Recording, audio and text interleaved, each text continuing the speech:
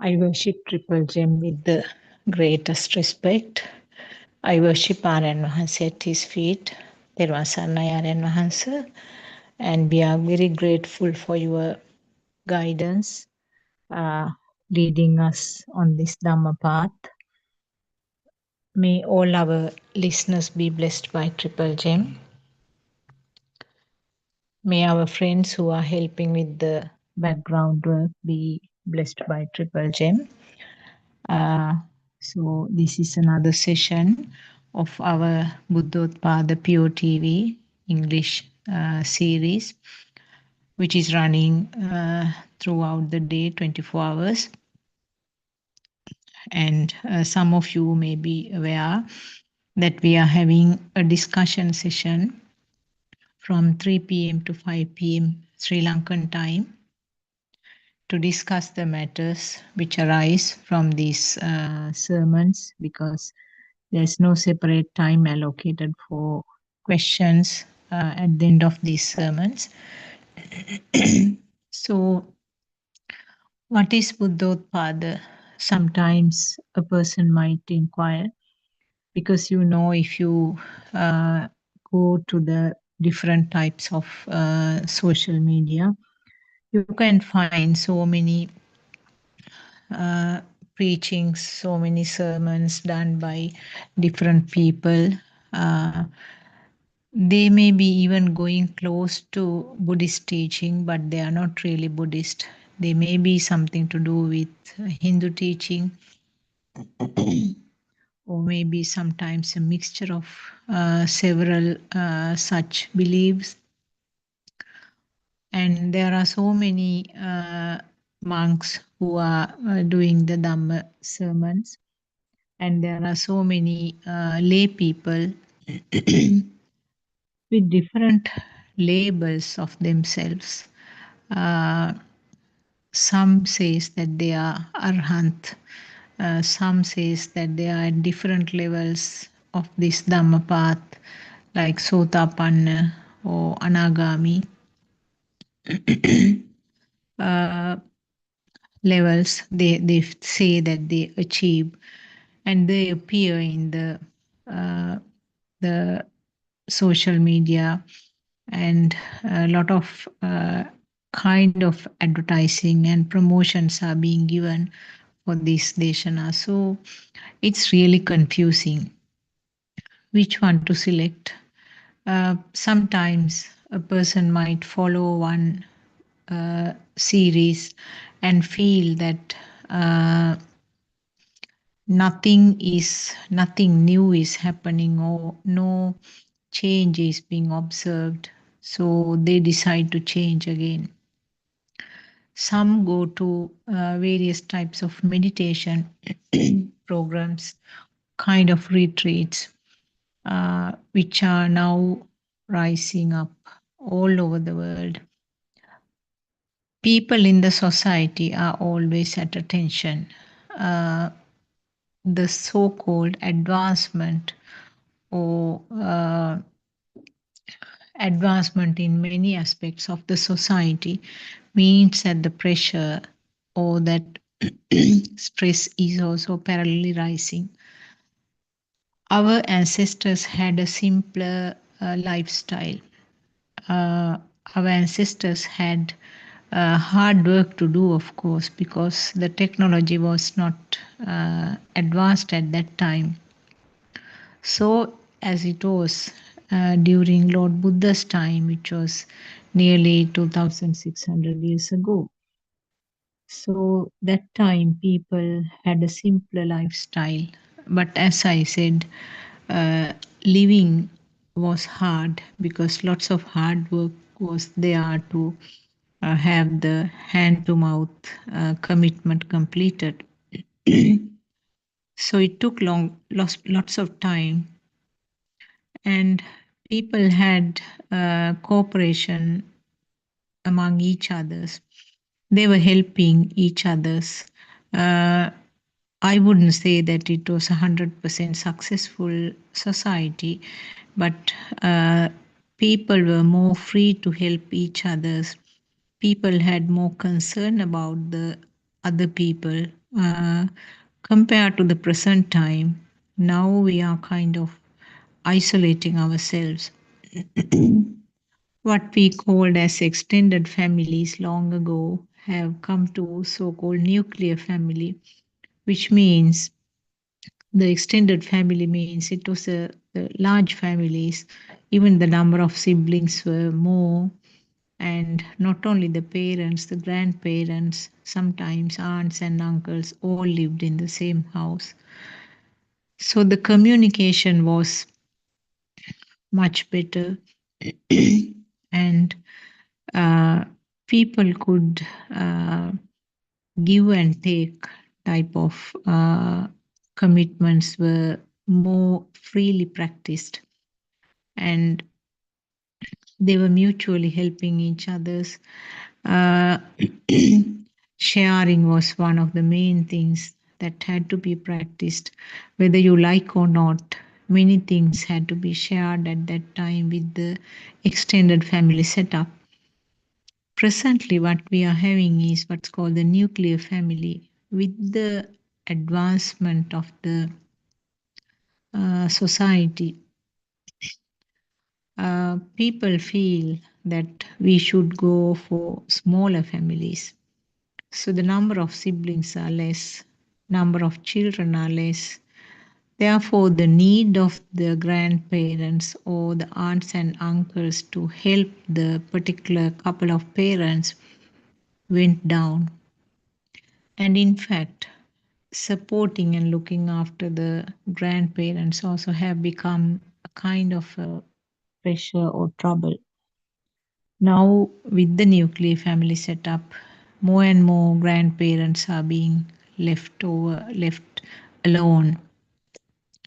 And even in our Zoom discussions, we hear so many mothers who are living alone. So many fathers are living alone because their spouse is dead, and children are married and separated. Uh, Quite a significant number of parents say that their children are abroad, so they are living alone there. Uh, so, as long as they are independent, they try to be alone. So, when they are not independent, the solution, of course, will vary from parent to parent. Uh, Not only in Sri Lanka, even in other countries, the society is changing like that. And more elders' homes are needed. So these elders actually do get only a very little support from the others, particularly when they are in the elders' homes. You can say that they are having the company of people of similar age. Well, it's you have to sort of put it down with uh, commas, with inverted commas. Is it so? Is it really true that the parents, elders are getting the necessary support? What should be the ideal support that the elders should get? It's the help of the Dhamma, isn't it? Because we know that the life span is something common to everybody, not only human beings, but also to the other living beings. Uh, we are born as a part of a natural process. So, reproduction or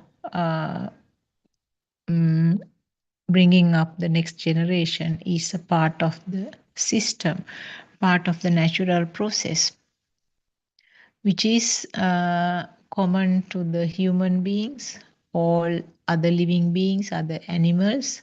Not only that, even the plants. So the natural process is that growing, uh, reproduction, and making the next generation. And the living being or the tree will physically come to an end. The difference between the trees and other animals and other living beings that we have discussed earlier also, the fact that they do not have a mind. The trees do not have the thought formation. In other words, there is no current, underlying current, which leads to continuation of this life cycle. uh, for animals and human beings, the difference is that there is an underlying current which starts from the level of the zygote, which is brought forward. The current is magnified, and at the end of the physical body, that current is more powerful than what it was at the level of the zygote. And that current will result in a continuation of what is explained as samsara journey. In some religions, of course, rebirth is not believed, but there are enough scientific evidence, proven cases where humans who died somewhere is born again, and then they are able to describe about their previous births. There have been so many cases documented by different scientists in the world to prove this. So, is it something, this continuation of this life cycle, is it something that can be planned? Or is it something that can be brought forward to better levels always? No, that is the danger. There's no way of assuring that you will continue to have a better level in the next birth. So that is what was explained by Lord Buddha. This samsara journey or these life cycles is so unpredictable. Whatever is done during this time, you never can have any assurance. It is not something like a fixed deposit that you are having, which you can use the money at any time when you need. So there is no way of collecting the merits and keeping it in store to be used somewhere sometime later on. Then what should be done? Yes, what should be done is you have to understand what is this system, how is it happening. Uh, we feel that we live in this world. We feel that world is common to everybody. We are here, and you can see all kinds of animals here. We feel that they are sharing the same common world with us. And we also believe that there are spirits who do not have a physical body, but they are also sharing this world with us. So that is the concept that we had about this physical world. Talking about the physical world, everything is, we know that everything is composed of four types of elements. That is how we understood solid nature, solidity, or liquidity, or the liquid nature, or the apo. Patavi is a solidity, apo is the liquidity, tejo means the temperature and warmth, uh, tejo. Vayo is the nature of the air or the airiness. So, if you take the body, or if you take a tree, if you take a house, if you take the soil, whatever the component in the uh, so called material world, we thought that those are all can be put into those four categories: the Patavi, Apo, Tejo, and Vayu. Now, what Lord Buddha very clearly uh, uh, explained was that these are four natures that are experienced by the skin. So, if we didn't have the skin, or if our skin was anesthetized, you can't talk about these four natures of four elemental levels.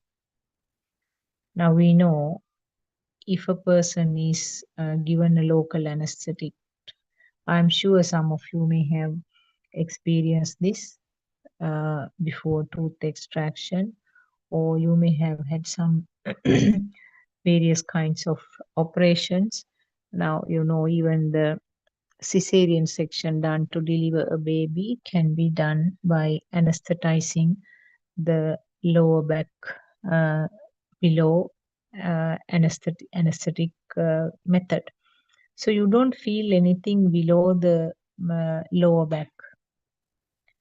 So then in such situations, now simple things, I'm sure, like tooth extraction, uh, most of you may have experienced, or maybe if you had a big cut injury where the doctors may have given an anesthetic to numb that area so that you do not feel the pain. So, for some reason, if the skin is anesthetized like that, you can't talk about the Patavi, Apo, Tejo, Vayu natures. Then they are not something existing, isn't it? Because this has been taken wrongly. We hear in many sermons, they are explaining that Patavi means the hard things, Apo, solid things. So they describe even the things like the stones, soil, mm, uh, plants, furniture, all kinds of things come under Patavi. And Apo they describe as the blood, water, fruit juice, whatever. I mean, so many liquid things are there. Those liquids are coming under Apo. Similarly, Tejo means the temperature changes, and Vayu, the blowing wind, or different parts of collections of air inside the body. They are explained as Vayu. So the wrong concept here is that all the solid things are put under Patavi group. Actually, very clearly, Lord Buddha said that what is felt by the skin. So, as I said earlier, if you do not have a skin, you can't talk about these four elemental natures. And also, it is the human skin which can feel these four natures. You don't know what the other animal's skin feel. So you can't apply this commonly to all the living beings. Because the human nature is such, the human skin is in such a way, it can vibrate and feel these four natures. So, what are these Patavi, Apo, Tejo, Vayu? What are these actually?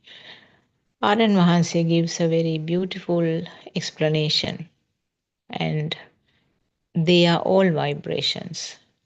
So, the vibrations, you can't talk about Patavi, Apo, Tejo, Vayu without talking about the vibrations.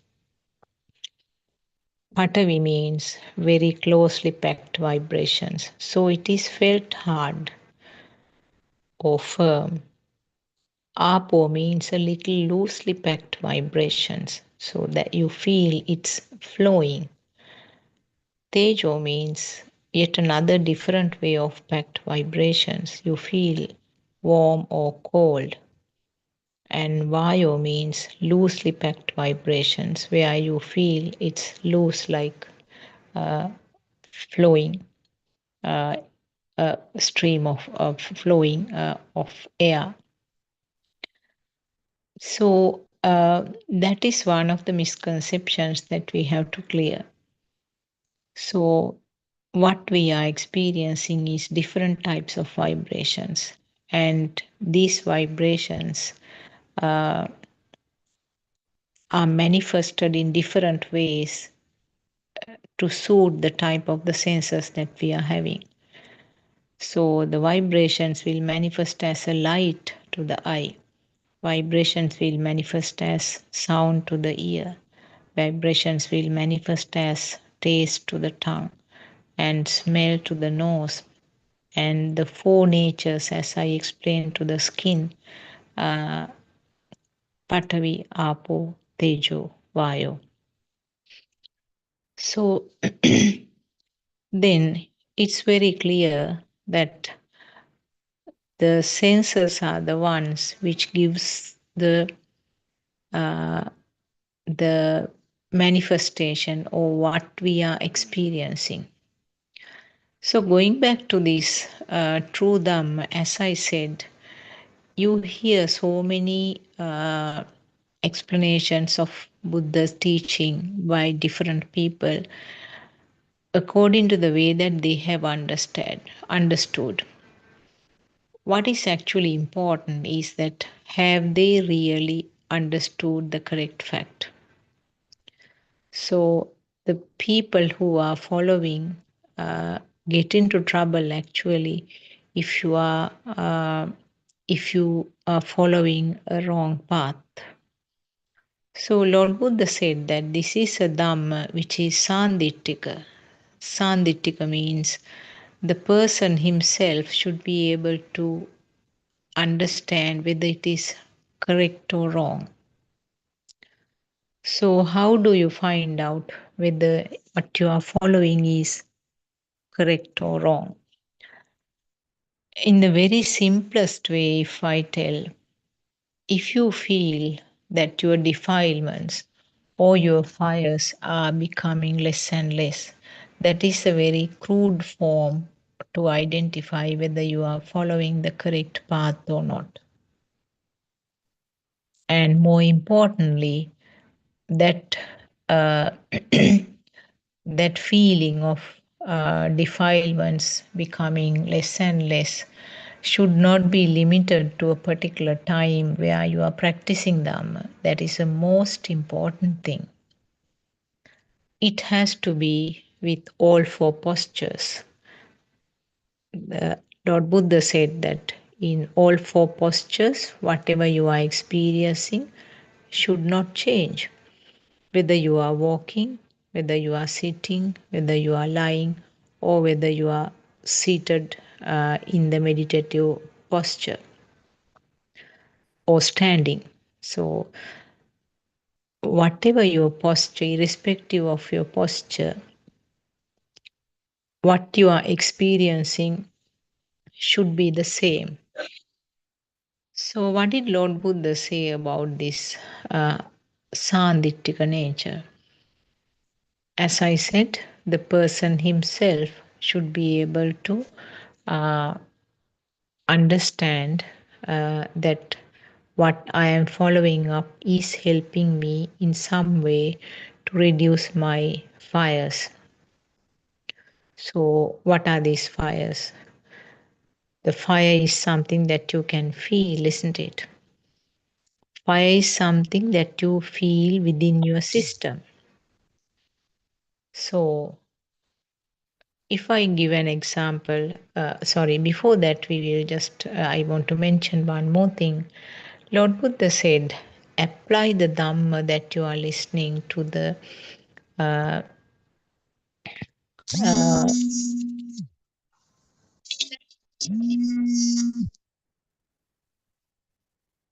apply the Dhamma that you are listening to uh, the Dharma and Vinaya. Now, what is meant by Dharma and Vinaya? Uh, Dharma means the Hetupala Dharma, that means dependent origination or the cause and effect phenomenon. So, whatever the Dharma that you are listening should be able to apply to the cause and effect phenomenon. So when the cause is there, the effect will occur. When the cause is not there, there's no effect. When the cause arises, the effect will arise. And when the cause disappears, the effect will disappear. So basically, the dependent origination means in Pali it is Paticca Samuppadaya. In Sinhala also, Paticca Samuppadaya means how the thoughts are formed and how the thoughts are felt as real. So this is a sequence due to the cause, and always there's an effect. That effect becomes the cause, and then there's another effect. So it goes on. But what is important to remember is that it occurs instantly in this stimulus, in this thought right now. So one is Lord Buddha said that apply it. Is it tallying with the dharmaya? That means dharma means here what Lord Buddha used, what he meant was that the paticca samuppada dharmaya, or the dependent origination sequence, or the dependent origination phenomenon, or cause and effect phenomenon. So whatever you are experiencing, if that can be applied to the cause and effect phenomenon, that is one way to test whether you listen to the correct Dhamma or not. Secondly, what is meant by Vinaya? Vinaya means that you feel that your defilements, your cravings, your aversions, these are some crude words I'm using, but underneath that, under this umbrella group, you have so many to explain: anger, sadness, jealousy, hatreds, cravings, attachments, liking, disliking, frustration, so many things, stress, all kinds of things. All are felt as a burning. All are felt as something heavy. So see whether your defilements or this fire is coming down, whether the same situation when you are confronted, whether it's causing less current within the system. That is something that you can feel. Very firstly, you should be able to identify this fire. Now, that is a first step, because in the mundane world, most of us do not recognize this burning, do not feel that it is something heavy, particularly when it comes to some uh, happy incidents. Uh, you do not recognize it as something uh, burning. You do not recognize it as a current, isn't it? But the things like sadness and anger, those things you will feel as a burn or a fire. Actually, all these things are burns. All these things are kind of currents within the system. So, whatever the Dhamma you are listening, find out whether it is helping with this Dharma and Vinaya, the two things, whether it can be explained by the cause and effect phenomenon, and also whether it is helping you to reduce your helping the system with the burning fires in different incidents. And also I said, Lord Buddha particularly said that this should be experienced whatever the posture or whatever you are doing, isn't it? This I particularly mentioned because we know that the present day the teaching is that present day teaching is that the meditation has a major role to play in Buddhist teaching. Yes, meditation has a major role, but not actually the concentration meditation. Now we have mainly two types of meditations explained. Uh, One is the concentration meditation, other one is the insight meditation. So I'm just want to briefly mention about the concentration meditation. That is what actually misleads you in this Dhamma teaching, because we know that there are many retreats, many meditation programs where people are going to sometimes monasteries, forest type of areas, very calm and quiet settings. They do meditate, and it's always related to the posture. So either you sit and meditate or you do the walking meditation. So those are the two main types of postures that are used in the concentration meditation. What happens in concentration meditation? You are trying to focus on one point and try to tame your mind. The nature of the mind is such that mind is running all over. Now just try to see whether you can focus on one thing and stay in that stay focused for a long time. Within the next few minutes, the mind will focus on that, but the next couple of minutes it will run away. It might even go home and come. It might go to the other end of the world and come. It might even just go to the next room and come, isn't it? So the mind is like a wild animal. And also, Lord Buddha explained it as a monkey who is clinging and jumping from branch to branch. So, concentration meditation is actually a difficult one, because you are trying to tame a mind or tame your thoughts and keep the point concentration to one point. It may be in the form of breathing, or it may be in the form of the posture, or it may be to the walking. That means lifting the leg, moving forward, keeping it down, lifting the other leg, moving forward, keeping it down, like that slow type of walking where the concentration is made to the walking.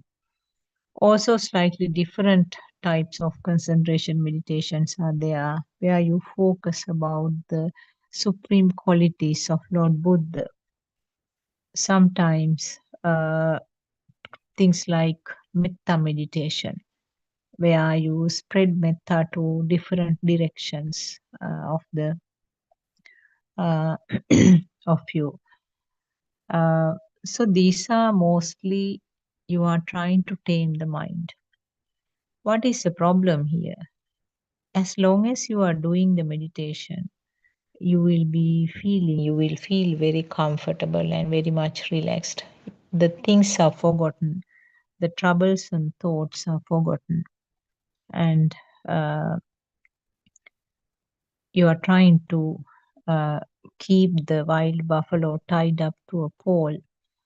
So the buffalo will be tired of pulling the rope and trying to go to different directions, but when it realizes that it can't go away, it will try to stay near the pole and maybe even lie down. But what will happen if the rope is untied? The buffalo will return to its usual way of behavior. So that is why Lord Buddha said that he mainly indicated about this concentration meditation, where uh, this will not be confined to the posture. So when you start doing some work, or when you start going for work or do some activities at home, when you start talking to the household people, that relaxed feeling that you had during the concentration meditation will be gone. And uh, actually, concentration meditation was practiced even at the time that Lord Buddha was born. It was something practiced by so many hermits, and they reached very high levels, very advanced levels in the mind. They could concentrate on certain things for days and days sometimes. They didn't feel hungry. They didn't feel cold even in the very harsh weather situations. They could be staying barefooted, and they didn't feel thirsty. They didn't feel any pain with the continued same posture. So, what is the problem with those?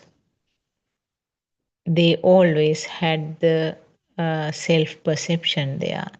So, the person who is practicing and who is having the advanced level of mind was still there. And these things were practiced even by Lord Buddha before he reached this ultimate understanding. He went from teachers to teacher who were practicing these concentration meditation and who have reached very high levels of the mind.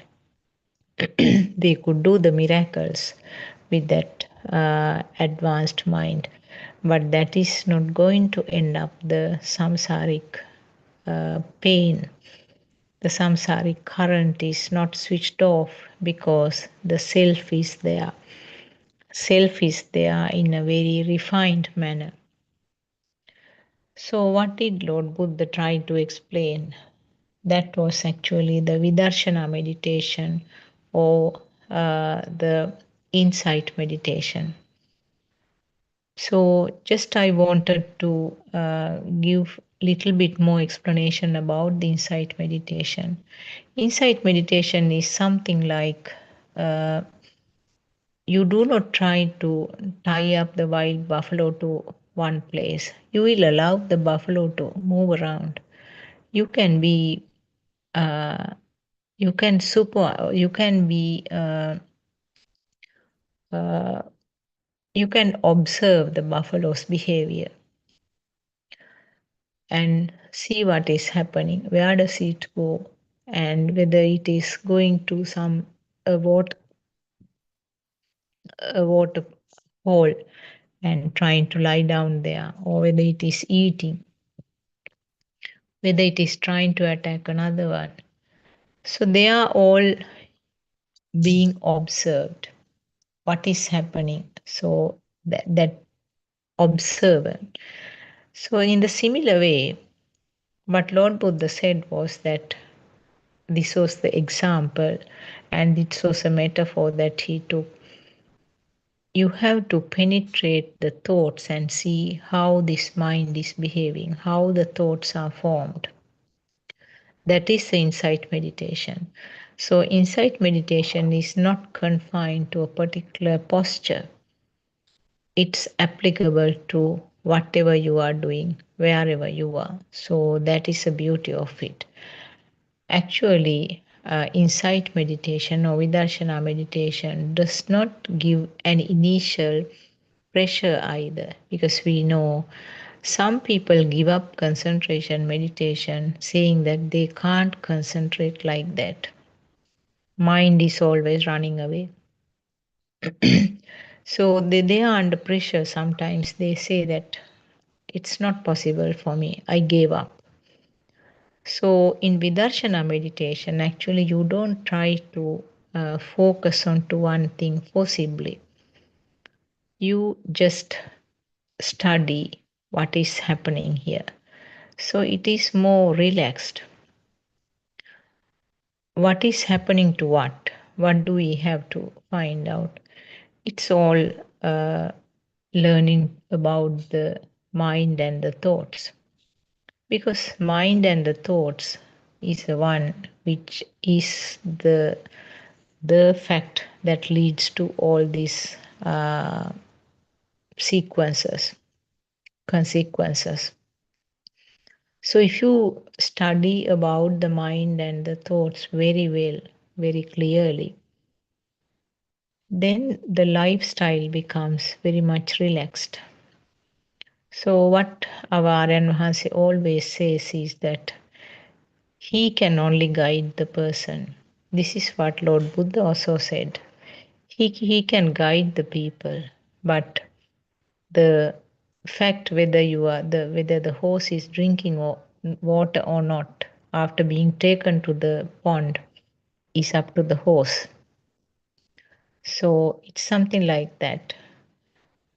You can be guided, you can be taught about all kinds of facts that we have to know as a part of the darshana. But thereafter, how it is being applied and how the inner transformation occurs is completely up to each and every system. So, the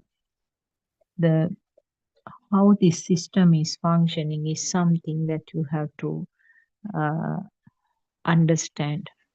This is actually what we are trying to do with these uh, Dhamma discussions or Dhamma sermons. So sometimes it looks very simple, but you can grasp it as a knowledge. But uh, but having the inner transformation accordingly is something not as easy as you think, because we know that lots of people who are listening to these Dhamma discussions for years and years, sometimes they have been listening to our noble friends' teachings. Even after so many years, when they talk, we realize that uh, it's something just a routine listening. They have not absorbed any of the important facts that were taught in the sermons, because it's a mind sensor. Mind sensor will grasp the things very easily and can have it as a knowledge. So it shouldn't be only a knowledge here, it has to be the inner transformation.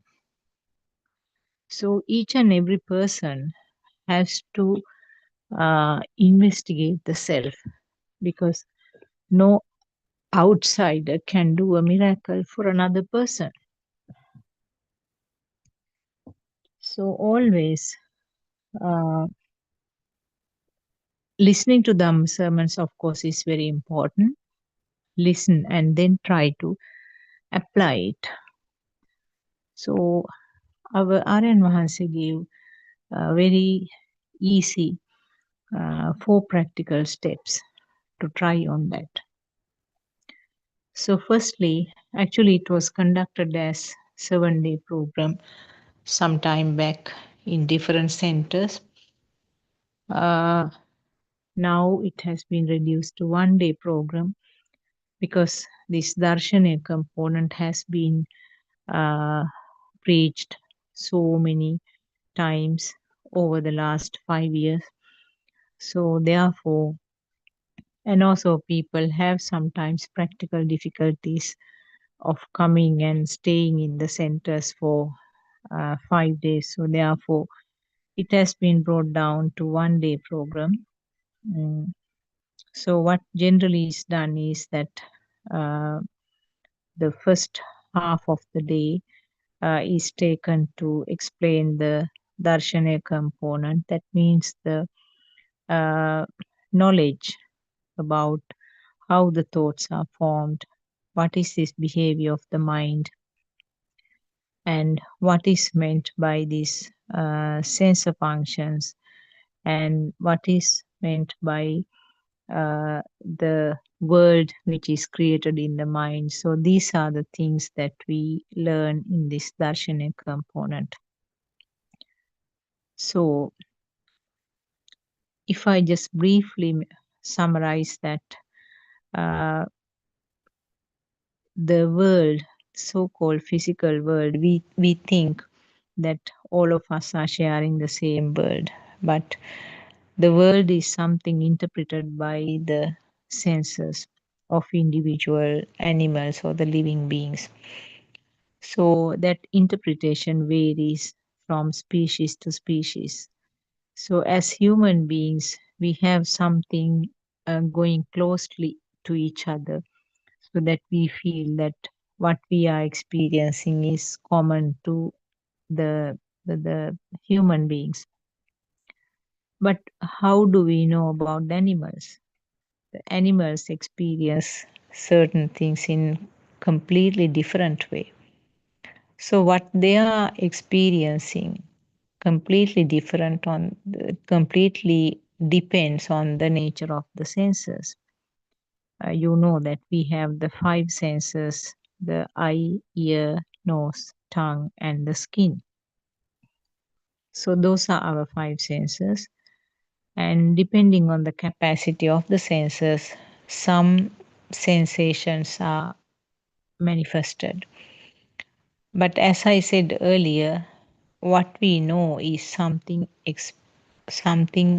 interpreted in the form of a light, sound, taste, smell, or the skin sensations, which I said earlier, the solid nature, liquid nature, nature of the air, and the temperature changes. So those are four things that are experienced by the skin. So it's very clear that individual animals, taking from the insects, the earthworms, all kinds of small insects, and then going up to the large animals like elephants, they have different sensors, and the way that those sensors are functioning is different from each other. So, what is interpreted as a picture to you and me will be completely different from the picture which is interpreted in the elephant's eye or elephant or the insect's eye. So it's 100% a creation of that sensor. Actually, there is no way of finding out exactly what is there in the true world. Whether there is something called true world, we don't know. We have to be satisfied with what we find out with the function of these sensors. So, as I said earlier, if the skin is not functioning, you can't talk about the four types of the elemental feeling. If the eye is not functioning, you can't talk about the light. If the ear is not functioning, you can't talk about the sound.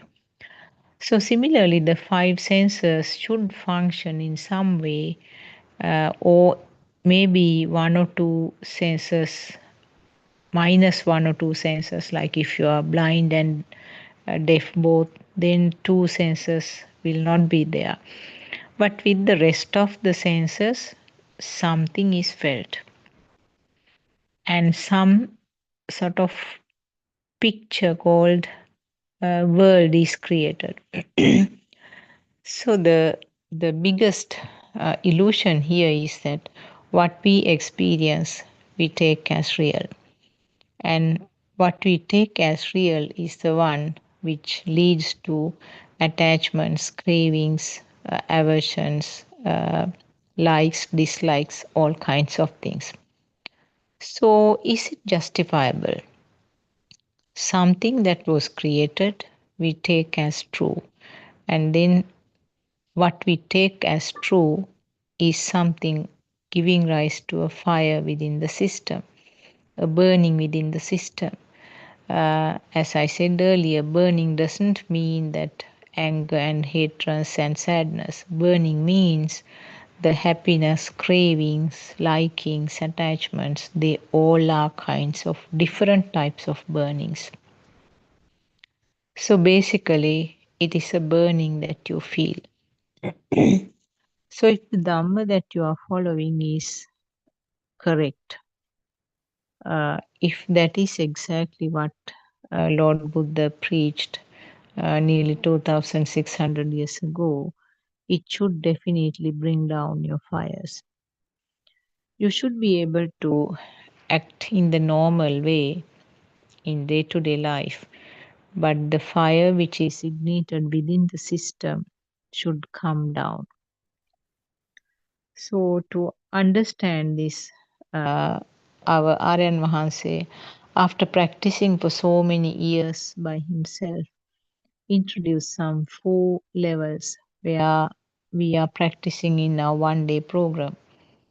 So, as I mentioned earlier, the morning half, we learn about how these thoughts are formed. What is meant by thought? Thought is considered as the sixth sensor. The sixth sensor is a combination of the other 5 sensors that I mentioned earlier.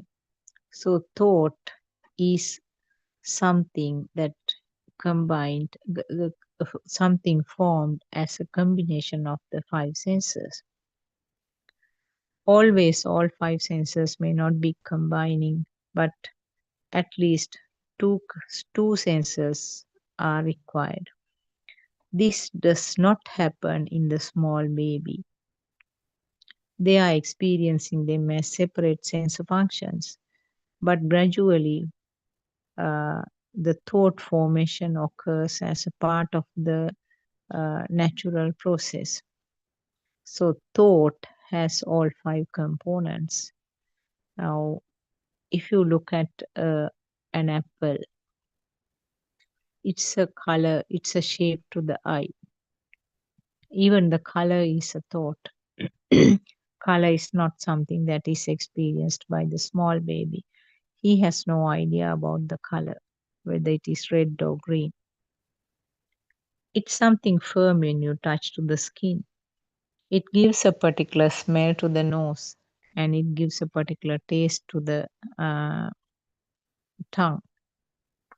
So when the 5 senses combine together, something which is real or something which is felt as real or existing is created, and that is a thought called apple. We feel that the apple is real, isn't it? How did you get that real feel?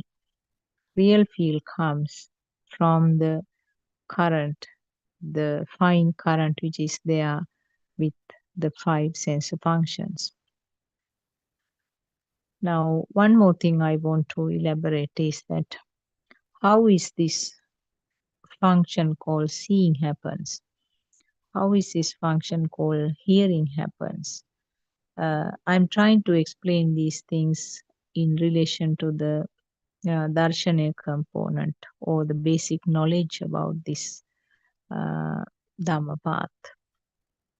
So we used to learn in the science subjects that light rays are coming from outside to the eye and a picture is created.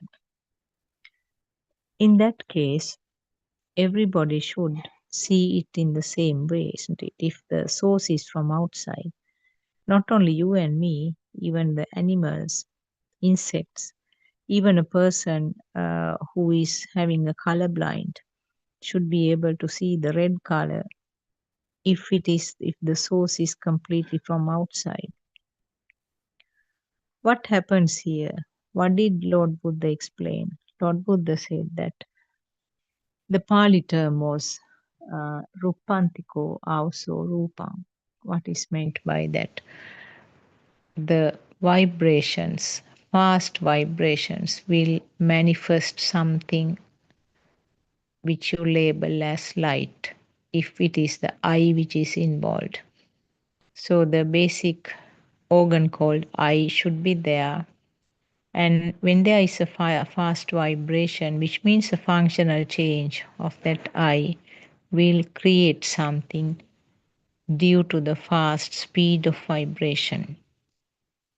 And a person who has done science as a subject will know that vibrations means waves. The wave has a fine power because there are two opposite ends. So there's a power created. And when the vibrations are fast, the power created is fast and something which is felt as if there is a light. And R.N. Mahanse very beautifully explains this mechanism called synchronization or telepathization. In Sinhala and Pali, it is explained as samanantaraya. Samanantaraya means there's no gap. That becomes equal to this. So what happens here? And also, R.N. Mahanse gives another modern example about the tuning fork. When there are two tuning forks which have the same frequencies, when one is vibrating, the other one which has the same frequency will start vibrating automatically. So this becomes equal to that. You can't talk about two things happening, but they become equal. So something similar to that is happening in the five senses. When this is vibrating, whatever which has the similar vibrations will become equal. And then you say that I saw it. I saw that flower. I saw that rainbow. Because the vibrations of the I became equal to the vibrations of whatever outside, which is explained as seeing the things. So, this is actually highly theoretical. But basically, this is what is happening.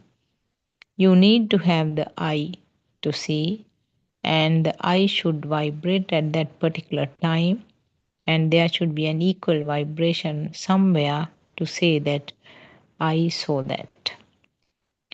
Now, I purposely added uh, the word I. The EYEI is seeing something, and we explain that I saw it. What happened actually? There was some equalization of the vibrations in two places, this place and there. If there was no similar vibration, you can't talk about seeing anything. So, all five senses, this is what is happening. So, if the organ is functioning and if the organ vibrated at that time, you can talk about experiencing, seeing, hearing, feeling the smell, feeling the taste, and feeling the skin sensation. And as I said, as a natural process, these five will combine to form the thoughts. And thought has a more power. And thought again is vibrating fast. And that is what gives rise to this feeling it is real. So, what you experience is a really existing apple. So, if you break it down to individual components, it's a shape to the eye, it's a sound to the ear, it's a taste to the tongue, it's a smell to the nose, and it is a firm texture to the skin. So, this thought formation is something that happens from the small age where these sensor functions will combine. And with this process called teaching, you put more and more data and more thoughts are formed. Now we are full of thoughts. An apple is a thought, but if you break down its individual sense of feelings to the five senses, but now you can't experience them as individual sensor functions. Straight away, it comes as a thought to you now. And uh, the thought is not something which can be called real, isn't it? If the speed was not there, that current underneath will not be there. And then you will not be feeling, the system will not feel as if it is real. So, what is the issue about feeling as real? Now, that is the main problem. the feeling of existence or the perception of existence always comes up with the perception of self. Perception of existence always comes with the perception of self. So now you are there, who is experiencing the world is there. So the self is all over. Now you can't talk about the apple, but apple means existing apple means yourself. So these are the darshanic components that you have to learn. So step by step, you have to learn this sequence. And actually, the fire that I explained to you, the fire which we explain in different ways as the different kinds of current, that is yourself. So this is something that you have to understand. So you have to apply these things to day life. So the 4 steps, if I just briefly mention, that we are practicing in uh, the practical experience pathway. One is to uh, recognize, or one is to understand that these are all thoughts. So you tie up the uh, strings with the outside world. The apple is a thought. So the sun is a thought. Whatever was built up due to the sense functions is a thought. And now you can't break down and go back to the sensor levels. Now, straight away, what we experience is a thought. So, everything that comes from the 5 senses, straightforward, comes as a thought which has all the components and which has all the perceptions that were received over the time. So when we talk about the apple, it is not about just the existing apple. So many information that you received as part of so-called teaching and learning about the apples will come to complete that thought. So different tastes of the apples, different colors of the apples, where it is grown, and the look of the apple tree if you have seen, and how much is it in the market, the types of preparations that you can do with the apples, the cooking apple or the one which is eaten as a dessert, a fruit, preparing various desserts with the apple. So many things. But the very initial thought came up probably when you were in the kindergarten or the preschool, where the teacher brought an apple, showed you, and the children were allowed to touch it and smell it. And then she may have cut it into pieces and given a piece for you to taste. Now that you have the basic thought about the apple, even the child, when the child is going in the town with the parents, when he see it by the side of the road or in a supermarket, just with the eye vibration, it's just a picture to the eye, that perceptions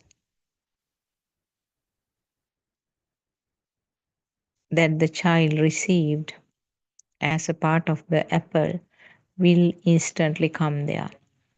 The taste of it, the smell of it, and the way that they ate it, all information will come as a part of that eye vibration. And not only that, the child will say, "Can you buy me an apple?" Now the apple has become a thing to the child. Apple has become something real, isn't it? But what happens now for you and me? Now we know that the thought called apple is something constructed right now as a part of the sensor functions.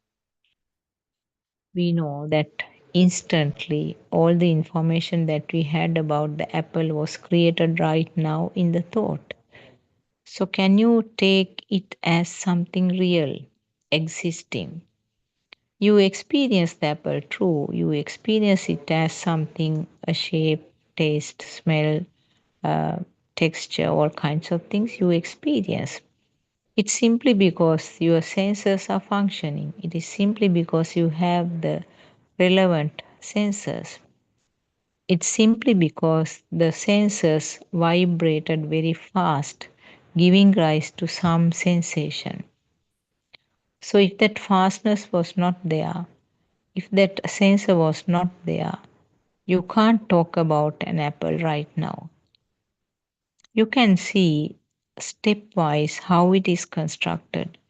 So now the thought is a really existing apple, and now you want to have it, you want to taste more, you like to select the types of the apples. All kinds of things are being built up around that basic thought called apple. So, this is how the world is created. So, the first step of this contemplation, first step is that understand all these are creations of the mind. So, the apple right now may be just a picture to the eye, but instantly you feel as if the apples are real. And the real apple means I am there who is experiencing, or I am here, I am there who wants to taste apples. So this is the story about the creation of the world in the mind. So thought, everything is a thought. So in the same way, your child, your grandchild, or even yourself is created by the five senses. So there's no escape now. The thoughts are formed one after the other. So as the first step, whatever you experience, whenever it is possible, just do the little bit of insight meditation and try to understand this is a thought. This is a thought. So if somebody scolds you, it is just a sound to the ear, but your thought is a scolding by so and so. How did that thought come? It's from the different types of uh, data that were received time to time. And now you have a thought called so and so scolding me, which that little baby with the radiant mind didn't have. So, first step is to recognize that this is a thought only. And second step is to realize that thought is not something permanent. Thought is something constructed at this moment. And always it is a past thought that is produced here. If you haven't had a thought related to that, you do not have a thought coming up right now here. This is explained by Lord Buddha by two words, uh, the wisdom of knowing the past perceptions and the wisdom of knowing the present perception of the present mind. So the Pubbé Nivasanussati Jnana is the wisdom of knowing the past perceptions, and that means how the thought is formed at that level, how the thought was formed is something that you have to know with this knowledge about the darshana. As we talked just now about how the apple was formed, it's a collection of uh, sensor functions. So the thought called apple was created as a collective function of the five senses. And time to time, more perceptions were added to solidify this thought called apple. And it has become an existing apple now by now. So that is your Pubbenivasanussati. When you have this wisdom of past perceptions, you realize that the thought which was produced now as a fresh thought, which is the fresh thought of apple right now, there's nothing to be taken as solid. It is something from the past which was reproduced. And in the past, it was just a collection or the combination of the five senses. So right now, the the apple is a fresh thought, but it has the components of the vibration of the five senses. And we know now that the vibrations of the senses, again, they are due to the fastness something is created. So there is no real shape, there's no real sound, there's no real taste, real smell, or real skin sensation. Because of the fastness, something is felt as if it is really there. So now the thought called apple is felt penetrated, isn't it? The thought means sankara, or the constructs or aggregates. Lord Buddha gave the beautiful metaphor equalizing that sankara or the construct or the aggregation is something like a mirage. Mirage looks real, but there's basically nothing true. So mirage is something, a beautiful metaphor given by Lord Buddha. And the mirage shows as if it is something there. That is your consciousness or the vijnana, separation out. Something is there and I am experiencing here on this side. So there is duality which is created there. So, so the second step is, as I said, understanding about the uh, past thoughts, how the past thoughts are formed, and then automatically the present thought, the solid nature of the present thought gets dissolved. So that is your Chutupapata jnana, or the wisdom about the present thought. When you realize that the present thought is also there's nothing to take, the attachments or the kind of defilements or the current that the system had in relation to that uh, thought becomes less and less. So, in other words, the asavakya jnana or the wisdom of uh, dissolving of the defilements is observed or it is felt. So, that is the second step of the four steps of uh, practical experience explained by our Aryan Maharse. Third step is that it is simply uh, functions of the senses.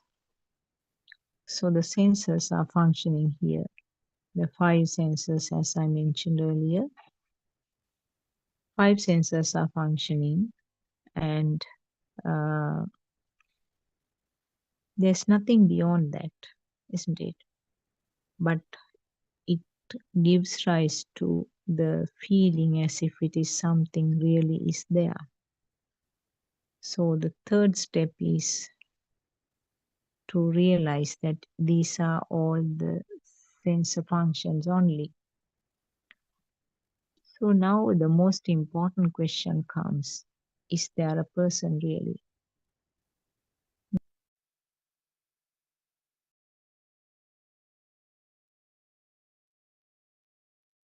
sorry.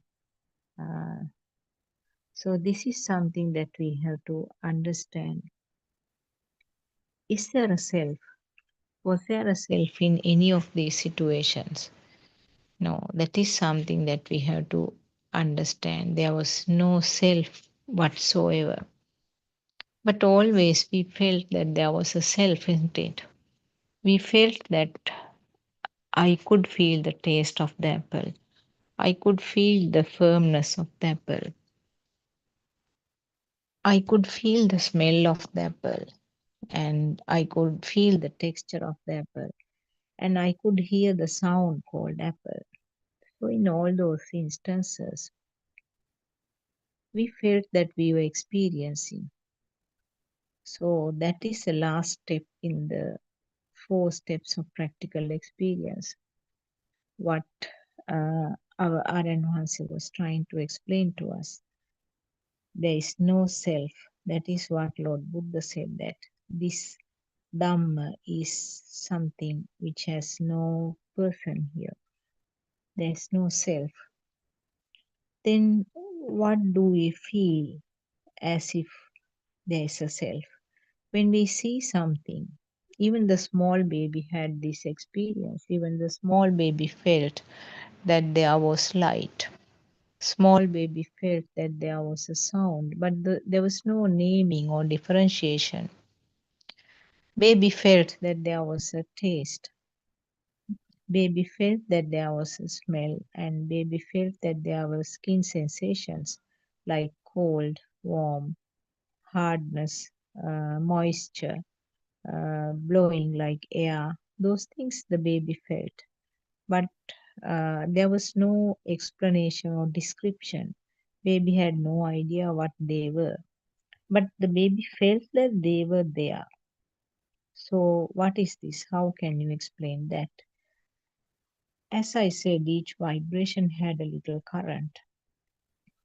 So, when it comes to the experience of seeing a thing, seeing a shape, this current is accumulated, and the baby feels as if there is a light. The feeling of that light is because of that current underneath.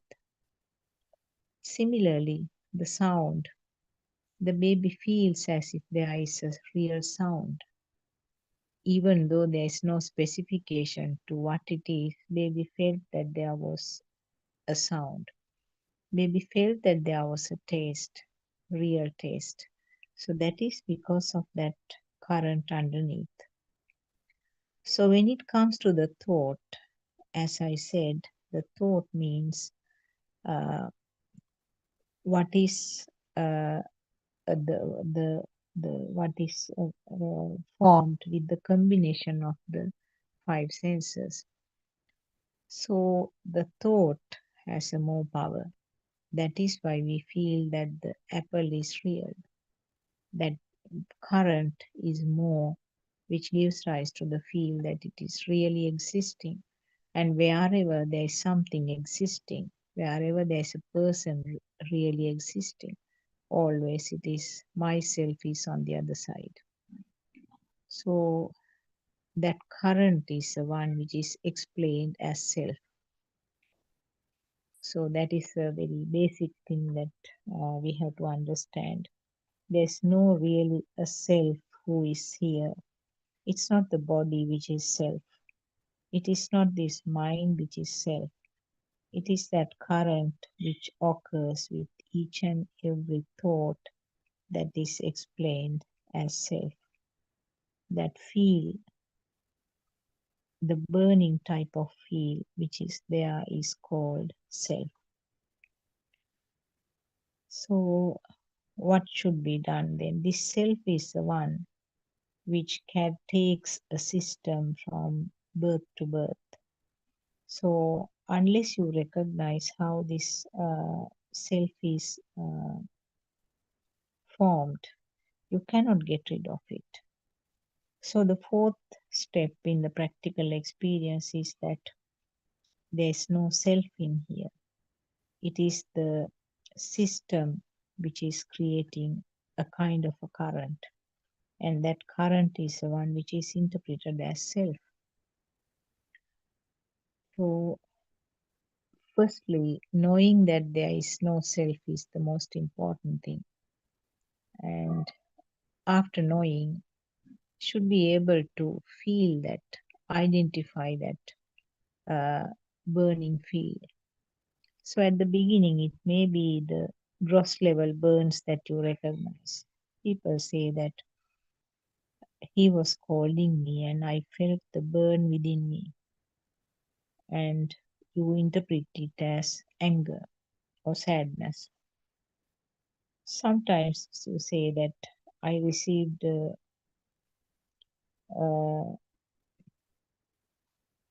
lottery winning.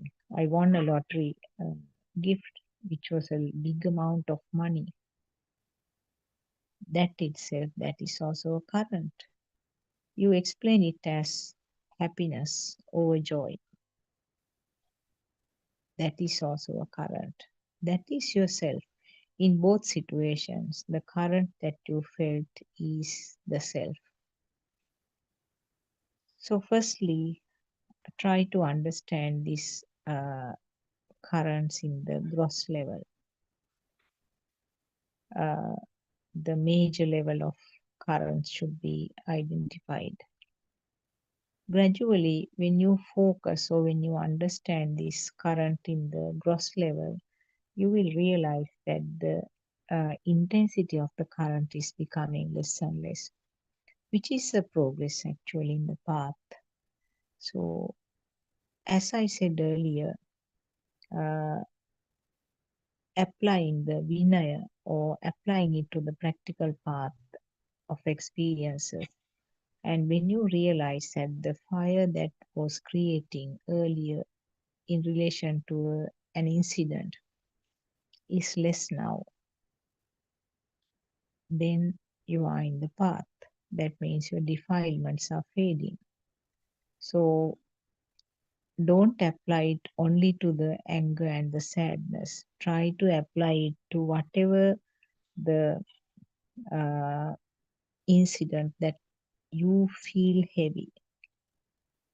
So that is an important thing because we don't mind happiness. We don't mind kind of attachments, isn't it? But we do mind about the sadness and uh, sufferings and anger, hatreds. Those things we feel separated. No, actually, they are all common. They are all in the same pot. There are all kinds of currents which are given different names depending on the situation. So uh, the identifying it in the gross level is the beginning, as I said earlier. So when you recognize, that is the first step, I would say, and uh, always you can find out that they are creations in the mind. It was just a sound to the ear, but the full story was created in the mind as a scolding. Uh, it was a vibration of the eye as a lottery winning, but the full story of winning the lottery and how much of money and what are you going to do, all kinds of plans. The whole thing is coming up in your mind as a thought. So, first step is to identify that they are thoughts, and then you can analyze and see how this thought was formed. The using the two wisdoms that I mentioned earlier. Then the system realizes that the thought is not something lasting. Thought is something constructed right now. So you can't say that the thought is real. Thought is a collective function of the five senses. Actually, then what happened? The third step. You can see, oh, it was the eye which was functioning. Or it was the ear which was functioning right now. Rest of it, mind sensor. So these sensors are kind of running a relay, changing the baton from one to the other. And it's such a fast relay. It looks as if there is a complete circle always, not that things are changing from one to the other. So, uh, this is actually the third step. And now we can see that there is no self who is governing this system. Even things like uh, uh, coming formation of the thoughts is not within a person's control. It's something happening with the thought. That fire that was created is one that is labeled as myself. So without a self, this system is running. And as a part of the system, a current is also generated. That current is due to the ignorance, or the avijja is labeled as myself.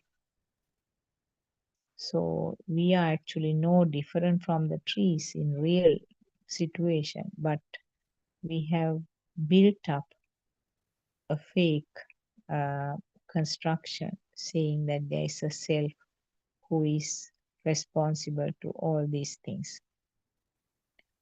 So when there is no self here, even the coming rising of the fires like anger, happiness, do you want to put them into your bucket?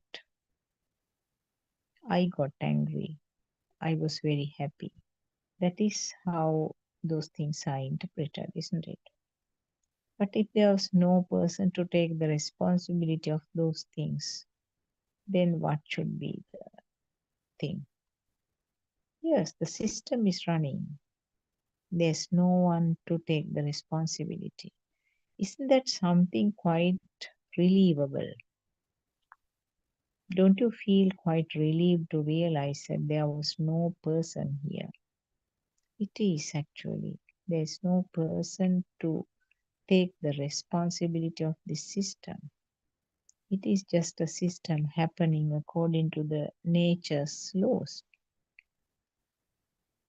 So when you understand this more and more, the situations where the fire was created, even in the moderate levels, will become less and less. But don't try to take it as a thought. Don't try to investigate as a thought. Was there fire or not? I didn't feel the fire. My fires are going down now. Those are all thoughts. So don't be misled by those thoughts. Try to understand this mechanism. You might even listen to these Dhamma sermons about Darshana again and again. More you listen, it becomes more and more pure. Because if you use a strainer to strain some water again and again, the final product is going to be clear and crisp. So, like that, uh, try to understand what is this mechanism, what is this system. And the most important thing is that there is no owner to this system. There is no self who should take the responsibility of this system. Then, if there is no self here, if it is only a system which is happening, which is taking place, let it go, and you will be able to identify the little corners where that fine current is coming up. I remember once one of our uh, most respected Dhamma friends, Swarnamali, said that identifying the higher currents is not difficult. So that is why lots of mothers come to the Zoom and say that I don't get angry like I used to be, and I'm not attached to so and so. I'm not attached to the children as I used to be, or to my grandchildren. But you have to dig deeper, because that is the most superficial level. You have to find out the other times, other instances where the self is rising, the feeling of self existence is coming up.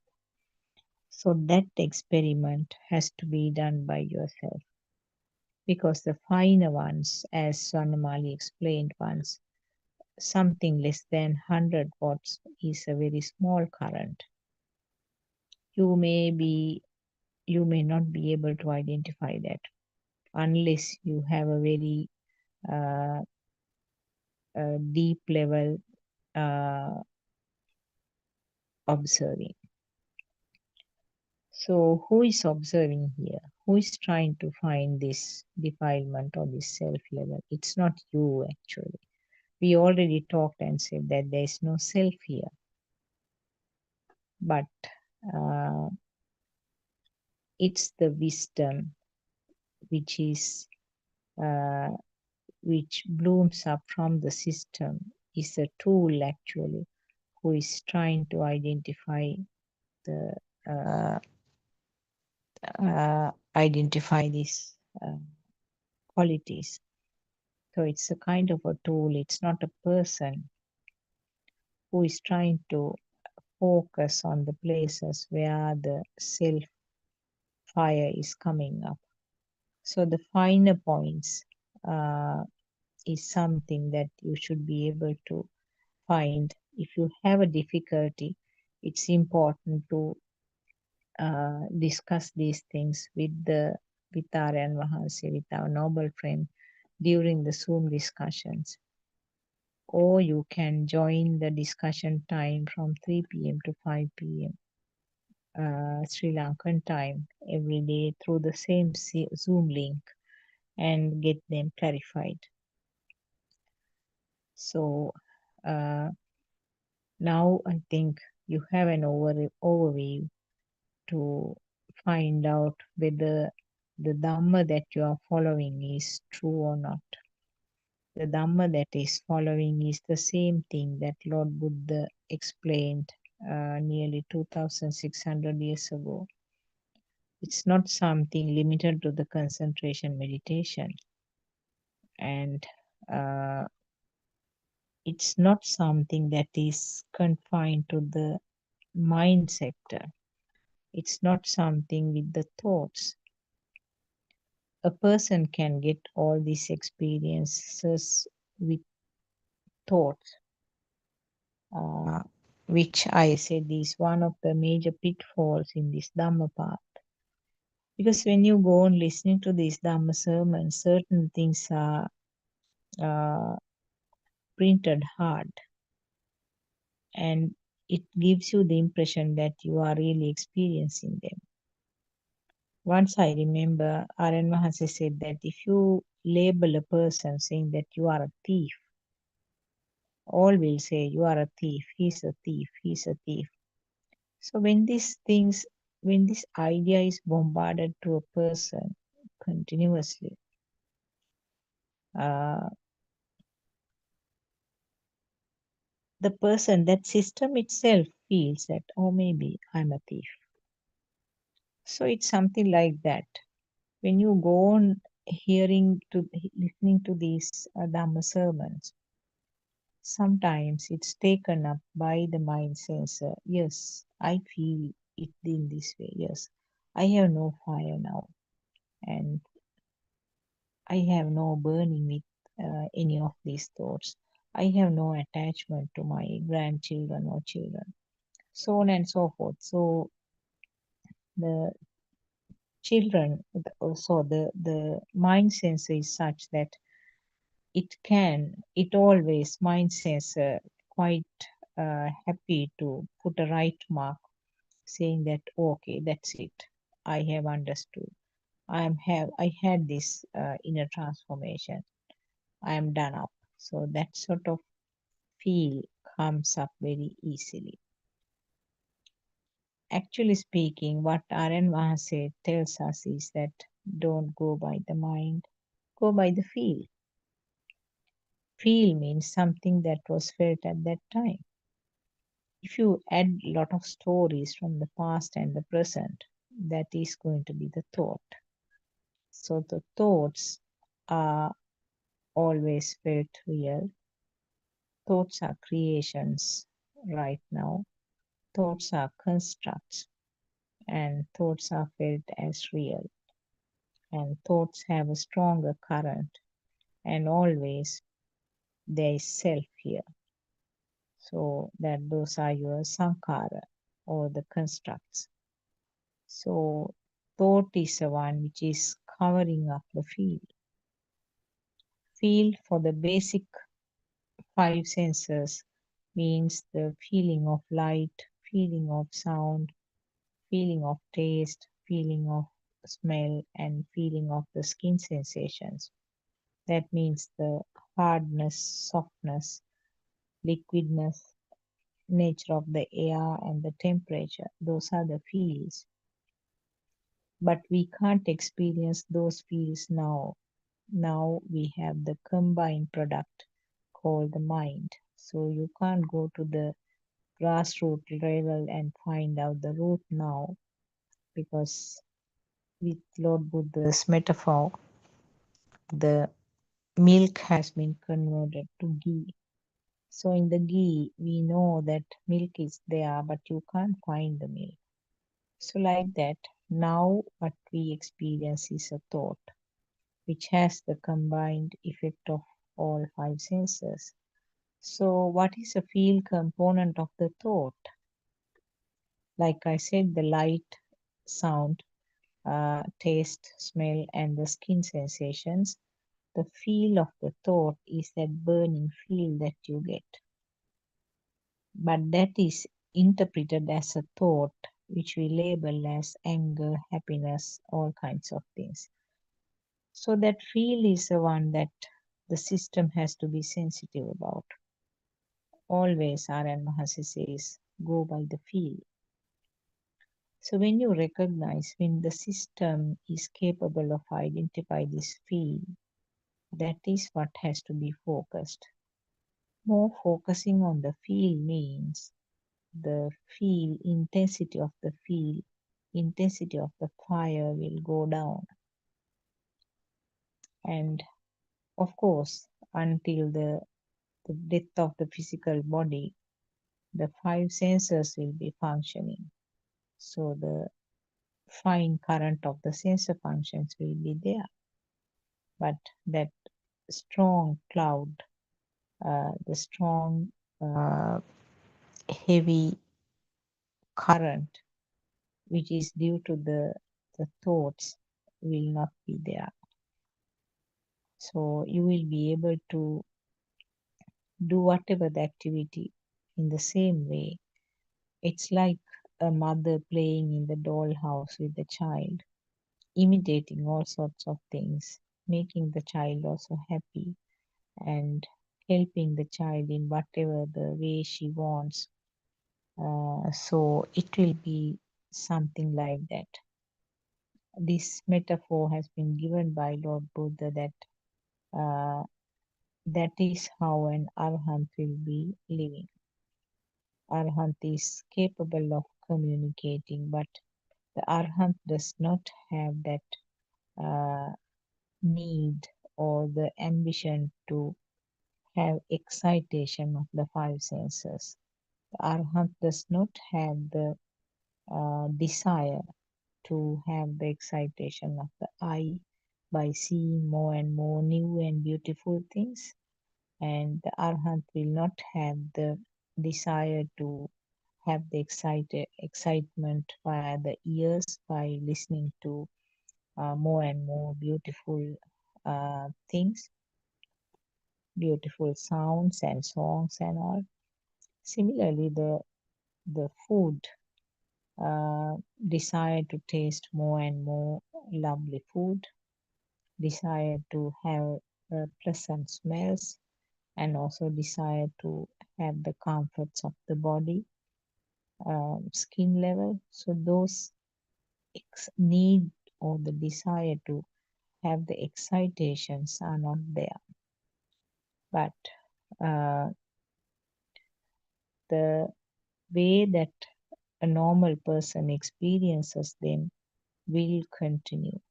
So Arhants as well as Lord Buddha will experience the beauty of a flower, will be able to experience the beautiful beauty of some music, uh, and will be able to say this food is nice, this food is tasty, this smell is not pleasant, and uh, also the arhat will be able to say that this time it's very cold or it's very hot, uh, and it is uncomfortable to the skin.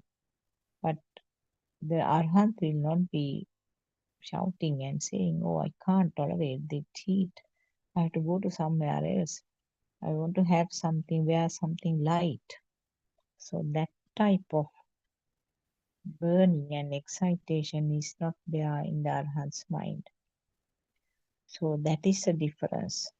This is explained by Aryan Mahasi saying that a happiness is experienced, but happiness is not a thing. Thing means the word that he used was to indicate that the fire which is coming up with the happiness, the burning which is coming up with the happiness will not be there, but the happiness will be experienced as you and me do it. The sadness, yes, the Arhant will experience the sadness.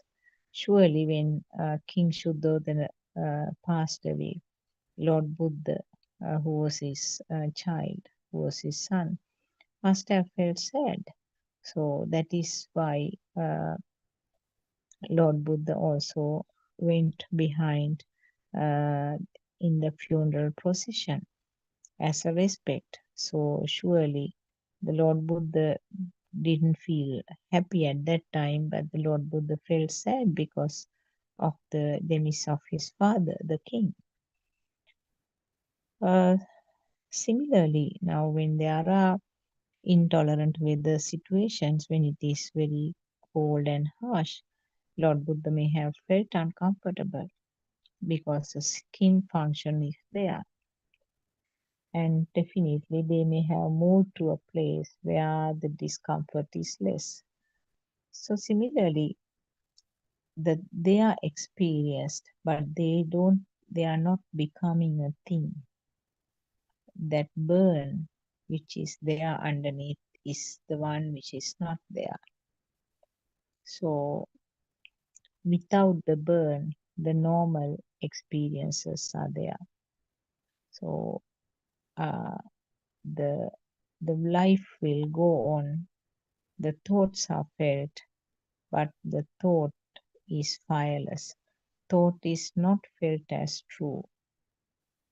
Thought is very well understood as a creation of the five senses, and the thought does not give rise to the current. And definitely, there is no self here, only the thought process is taking place as long as the senses are functioning. So, how does a person experience it in the normal way? The current on this side is zero, so the person can understand the other person much better, so that whatever the help that is needed, whatever the responsibility, whatever the commitment that has to be done, will be able to do in a much better way when there are no measurements coming from this side.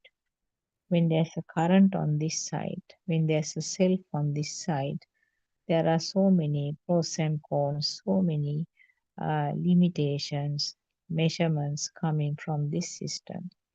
So, therefore, the full action or the full commitment is not going to happen. Uh, so, the living was very comfortable and peaceful for the Arhats and Lord Buddha. Whatever happens was just an incident only. There was no tying up of long stories from the past and the future. Whatever the relevant action will take to suit the present situation. They'll be planning, surely. They'll be planning about tomorrow and maybe what to do next. But if those plans fail, there's no devastation, there's no fire coming up with that. If the plan fails, okay, let go. Then what to do is going to be the next step.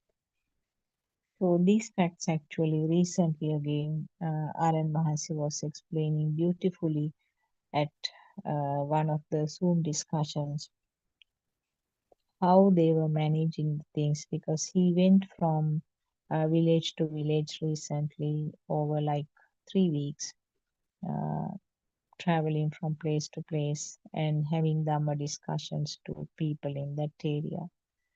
And he was explaining, and also the our Dhamma friends who were joining to that uh, explained how their experiences, how the plans were stopped and changed instantly, and how sort of agitated they were, whereas the RNHC noble friend was very calm and quiet. And he didn't bother about what was not done, he didn't bother about what is going to be done. Then and there, he decided what to do. If the plans fail, that's it, that's also nothing. So, this is how the life will be of a person who is in the Arya Bhumi, who is having the inner transformation and complete understanding of this Buddhist teaching. That was a lifestyle of the Arhat and the Lord Buddha also when they were alive. And the life was flowing, and the main intention was to help the people. So, with whatever the way they could do, they preached this Dhamma that was understood, uh, even to one person sometimes from the whole crowd. Sometimes one person could understand this Dhamma. But still, Lord Buddha did not hesitate to go ahead and do that preaching, even for the benefit of the one person. So, that is the nature of the system, which is zero actually. No measurements, no pros and cons, no thinking to say that is it worth doing it, should have done it in a different way. That sort of long drawn thoughts will not disturb that feel. So it's always the feel that was coming forward. That is what our noble friend R.N. Mahansi also tells us. Go by the feel. Recognize your thought patterns. Recognize your thoughts. Recognize how the thoughts are disturbing this natural flow of the feel. This is something very difficult to understand, actually, the difference between the feel and the thought. But it's something that the self has to do. The basic knowledge about the darshan is something that you can explain, but beyond that, the Satya Jnana is something that you can teach. Krutya Jnana means that what you knew is being applied to the day-to-day activities. And Krutak Jnana means that transformation. So Krutak Jnana is the ultimate result or the effect of it. So Satya Jnana is something that you can do. That means listening to more and more Dhamma sermons and finding out how these things are happening. And Krutya Jnana means things that being applied automatically to the day-to-day activities. Krutak Jnana is the ultimate result. So here the effect is the Satyajnana and the cause is the Krutyajnana and the effect is the I'm sorry. Uh, the knowing about the Darshana or Satyajnana is the cause. Effect is the Krutyajnana. That is what you knew is being applied to the day-to-day activities. That happens automatically when you have it as a knowledge in the background. And then the Krutyajnana is the cause and the effect is the Krutakjnana. The Krutakjnana is the ultimate transformation which you can't think and do. It's something that happens automatically. You will realize these feelings. You will realize that the changes that is happening within the system. Let the system feel it. Don't try to sort of think about it again. Then it becomes a thought. So just let the feel guide you. And that is where the path to Nibbana is.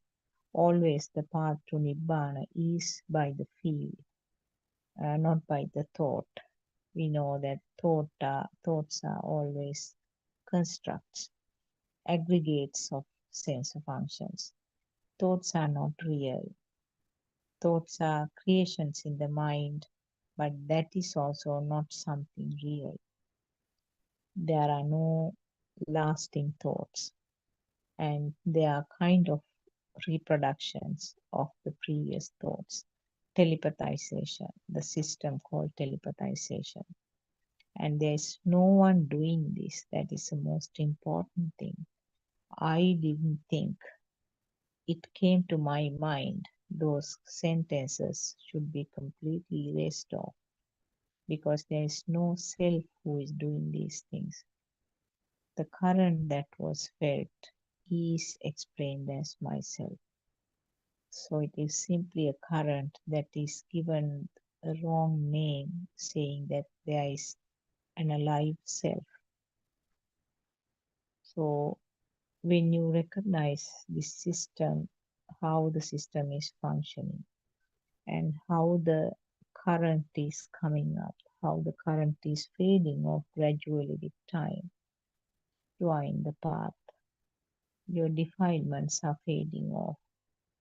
Actually, even if I'm using the word you, but there's no yourself in this one. The system is functioning. The fire is gradually going down and settling to the zero level.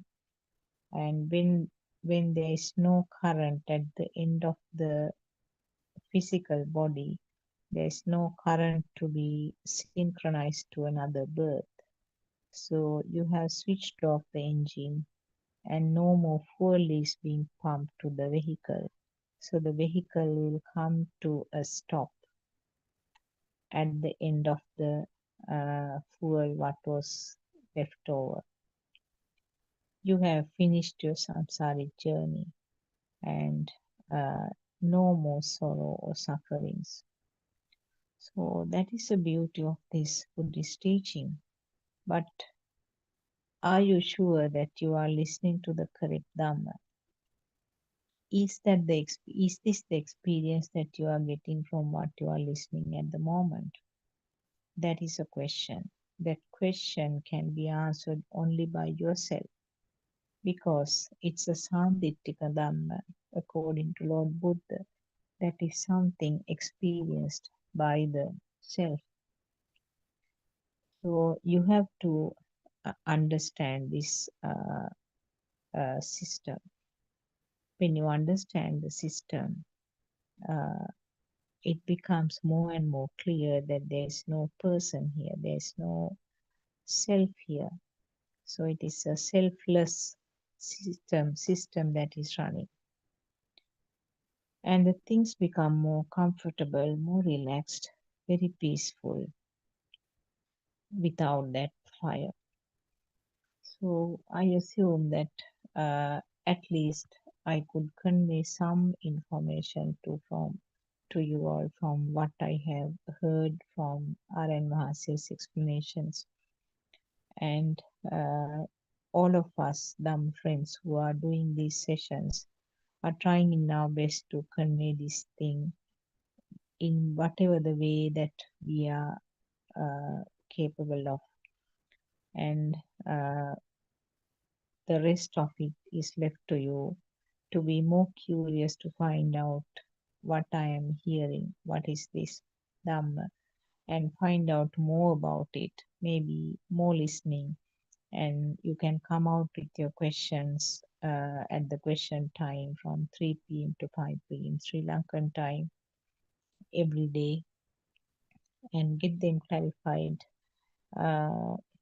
and that will bring down your fires little by little. So I worship Triple Gem with the greatest respect, our protection, and I take the refuge of Buddha, Dhamma, and Sangha, and I worship at R.N. Mahansa's feet. Therwan Saranai R.N. Mahansa, always you are like a strong pillar behind us, guiding us, and we are very grateful for your untiring efforts. May all our listeners be blessed by Triple Gem, and may our friends who are helping with the technology also be blessed by Triple Gem. Therwan Saranai.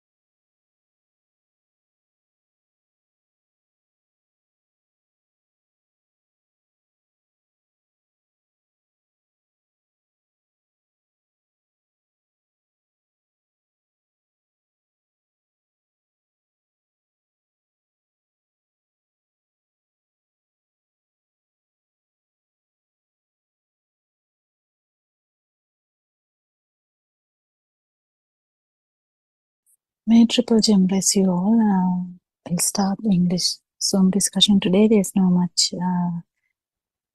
Dhamma friends today. I hope they will join. Till they join, we will start talking about usually we talk about the same topic. That's actually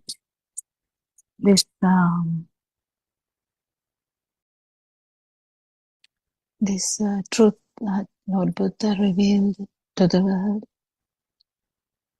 about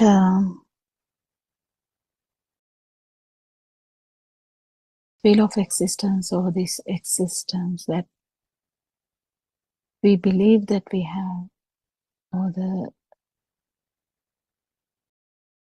belief, or the thought we have that we are existing and it's happening, everything is happening to us. So this belief has gone very far in our lives. If you are like 50 years of age, you will have a lot of memories of things that you have done, things that you have talked, things that happened to you, and things that crossed your mind, that all led to your belief that there is someone and someone's experiences. The experiences were there, but the belief that it happened to herself is the is the difference that we understand first, but then we understand even the experiences, they are not actually true, kind of a simulation. So this simulation is just part of the truth we are trying to understand. So it's very very nice to talk about this truth. We talk about this every day. We have Zoom discussions from 5 a.m. And recently, Arananse has been very busy doing the Dhatu,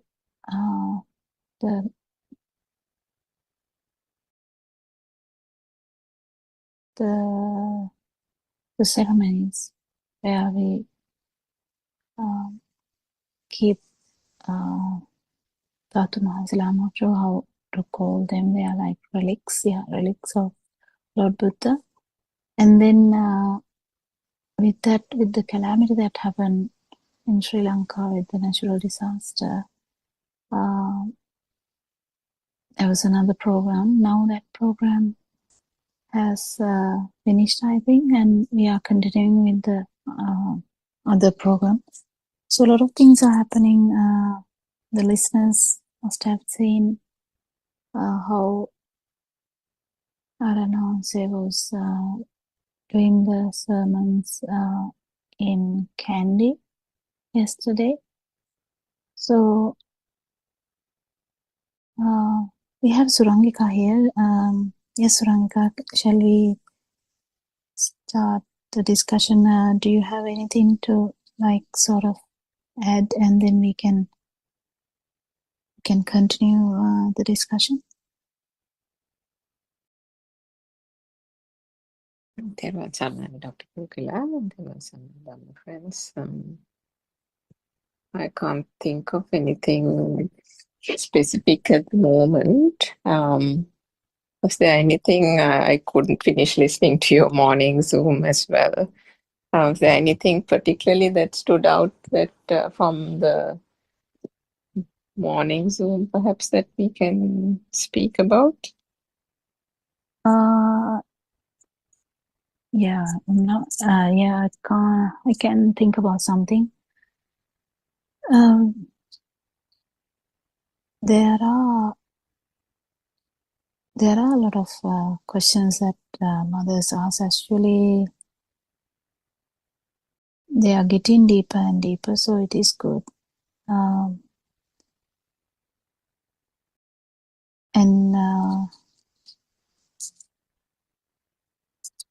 What can we say? Yeah, I think overall also, even in the 9:30 and the morning 5 o'clock also, you're right, Dr. Pokila, the level of questions and the type of questions being asked shows that there is a deeper reflection and understanding also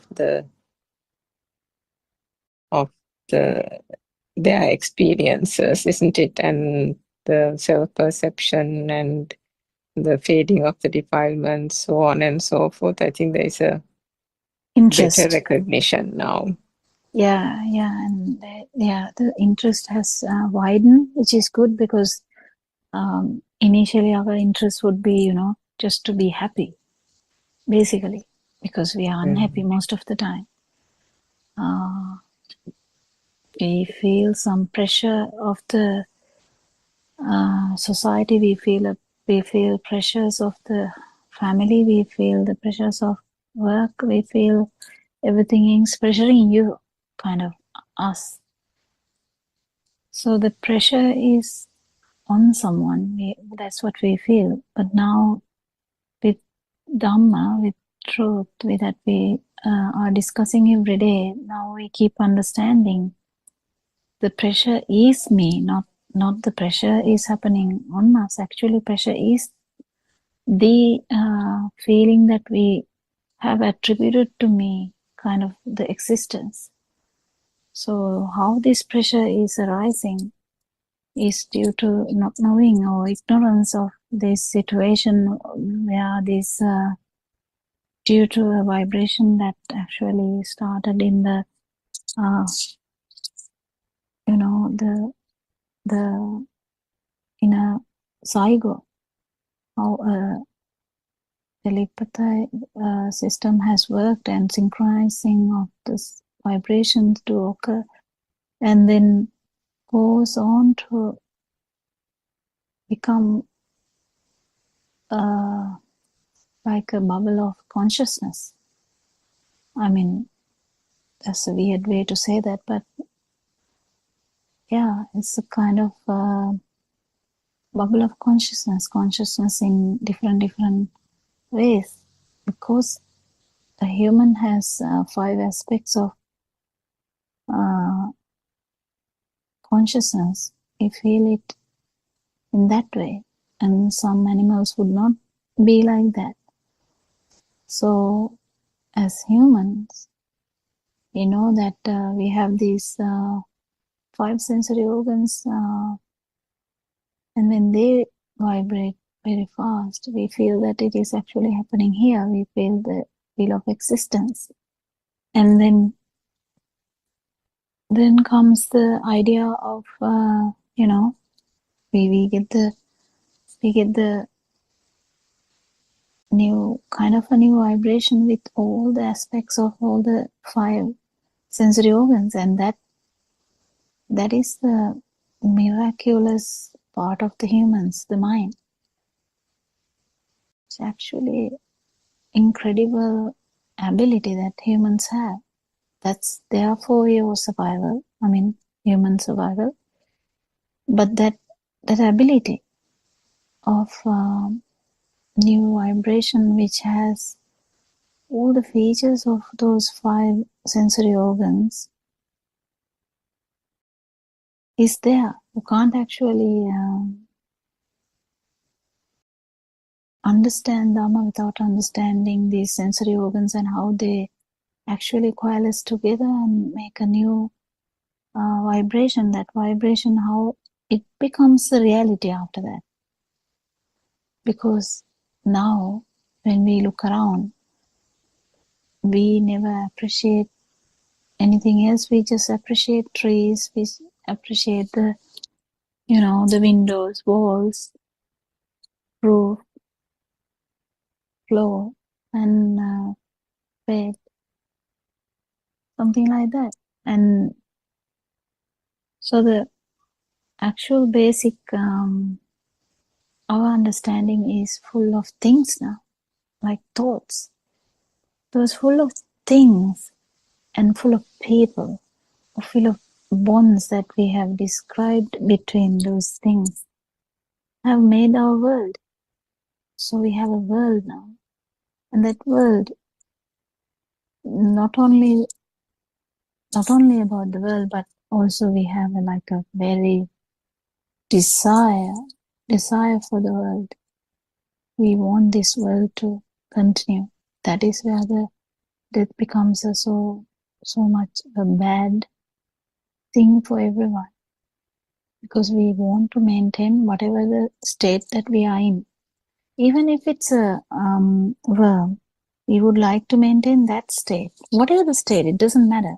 Even if you are one cell bacteria, you would like to maintain that. And no one can explain how it happens. It's a feel of existence, and the actually preferring or desire to maintain that feel of existence. That is the self-perception or self-vibration. And we understand this, that there's no self separately. This craving for maintaining whatever the status you are, or even beyond that. The humans have something beyond that, because now the world is full of things and stuff, and people or anything. If you describe your world, you can say so many things. And that world, we have a specific cravings for that world. And also now we have some things that we don't like, because we have cravings for one type of thing, we don't like the other type. So it becomes so complex. and you can actually even harm the whole the world, or you can harm your own dream, because we think that that is the way to go. Like if you want, we would be able to change the dream, and we would like to change it, and thinking like that we will do so many stuff. So that is how we are being trapped in this world, and we believe that we are in a world, and that's why we like it. So we come to know, after studying this Dhamma, we come to know that actually the liking or the desire to exist, desire to maintain this dream, or desire to maintain things, because in sensual world you just want things or people. I want my children to act this way, I want my parents to listen to me, I want my siblings to help me when I'm in need, I want my workplace people to appreciate me when I do something, things like that. You want a lot of things, and you want some money to maintain a basic good life. So you want things. That's the sensual world. But beyond that, there is a need for maintaining this dream as well. And deeper than that, there is a need for maintaining the feel as well. So that's how what we described as me, I, me, mine, or I have come to the place. Isn't it, Surangika? Can you add something?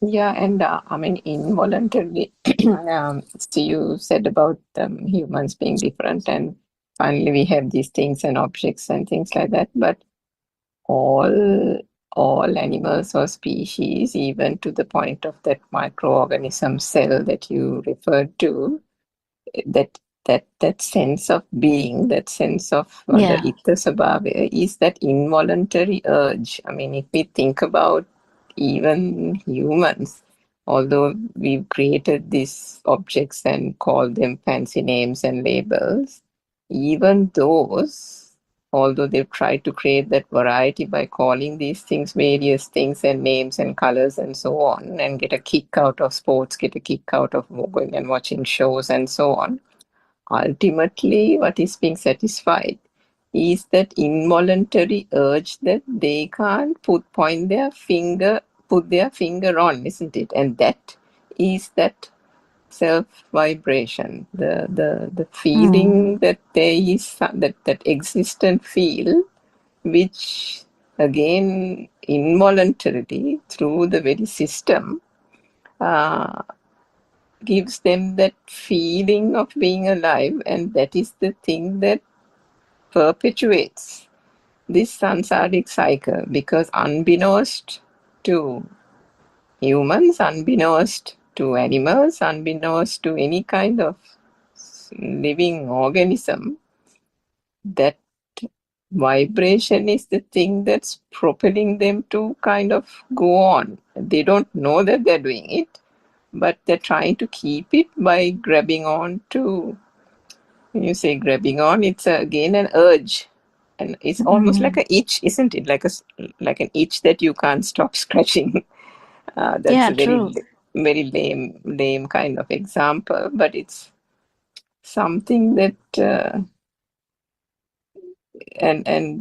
so that is the thing. And the beauty about being the humans is that only humans can actually their way understand. Out of it. Yeah.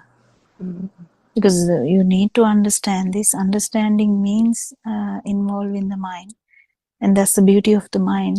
And with mind we understand the actual stimulus, and we understand all three levels of stimulus, and we actually can leave the stimulus aside and get rid of this urge.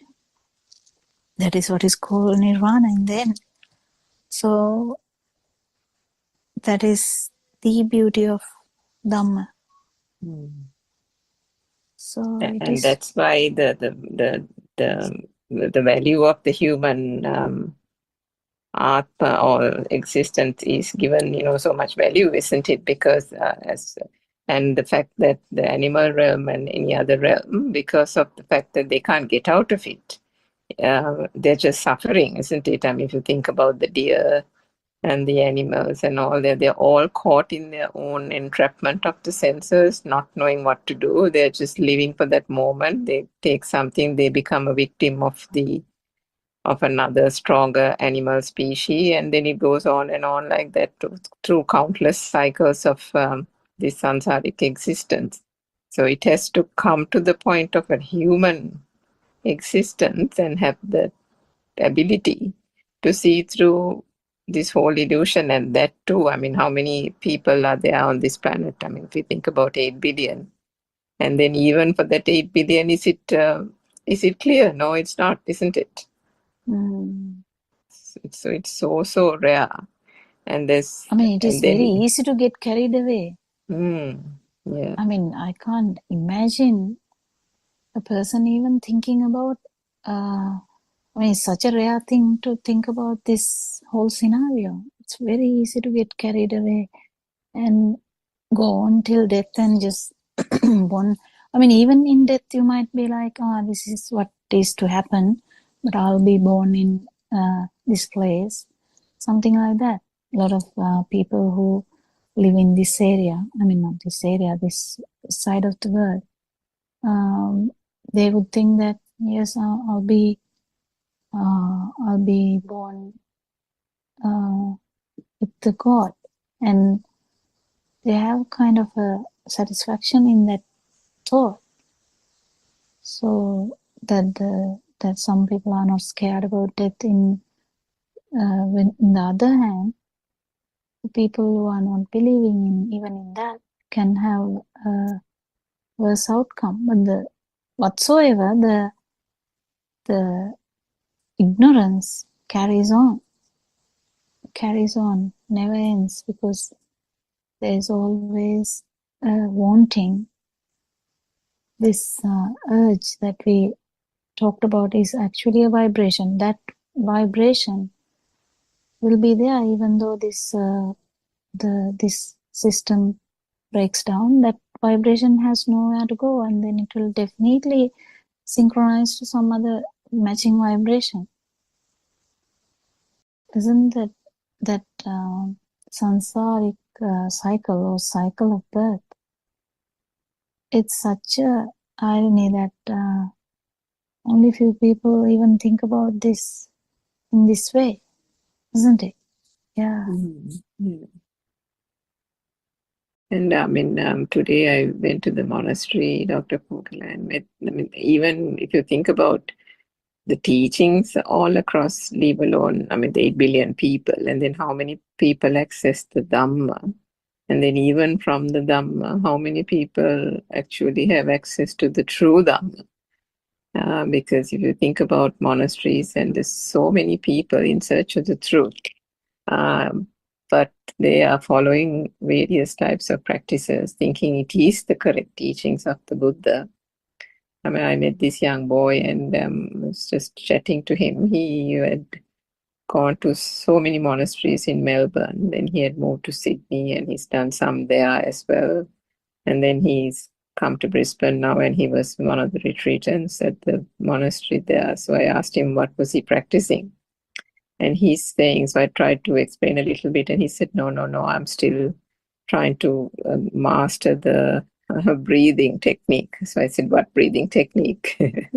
Not that I didn't know, but I just asked him. And then he was trying to explain all that. So I gave him a very, very brief explanation about the senses and the world and so on.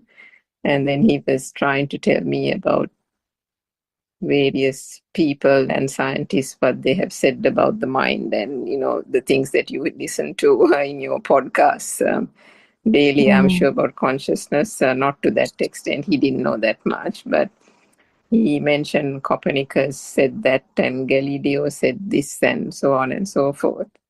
So before that, I had I had explained a little bit about Pubenivasarnusati in a very brief, simplified manner about the learned concepts. And then so I said, so who told you about Copernicus and Galileo?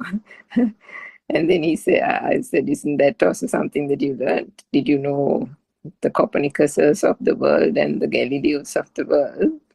And I said, what about what the Buddha said 2,500 years ago? So he was just completely stunned, because he didn't even realize till I said it that, Copernicus was also something he learned from somebody. So these concepts that we have taken for granted for ever so long, this knowledge that we have taken, that we have accepted, and we now kind of spurt it out, we churn it in our minds, and we say it as if we knew it all the time, isn't it?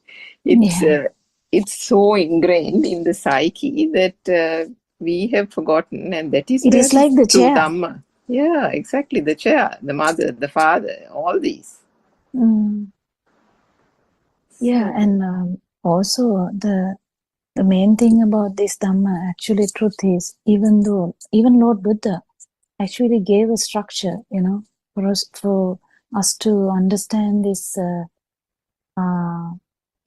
fruitless, the stuff, that impermanence. He gave us a lot of examples, and he gave us the like a structure to understand this whole process. But at the end,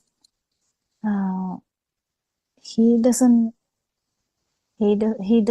advise to even put that aside, because that is also just another impermanence, part of impermanent stuff.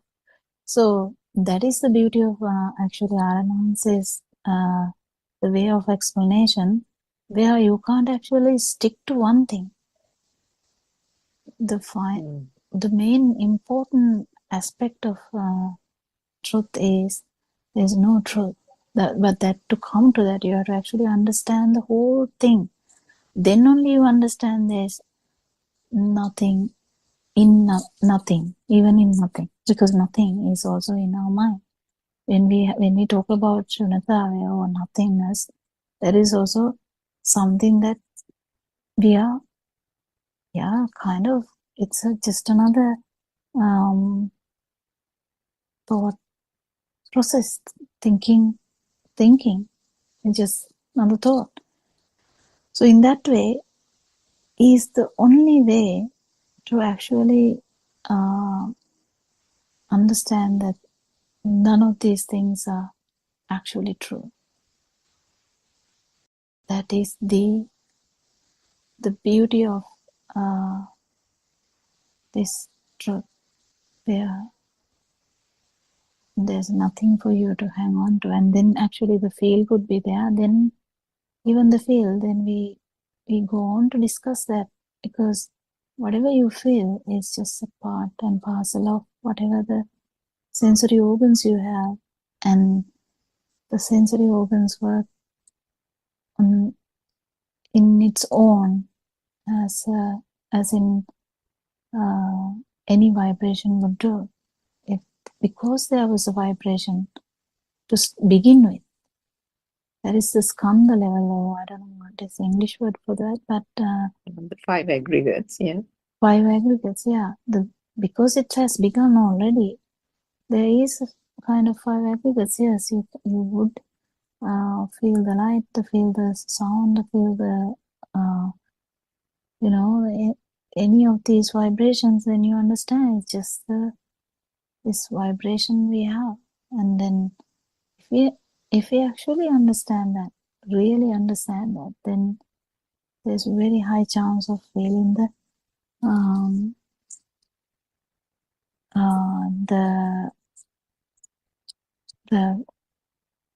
feeling the emptiness in a different way. Because when we think about the emptiness, and we have like a picture of emptiness, but that is not the actual emptiness. Emptiness would be empty of this feel that we have, that feel of existence. And that is the beauty of this Dhamma. And when we understand, when we actually have an experience, then that would actually catch you very, very, by surprise, because that's an experience that you have never had before. And that experience will make you to realize so many things. Whatever the vibration you have now will not get any worse, because the mental projection we had about self stops there.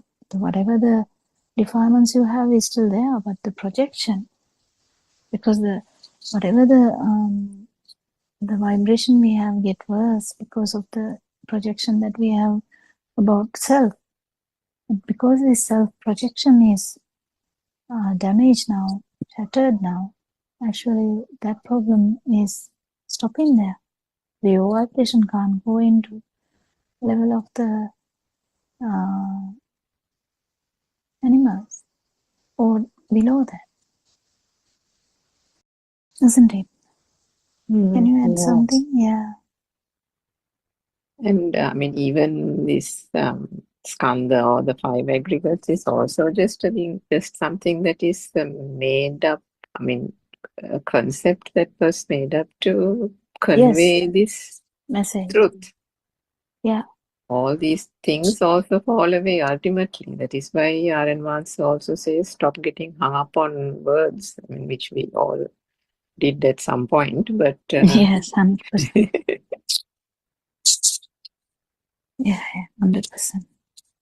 And his push is the main important thing that, he reminds everyone, you're thinking, and we are like, oh my goodness, am I still thinking? So then it comes to a point that we understand whatever we are thinking is useless.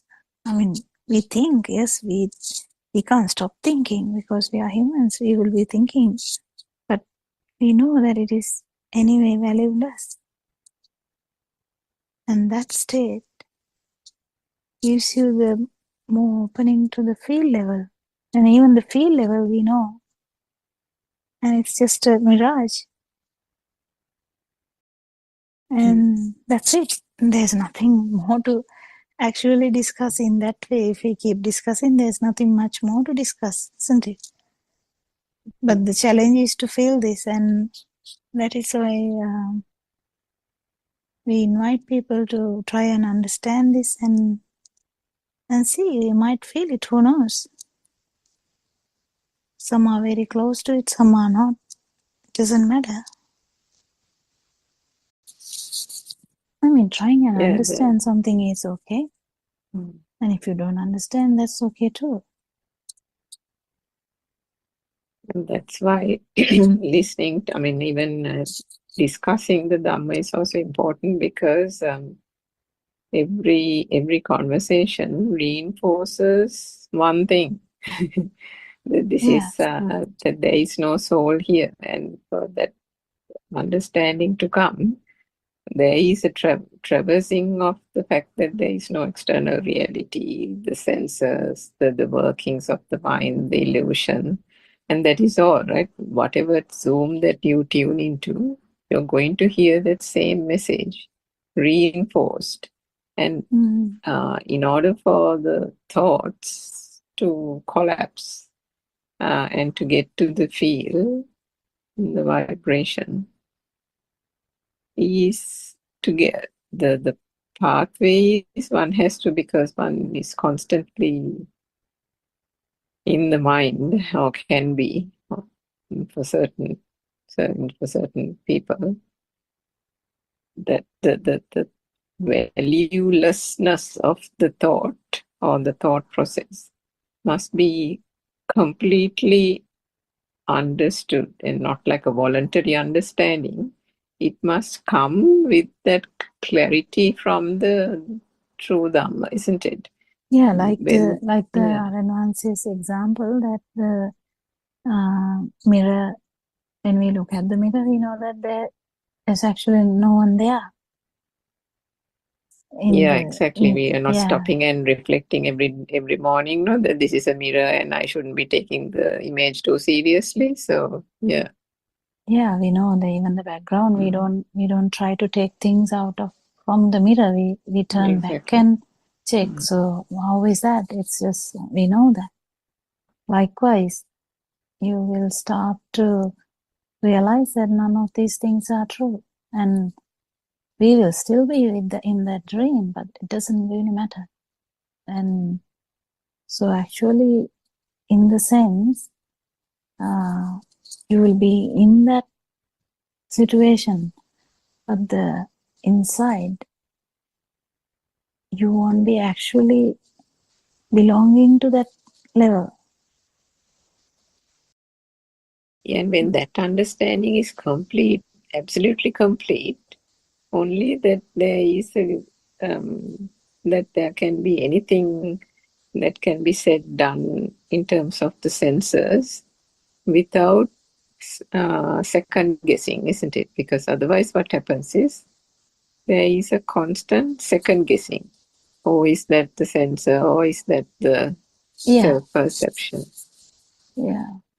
I think even if someone is like have no interest in the thinking world, or in the sense about any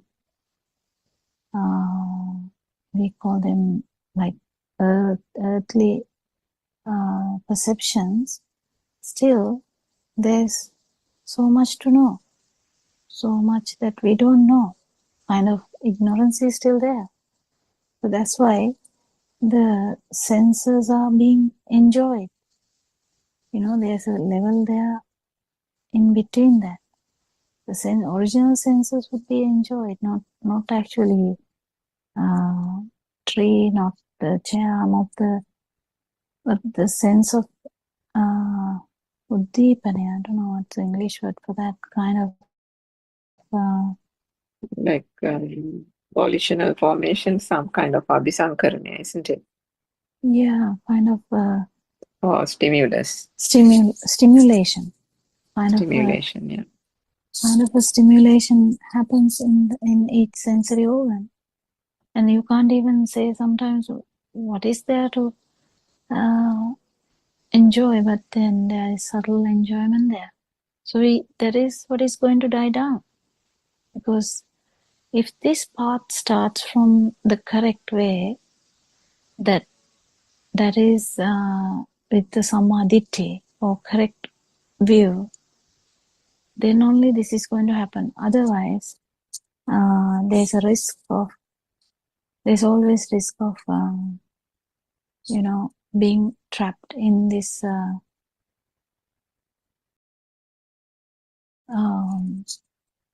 form world or formless world.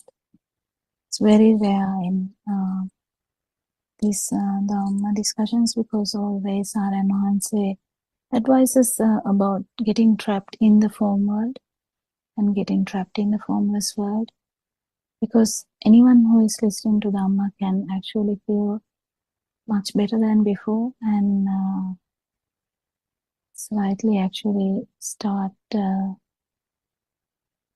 feeling the truth, and then they will actually understand that it is the truth. But still, if you don't understand the whole full length of it, you can't actually feel the non-vibration momentarily, and that if that is not there, you can misunderstand a lot of things.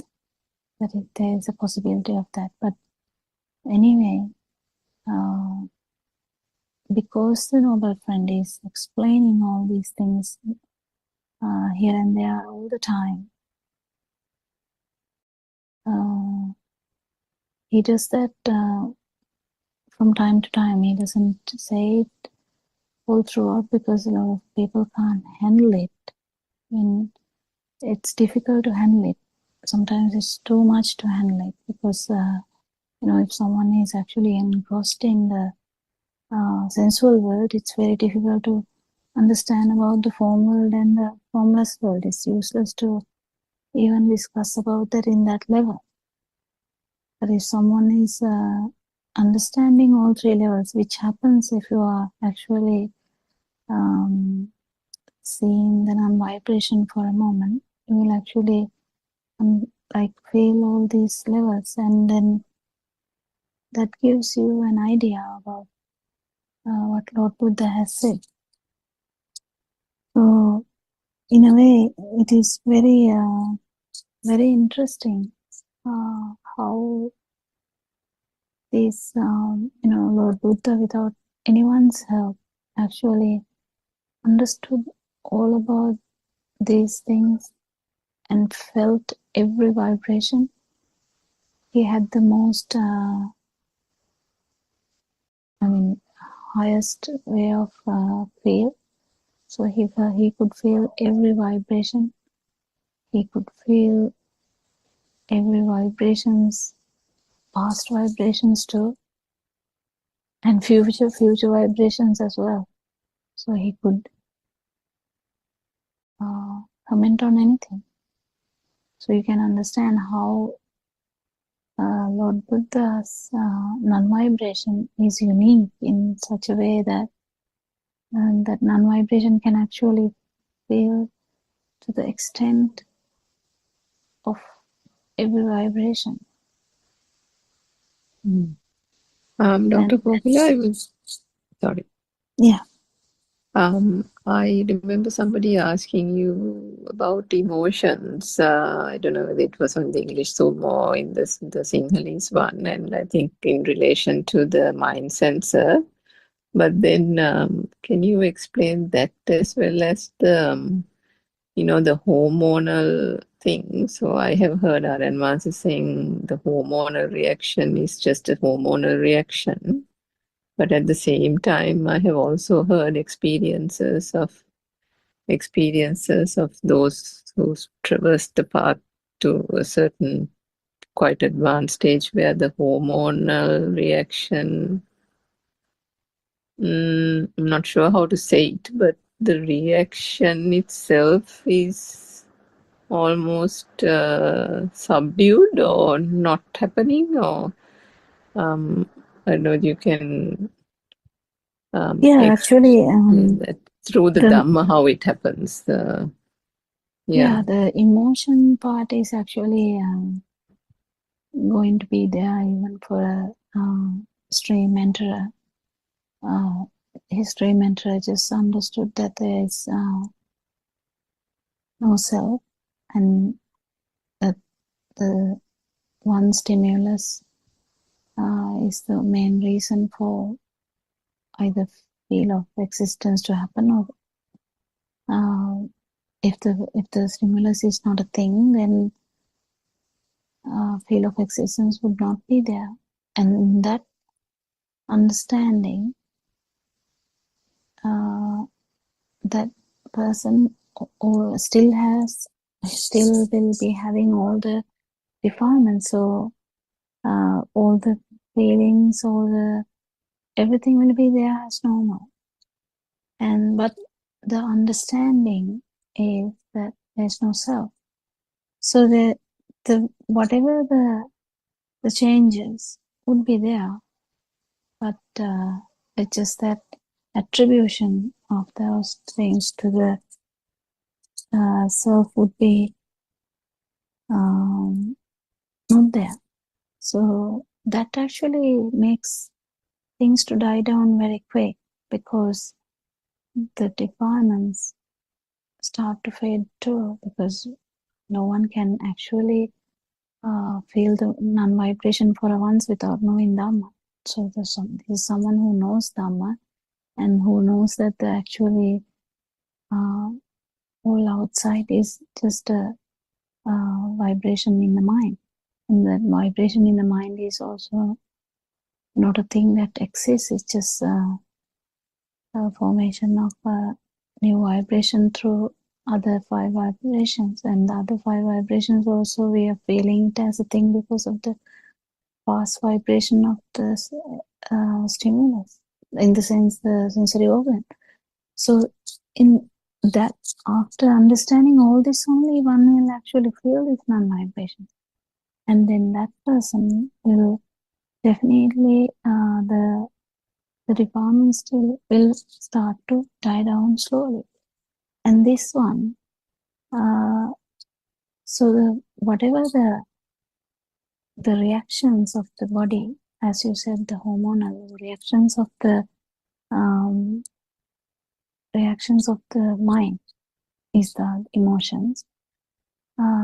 Reactions of the body and the reactions of the mind will be there, but the power, the magnifying power is the absence of that power is the main thing which is going to happen. So because of that, because we kind of attribute every emotion to myself, every effect of the body to myself, every desire would be mine, every rejection would be mine. All the defilements are mine basically. But in a stream enterer, the defilements are there. He or she will know that, but then there's no ownership, so it actually starts to die down so much so that it will be definitely felt how much it will die down. So the olarika, what is the word for olarika? I'm not sure. Kind of bigger ones would be gone. Maybe superficial. Superficial ones will be gone very quickly because the magnifying power of the self is not there. But then there can be minor ones where the hormones will be working, but the vindinna means, I think, the person experiencing it, or the experience, the person, whatever it is, the system experiencing it.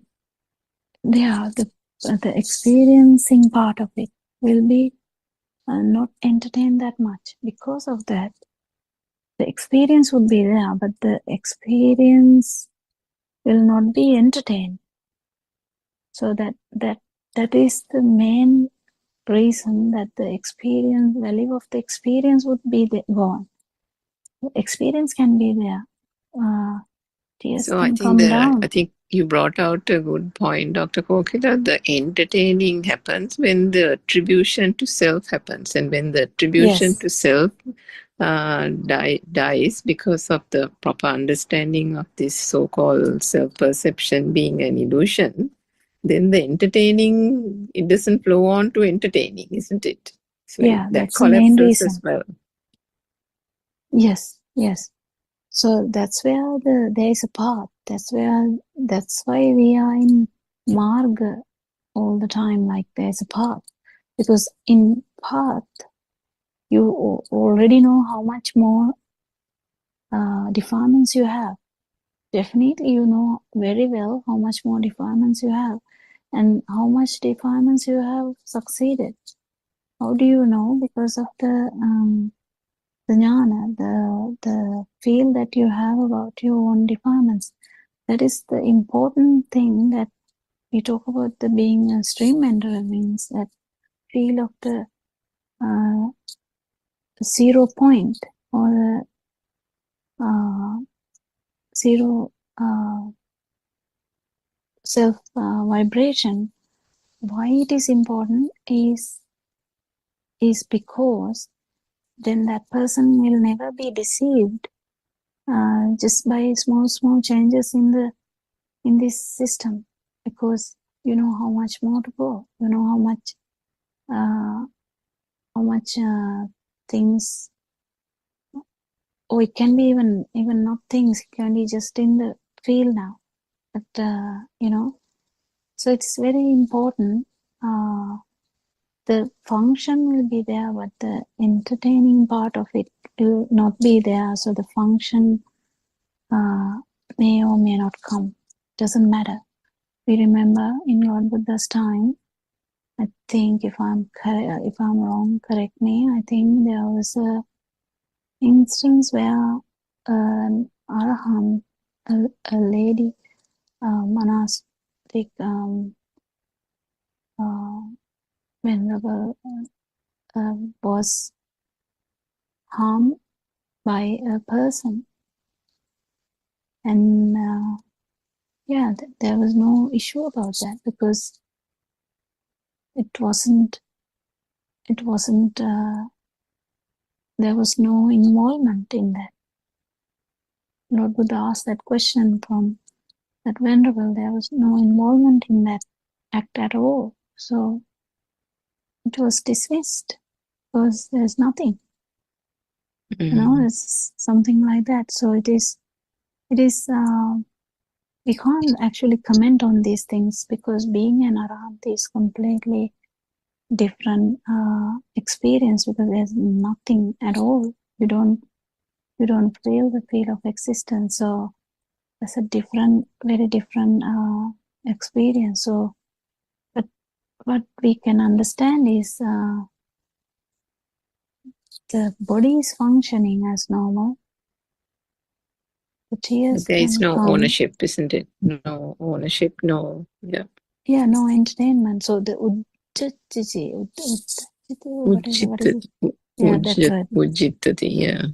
Yeah, that word is very, very appropriate. Where you feel the entertainment of the senses, and that is there even a small animal where there's no big mind. That is the problem, and where it is in the field level though. In that also there's nothing like that. So that is the end point that we talk about. But actually, we don't talk too much about these things, but we mainly talk about main points because it is easy to understand. But I'm sure in the future people will be asking more about these things too, because it is such a evolving thing as we talk today. Like everyone is evolving, so everyone is when we understand the way we have now, we kind of think about the next level. That's how we are. So when our greediness or the neediness or the desires for things and people die down, that is a sensual world that dies down, and then we try to understand what is then this, trying to maintain this dream. What does that mean? And then we understand, then when we try to understand that, when we understand that, we try to understand then what is the next level, what is the Nandi or the stimulation or the entertainment in a subtle way. It's not even entertaining ice cream now. It's not that way now. It's entertaining is in very subtle ways. But then you know that if you are entertaining something, you know definitely that is the self vibration. So you're not deceived by anything, because till the moment of non-vibration, if there's anything that you entertain, that is usually the self-vibration. But in another way, I mean, in another way, to turn this completely is to understand that it is not the self, it's the sensory organs. That is, we are trying to actually turn this. That's how we turn this. We train ourselves in such a way to understand how these sensory organs work in their own way. And they work because they have started to work, and in that lifetime, until the respiration occurs, there would be some kind of activity. Does it matter? It doesn't matter, isn't it? And this, so even the mind in its illusion in that state can work itself up because of the attribution to self and the entertaining, and that itself also contributes to the hormonal reaction as well, isn't it? Because Yeah. yeah, Mm. it seems to be getting fueled by the abhisankarana or the volitional formation getting bind Yeah, from now one to the other. Yeah. even trying to hitting someone, you know how adrenaline works. So Mm. the adrenaline never ceases to work. It just, I mean, until your body is there, adrenaline might work, but the effect is not there. That is the thing. Yeah, so the falling happens also because of the ignorance, and then if one Yeah. doesn't, and if the one is in the Dhamma, then the thought and the power to given to the thought breaks down. Each time the wisdom arises, and the thought in its should I say, in all its illusion is visible, and therefore it breaks down, it breaks down, it breaks down, and then it loses its binding power and the momentum and the propulsion, and therefore the power, isn't it? And that it will then not have that reaction which otherwise would kind of fuel that hormone reaction.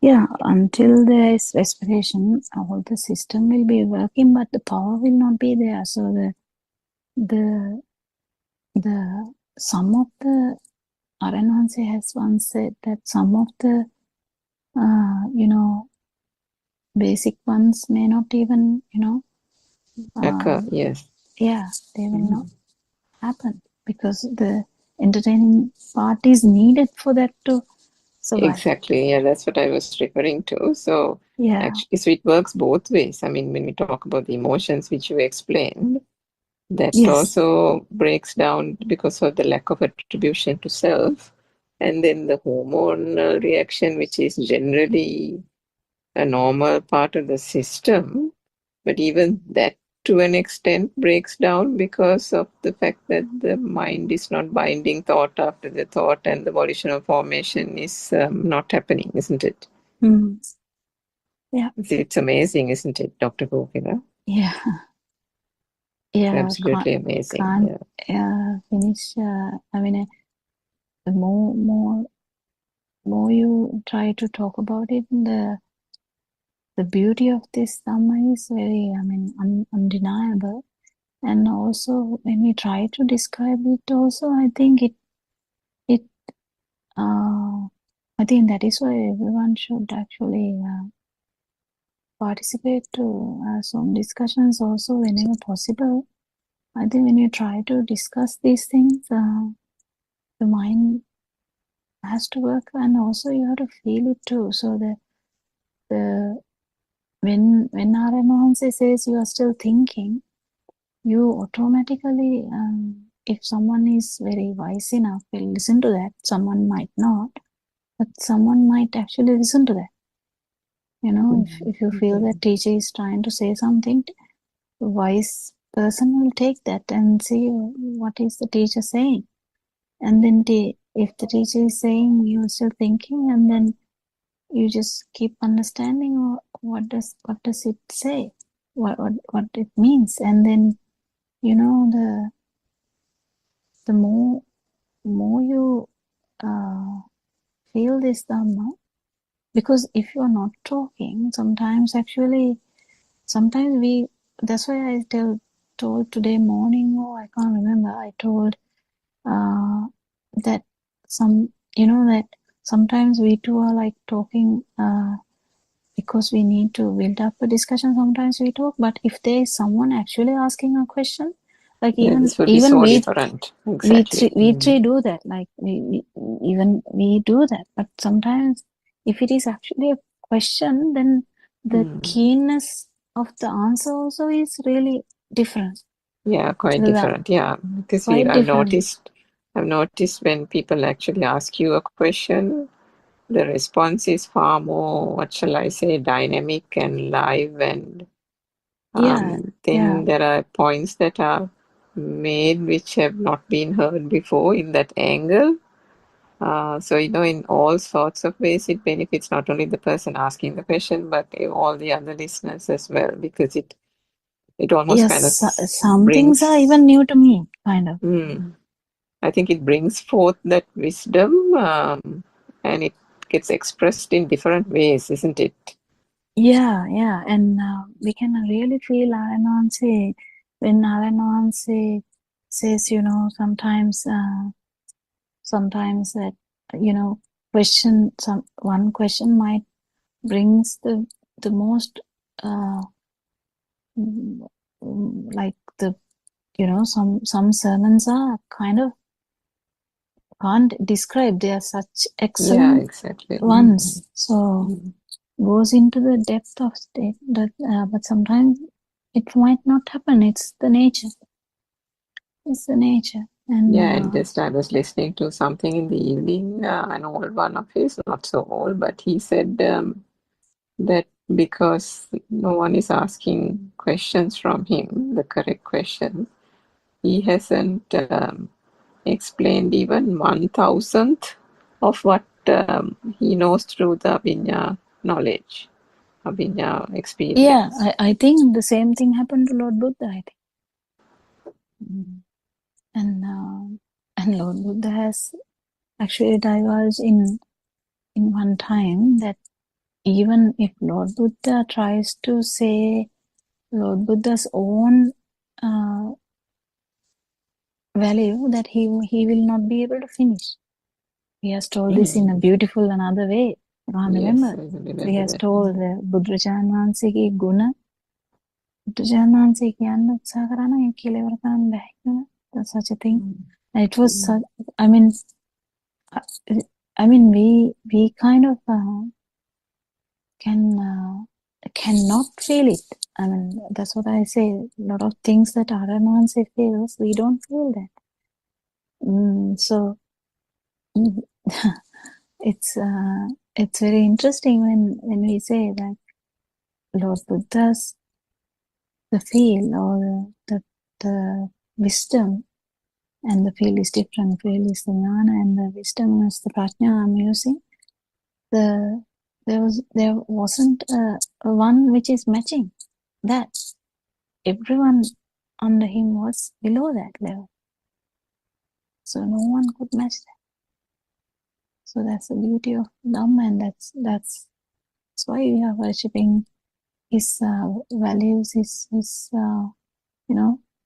we haven't stopped worshipping his values even today. We have 2 other people on the Zoom. Dr. Kokila, maybe someone would like to ask something or contribute.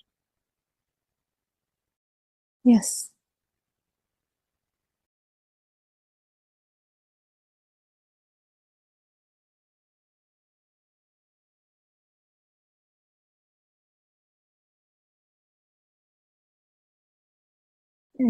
I think, anyone can contribute to the discussion.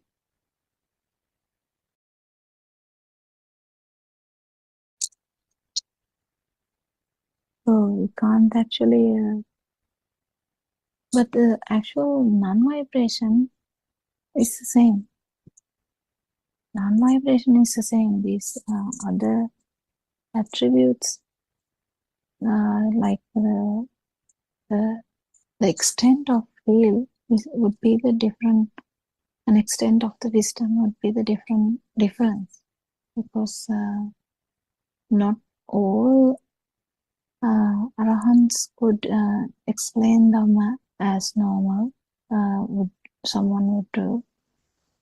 No one could explain it as Lord Buddha could do, isn't it?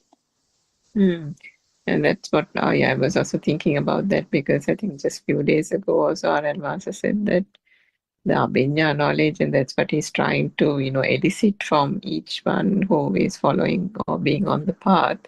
He's trying to make the almost kind of entice the wisdom to come out through the experiential knowledge from each person. But he also said that the experiential knowledge or the wisdom is not the same, isn't it? Each person, depending on how they probably deeply reflected on the Dhamma or various other factors, the way it kind of comes out and that way that person is able to impart it even to others or explain also is quite different. Yeah, completely different. And acceptance of this truth is very important too, because some people might, just discard it from the very beginning, not even, keen to listen or keen to, pay attention and see what this is. That's a pity actually, because it's I think open-minded, the people with open mind would not do that, but because of a lot of there are so many things in Sri Lanka. Manse is doing a sermon, I think. Yes, I think that's right. They might connect the soul to that.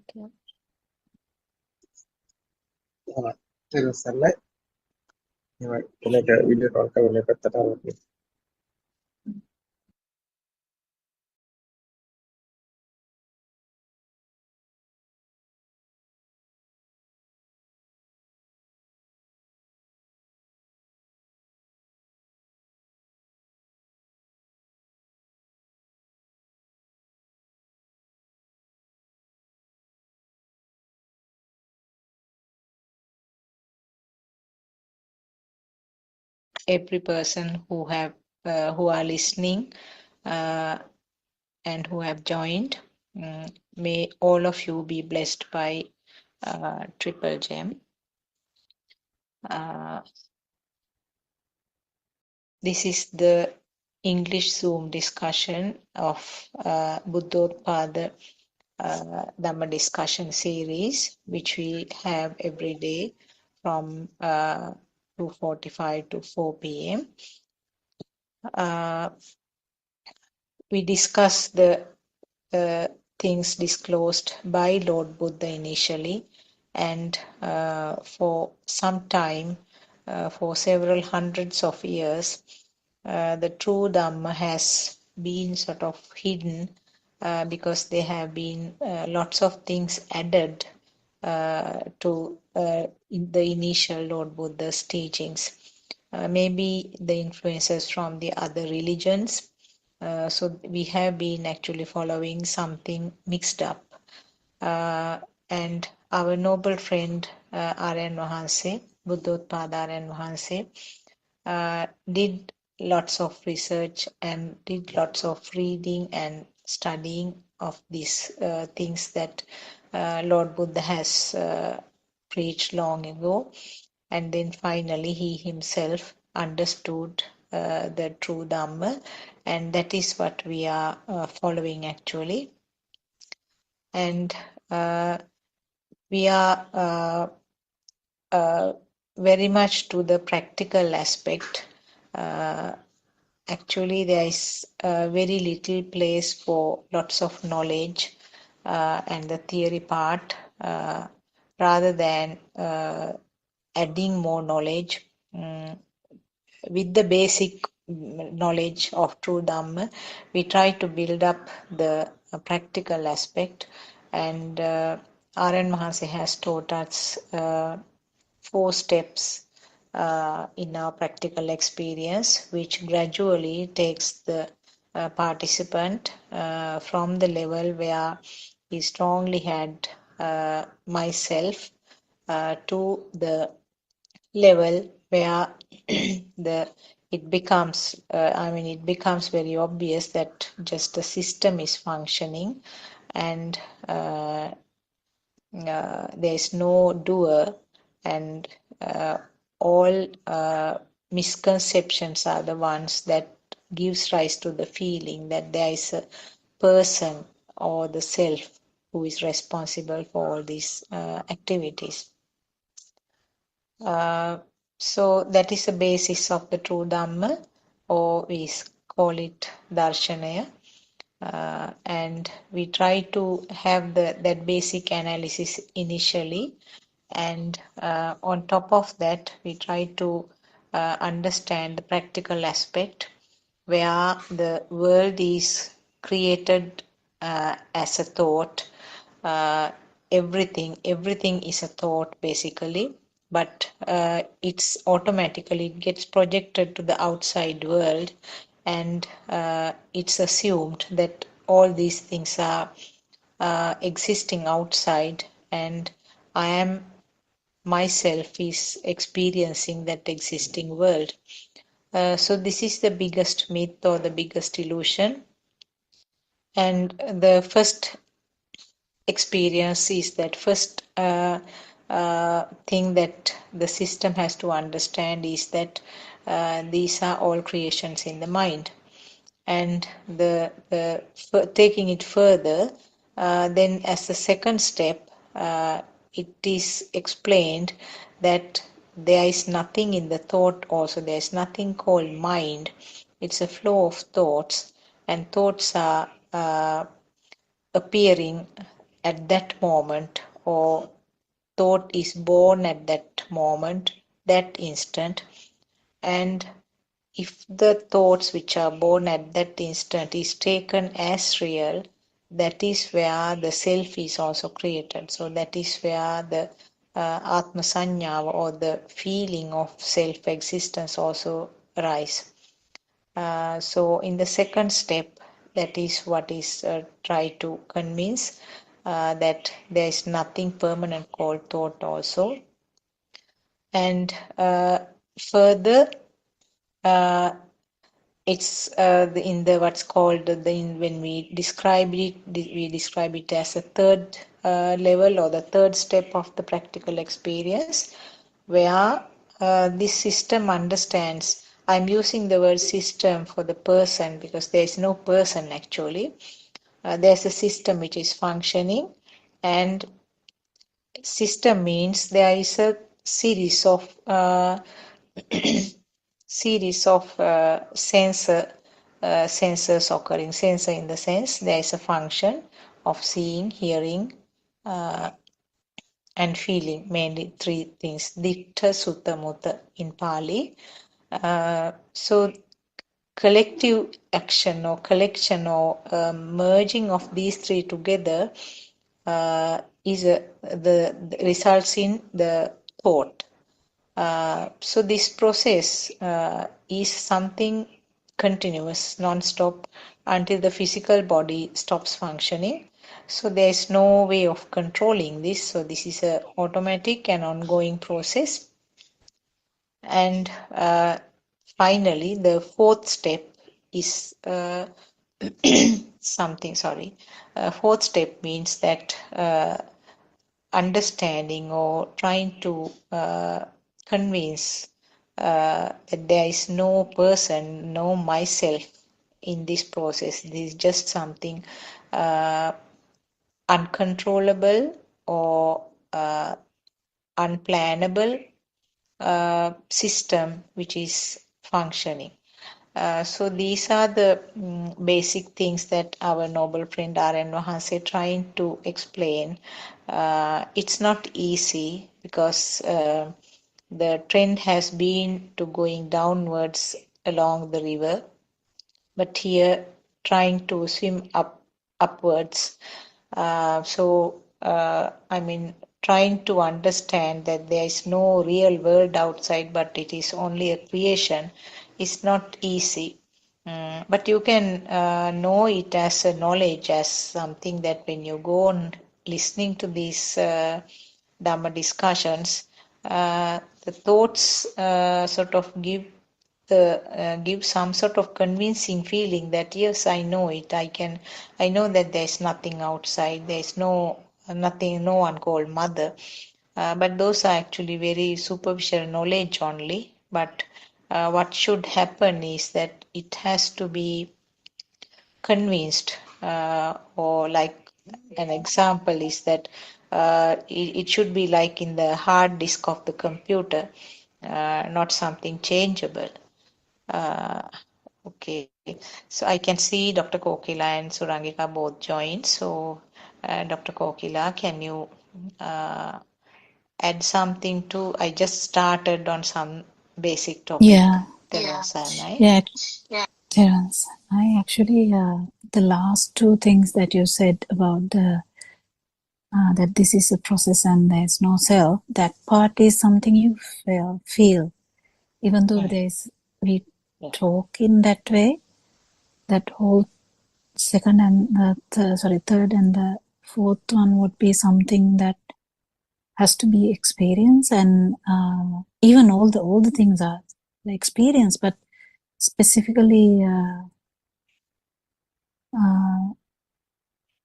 the fourth, we can think about it. We can say also in the program when we give it as a amatahana or something to understand, we usually think about it in the beginning that this is a process and there's no self. But actually, the experience, when you come to that level, the experience has no, because the second part where we talk about that perception has no chair in it, one actually perception has nothing actually in it, it's just a vibration. In that level, it has already gone to the field level. It has no thoughts at all. So that is where the problem is actually, the thinking.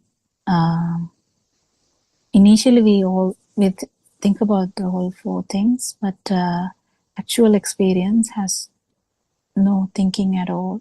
Even the first two, there's no thinking at all in the experience. It's just experience, and that's all. So yeah, specifically, are there anything like we can talk about? Is there anything that we can talk today? Do we have like, so I think because Shani has so sometime we couldn't get Shani, and because of the, I think Buddothpado Yatra, we haven't read the book, so we are just discussing stuff on day-to-day basis, whatever the topic that we come across. Is there anything we can build up the discussion on? Actually, yesterday or day before yesterday, in your night discussion, 11:30 p.m., I'm trying to remember, somebody asked about the perception. Was it difference between the perception and the thought? Or she asked something, and you did a nice explanation, and There's no actual difference. It's just that it's just the way we talk about it. It's if we talk in the thought pattern, because perception is a word came from Pali, like sanya. Sanya, and yes. in Sinhala we can talk as in thought. Yeah. When we say chitta kampana, again thought. Same, isn't it? Yes. Yeah. Actually speaking, the word, I don't know whether the perception gives exactly the meaning that we want to convey with the word sanya. What do you think? I feel that it gives a more superficial meaning. I mean, word sanya gives a very deep meaning, and you can go on, I mean, you can explain from very various aspects. But this is my feeling. I Actually, may be able to. perception actually can go on. No, I think it is okay. But the thing is, It's okay. Maybe. Perception, when we talk about the mind, perception is different. That is chair. But when we come to the feel level, the perception is the light or the sound. that is the feel level. So there is a perception there too. We can't forget it. But even sanya has that same thing. Because manovinyana, or the mind perception is kind of different, and main sensory organ, the perception is a feel only. But there also we talk about it as a perception. There's no problem with the perception. It's only the rapidity of the perception that brings the feel of existence, or the vijnana, or the alive feel. So actual sanya has no problems. Actual perception has no problem. The problem is when it happens so fast, the life, and it brings the alive feel, and that's where the actual perception of self is kind of happening, or the kind of, we can talk that you are born in that particular that instance, that stimulus. That is actually difficult to understand. But if you keep listening to Dhamma, you can understand that you are born in every stimulus. And how you are born is when the perception is felt as a thing. How you feel it as a thing is because of the speed. And if you actually get this 100%, you have no doubts about this Dhamma at all. It just has to be felt, though. That is the challenge, I would say. I mean, there's always a challenge in everything. So I think we all have taken that challenge so gracefully. And yeah, I couldn't listen to Aaron Hanse's sermon today. I couldn't. I mean, I didn't have time. I just listened to part of the Kurunagala discussion. Just now I was actually listening. I saw it, but I couldn't listen to it. Yeah, one question he was trying to explain. I couldn't listen to the part that he explained. He was asking, what do you mean by all, can you call it these 31 mundane planes? Yes. Mm-hmm. Just everything is in one mind, one thought. How can you explain? One stimulus. And then one stimulus, yes. And also he was asking now, right now also one thought, and in 50 years is also another thought, and maybe in your previous birth also it is just one thought. So how can you explain that that all 31 non-mundane planes are in one stimulus? So he was expecting the answers. I couldn't listen to the rest of it. Maybe we can talk on that topic from what we know. Well, it's very difficult. I know. It's very difficult to talk in this language, but we can try. Have you listened to that, Surangika? I mean, I couldn't finish it. In the sense, I didn't even start it. But I think it should be very interesting one. And I know actually when you were saying about it, Dr. Sakuntala, then only I knew that there was such a thing. I haven't. There's a separate one, actually, some less than 1 hour, short one. Yeah, I just looked it up on my other phone. Yeah, okay. I'll have to listen to it later. So, yeah, but essentially the question was, somebody asked the question, or Aaron Manse asked the question, if it is one stimulus after one stimulus, whether one can experience the 31 planes. Was that the question? No, how one stimulus is, so how was the question told in Sinhala? එක අරමුණේ 31 ලෝක ධාතුවම තියෙනවා කියන එක පැහැදිලි කරන්නේ කොහොමද? Something like that, something to give that meaning. What do you think, Surangika? Well, I mean, the experience of the sense of defilements is all at a particular stage. It's one vibration. if you think about the Vatang Vatati thing, it's one vibration. The light, sound, color consciousnesses combine to form another vibration, which is the thought. I.e. mind consciousness, i.e. the thought. And so in that sense, the degree of vibration in that thought, and to what extent the thought has, the object of the thought, the mind object has become a thing, that would dictate in what plane of the 31 planes the vibration echoes, isn't it? That's my take on it, because from that question, it doesn't mean that the stimulus, that one stimulus has all 31 planes in it. That's not what it meant, what it means. What it means is, where is the vibration in that mind object, and how much has that mind object become a thing? To that extent, that would dictate whether it is, I don't know, how do you say, sanya sukuma, whether the perception is the extent of defilement in that perception, or whether it is in which plane, like if you think about the sensual world, the form world, and the formless world, whether that stimulus was based on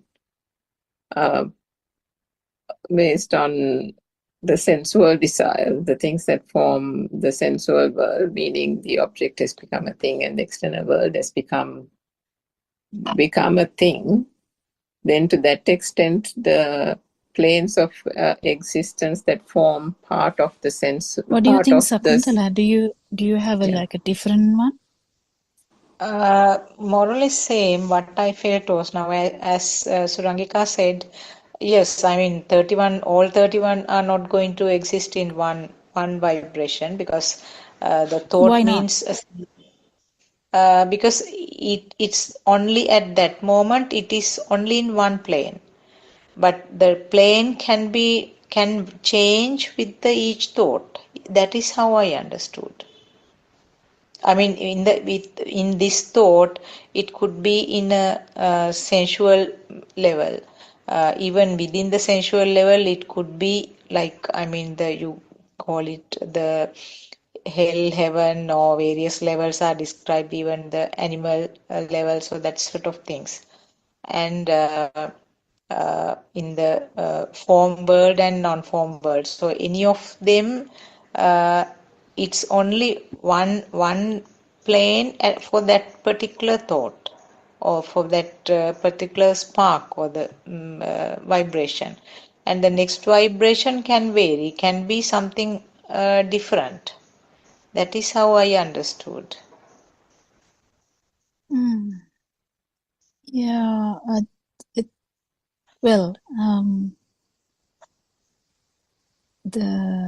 if we clarify that further, Dr. Kokila, so for a stream enterer, so Tapanna, to the extent that the external world is not a reality, then it won't be the 31 planes, but it can be any other stimuli beyond that point, if you know what I'm trying to say. And then where the thought itself is also understood not to be a thing or a reality, then to that extent, the 31 planes will be further restricted or limited in the stimuli that is experienced from moment to moment. Because if one is still on the path and not reached arahathood, well, even before that, even now, just take a normal person, has not heard Dhamma, nothing at all. Just take us, what is Utachana means? A lay person. Mundane person. So I don't know whether I could actually come out with the proper thing, what I'm trying to say, because words are very difficult here. But what I'm trying to say is, it is it is one vibration though. It is whatever the level, it is just one vibration. So when it comes to that vibration is the self vibration, and the vibration has not changed, whatever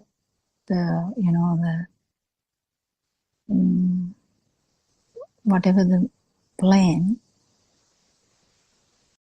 the vibration has not changed. So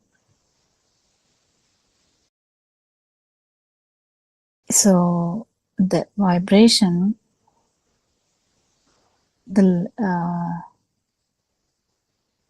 even though the intensity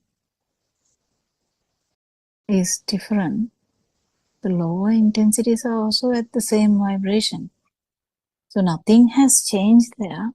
It's just the same vibration with different intensities. So this is the vibration that due to the intensities, we feel the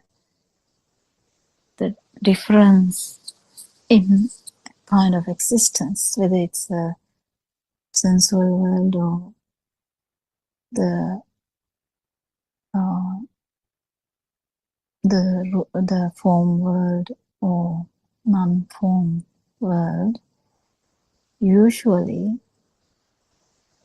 most of the time, according to Lord Buddha,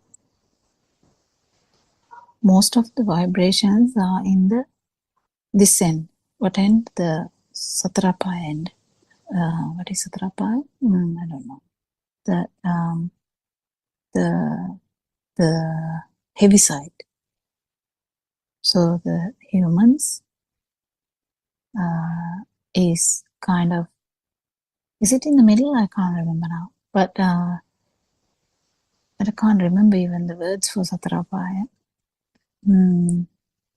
Does anyone remember the animal, the Preta and the Sura and the Niraya? Or is that the 4 things? Yeah, I think those are the 4 years. Yeah. Preta, Niraya, animal and Asura, no? Asura, Yeah, I think so. Yeah. So the kind of that's kind of the usually that is the home. That's what Lord Buddha said. That is the home, in the sense the level of the vibration is mostly that. It doesn't mean that the lower levels can't actually, there is a possibility for the lower level, but until that the power of that, the initial power we get for that initial vibration, that will go for that particular length, and then when that power is gone, eventually this will come to another level of the vibration. So that's why even after the one who tried to basically harm Lord Buddha, the venerable Devadatta. The venerable Devadatta, he actually they say he actually is coming to a better place than someone who has gone to Asanya Talaya. So just see how ironical is that situation. And the person who has achieved such a lower level because because of that person doesn't feel anything. In the sense, there's no person. That particular vibration is not vibrating at all. That's the meaning. Asanya is, there's no sanya. But the thing is, even after how many kalpas, whatever the kalpas, still there is a possibility of the vibration. So there's a irony of things here, because Lord Buddha said, even that venerable who had tried to harm Lord Buddha is going to be a Pacheka Buddha after going into the lower realm. But someone who has gone to the asanya, where there's no perception at all, like there's no feel for a long period, there's no feel at all, there's no vibration, there's nothing to talk about, but there's still a possibility that that vibration to happen. So this is the thing, that the vibration, that particular vibration we talk about, the self vibration, is the culprit or the point here. And that self vibration, even though there is no vibration for kalpas, which kalpa is like a long time, which there is no even description in the literature, still you would pass all these good times, and you would pass times and once you get a vibration, the vibration starts, there's no way you will be in a time where you can vibrate into non-vibration or synchronize to non-vibration, because there's no non-vibration to synchronize. So Buddha Shunya Kalpa. So when we talk about these things in this way, you can see, even when there is no vibration in the asanya, or there's no perception, means there's no vibration, because it's a field level. This is all in field level, the non-form. So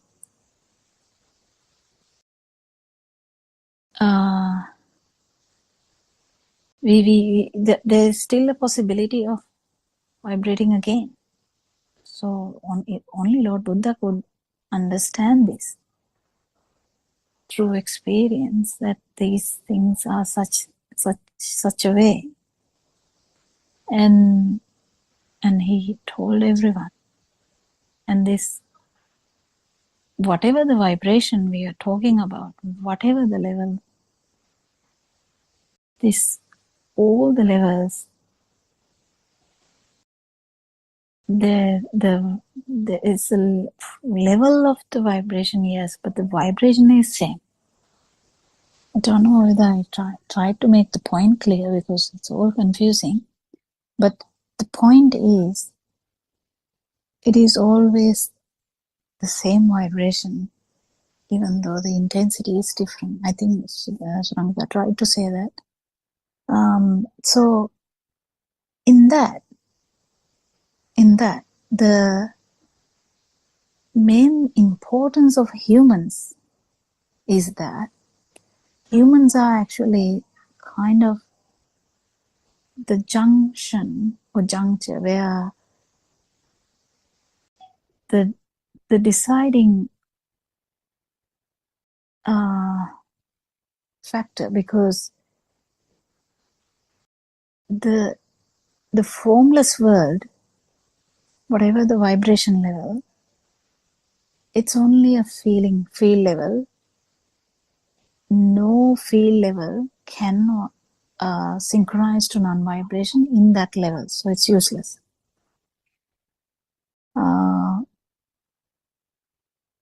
Whoever who is having very high intensity vibration, the same vibration, but it's just vibrating so fast or very, very strongly, that can't synchronize to non-vibration either. But this vibration in humans is in such a level that humans have this amazing ability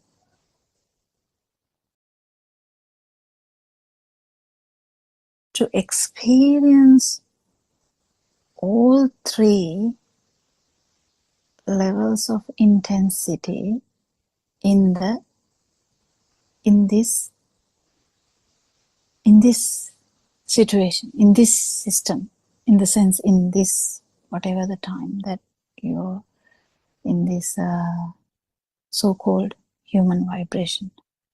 The human, because there is a level going to the mind, in that beautiful formation of mind, because it is there, all the three levels can be found. Do you get the point? I don't know. I mean, it's only in the humans this powerful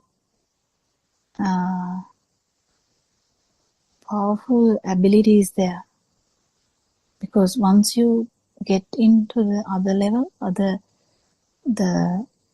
the higher, the like very highest vibrations, then there's no way that all three are felt, because it's already very high. So it's in one extreme. In the other hand, who is in the non-form level, they are in the other extreme. They can't synchronize to any of these other levels. But specifically humans have this beautiful ability in one stimulus, you can feel this variation in different levels. So at one point, that vibration might synchronize to the Deva vibration. The Aranwanse asks, Mother, would you like to come with me to the Deva field? Then Aranwanse might say the same thing for the Brahma thing. What does that mean? It's only this. Humans have this ability to synchronize to these various levels, but in the same vibration.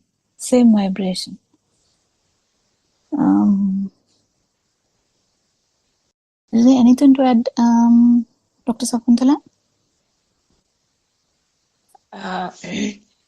Now, if it is, if the sensual world experience is there, that means all three levels are there.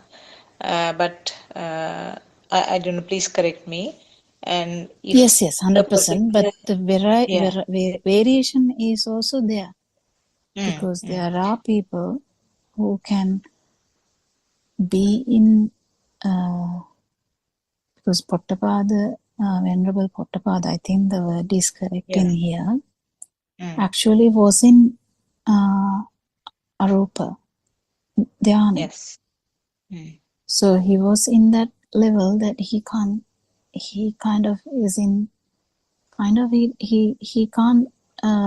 telepathize. So that's where Lord Buddha actually didn't go to those teachers who are already in Arupa Dhyana, because they can't take this Dhamma in that way, because they are already in the field level, and whatever it's very difficult for them to come back to. But those are the results of the long-standing concentration meditation, isn't it? those Yeah, but asanyatala but that becomes a norm, you know. If you do it for a long time, then it becomes a norm, the normal way of the thing. Because wakkalata dikkalasaning, dikkalata wakkalasaning means very, very quickly you synchronize to that. So Yes. that's a pretty quick one, isn't it? So when it becomes a normal, it becomes a default. It becomes a default, and the default one is going to happen when you are dying anyway. So when people are vibrating all the time in a higher level, it is the norm. It is the default, and they will end up in the high vibration realms, the strong bad levels anyway. But anyway, the point is, it is the same vibration, but in the humans. That is the beauty of the humans, why they can actually go through all these realms and attain Nibbana or the non-vibration. Because if you are in one extreme, you can't go through all three. And only in humans you can actually get the essence of all three layers and win all three layers and feel the non-vibration. Anything else to add, Surangika? There was another Dr. Kokila, but I was thinking of it in a different angle. So yeah, that there are so many angles to think. Okay. So the Buddothpado Thero example, true, he was in one of the advanced stages of jhana, and that vibration won't become a vibration again, even for I don't know what Renmat says 80 If he listen to kalpas Lord or Buddha, if he 80 listen to Lord kalpas. Buddha, Yeah. he can attain nirvana, but I can't remember whether he actually did it. I'm not sure. Yes, so when he goes into that sanya, sukuma, satta sanya, or that long thing stage, and the vibration is almost non-existent for a long period of time. The danger or the risk is that that vibration after such a long period of time can still occur, and that means one is in the same boat, if you put it colloquially, meaning in the pratyakshana or layman state, because Same. there it is laukika jhanas, how do you say it, a kind of mundane way of, we've talked about people looking for advanced states of consciousnesses, isn't it, in prior Zoom discussions. So the But Buddothpado even example, someone listening to this Dhamma can get into that trouble. Don't misunderstand. They can also get into that trouble. If someone has not got this anatma thing properly and has not in the sense has not attained the stream entering properly and gone in the direction of deyakne, that thing, I don't know, there's nothing in that sense, they can end up the same way. So there's a risk. yeah, true. But if you think about the true Dhamma, anyone who's understood the true Dhamma philosophy and the different stages that the understanding is at, and compare that with the Buddothpado example, the fact that the self-perception, there's lack of understanding of this whole self-perception, which is why there was an ending up in that stage to begin with, which means that even that the basic understanding of the true Dhamma is not there. Whereas when we consider and Mahansa's explanations about the Kriyasit or action minds or whatever you call it, from the point of the Sotapanna path to the Sotapanna state, all those levels, there is that innate understanding to various degrees. True, Dr. Kokila, but at least to certain degrees, there is that understanding of the true Dhamma philosophy, the Satyajnana. And to that extent, there is a liberation, isn't it, from certain planes of existence.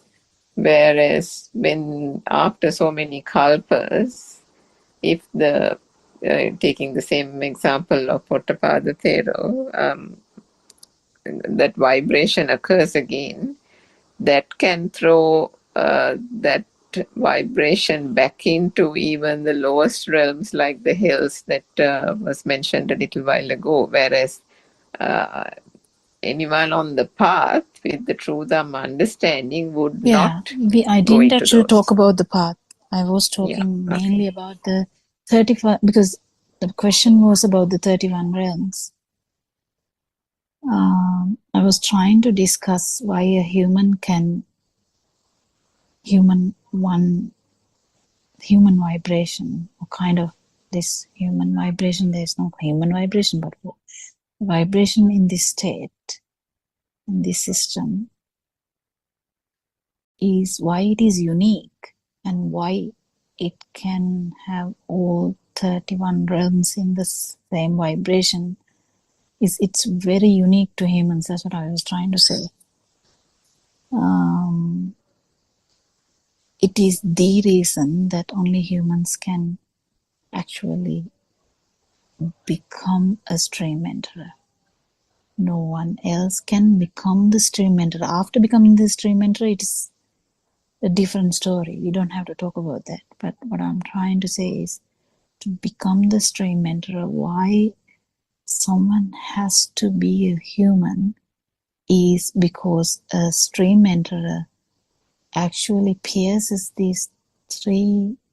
all these three levels and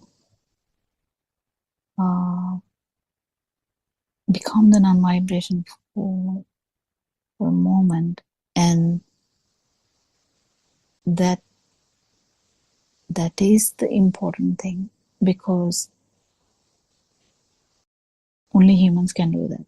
The non-vibration cannot be felt if you haven't gone through all the levels. And then if you have gone through all the levels, you know that, you definitely know about what Lord Buddha has talked about, all these levels, isn't it? Yeah, I was trying to tell about the 31 in the humans in a different way, so that you all can have different angles. But anyway, that is the most important thing about humans. Only humans, this vibration is able to have this in one vibration, not the others. And only humans can enter the stream by feeling non-vibration, by understanding all the three realms. That was what I was trying to say. Well, it's not sure whether it is clear, but I'm trying to say one point, because it's important to understand overall how these things are, why these things are important. But you don't need to know all this to become a stream enterer, but this is what happens. I mean, Sopaka didn't know these things to become a stream enterer. 7-year-old Vishaka didn't know these things to become a stream enterer. So becoming a stream enterer has no need to know all these things. But That is the essence of becoming a human, because only humans have the ability of feeling all these levels and to pierce all these levels through prajna or wisdom, and also feel it too through jnana. Anything else to add?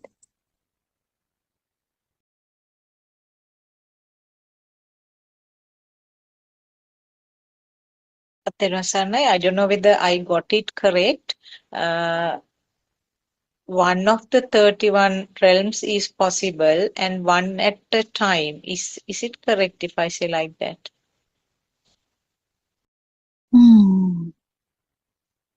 If you're talking about one stimulus, is it? Yes, one stimulus. Yeah, I mean, we can say that. We can say that because it's in one stimulus you get to the non-vibration too.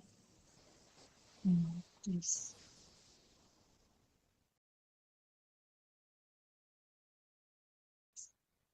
Yeah, because if we think, please. vibration is reducing in its intensity as the defilements, so ashrama fade away again. That starts after becoming a stream mentor, yes.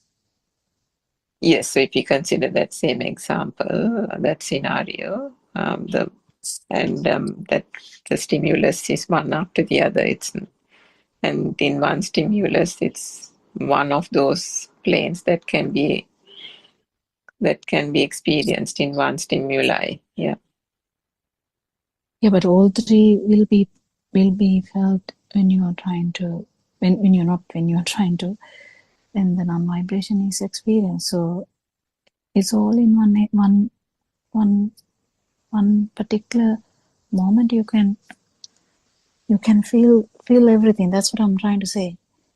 Otherwise, you will misunderstand that. In when you feel the non-vibration, all the vibrations have been felt. I don't know if you get that point. Yes, that is because if the sensual world defilements are there, that means the other the form and the formless is also felt. Yeah, but when you experience non-vibration, all these feeling levels have passed. So in that particular experience, you can feel the difference. Yeah, it's the from the heaviest, or what do we call it, from the heaviest of defilements, there is a liberation, or there is a cessation, would be a better word, I think. Because of the liberation from the sensual world, then to that extent those planes of existence are no longer applicable, and then the progression to the form and then the formless, which is what you're saying, that at the point of non-vibration there is a complete cessation of all those 31 planes. In the sense you actually have felt all that. You actually have felt all that in that. So that's why Lord Buddha is called, has won all three realms, and at the same time, no one can be an arahant, or no one can even achieve the stream mentor thing in achieving this in one particular moment. But to become that is a quite different thing. And yes, if someone has become that, and that means he has conquered all three realms, and that means he can telepathize to any realm at any time also. So you have to be very, very careful in, I mean, the abilities are different arahants have different abilities. So we know that Mugalan, Venerable Mugalan had very unique abilities to telepathize into different levels, and that's not everyone would be able to.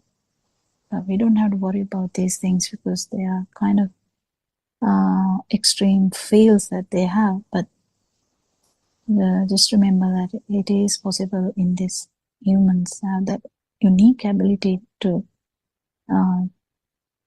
have all these levels. A non-vibration can telepathize into anything.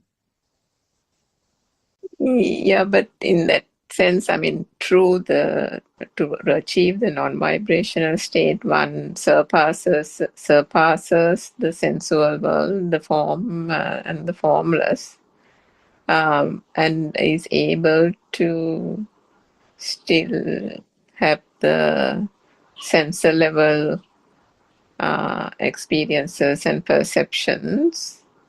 But that's not to say that one telepathizes to those, isn't it? Because if you say telepathizing, it's almost as if it's coming with the entire experience of a sensual world, whereas a truly liberated one would not have. It's actually becoming that, so it's a bit different. You're just talking about the sensor level basic experience, isn't it, Dr. Kokila? Yeah, non-vibration can become any vibration momentarily, and that's a different word actually. You can't say telepathize, I think, but yeah, can become any vibration. But the non-vibration won't go into the lower planes, no? No, but can feel even the animal. That's fine. It doesn't mean anything. It's just non-vibration. Can feel even the Mughal Thero had weird. No, we can't say weird, but weird abilities that nobody had. And Lord Buddha said, "Yeah, I knew that, but I didn't say because others might. I didn't know that others are able to do that, But these things are not necessary for understanding them." Dr. Kokila, in very simple words, I mean, there is a chair in front of me, which is very comfortable.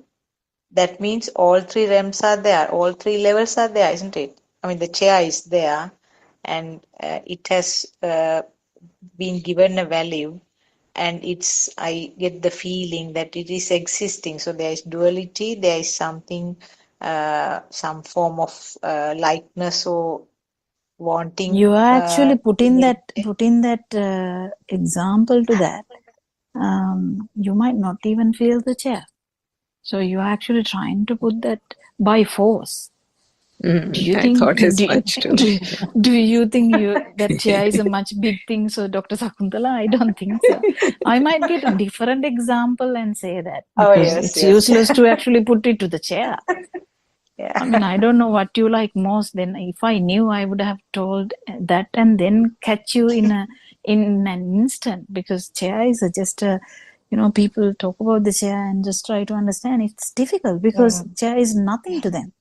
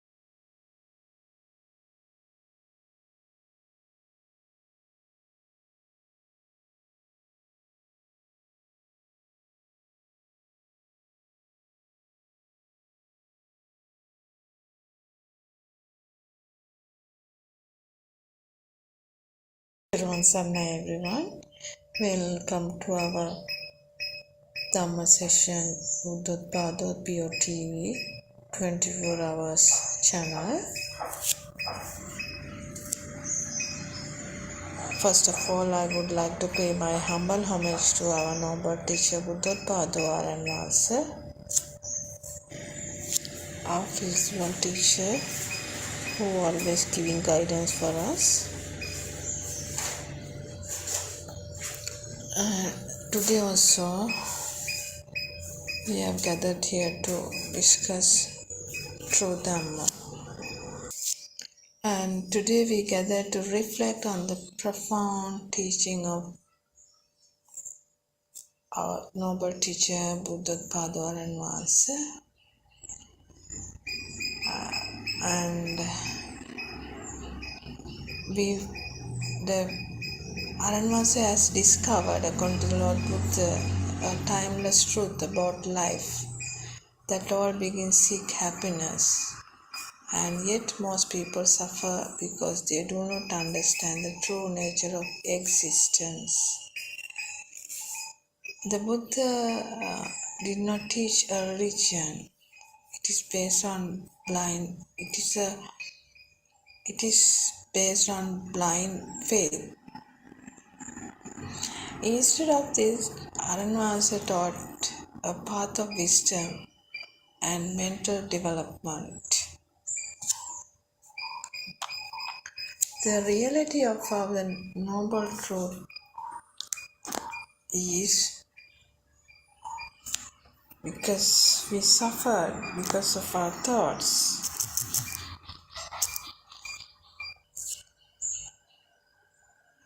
Life contains suffering. For an example, when you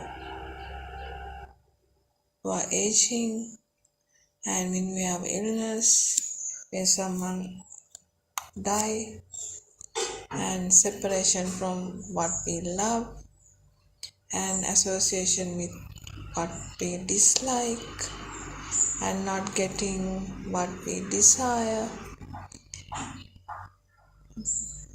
As an example, these things that makes us suffering. Even when life appears pleasant, it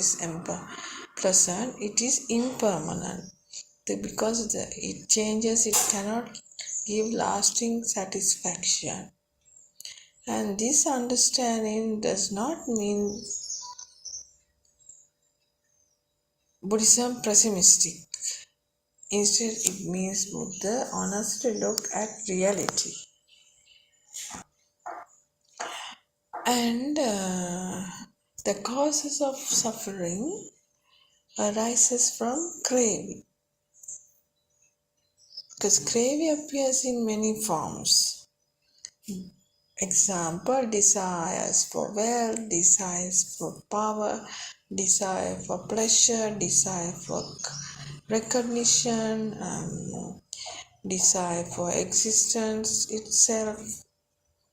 When people chase desires endlessly, their mind becomes restless.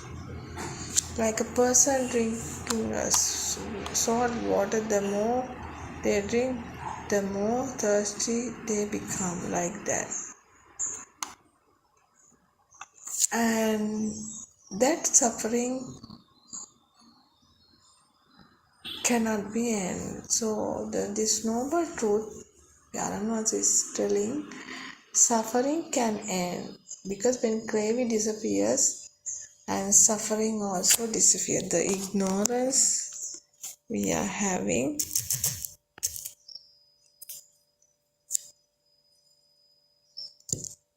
will disappear when we know the truth. It is a state of perfect peace and wisdom. And we are free from greed, hatred, and delusion. So, but what we believe is everything we believe because of the karma. Karma means intentional action. Every action we perform creates consequences. And we believe good actions produce good results. Bad actions produce suffering. For an example, if a person plants a mango seed, a mango tree will grow. If they plant a poisonous seed, poisonous fruit will grow. Similarly, our thoughts, words, and actions plant seeds in our life. So, everything in this world is impermanent. Everything changes. So, when our body changes, our relationship change, our wealth change, our emotions change. But we know even if they are changing, when we know the truth, the suffer won't come, because that world is the thoughts not becoming true for us. So understand the impermanence deeply, we become less attached and more peaceful. Because we usually believe there is a permanent person called I.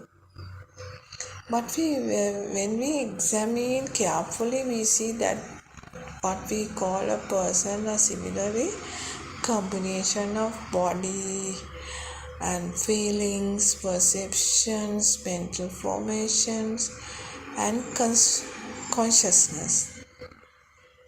They are constantly changing. Understanding this truth reduces ego, pride, and selfishness. Because we don't know the truth actually. As long as we don't know the reality or truth, the suffer cannot be end. Therefore, we have to understand the real cause of suffering. The real cause of suffering means when thoughts become real for us. Because we are always living with thoughtful world. We are always dealing with our thoughts. We are planning what we think. Everything we do according to the thoughts. But the thing is, we think the thoughts are real. And outside world is responsible for our suffering or happiness, whatever. Therefore, we have to understand mind or your thoughts, how they create formation of your mind or formation of your thoughts. Now, example, when we see a flower in our garden, how the flower has created. Flower is a thought. There is nothing called as a flower. So how it become real for us? So it is also a thought.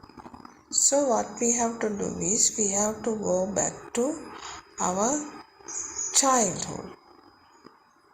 So when we are examining carefully, the small baby doesn't know even the flower is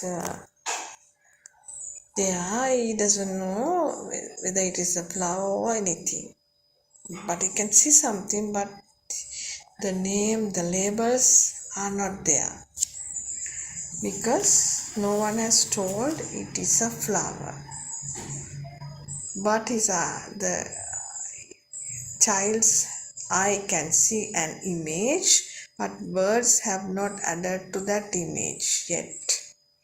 Therefore, he can see something, but existing field also there, right? But he doesn't know whether it is which kind of flower, a rose or whatever, or jasmine, anything. He doesn't know, but the baby can see only a flower. But when you think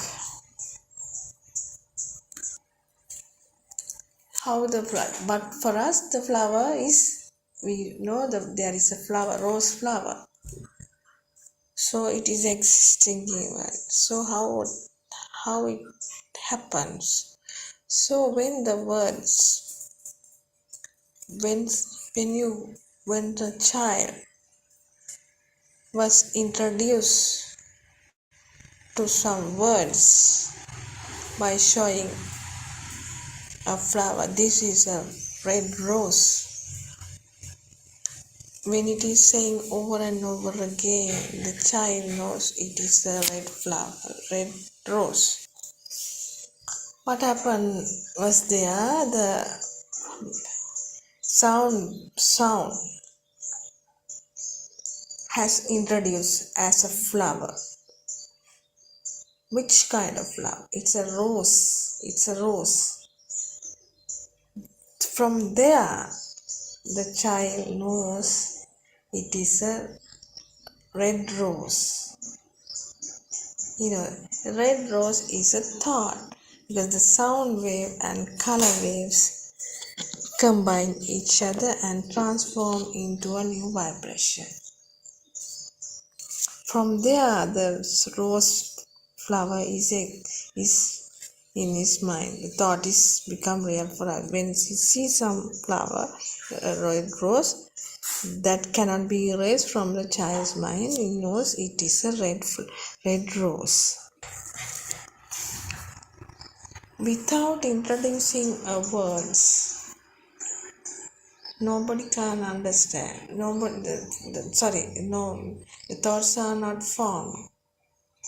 When teacher or someone introduce words by showing an image, an object, as flower or chair or table, from there that thoughts have creative and it's become real for them.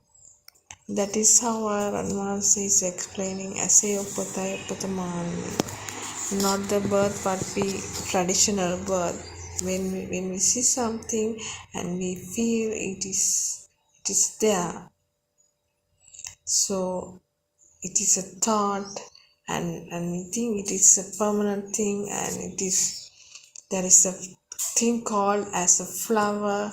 So that is your world is there because there is a person who sees the flower, and there is an existent feeling even with the flower. Mind means is your thought. When the thoughts become real,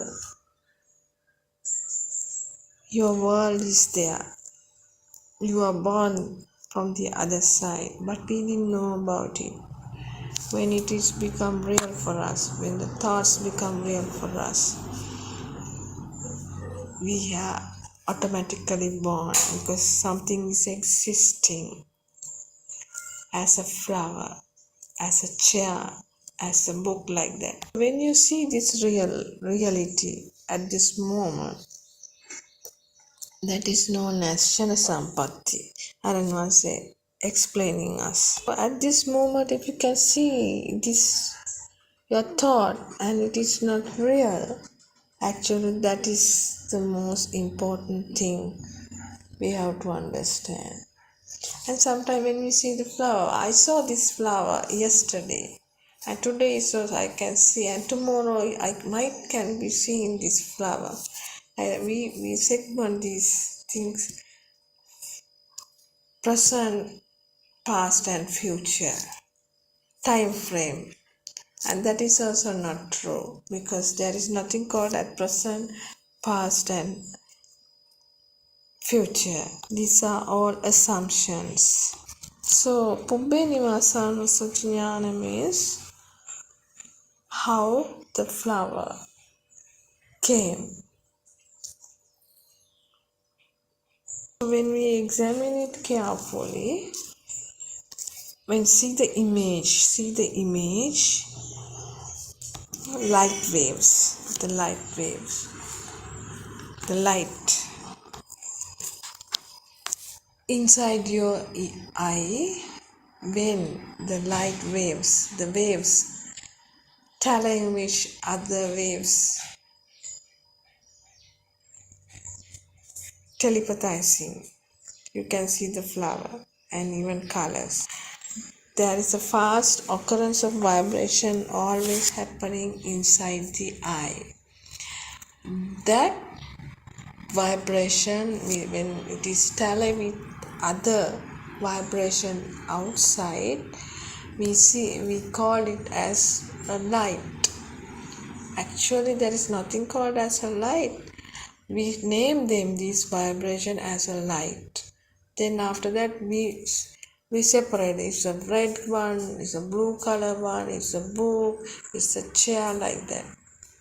But vibration doesn't know anything about it. It is a natural phenomena, and the telling each vibration inside the eye and the outside is known as a line.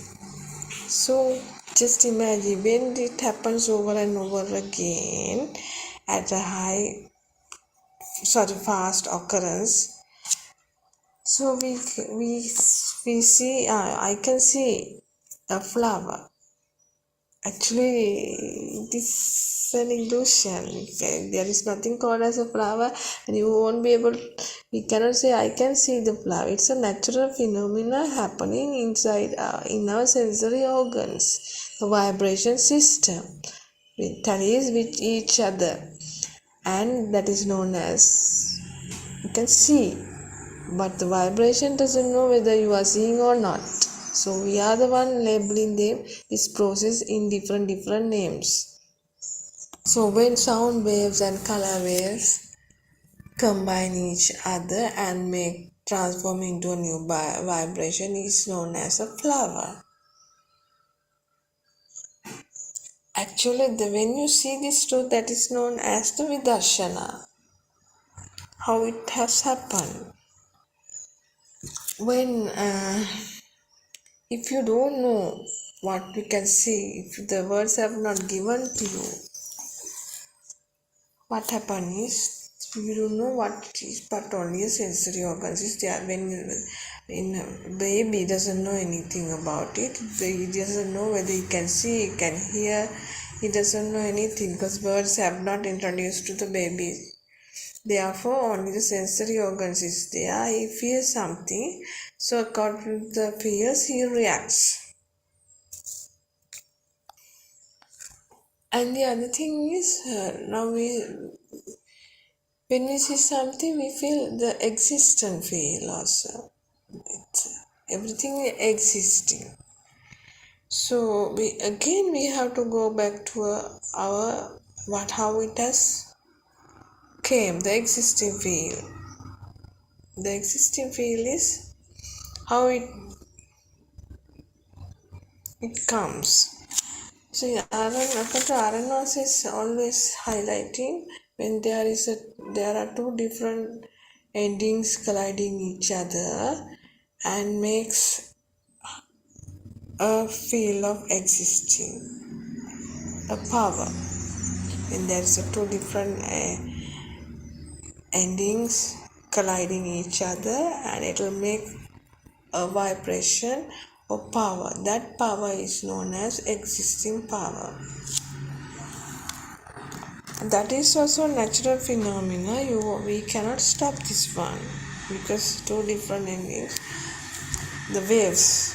Now when you think of the eye, the sound waves outside, when they collide, these waves colliding in your lens inside the eye, when what happens is it generates a power because it happens a fraction of a second. It's a very fast occurrence. Because of that, when it is due to the fast occurrence of this vibration, and when the two different endings colliding each other, and it is a fast occurrence, because of the speed we feel it is existing. Actually, there is nothing existing. Due to the speed we feel flower is there.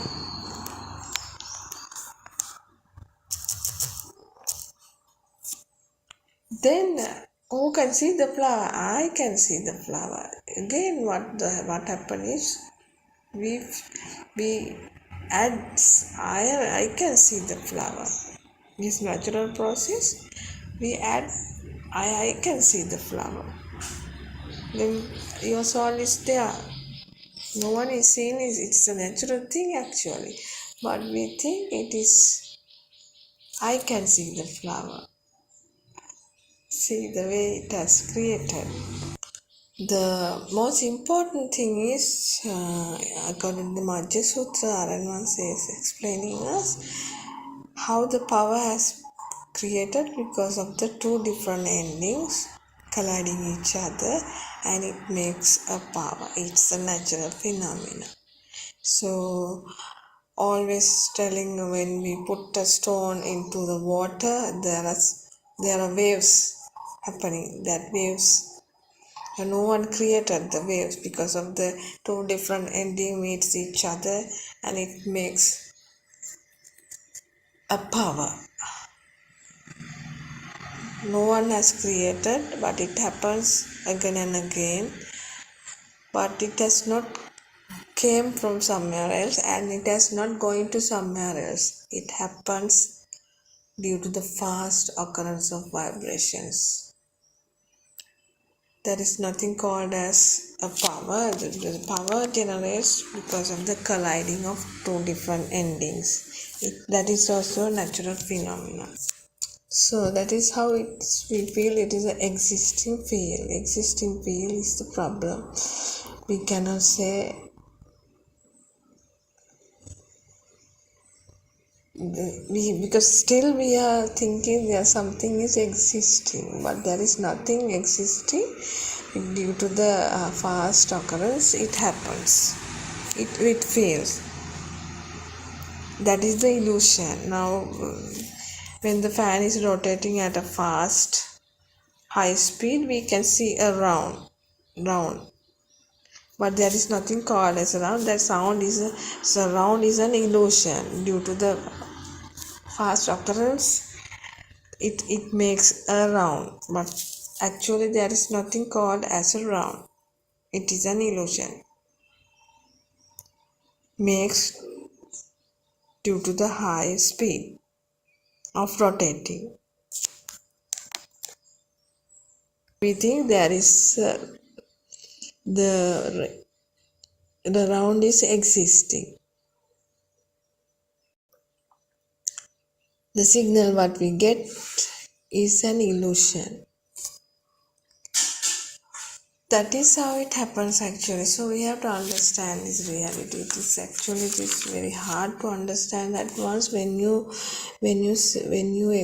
carefully examine this process, then little by little we can understand this. So therefore today the reflection of this process, when we understand the reality of suffering and the cause of suffering, will lead to when we understand this process, it will lead to path to liberation of the mind. And our wisdom will appear little by little. And we can easily do our things, because there is no such a person called me, I am. These are all illusions and thoughts, and it is a natural process happening inside our body, and then sensor creations makes the world. These sensor creations are actually not true. And why people search for happiness? From the moment we are born, we begin searching for happiness. As a child, we look for happiness in day by day. And as an adult, we search for happiness in many things, because of its wealth and relationship and success in our life, and the reputation and the power and the possessions. However, even we obtain these things, the happiness does not last forever. A person may gain wealth, yet worry about losing it, right? A person may gain fame if he is for criticism. A person may achieve success, he may feel empty inside. Why does this happen? Because the world is constantly changing and our thoughts become real for us, but that is not. These are all illusions, our mental construction. Therefore we have to understand these mental constructions are not actually true. Now we think a birth is suffering. The process of birth itself involves pain and difficulty. And another example, when we getting older, as we grow older, our bodies become weak, our abilities decline, we experience illnesses and physical limitations. Not only that, illness is also suffering. Even human beings eventually experience sicknesses. And when we are fear of our death is also unavoidable. But it's separate from everything we know. So all these are mental constructions. When you think there is something is alive or book, that is your birth. If when you know there is nothing called such as a book, then there is no birth there because it's empty. Emptiness means you are not get attached to anything. You know the truth. You know it is an illusion, and even though you see the book or whatever you like or dislike, you don't mind. It doesn't matter. You know it's a sense of creation, and not you are going to attach, or you don't have any problem. Whatever things you see, you can hear, whatever you eat, you don't have any problem with those things. That's the liberation of your mind. Here the root cause of this is craving, because we crave because of the ignorance. It is an intense desire for things that we want. Craving comes different ways. Craving for sensual pleasure. People constantly chase pleasure through sights, sounds, smells, taste and physical sensations. But these are not true actually. These are all temporary things. And sometimes craving for strong desire, status, like that.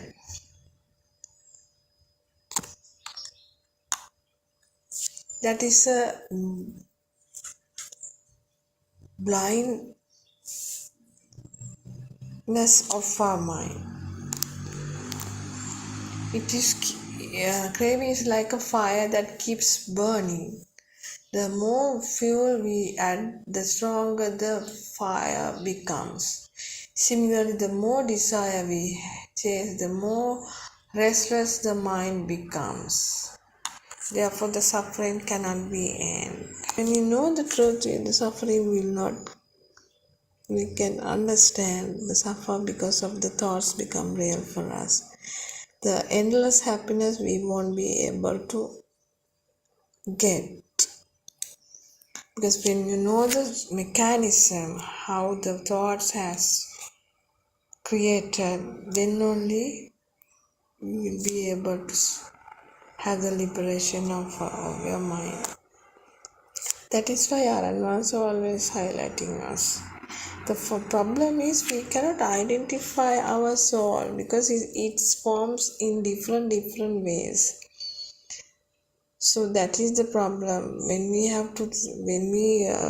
do our daily things, sometimes we don't feel anything. We are not get panic. We don't get angry. But in some areas, some instance, we couldn't recognize where our soul is. So that's why we need a spiritual teacher to identify our soul and whether this incident become real for us and thoughts become real for us. Even though we feel some sort of relaxation, but still our soul is there because the burning inside. Burning means the happiness, maybe it came as happiness or restlessness, which form it comes, it is kind of a burning. As long as the burning is with us, that means our soul is there, you are there. You have to identify your burn, not only you, for everyone. So when we feel happiness, relaxation, we feel I feel a little comfort there. But when we think of it, it is a thought. So that's a person who enjoys the happiness and the freedom. So your soul is there. That is very hard to understand even. And when you are free from your thoughts, there is no burden. Actually, you know the mechanism. You are not going to get attached to your thoughts, and you are free from your thoughts. So that situation won't exist permanently. For us, it comes and goes because we have the ignorance of this world. Now, for an example, when someone who dislike you, when she comes, we even though we have a less burden inside, but the image we are having, the unpleasant image what we have with that person is difficult to remove at once, because all the thoughts, how we deal with him, the past experiences at once comes. He or she is like that, no, like that. The unpleasant feeling is there underneath, but even sometimes we cannot manage these things even because because there is an outside person, he is not good and he did something bad for us, and because of that I don't like that person. Like that, all the feelings coming very fast when we see the person, but that cannot be erased at once. But little by little, these things are incidents, and all are thoughts. There is the person cannot, he or she does not responsible of my anger or whatever or dislikeness.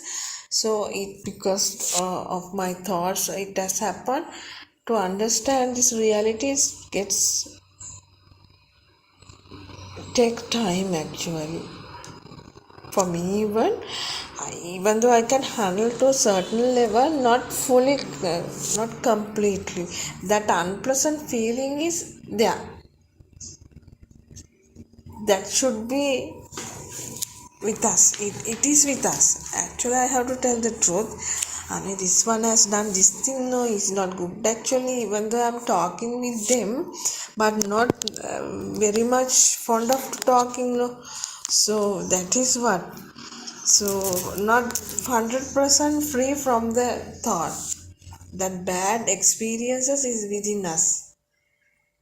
So with that experience, we deal with the person, but not going to fight with the person, but burden also less than the earlier. We're not going to avoid that person even, and smiling and talking to them, but the unpleasant feeling is with us. So that is also there. So you have to understand why it's there, because the outside world has real for us for a long period of time. That's why it's difficult to remove at once. Gradually it's decreasing, little by little only.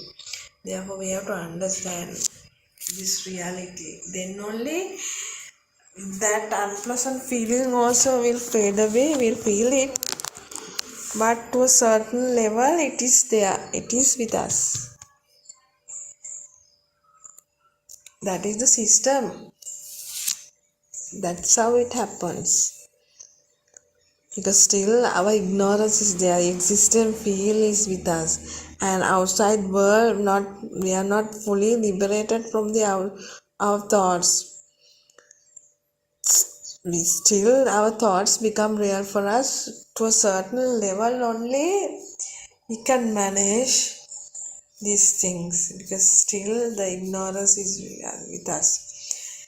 But we know when we understand this reality little by little, you will feel there is certain kind of relaxation. It's very hard to explain this one.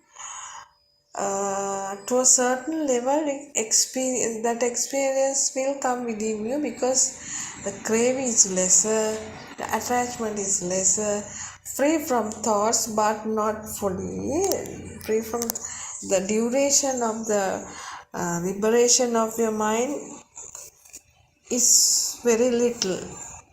But little by little that can be it will be improving, but it takes time. Even it takes time. Improvement takes time because sometimes we couldn't find out we have gone wrong.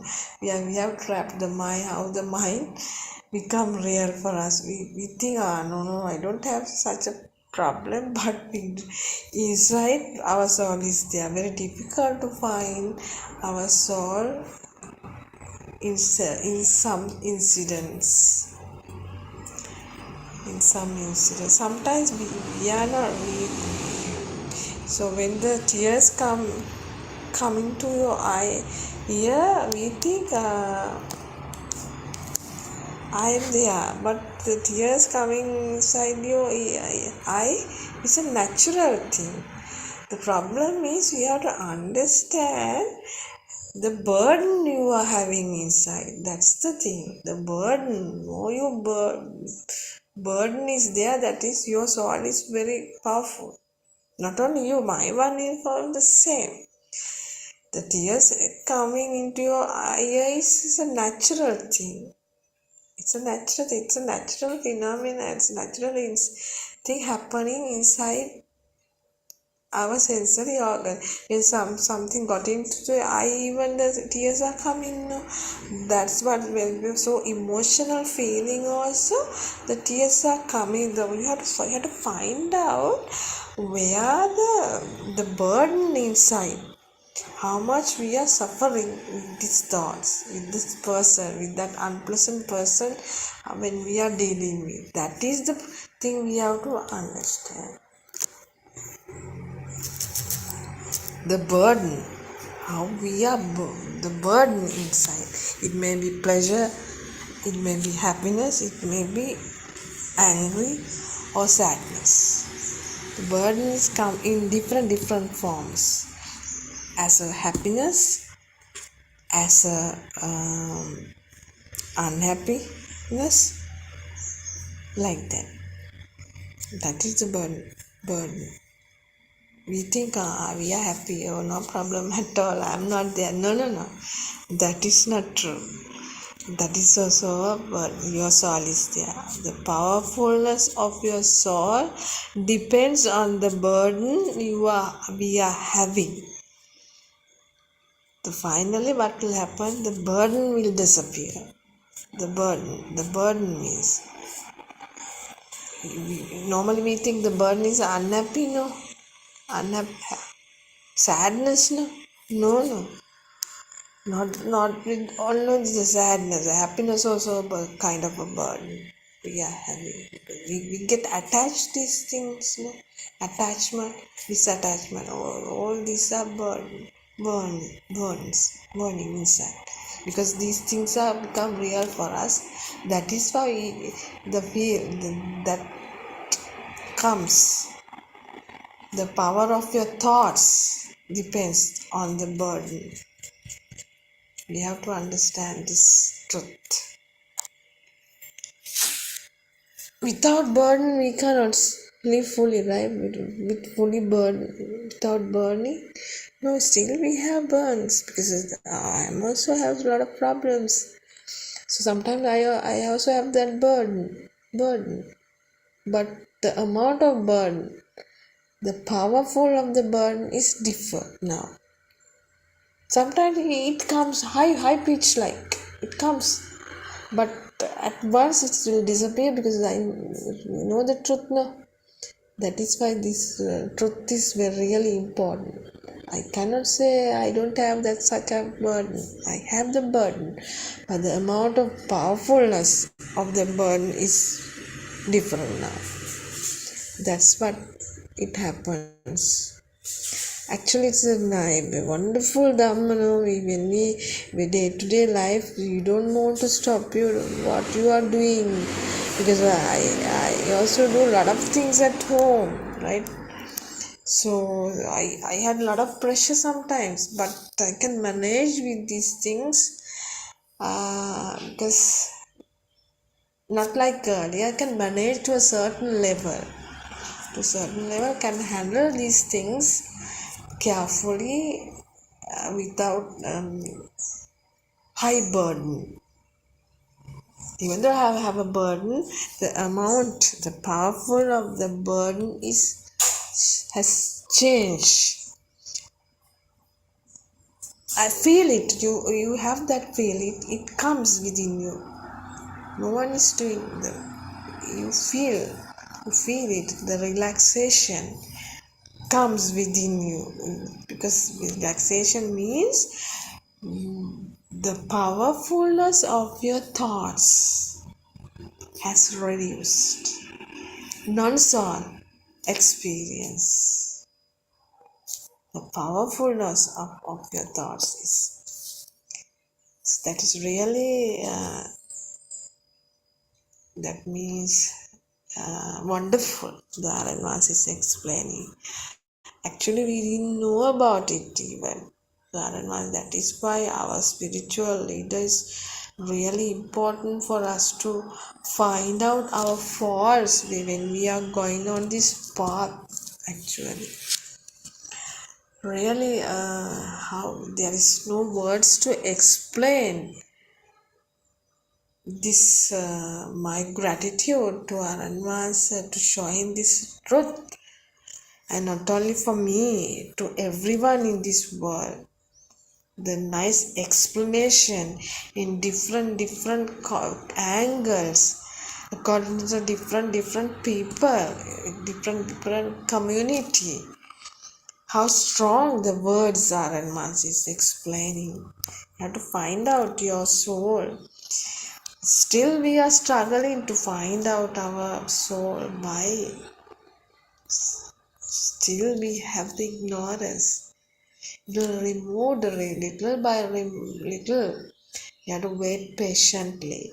Therefore, the listening this kind of true Dhamma is really important for us. We don't want to set aside what we do, what we are doing. We can do what we assigned to do. Actually, you are not going. You don't think.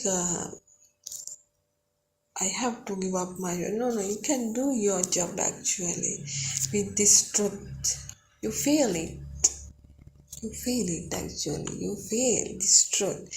Then feel means the burden you are having, you feel how much your soul is powerful or not. Feel. That is also feel. That is why without Trividya, the liberation of mind cannot be achieved. The liberation of mind will occur according to the Trividya, Pubbyanivasa Jnana, Chuttupapata Jnana, and Asavaksha Jnana. And you see how the thoughts is creating the Pubbyanivasa, that Jnana, Chuttupapa, how the thoughts are coming and they are not true. How its thoughts are creating each and every moment. Asavaksha, you feel how you are free from your thoughts, like that. So who taught this actually? I didn't know actually these things. Even though I have heard it many masses in Ghana, I thought the past birth we have. How can we see actually? Actually, I had a strong belief on this thing, wrong belief. I had a lot of wrong belief in this Dhamma. I want to tell the truth actually. Now I make laugh actually. How much ignorance I had. Oh my God, if I haven't heard this Dhamma, where can I go? Oh my God, because even though everyone is telling there is no soul, I didn't understand a single thing actually. I did everything with my soul. I have to tell the truth, my friends. I did everything with the soul. So now it is different now. It is different. Actually, it's free. Some kind of freedom I experiencing. That means the power of the thoughts has diminished to a certain level. To a certain level. I am not hesitant to say the truth. The power of the mind, thoughts, has become lesser and lesser. How it came? Because I heard this Dhamma, I understood this Dhamma to a certain level. Not fully actually. But I questions with advance, even though I'm not talking too much now. But 3.5 years still continuing listening. I'm going on this path. That's why I can talk like this. Because I know it is true. No one can change me. Not going to reverse. No reverse gear at all. No, when someone is telling me it is not true, this is what Buddha said, no, I'm not going to accept these things. Because I know, I can see, I feel it, no, this is true Dhamma, no, because within my experience, the practical aspects, I know, no, how can I reject these things? No one can reverse. If you are on the right path only. I have doubts some in Dhamma I have doubts because not intellectual. The wisdom has not appeared to me, not to me actually, to the system. Still I am trying to find out the reality. I have to contemplate some areas. I have to analyze these things. To analyze, I should know the truth. No, how can I analyze without knowing the truth? That's why these are advances. Explanation is wonderful. No one can say like this now. So we have to get this correct message to put a full stop to your circle of birth. We must have an assurance we are not going to birth again. But still I have the fear of the death. I have to tell the truth. The fear of the death also diminishes little by little, not at once actually. That is also disappearing little by little, because once we understand the existing being is also not there, that is slow moment, slowly it will diminishing. That also will fail. Whatever happens, we do as a responsibility or whatever, but the burden inside is deeper now. How wonderful it is! Because I stay at home, no. I don't have a rope, no. So So that's why Bhikshu, Bhikshuni, Upasak, Upasika is there now. So it is very clear now. Even you are at home, we can understand this pure truth now. Only thing is we must have courage, effort to see the truth. That effort is really essential. By listening and we put it away, no. You have to analyze day by day what is our advice, 100 times, 10 times. If you can listen this Dhamma, when you have a doubt, sometimes I listen the same sermon many times, but still I cannot understand some areas. That's when it doesn't matter. Earlier I had a problem and I don't know how can I understand. No. It's not like that. According to the wisdom, it may come. It doesn't matter. Let it go, like not worrying about this. Only thing is listening and discussing these things. That will help for us to reduce our ego. Egoistic feeling. I am living, I am existing outside, but it's there. The ignorance we are having. As long as the ignorance is within us, no liberation of my mind. Actually, in PeoTV programs, I couldn't come for most of the time. I had a big responsibility at my home. When I have free time, only I give my contribution. Or somehow I'm continuing when I can. So that is we have to do. I think we have to tell the truth to this world. We have to pay our gratitude to our animals. So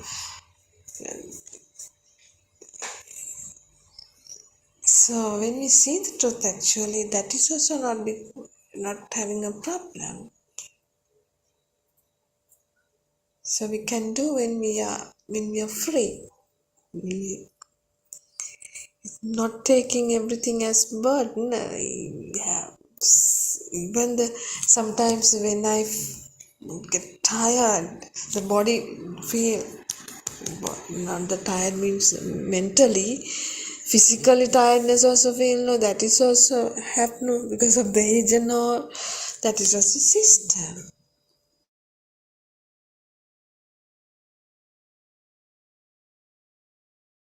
Loss of the thoughts. Because I'm so tired, I have a lot of work to do. No. That tiredness also will reduce gradually, because when you're free from your thoughts, according to the level of free from your thoughts, that tiredness also won't come. Not 100%, cannot be influenced more. That is also diminishing little by little. That is also diminishing little by little. The tiredness comes due to the thoughts become real. When the thoughts are more powerful, there will be more tiredness. Tiresome life like that. That is also can be managed with this true Dhamma. How helpful it is to our day-to-day life. It is a practical thing now. So therefore I have to say, please listen this true Dhamma. Try to apply. You have to see the difference after you are listening this Dhamma. It's really important for each and every one. Those who need to find the real truth of your life. The real truth is here. So it is available now, right? In Buddothpado, our advisor has revealed this pure truth to the world. And when you go to the website of www.buddothpado.lk, there are so many sermons are there. So therefore, we are very fortunate to listen. This is true Dhamma. How far you have understood the strongness, the powerfulness of our thoughts become weaker. The non-soul experience will come out automatically. And pleasure inside also will increase. When no one is doing it, there is no ownership for the pleasure. When we think there is also soul is there. You have to be very careful. Our advances clearly explain the light feeling also. I feel lightness like that. That is also your soul is there when you think. But when you feel it, it is no ownership for each and everything. Only the diminishing of gravity or defilements will have this kind of feeling, experience.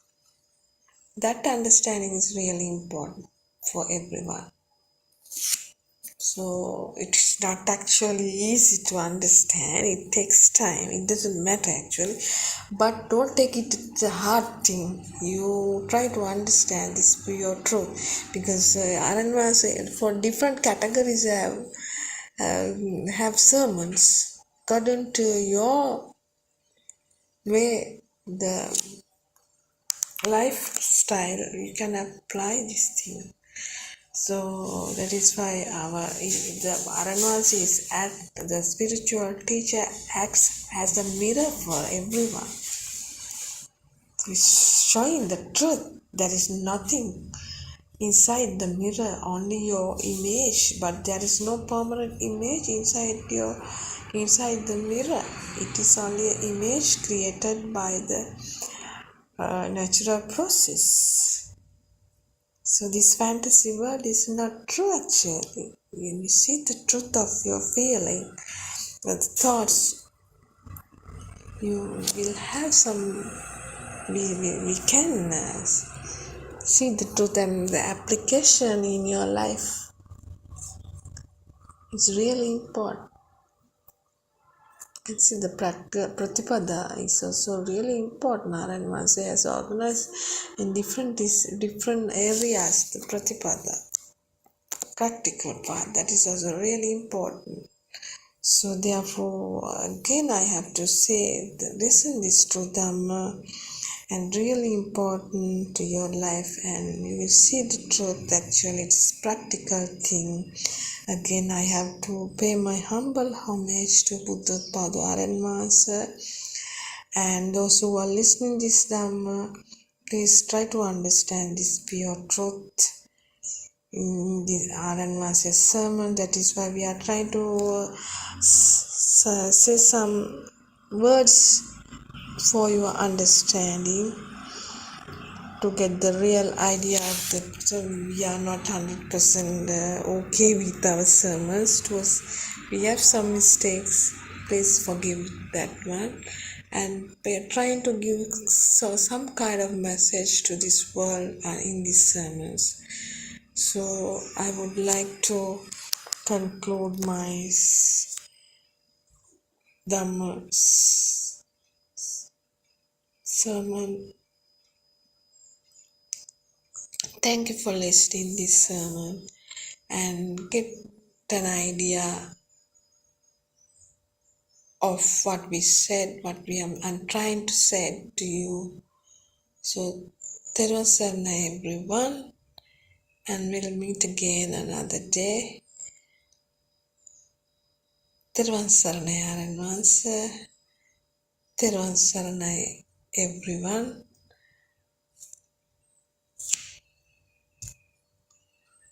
May Triple James bless you all. Terva Sarana.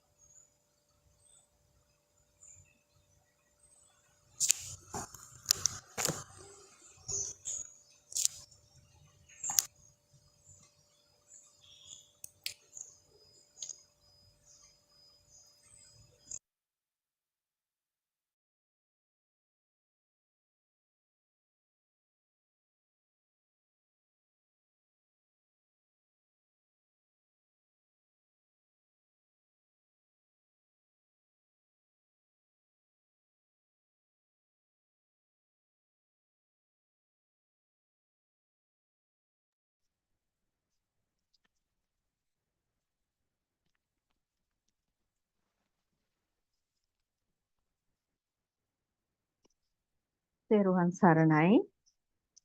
I worship Triple Gem respectfully. Also, I pay homage at the feet of our Kalyana Mitra, Buddothpado Aryan Wahanse, the great sage of our era, the most valuable spiritual master with the highest wisdom. May Aryan Wahanse live long to spread this Dhamma all over the world, to end the suffering of all human beings.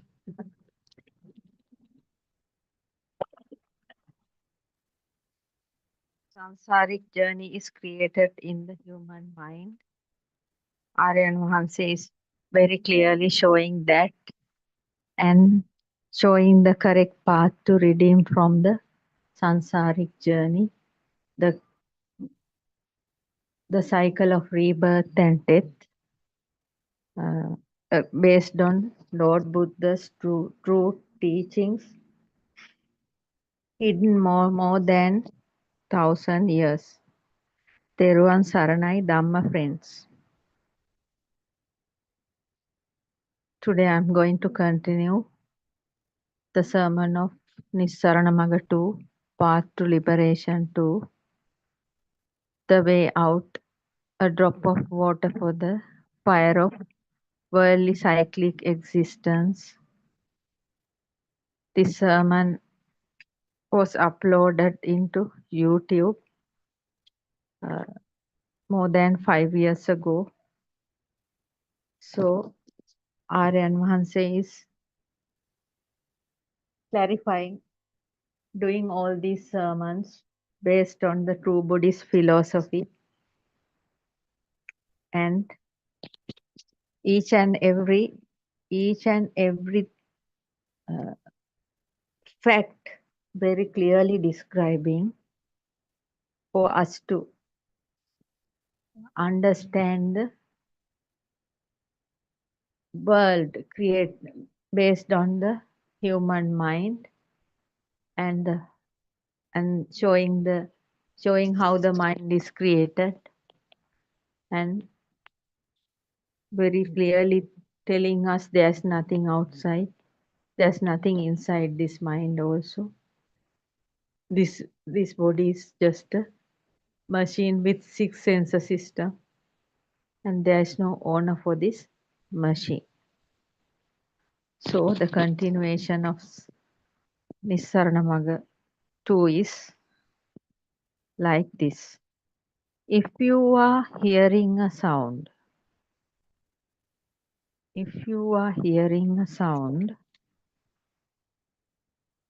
it is coming through your ear.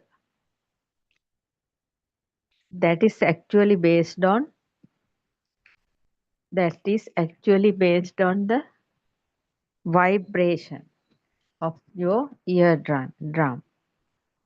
If you are if you are seeing something, that is a vibration of light.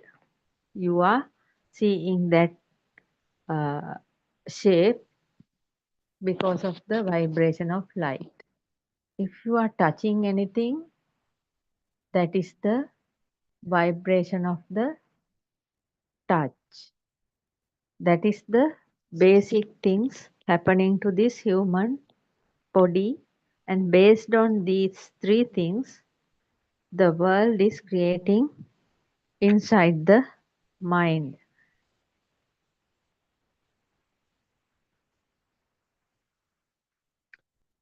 So in this human realm, people used to think the world is outside, because they do not know the actual fact that there is no world outside, because they do not know the true Buddhist philosophy. But this is creating inside the mind. The world is creating inside the mind. According to the true Buddhist philosophy, Buddothpado Aryan is explaining based on true Dhamma of Lord Gautama Buddha. World is a completely mental formation. World is a complete mental formation. The world of desires are made by a person's thoughts and intentions, because we are always thinking. When we see something, it's just a seeing. By just seeing, we can't understand anything. But if we are going to think what we are seeing, then only the understanding coming. We are thinking what we see based on the data fed into the system from the early childhood. So, and the day-to-day activities, practices throughout the life and the life experiences. So, in Dhamma, there is a saying. Lord Buddha said, Sankappa loko purisassa kamo. Sankappa loko means intentional world. Yes. Purisassa kamo means people's lusty thoughts. That means the world of desires is made by a person's thoughts and intentions. Yes.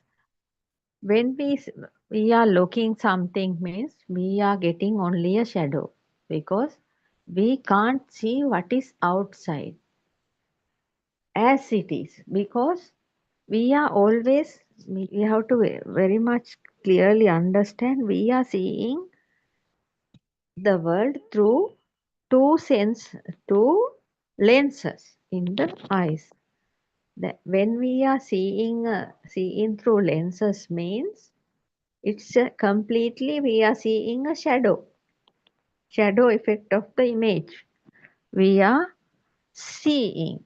So that shadow image is not having desires or craving or nothing. That is just a perception. We are seeing just a perception. So when there is a perception is coming through your six senses, coming through your eyes as a form, it's just a form.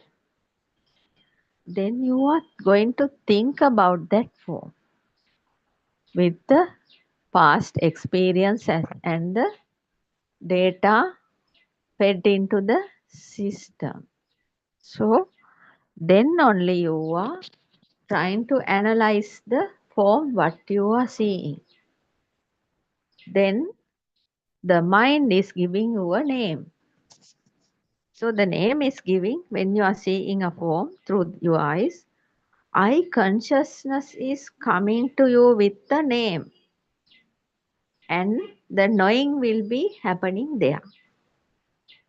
That means when you see a four-legged creature, small four-legged creature, going on your,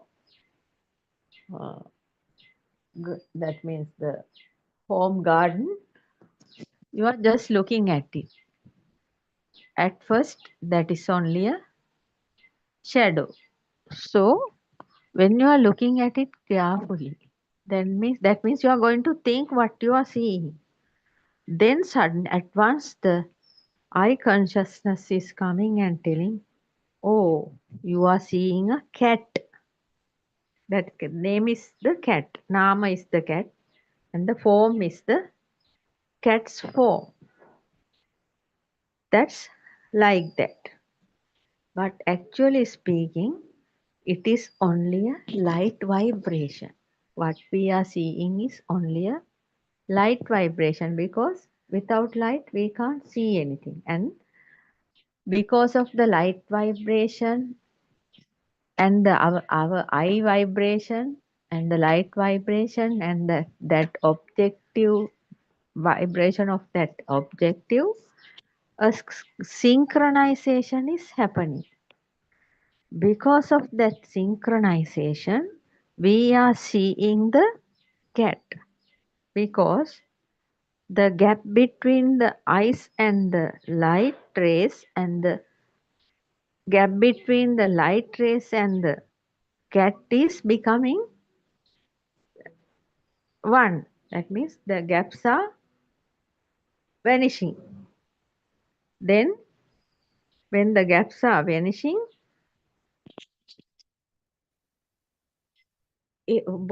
all three become one.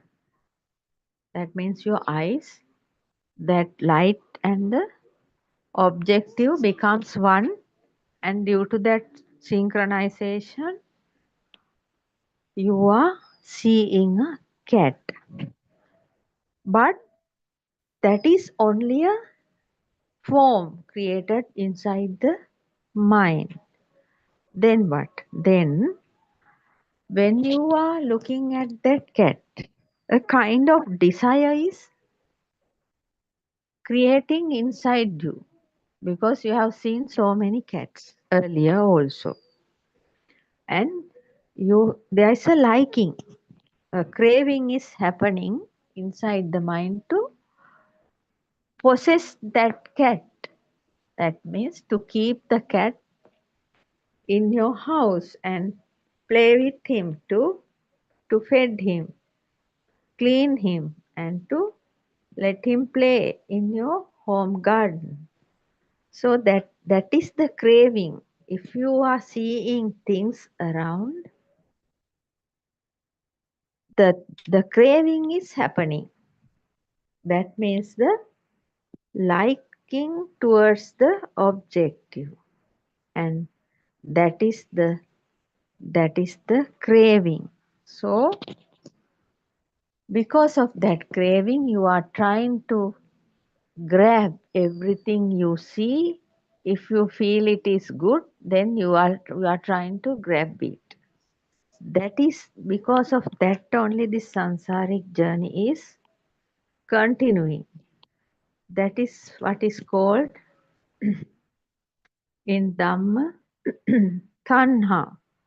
Tanha is that likeliness towards keeping with you each and every objective, to keep with you. That is the likeness you have. Therefore, the world of desires is made by a person's thoughts and intentions. Every desire, a delicious food even like that, you want to have it, you want to keep it. For a young man, a young girl's form is also like that. When he sees a young woman, the boy may be wanting to grab her, possess her. That is the craving. That is why Lord Buddha said, Sankappa loko purisassa kamo. That means the world of desires is made by a person's thoughts and intentions. Conceptual intention is the sensual world of a person. Yes, that means world means the wanting to keep, wanting to have. That is what is the sensual world. That means each and every mundane person, each and every human being are trying to fulfill their desires, cravings, because of the conceptual intention in the mind. He has so many concepts. If there is a nice car going on the road, so it's a conceptual convention. So this man wanted to buy that car. So for that he is thinking and doing all sorts of things. That is the craving. That is a conceptual intention.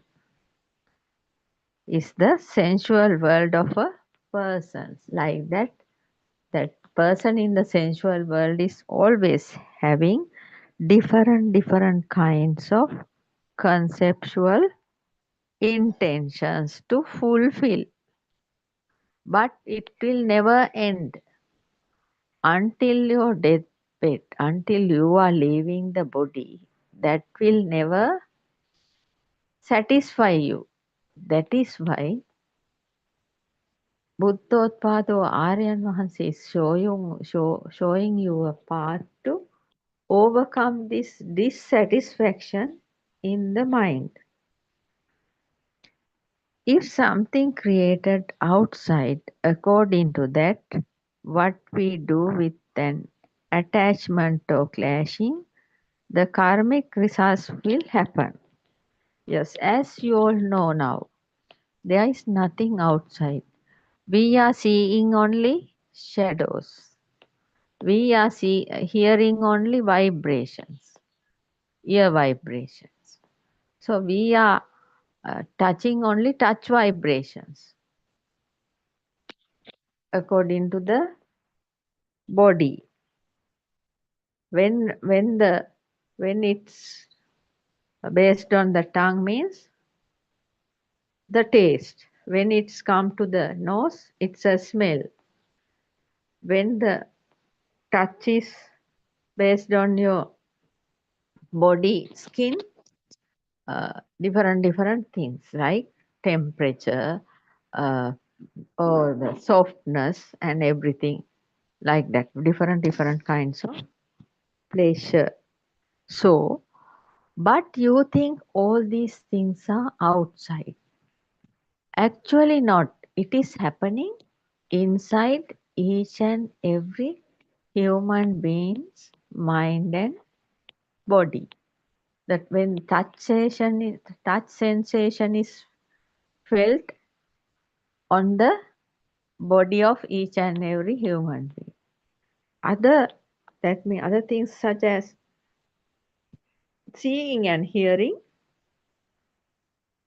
they are creating inside the mind. Therefore, conceptual intention is the sensual world of a person. So something created outside, according to that, what we do with an attachment or clashing, the karmic result will happen. Yes. If we happen to see somebody, a thief or somebody who had theft things from us or like that, you will feel that that person hit that person or grab that person and tied that on a tree or something like that. But actually, if we are seeing a thief even, that is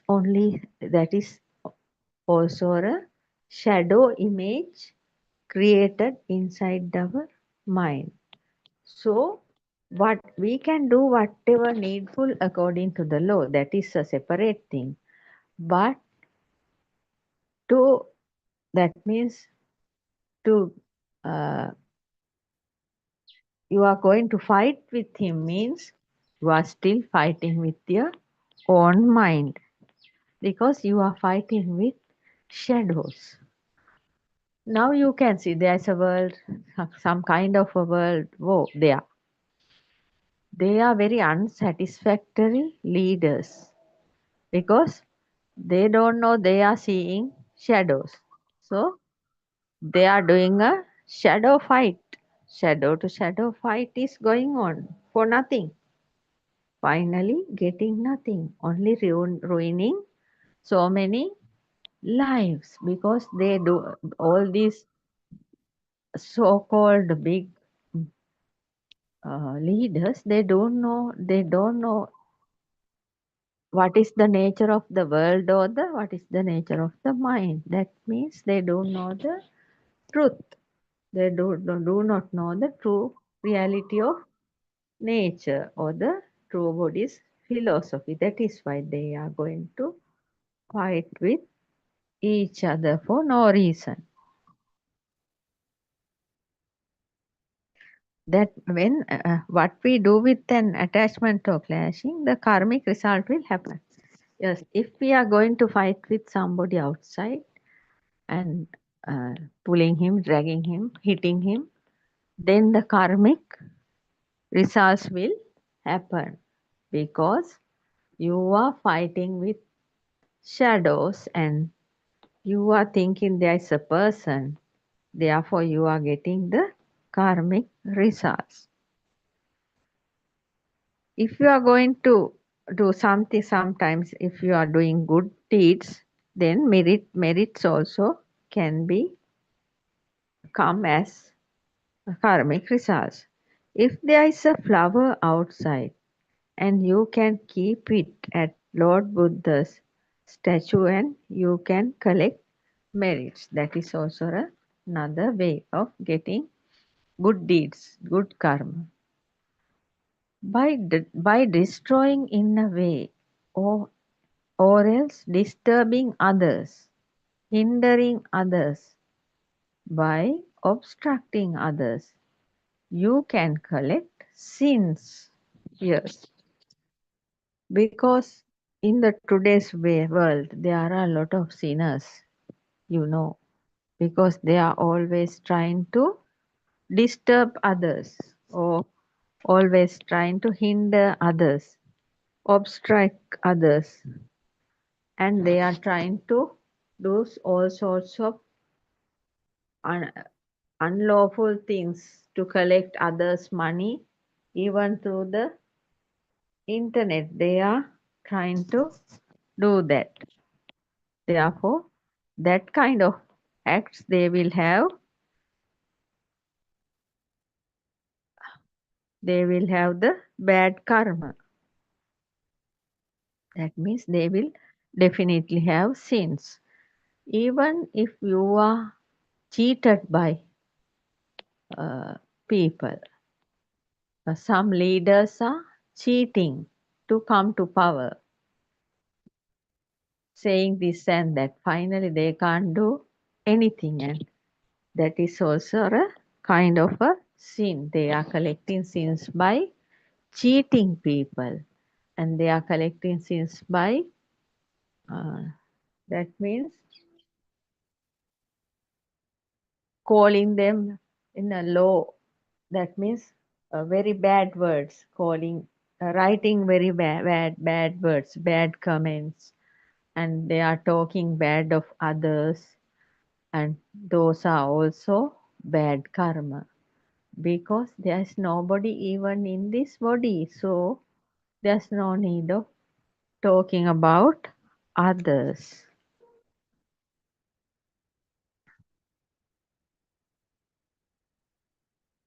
That black and white karmas belongs to the wheel of samsara. Yes. So black and white karmas are also like somebody is keeping money in the bank. That means they are collecting black and white karmas to continue the wheel of samsara. Therefore, they will have to suffer more and more by going in this samsaric journey. Whether you go to a good world or a bad world, still you are in the samsaric journey. So some people are thinking they are misled by the spiritual teachers. nowadays some are telling, if you can do so many good karma, you can go to the heaven. And also in some other religions, they say, if you can kill other religion, people who are believing other religions, if you kill them, your God will take up there for the rest of your sansara. That those are complete lies. Nobody can go to heaven by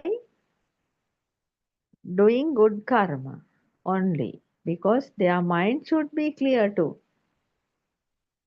become even higher mindset.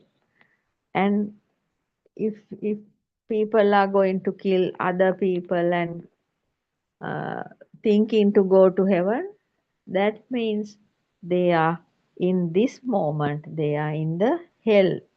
So there is no way of going out of the hell, because all the time they are in the hell, and finally after the death, no heaven, no talk about anything. They will be definitely in the hell.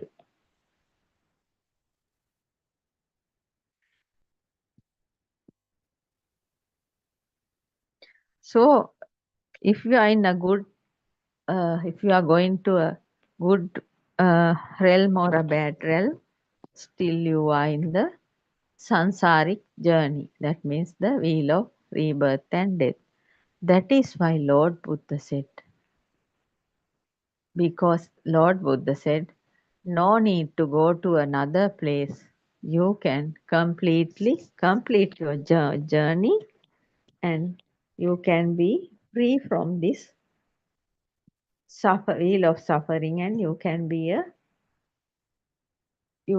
a fully realized being by listening to this true Dhamma. Nowadays, true Dhamma is clearly explaining by Buddothpado Aryan Vahanse based on Lord Buddha's true teachings. Anybody in this world will be able to come out of this sansaric journey, the wheel of suffering, because now they can hear this true Buddhist philosophy and the true Dhamma in 3 languages. One is Sinhalese language, second one is Tamil language, and third one is English language. In 3 languages, now anybody can hear this true Dhamma through internet. No need to go here and there. You can be in your house and can listen to this. So we invite each and everybody in this world, every corner of this world. We always invite you. Whatever religion you believe, no matter. Whatever country you live, no matter. Whatever color of skin you have, no matter. What kind of social level you have, doesn't matter. Even for the poor and even for the very rich, even for the middle stages, anybody can listen to this Dhamma through Buddothpado PeoTV, Zoom and YouTube channel 24 hours every day. Non-stop you can listen to this Dhamma, as well as that you can go through the www.wisdomofasia.com, where our Aryan Vahanse, Buddothpado Aryan Vahanse, the wisdom of Asia is actually the great sage of this era, Buddothpado Aryan Vahanse from Sri Lanka, is giving this message to the whole world, to the mankind, to overcome their suffering and live a peaceful and calm and happy life. So, Lord Buddha, after realizing this Dhamma, Lord Buddha went to see the 5 ascetics who were Pasvaga 1000, who were with Lord Buddha some time ago. After realizing Buddhahood, Lord Buddha went to see them because Lord Buddha was thinking, first I have to give this true Dhamma to somebody is having a good wisdom. So Lord Buddha went to see the 5 ascetics and said, clergy, I am going to tell you something which never said before. Never said before means that is the new thing, a truth, a fantastic new Dhamma. To the 5 ascetics, Lord Buddha said how the outer form is creating and how to redeem from it. That is what Lord Buddha done in the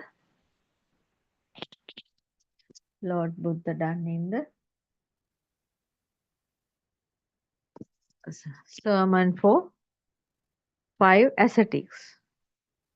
In this story, there is no flower is creating outside. Yes, according to Lord Buddha's Dhamma, very clearly shown by Buddothpado Aryan Vahanse, there is no flower is creating outside. If that means we are seeing a flower through our eye lenses, and that means a shadow of the flower we see creating inside our mind, and it's also not permanent. It's creating and vanishing at the same time because of the light vibration and the vibration of the eye. We see that flower is existing, but it's not so.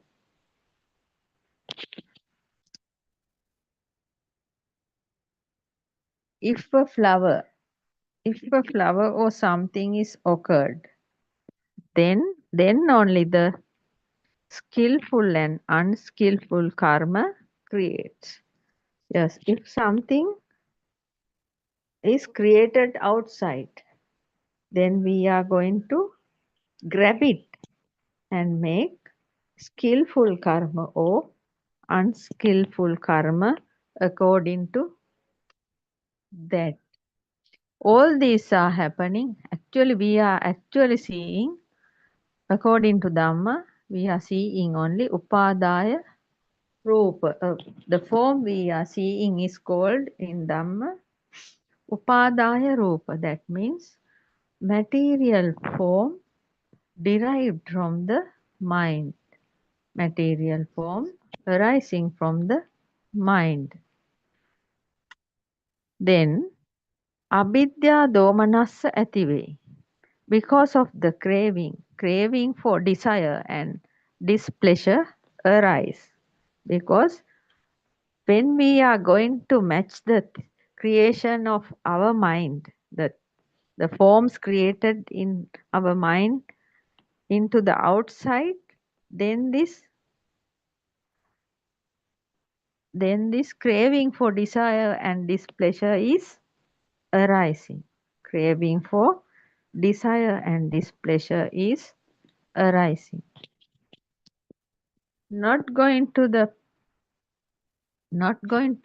that position if we are not going out to search the mind creation form. Mind creation derived, that means the derived form, upadaya rupa. So this craving for desire and displeasure will not arrive if we are not going to that position. That means if we are not going out to search the mind creation form. It's like that. Where there is nothing, no thing created, there is no craving for desire and displeasure arise. Because now we know there is nothing outside, we are only seeing shadows, shadow images. Then we know for that shadow images, there's no need for us to run behind the shadow images. What is the use? What is the use of running towards the shadow images? It is like when we are in a cinema hall sitting on a chair and looking at the cinema. When the cinema is uh, running, the cinematic reels are running, we are going to catch the cinema light. We are going that front blank wall to catch the cinema. Can't, because that is coming through a projector and with the sound, only images. The same thing is here. That means what we have created inside the mind, we are going out with that creation outside to match it with outside and grabbing everything with everything outside according to that creation happened in the mind. So that it will bring you only craving for desire and displeasure only. Where there is nothing created, there is no thing. Deyak වෙන්නේ නැත්තං in Sinhala, there is nothing is becoming a thing for you. There will be no craving for desire and displeasure arise.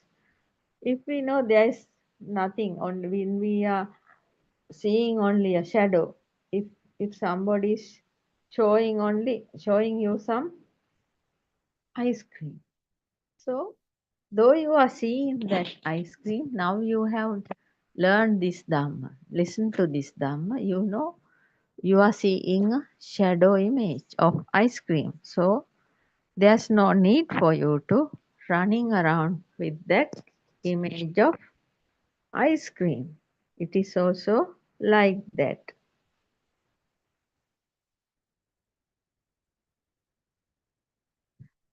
Mind, mind, manasikare, attending to something mentally. And the truth is known by the seeker. If the seeker who is going in the path to Nibbana, when he will realize the mind and the manasikara, the attending to something mentally, and the truth is known by him, known by the seeker, there will be nothing creating for him. There's nothing creating for him because he knows he can only see shadows, he can only hear vibrations, he can only touch vibrations. Therefore, there will be nothing creating for him. It is the point of redeeming the mind, because it is the point of redeeming the mind. If you are able to redeeming from the mind, there will be no suffering, because the mind can't come and tell you, buy that for me, I want to eat it, I want to go there, I want to do this, do that, I want to scold him, I want to hit him. Those things mind can't come and say, because you know now very clearly with your wisdom there is nothing outside and there is nothing inside the mind also, because each and every seeing, hearing, and touching will be vanishing at the same time.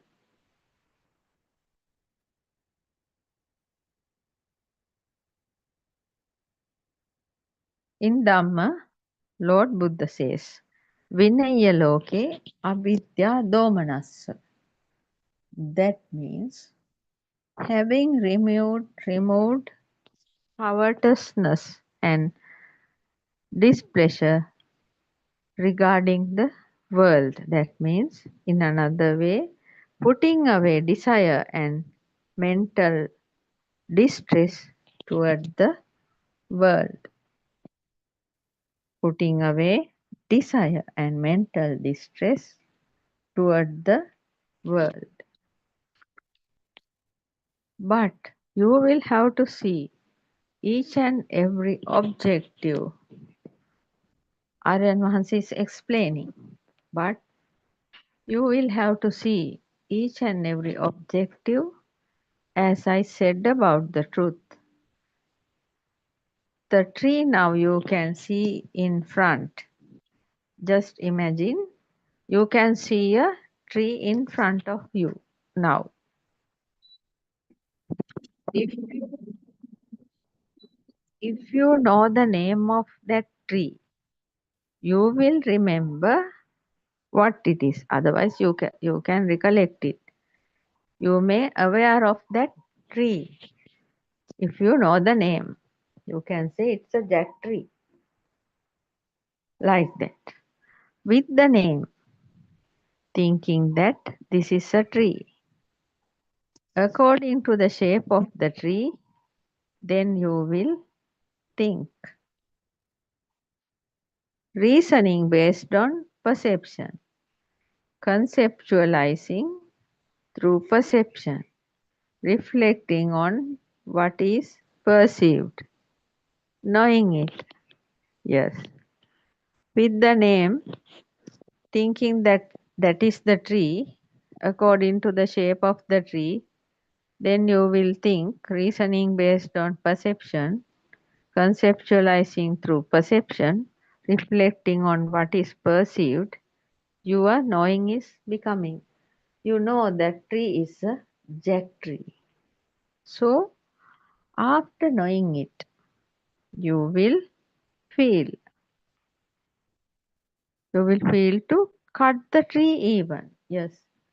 After knowing that is a jack tree, you will feel to cut the tree. That is coming again to a karmic action.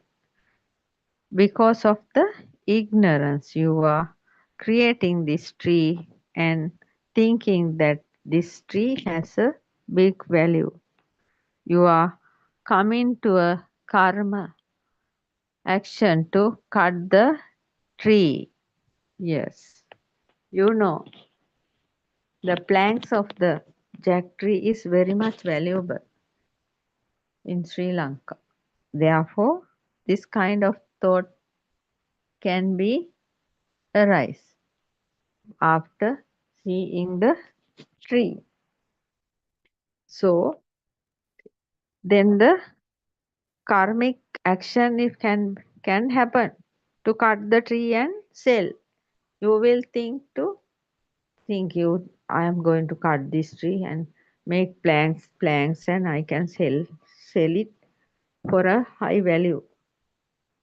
Like that, you will be thinking. Avidya Pachya Sankara. Avidya means ignorance. Ignorance is happening because of conditioned by ignorance, mental formations arise. Yes, because of the ignorance. That is the wrong views. Mental formations are arising. When you see that jack tree and found it is a jack tree, then the mental formations are arising to cut it and sell it. So, conditioned by ignorance, mental formations arise. Sankara Pachya Vijnana. In Dhamma, Lord Buddha said Sankara Pachya Vijnana. conditioned by formations, consciousness arises. Yes. Conditions by formations, consciousness arises. That means you are creating this sankara, mental formations, due to avijja, ignorance, creating this knowing. Yes, all the time creating these mental formations due to ignorance, because the way you look at it will create so many mental formations. So you are going to cut the jack tree and going to sell it. All those are mental formations. But it is a karmic action also. All these are happening due to avijja. Avijja means the wrong view. The wrong view, looking at trees with a wrong view. You think the tree is outside, but actually it's not so, because that image, the shadow image of the jack tree is just a creation of the mind. It's a formation of the mind. Therefore,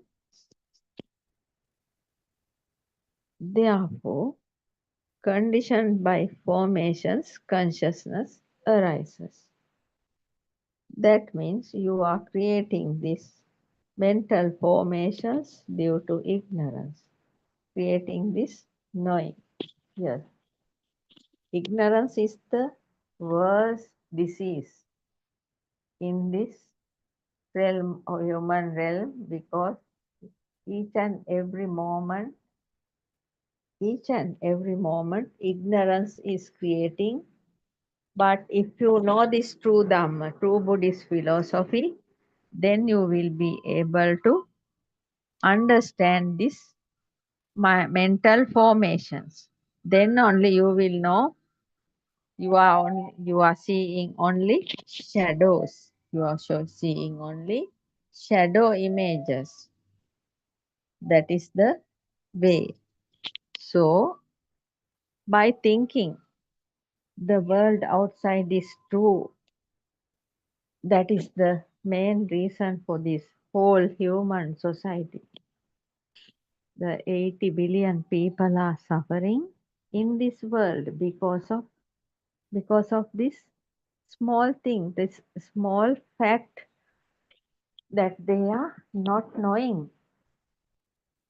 So each and every religion in this world, other than Buddhism, they say there is a soul in this body. Only Lord Buddha is telling, and Aryan Mahansi is explaining the same thing. There is no soul in this body. So this thinking of soul, there's a thinking of soul in this body is the main reason for this non-stop samsaric journey and the suffering.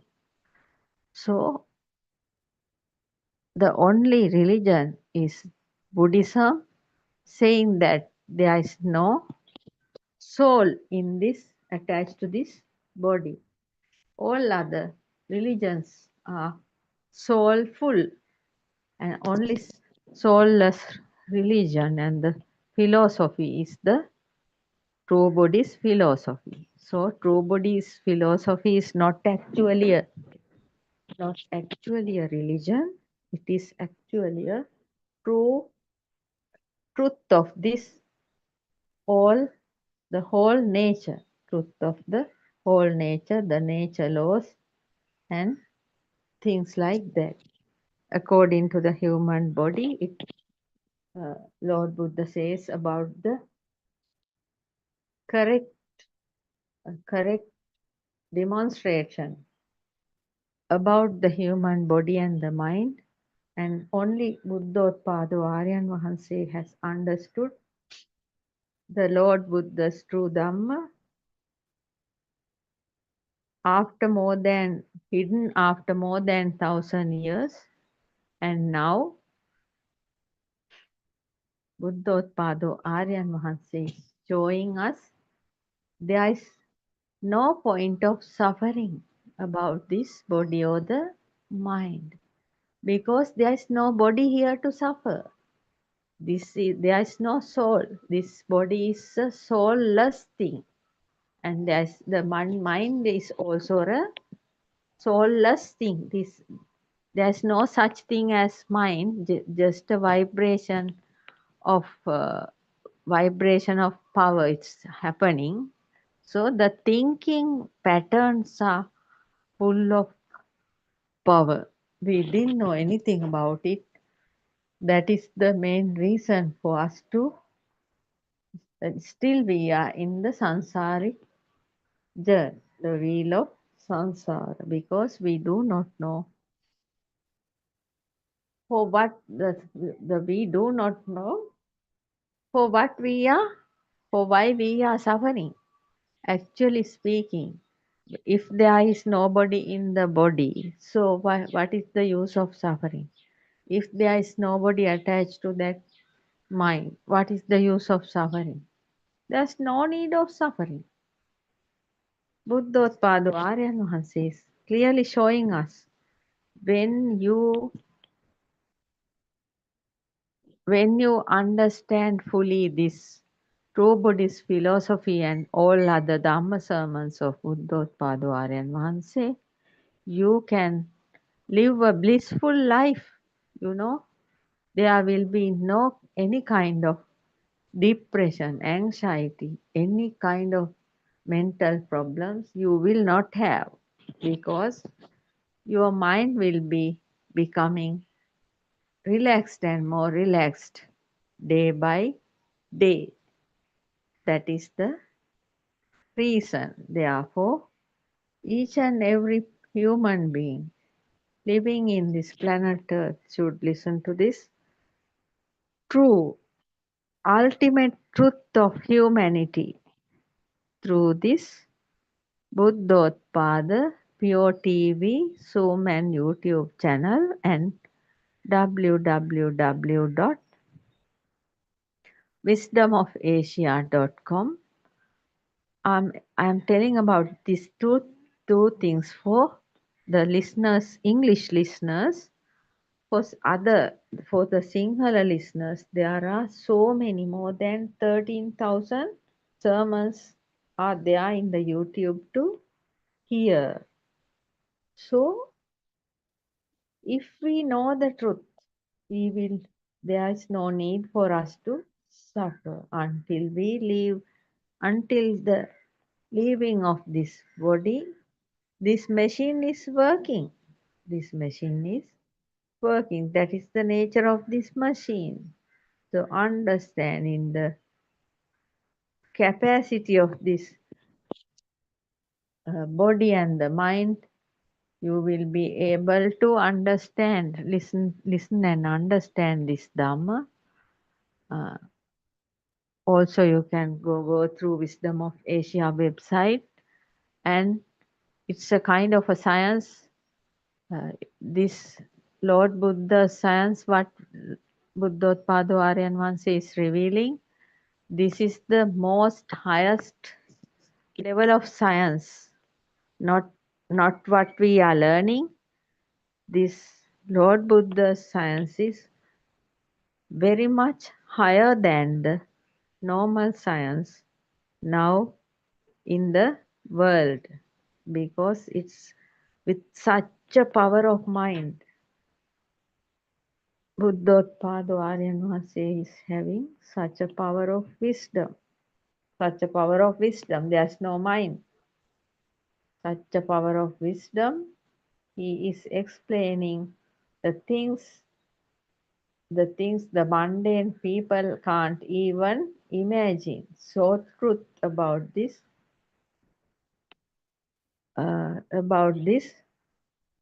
the true reality of the human, the true reality of the nature. So understanding the true reality of the nature is the Buddha's followers must do. So Lord Buddhas fully realized, uh, Lord Buddhas fully realized follower, the Buddothpado Aryan Vahanse, our great spiritual leader, is showing us the correct path to free from the mind and the mind-burst world and the suffering. But everything will be still there like that, only the suffering will be vanishing.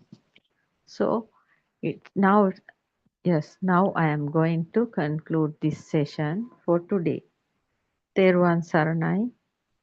I worship Triple Gem respectfully. Also, I pay homage at the feet of our Kalyana Mitra, Buddothpado Aryan Vahanse, the great sage of our era, the most valuable spiritual master with the highest wisdom.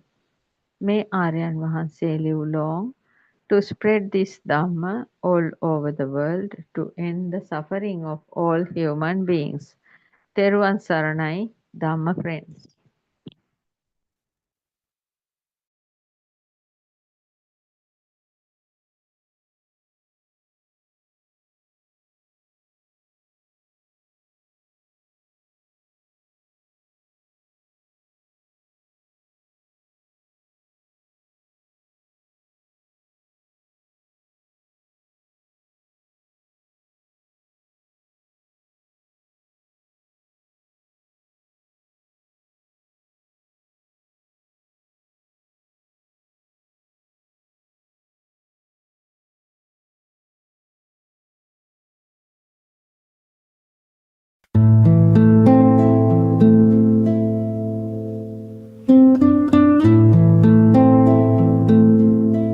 Inside silence, with all things going round, wild voices, storms passing mild. Sit still, do not flee, just watching what arises in me. Breath by breath, the noises fly like passing clouds across the sky.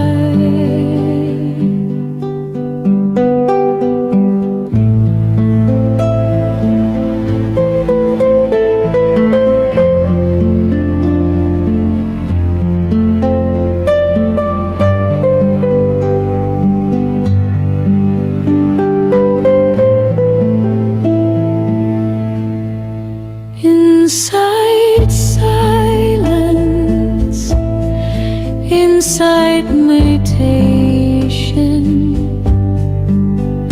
where I meet myself only to see there's no one called me. No owner, no claim, just a flicker of a nameless fame. Inside silence, the knot comes free. Inside silence, and simply be. Thoughts like waves just rise and break. Joy and sorrow are all the same.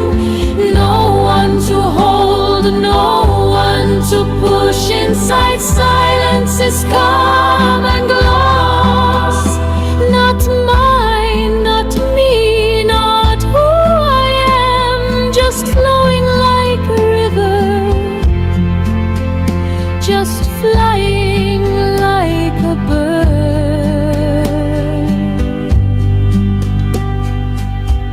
The world keeps turning loud and fast.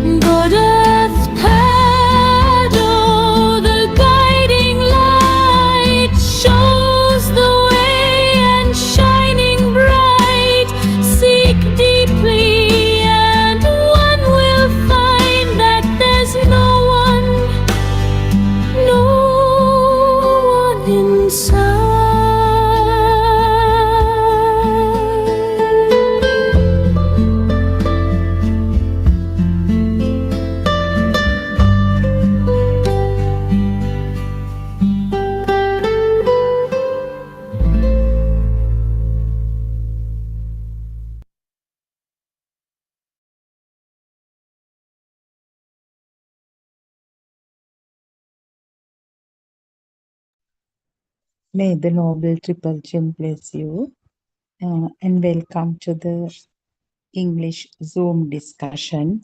This is Buddothpado PeoTV YouTube channel, and we are going to start the discussion, which happens daily from 3 p.m. to 5 p.m. Sri Lankan time. So, as every day, it is important to remind that by now there are more than 12,000 sermons uh, through which a listener can gain a proper understanding of true Buddhist philosophy. That is why we always say this is the reawakening of Gautama Buddha Sasana. Gautama Buddhachanan Mahanse disclosed this cause and effect Dhamma, or the Dhamma of dependent origination. The fact that when there are certain conditions and causes present, there will be certain effects, and everything around is an instantaneous projection of the sense faculties. So, Buddothpado Aramhanse has involved in penetrative insight or insight meditation, or the practical approach. He involved in this practical meditation program, Vidarshana, or penetrative insight, and he has made certain realizations, and he is out of immense kindness. He is sharing all his experience with us, the seekers of truth. So this Buddhist philosophy, the doctrine, goes beyond all boundaries,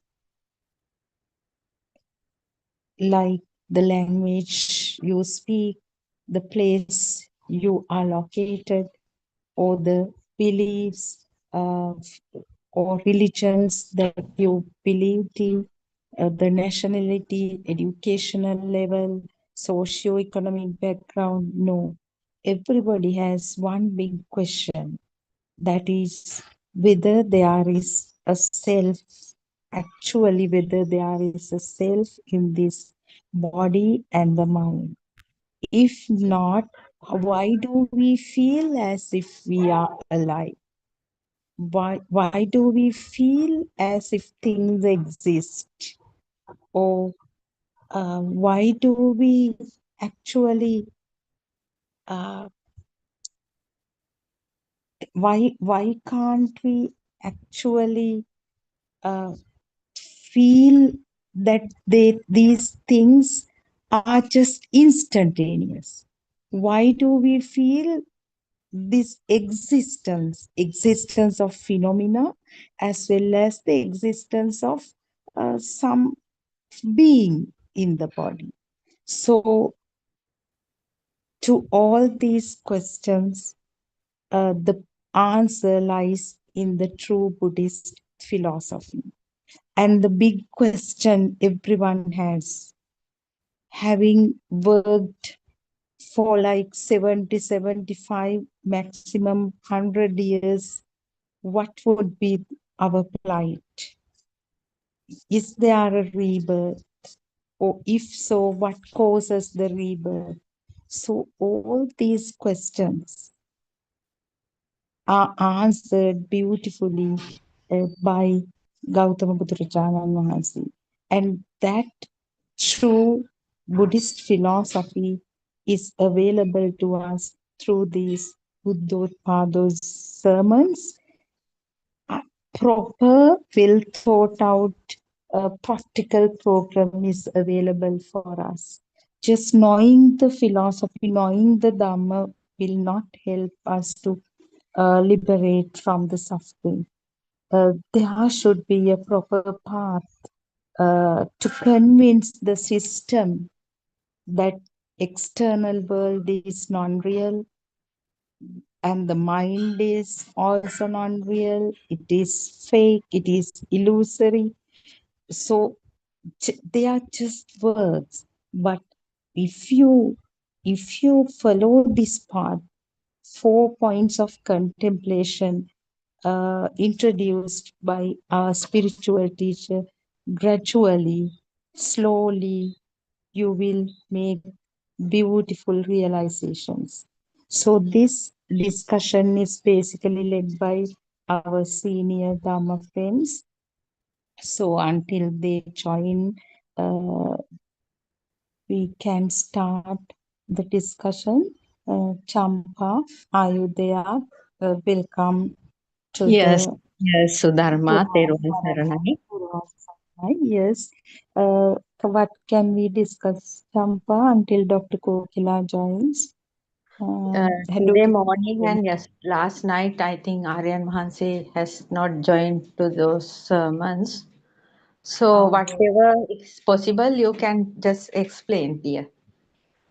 Yeah, so the And talk about the visitor, craving. I think it's a good yesterday, Dr. Kokila, yeah, the craving is craving. the thing. Yes, Yes, how actually she is the best person to talk about them in a convincing manner, but still, yes, until she joins, we point. can just try. Yeah, I heard that you were talking about duality, how and how we, yes, as I also introduced, the existence feel that is the problem. So the stimuli may arise. That Yes, is a natural phenomenon yes, as I mean, this we have to say this all the any entity, whatever we feel, touch, hear, then smell, then smell, taste, taste. Yes, even think, yeah, yes, all made up of uh, those pure octant or yes, four great elements. Yeah. So yes, if a certain system has healthy sense system, yes, so a rising of stimuli is nature. It cannot be prevented. yes, Only thing is seeing the truth of them. yes, So, as Dr. Kokila yesterday, I mean, she elaborated on that the seeing the chair is not the problem. Even at yes, Arahant level, fully awakened level, the yes, stimuli may arise, yes, stimuli may come. But the problem is how we feel as if it exists. I mean, that is the problem. This existence feel is an integral part of that stimulus. I mean, for some ignorant person, for totally ignorant person, yes, the chair arises and the existence of the chair arises in no time. And on this side, the observer that and I and see, dear Sudharma, yes, there is the underneath thing that is the craving because we are trying to keep that stimuli. We yeah, wanting to keep the stimuli is the problem here. exactly, Hmm. exactly. If we accept there is a chair, there Yes, is definitely a wanting. The clinging is there. yes, That is why that wise attention, wise attention, and they say yatha bhuta jnana, the clear knowledge, that application of that is the seeing the reality of phenomena, yes, they should come at once, and that is also the Chutupapada jnana, the wisdom to yes, see the reality then and there. So yes, then only you liberate from this clinging. Otherwise, we cannot prevent clinging even. It yes, happens, as you said. Even yesterday, Dr. Kokila was telling that due to that sastra yes, nature, that pains that comes from the zygote, it actually it goes beyond that. All, yes, I mean, samsaric journey, this tendency to attach or cling to is an integral part of this. So that is actually when a stimulus becomes real, arises, Yes. If depending on the level of ignorance or level of wisdom, Yes. that clinging also arise. The clinging Yes. happens, isn't it? Yes. Wanting to keep that. Yes. Dr. Kokila has joined. All Teruvan right. Saranai, Doctor. We just started until you Teruvan joined, Saranai. Doctor. Teruvan Saranai, Doctor. Yes. Teruvan Saranai, Aranasik Namaskar වේවා. Oh, sorry, I said that in English. Teruvan Saranai. Namaskar. Teruvan Saranai, Namaskar. So, actually, yeah, it was a really good thing. I actually I wanted to add something to yesterday. Actually, this is just like layer by layer, adding specifically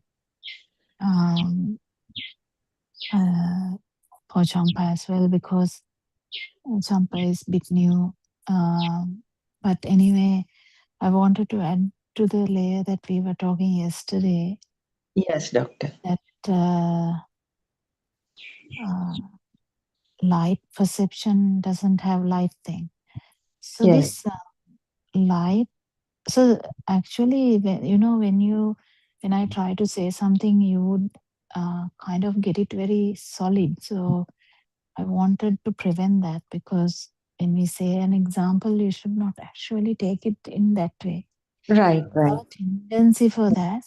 Yes. But actually, this mind wave, you can't actually say that mind wave is mind wave. We can't change the mind wave as such. But we Yes. giving examples to say that mind wave is light and sound. That's actually a way of telling that. Yes, for the time being. Yes, for the time being. Time being, in the sense, just to show that it is not real. Yes. But just imagine the duck Yes. who become, so imagine a kitten, Yes. baby cat, Yes. who mother cat has died and the duck is there. Yes.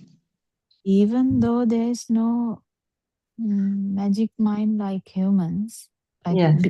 mind like humans, Yes. cat also has a perception. Yes. So that perception is now this, because that duck was there near the cat baby. Yes. Cat baby will feel like that's Mother. very, Yeah. Yes. Protection. not mother itself, it's just a Protection. regular kind of get used to that, right? And then Yes. no safety issue in that Yes. perception. Yes. So they are kind of familiar with that. No safety problems.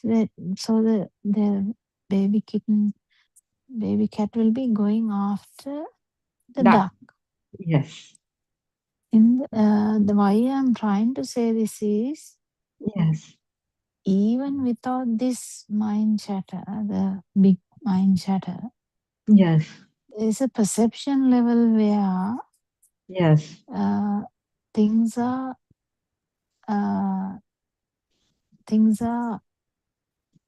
looking as real.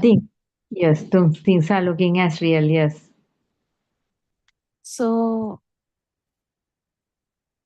in when you talk about that, the actual light perception Yes. is also similar.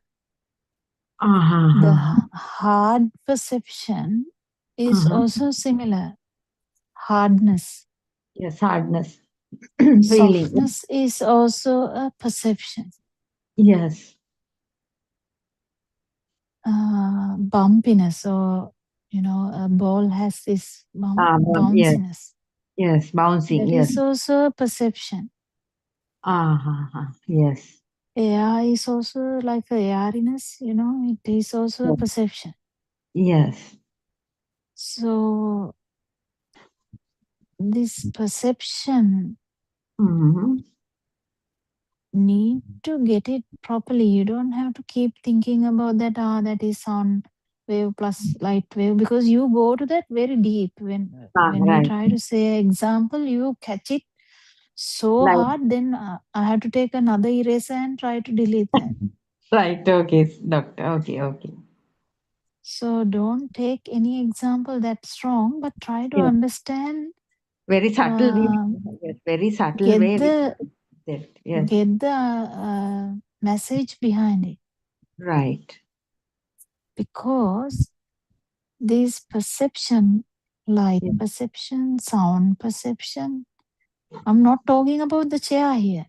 Yes, yes. Perceptions. Any perception. Yes. Any perception, but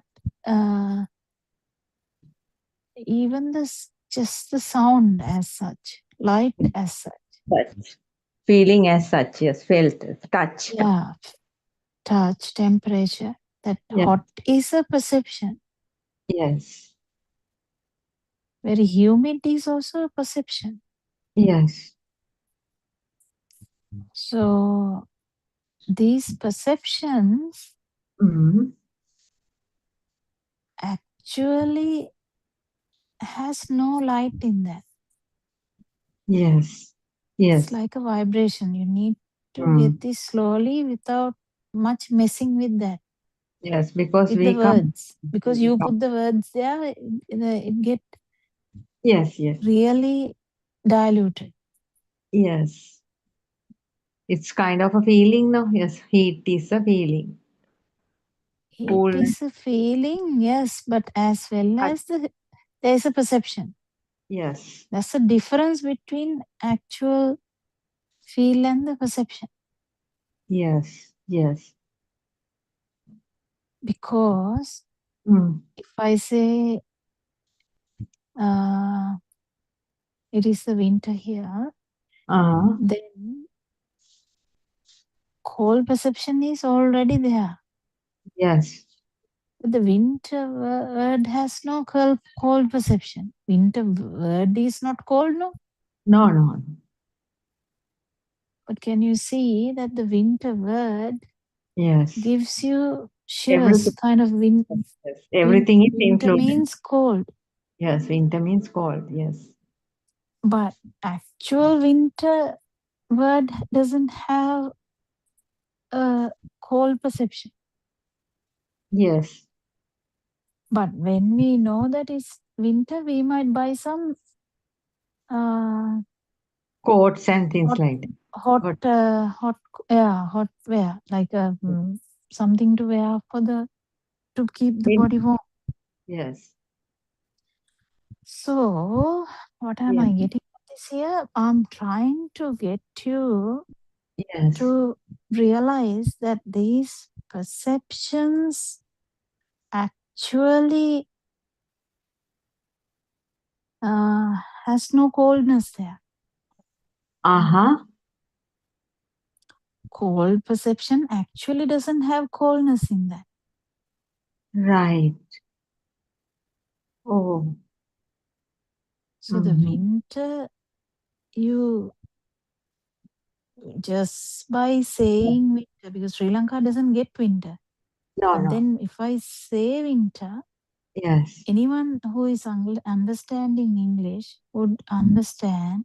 Yes. Or It's very cold. Sitakala in Yes, English. very It's cold. Yes. so the cold is a perception there. Yes. Yes. And that cold perception actually gives you the whole cold thing, but actual cold perception doesn't have the coldness in that. Yes. Yes. Perception. Same way, Mm. the light perception Has no light. has no light, but this is easily said than felt. But it's very difficult to understand, doctor. That word is. Understand it, you just have to see, put that to investigation and see. Yes. I think when we say Yes. tonight, Mm. if I say tonight, I'm going to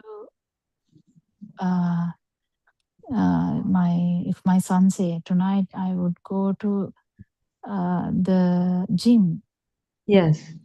If my son says that, when the son says tonight, Yes.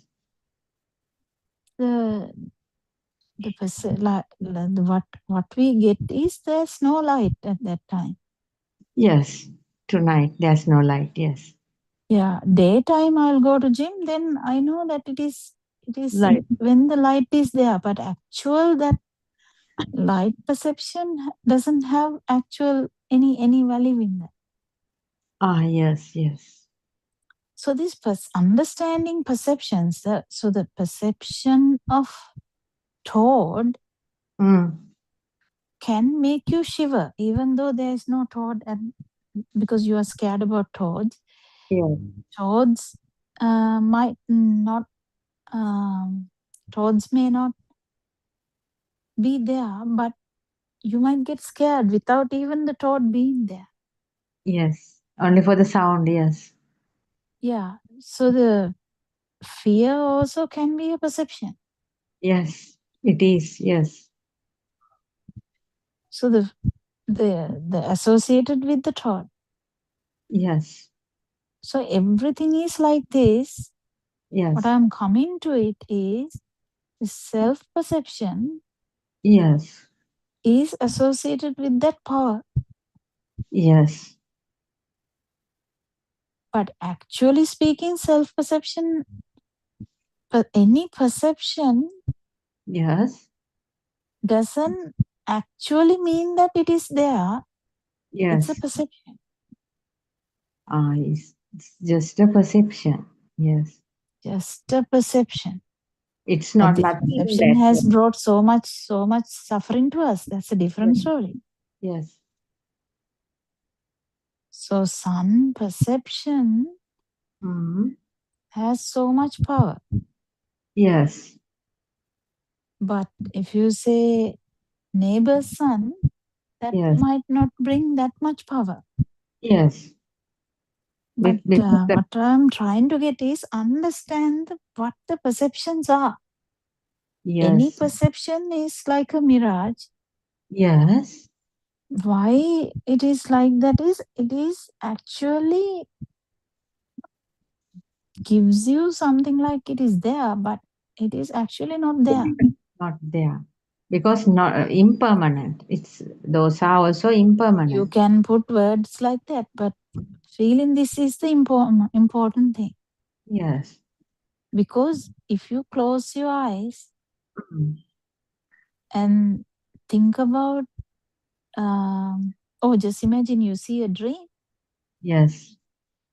If it's a daytime, not daydream, sorry, that's the word. No, the dream is in the night, then that will be having the night kind of the different perception.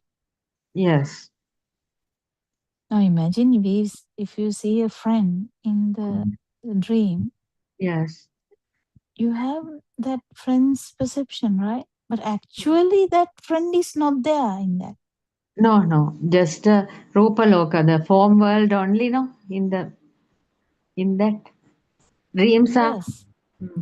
Same thing with everything else, like touch, the fluidity, liquidity. Only the Rupaloka, Everything. the form world. And don't put the words. When you put the words, it's so strong that I can't handle it because. Right. Okay, sorry, doctor. Because it's form world, yes, but try to feel this, because if you put the word, it's difficult. It's difficult because you can't feel it then. Right. Okay. Because you are trying to put to your vocabulary, and also to match with your knowledge. Yeah, right. Okay. But what I'm trying to give you is now, if someone gives you a chili, yes, you have a perception that it is going to be hot, right? Yes. If you bite it, you have the perception that it is going to be hot. I know. I normally do it. I like it. Yeah. So the liking part is a different thing, but what I'm trying to say is the actual, actually that what Hot, is a hotness. perception because Right, you haven't eaten it yet. right. Before eating, yes. Before Right. eating. Now imagine a young boy see a young girl. Yes. He can get a idea. This is a beautiful girl. Yes. The beautiful girl is a perception.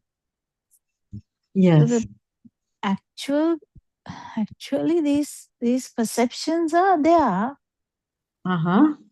It can be anytime it can come up, but Yes. perception itself, it is not there. So the chili being hot is a perception that you haven't eaten it, nothing. You just saw it in the chilies in the fridge or Yes. something like that. Imagine.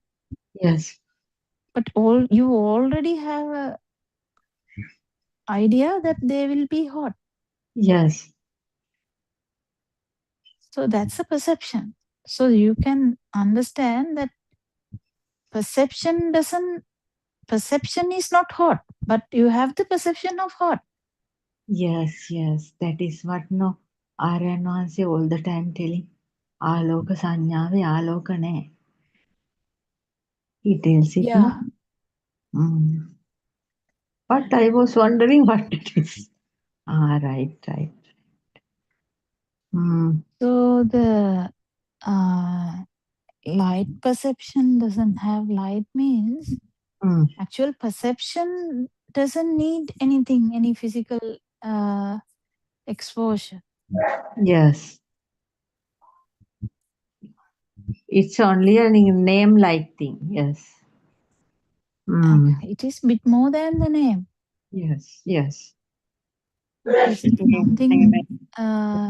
something that scientists can't catch even. Right. Because it's unique to only the sattva kind of thing, the Creature. Living creatures. living organisms. Yeah. So every no, it is bit more than that because anything can be a living organism. But the thing is, what I'm trying to get it is this is very important for you to understand every perception. Yes, doctor. Yes. So, because even if there is no physical contact, Yes. perception is good enough for you to give suffering. Yes. This perception is a vibration. Right. Yes.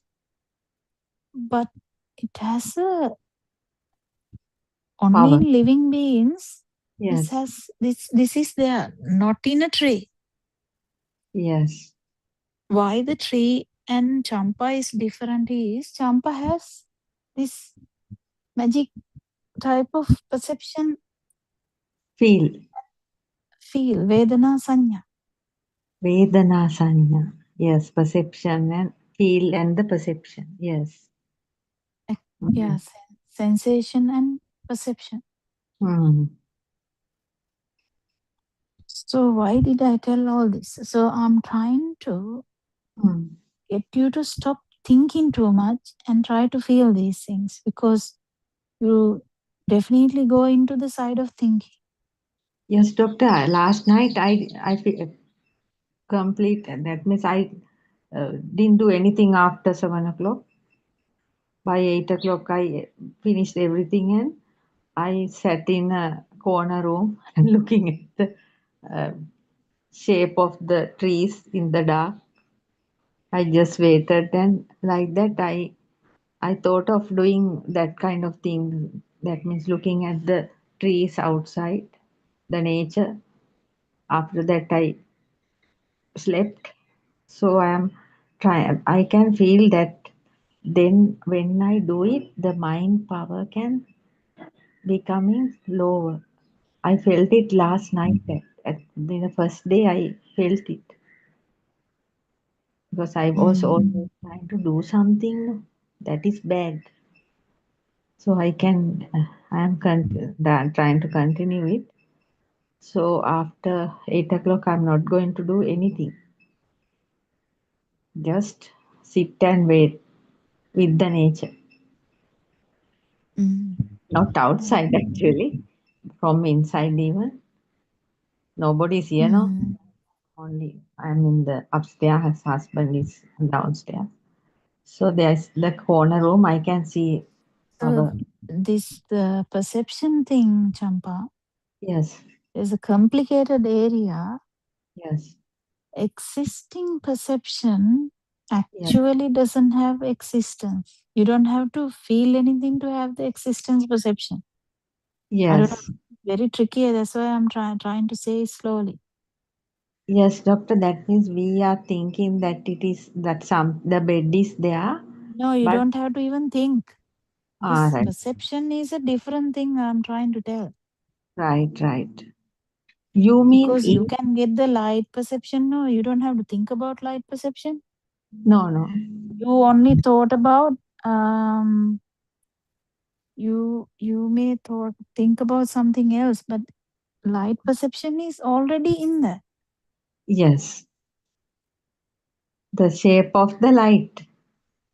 When I Not see the a tree, shape of the light. The actual light perception is not the shape of the light. I'm talking about yes, now when I'm saying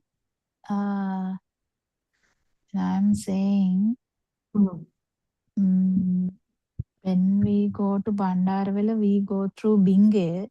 yes,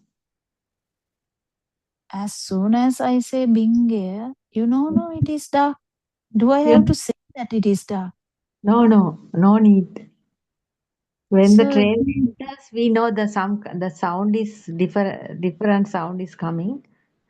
Then we know no, when. now. Yes. Now Bingia means we know no, it's dark inside. Yes. Yeah, so that didn't, that is a perception. Yes. You don't have Bingia. to experience it now Yes. to have the perception. Yes. So perception is kind of buried in everywhere. Yes. That is what I understand, doctor. It's underneath. It's Underneath not, the. I don't know, yeah, it's underneath, though it is actually associating with everything. Mm, Same thing with the self perception and the existence perception. yes. Yes. So Mm, the existence perception and the craving or the power or the self perception mm. doesn't go away Yes. even if the systems change. Ha. Right. Because it has nothing to do with the system. Oh my God. Right. So if I'm now imagine I'm a cockroach. If I'm a cockroach, Yes. I have a perception of food, right? They always go for food. No? Yes. That's a perception of food.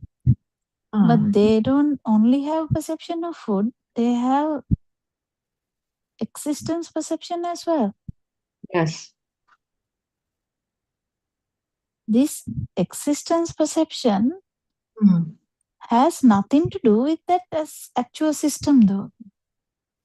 Ha.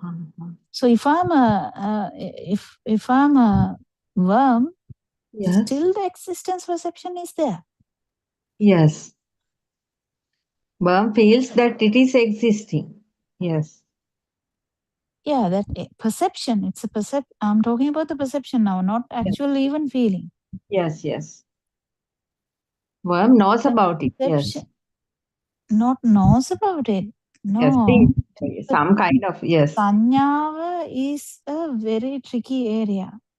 Right, doctor. It's a wonderful explanation. I didn't even know about it. There's so much that we don't know because Mm. Aranansi keeps saying a lot of things anyway. But what Yeah. I'm trying to say is Yes. perception world Yes. is not necessarily doesn't need to come into action. They are hidden. Right. Mm. Yeah, the Vellavahum perception is not there now. Yes. Now because when I say that, it will come up. Like that, it is, but can you say that it was never there? It was there. It was there. So when you keep going back to your babyhood, Yes. then you can see go backwards and backwards and backwards and backwards and backwards. You still can see that the existence perception goes really backwards. Yes. Yes. I can remember my 2-year, second year from up. No, I'm talking about the zygote. So you can't remember that. Yes, I can't. Wisdom only you can go back to that. Yes. So the existence perception Mm. actually has this power associated with that because that is the vibration which has all these the sasra. Sasra, yes. Mm. So you need to know this, that what is happening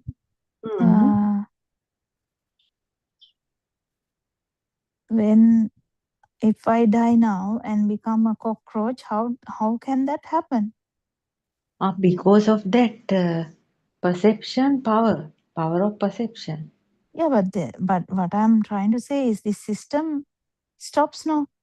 Yes. So none of this system can go. But why that mind power or this saucer, why this existence perception is not vanishing? Because it's nothing to do with the actual thing. Right. It is synchronizing to another one. It is synchronizing somewhere else. Somewhere else. Why? Because it's actually not related to this system, though. Yes. That's why Aranwansa is saying, find your own sasava. Right.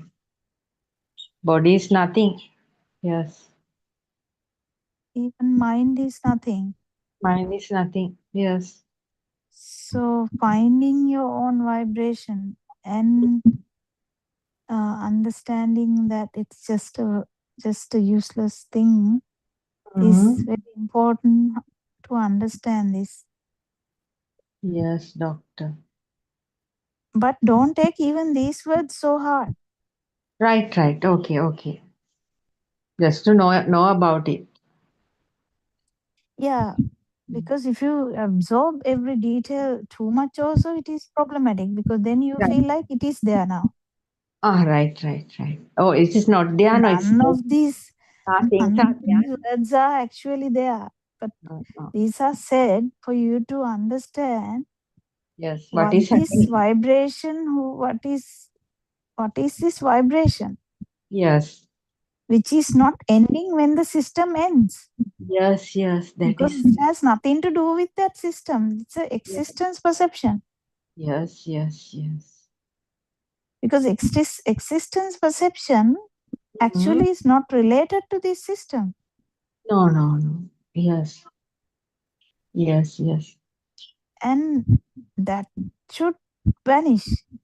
Yes. That should Then vanish. this system that should vanish. That is arahat. That is our aim of these teachings. Actually, that should vanish. Wrong word is wrong. That Yes. should lose its power to go to synchronize somewhere. Right. Power should be. Yeah, Aranahansa said no one day even existence perception will not be gone. Yes. It yes. is the power that is going to not go, so that Okkanti Gabbanti will never happen. Right. Synchronizing will to stop the synchronization. The power should be degraded.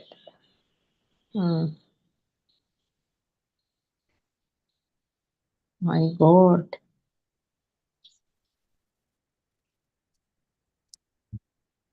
Thank you, doctor. Thank you very much for all these very new, very good explanations, doctor.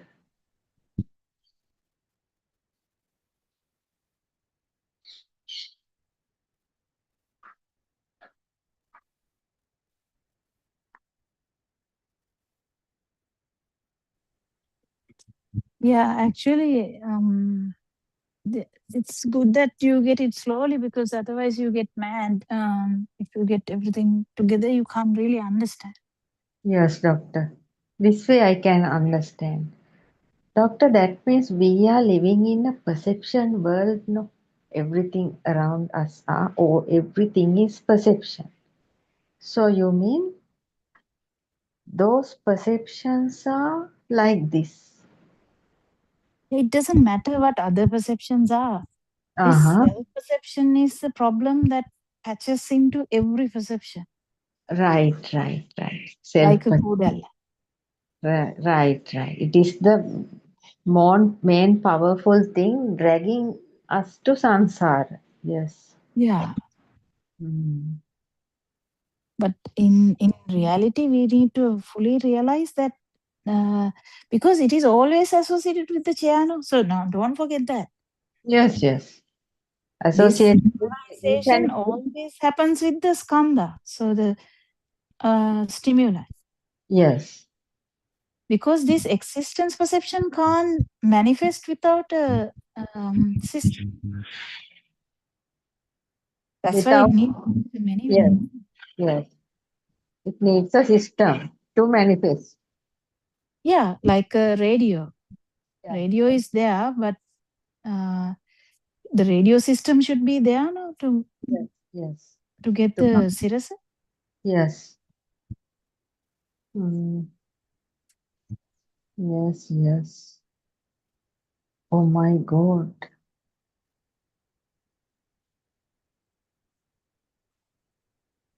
So each and yeah, tell me.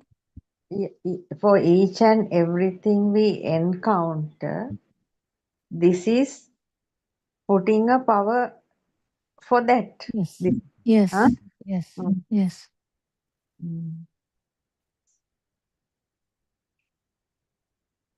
But we can't catch it without a stimuli. Yes.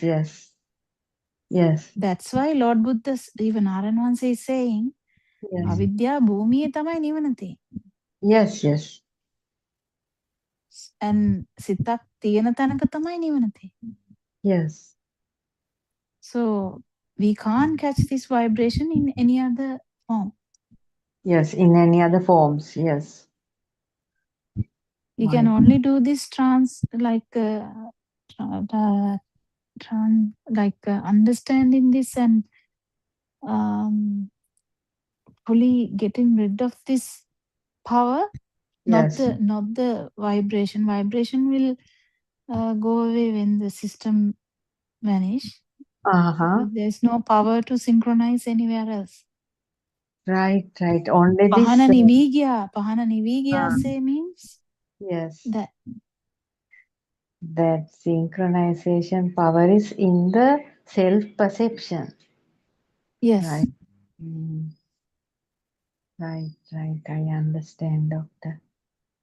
I am bow down to you. Actually, doctor, you are like a god to me, goddess, really. You are the goddess giving me the. Don't say that those words, they are just doesn't necessarily needed. But what I'm trying to say is this, if you keep feeling this Dhamma, then the words doesn't necessarily mean anything. Yes. Slowly you can feel the Dhamma. Yes. Then the fight is actually, I mean, it's not an easy fight. Yes. It's not an easy fight because each and every stimuli which has some power, this is also coming up. Like the example I gave you, when you say chili, Yes. hot is already there, no, the hot perception. Yes. Instantly. It's appearing now. It's coming. Yeah, even a foreigner, they know. If we say Yes. chili, they know Yes. it is something hot. Yes. So they avoid it. Yes. So likewise, Yes. any perception which is felt as true, Yes. or which due to the ignorance, if it is felt as true, this self-perception is anywhere there. Yes. Existence perception is also there, self-perception is also there. Yes. We don't have to even think about it. It is there. That's Yes. how it works, like the way that chili works. Chili and the hot perception works. So, You don't doctor. have to eat it. The foreigner knows without even eating that Yes. it will give, that's what Lord Buddha said. A wise man Mm.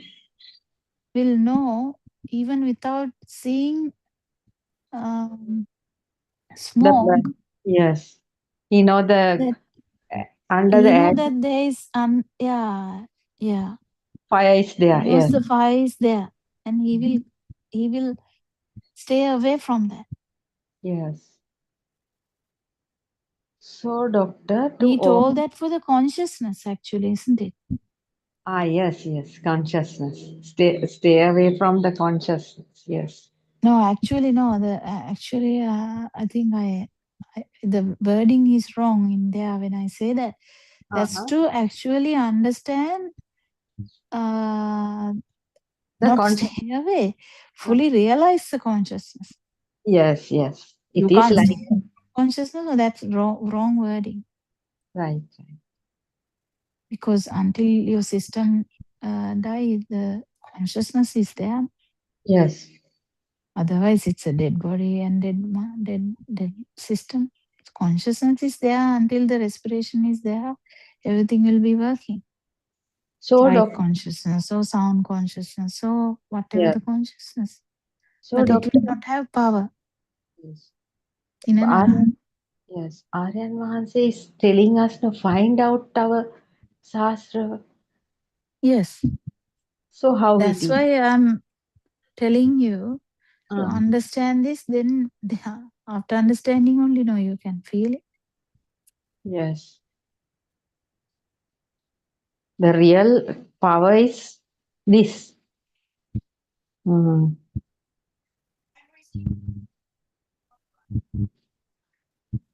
This what you will actually feel is, Mm.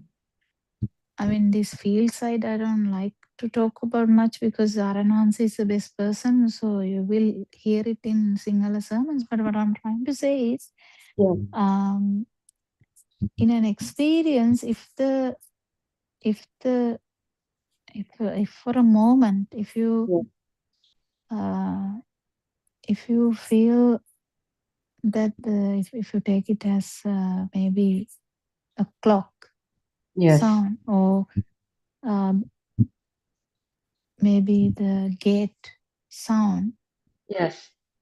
if it is heard and if it is actually not a thing, one day if it happens, then Yes. you will understand that this System was right there. Yes. Yeah, System. this feel will not be there. Mm.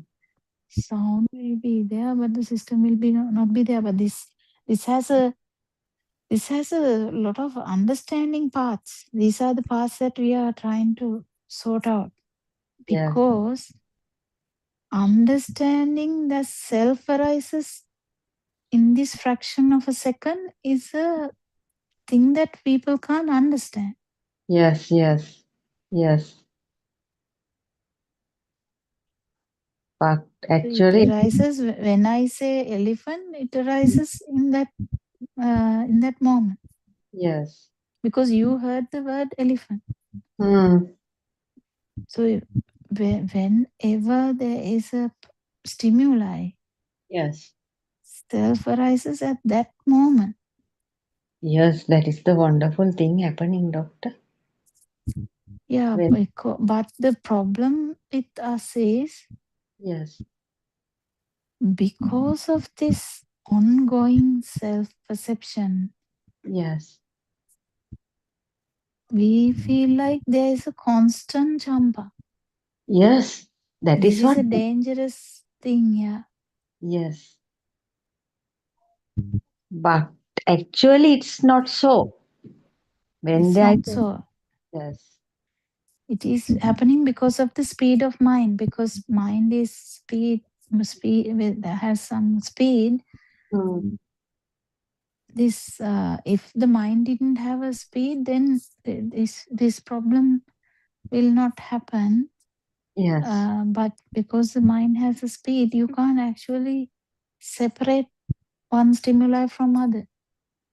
Yes. They are But coming once fast. someone calms down, they might be able to. Yes. See the difference. Yes. But actually speaking, practically, that's not the point. A Yes. practical point is, Yes. if it is not a thing, Mm. this life feel that we feel as static from 1 year of age to 66 is Yes. broken. Yes. Yes. Because we Yes. feel now that from about 1 year of age that you are the one who did this, that, and all that, 40 years of suffering and all that, you feel like there is someone static, no? Yes. Yes. Because that has not been broken at any time. Yes.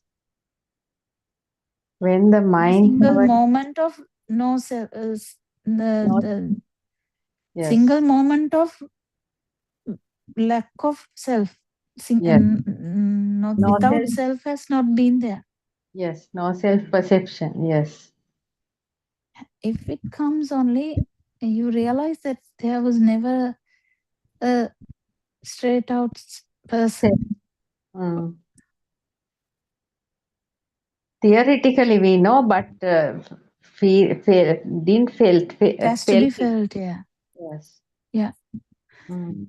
Even theoretically, we know it's difficult to understand that how this sasava works in each and every stimuli. Yes. It's a very that means very I don't know how it is. It can be seen very deep thing it is. Yeah, so whenever the avidya is there, or the ignorance is there, Yes. this power is there. Like, that is how it is. Yes. But But this level goes down. yes. Power goes down. As soon as you understand this, power starts to go down. Right. Right. But Mm. until you liberate from mind, It is there. It is there. it is there, whatever the level. Mm. Right. Right. Doctor. But liberation won't happen if the mind is heavy. Yes. But the main important factor here is understanding them. Yes. And to relax the mind also. Yeah, Mm. yeah. In the sense, it will relax itself. Now, it will happen slowly. Now, you have the eagerness. Now, you catch every thought with so much eagerness. Yes. That will also go down. Mm. You Yes. latch into the idea. Yes. Do you get it? Yes, doctor. Yes. Whether it's Dhamma or not, Mm. that tendency is not good. Yes, yes. You have to have some kind of light towards the non-vibration to go in this path. Yes.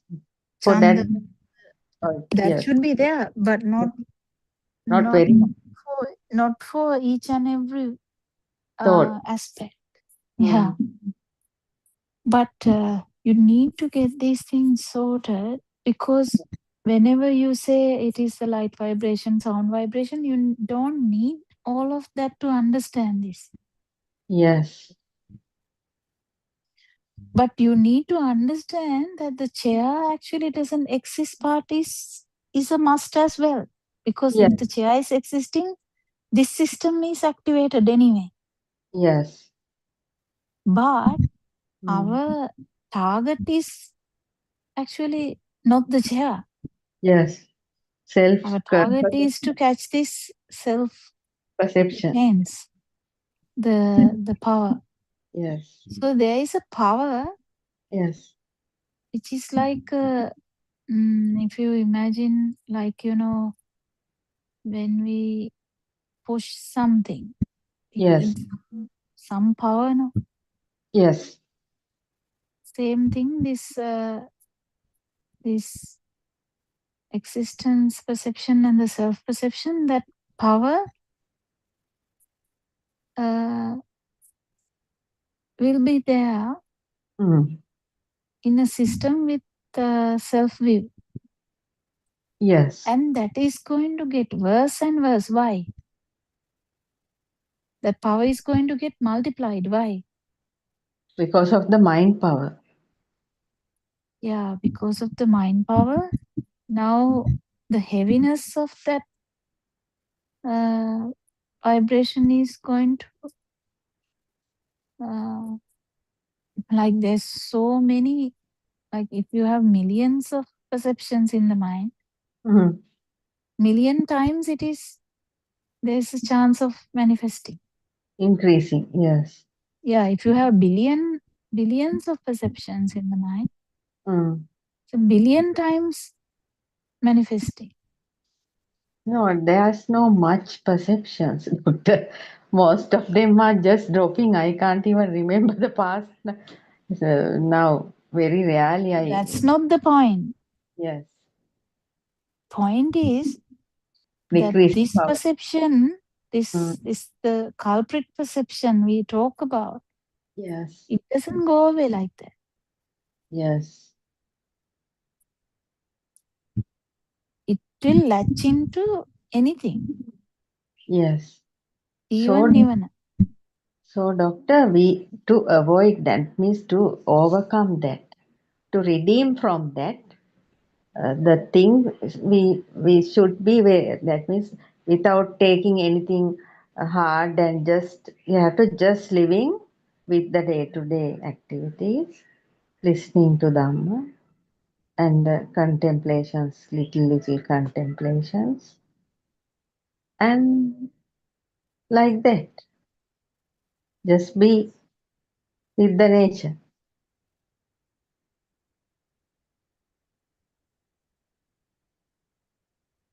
Mm. What did you mean by that? No, doctor, actually, to decrease the mind, power of the mind is high. You are telling all the time, no?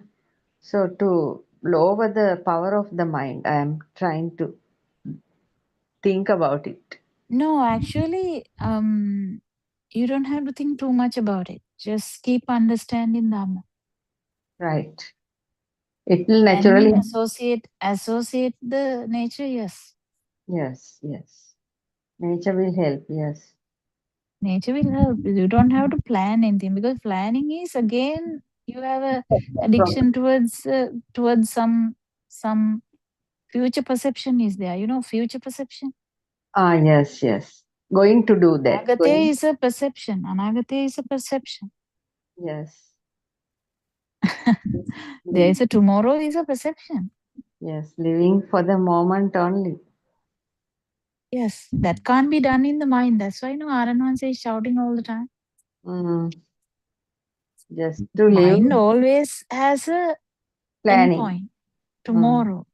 No, planning can be done, but actual giving power to mind, always you need to know, mind anyway has this duality, has this perceptions.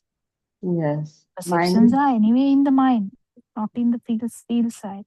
But I wanted you to actually fully go into perceptions bit deeper than, because the way you handle it is not that deep. Because perceptions actually are very subtle, not very obvious. Yes. And you can understand how subtle the existence perception and the perception. Yes, doctor. When we are keeping our awareness on something, at once that self-perception is coming and attaching to that. No? Yeah, you can say that.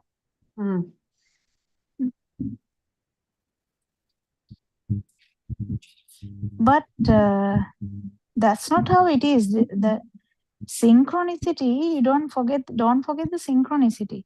Yes. Synchronicity is everywhere true. So I told you that day there's nothing called as a. Yes. Okay. Yes. Doctor, then this self-perception is also synchronizing to what we are seeing. Is that so? No, the existence perception is associating the chair. Yes. Associating the table, associating the fan, associating any stimuli. Yes, it's a feeling of existing. Yes. Yeah, it is associating any perception. And then the feeling of keeping it is coming. That is the craving is coming then. Oh, I want to keep everything. Yeah. This is a way of explanation. There are so many other ways to explain this as well. Yes, I know, doctor. There are several other ways to explain this as well. In Pali, they explain it in a different angle, in different way, but the same kind of thing. Because what came to the zygote is very important to catch. Yes. That is what dragging us everywhere. That power. Yes. If the power wasn't there, yes, that means an arahant. So there is no synchronicity anywhere. Yes. Power is the only thing that is going to go. Yes. So even existence perception can be there without power. Chair perception can be there without power. Yes. Even self-perception may be there without power. So this whole thing, the only thing which vanishes is the power. Power. Extra power that we have. Yes. So we can do only to extra power, not the body power. Extra power that jumps from this is that synchronizes to any system. Yes. That is how this samsaric journey is creating. My God. Yeah, that is the avidya. Yes. Avidya is kind of a vibration. Yes. Here, Doctor, when we are listening to Dhamma, because we are redeeming from avidyava, that is the only thing happening, becoming vidyava, knowing vidyava. Yeah, prajna. Prajnava is the vidyava, yes. Yeah, and the self feel to non-self feel. Yes. That's why Aranhanse asks, what field you are talking about. Yes. So feel is what Aranhanse is highlighting is self feel should go to non-self feel. Ah, right, right. Mm. Alive feel should go to non-alive feel. Yes. But don't forget this Yes. alive feel or any these things are perceptions, as I said. Yes, yes. Everything And is the perception business is in the mind. yes, in the mind.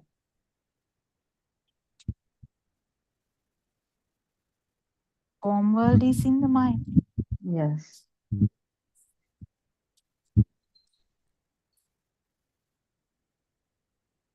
Sensual world is when it is projected outwards. Ah, yes. When it is projected outwards, within the duality, the sensual world is there with the duality. That is exactly the problem. Now, when I say Binge, Yes. if you really feel that Binge is somewhere else, then it Yes. is projected outside. Yes, yes. But actually speaking, this system is much more complex. The human system is Yes. Binge. What is Binge in tunnel? Tunnel. Tunnel perception is actually kind of a vibration which doesn't necessarily relate to that actual thing. Yes, yes.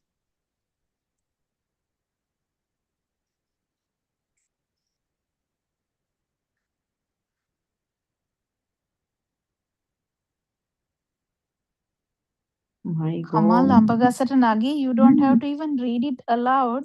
Yes. But even when you see because when you read, you don't have to say it aloud. You can just see the words. No? Yes. But still you get the perception that someone is climbing a tree. This perception world is so beautiful if you can understand. Yes, Doctor. Not beautiful, not entertaining in the sense to actually break it. Yes. At once we can see the mental picture. The Kamal is climbing to a mango tree. At once it's coming. Yes. Yes. So the pressure from something like a task now has to deliver all these things to some people, something like that. I'm just making an example. Yes. That has given a perception now. Delivery. Now it is gaining some kind of a power, right? Yes. Has to deliver. It's a very powerful perception now. Yes. Same thing, Lord Buddha also did this. Lord Buddha, before attaining Nibbana, he had a strong perception about attaining Nibbana. Ah, yes, yes. For the Yes. whole samsaric journey, he had that strong perception. That is why, 6 years without food, how he struggled and how, I don't know how he suffered. 6 years. Mm.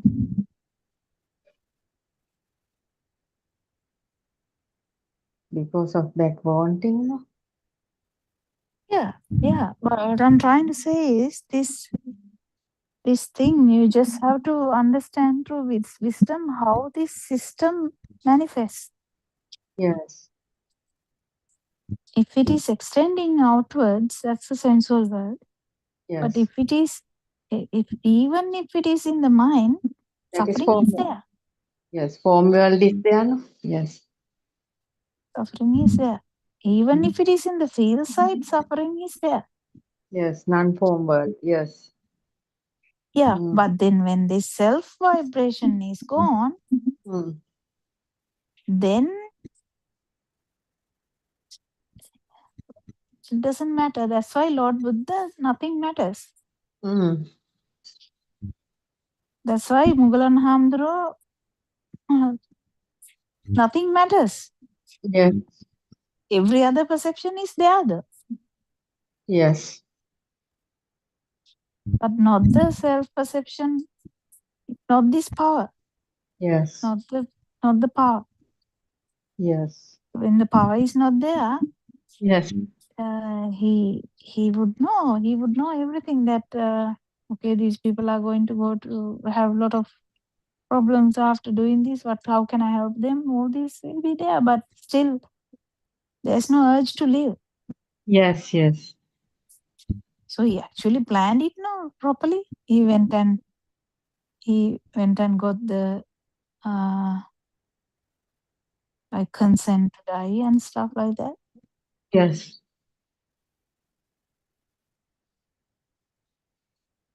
See, that's the thing. Mm. Yeah, hopefully this is not too much for you. So just slowly try No, and doctor. No, understand this. nothing is too much. Actually, I need the deeper part. Because I know without knowing the deeper part, can't feel, no, doctor. That is what, no. Yeah. When you are telling that even that some kind of feeling is happening inside, no, the transformation level starting, no, with your words. So how much great I should be grateful to you. Yeah, I think it is impossible because of repetition and ability to keep going and keep going and keep going. Yeah. But Aranwanse is very busy, that's why. Otherwise, he can do the same thing. He's telling the same things. Yes. We are not masters of telling this because in the final levels we still make mistakes. So every final level thing should be asked from Aranwanse. Yes, doctor. This thing is this, no.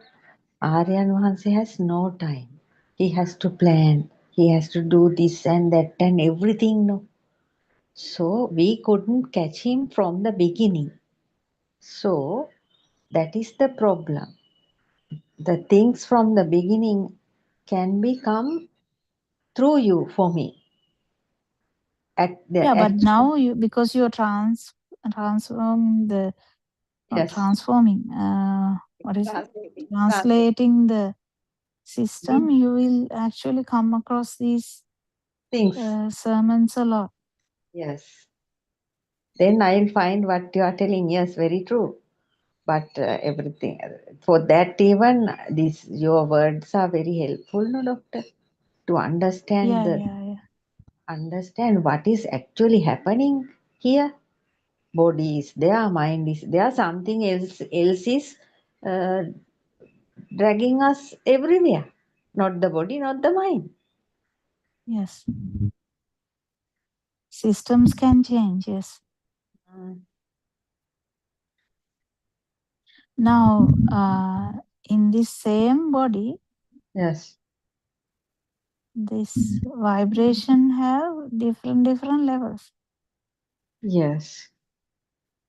So this when we talk about zero power, yes, we call it anatma sanya. yes, It is 100% in not 100%. You can't say maybe 100%. But in watts, when we say that, Aranansa said it's very high in even in an arupa. When the arupa is disturbed, he gets angry. yes. That's where they fall into the nire again. Right. That is what now happening in the other way. Yeah, because even after 80 kalpas, it will get disturbed. Yes. This one-pointed meditation. Kattiya, yes.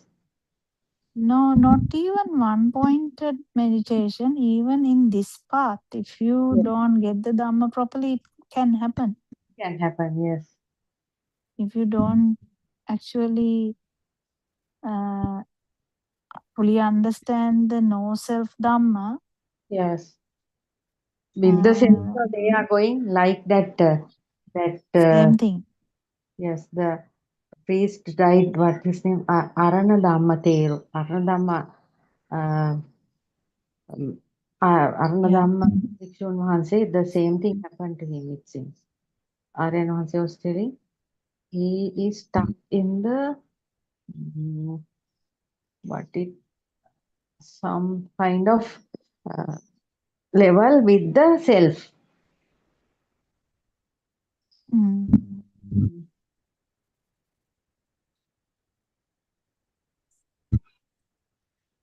If when this self vibration there, Yes.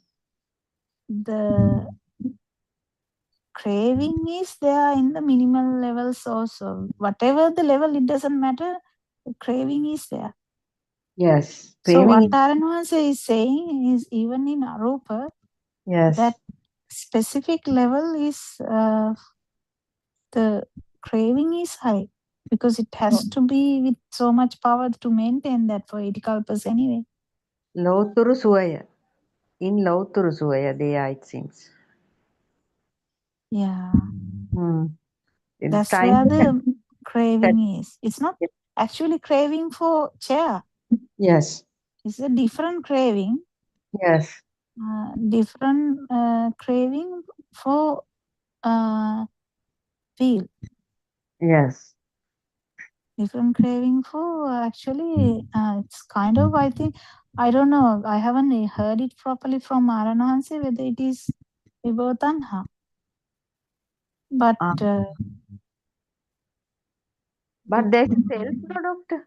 Self is there. yeah, that is what I'm saying. Vibhotanha is there, self is there. Because there's no manifestation and the entertainment is there. Some kind of Suaya is there, it seems, for them. For that there is craving. Yes. Also, he highlights the importance of that none of the sensory organ entertainment can't be also there. Yes, yes. But that priest has done this sensory organ thing. This try to satisfy the sensory organ. Yes, that's the thing. That's the thing. We don't need to tell the names and stuff, but that's the thing. I remember that. So these sensory organ satisfaction will not go away fully if this self view is not properly Understood. and the self perception is gone. We can do only the understanding, no, doctor? Yes, this is Sankitte Nibbida. This is with wisdom. Yes.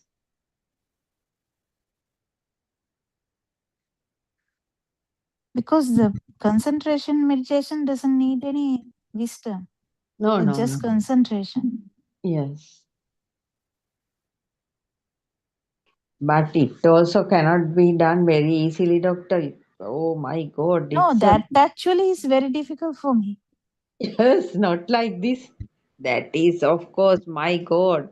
Like Marna. I think actually, in my point of my case, I think that is the lack of concentration bit may be lacking, which I am not trying. But I think that may be lacking. Aranhansa said in one sermon, very old sermon, if your Vidarshana side is going too much and it also can be a problem. They should go in hand, he said. Yes, I also having that problem. That means my mind also scattering everywhere sometimes. Running here and there, no?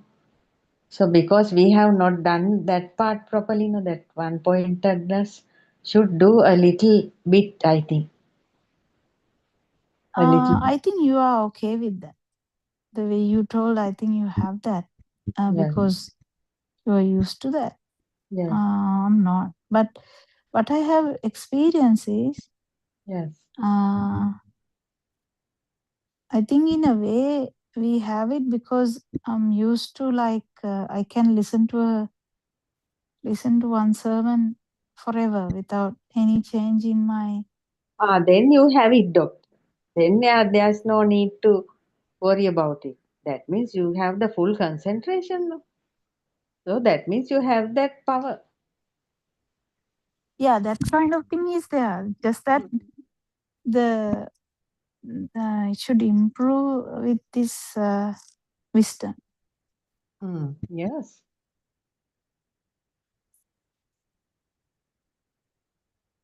Mind is not running at least one time, even that is the very good position. That means the one pointedness is in your mind. Yeah, in a sensual world way.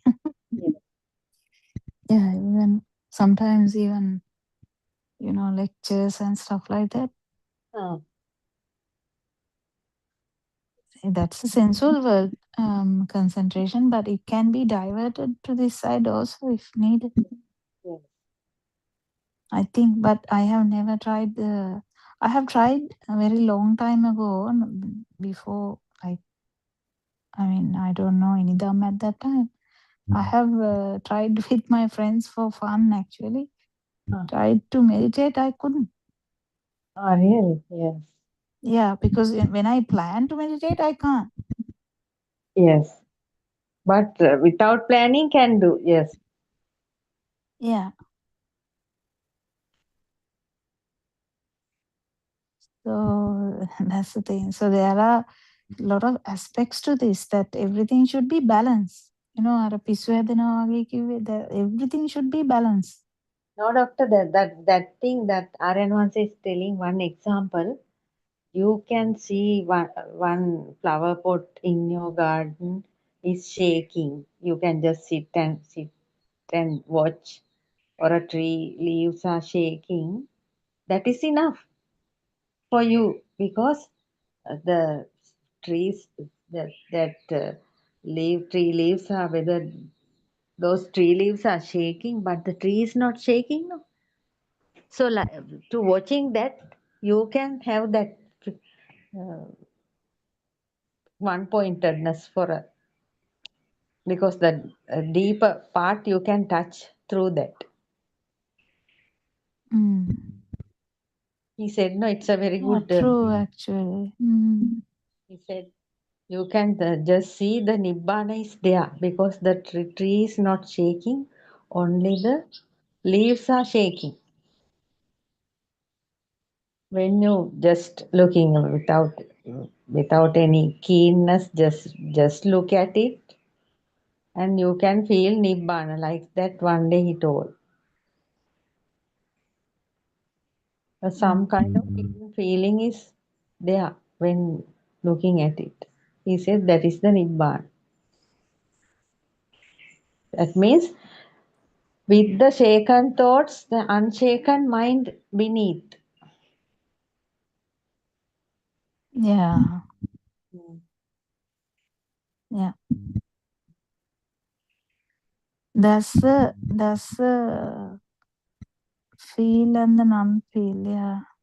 Yes. Yeah, it's very interesting.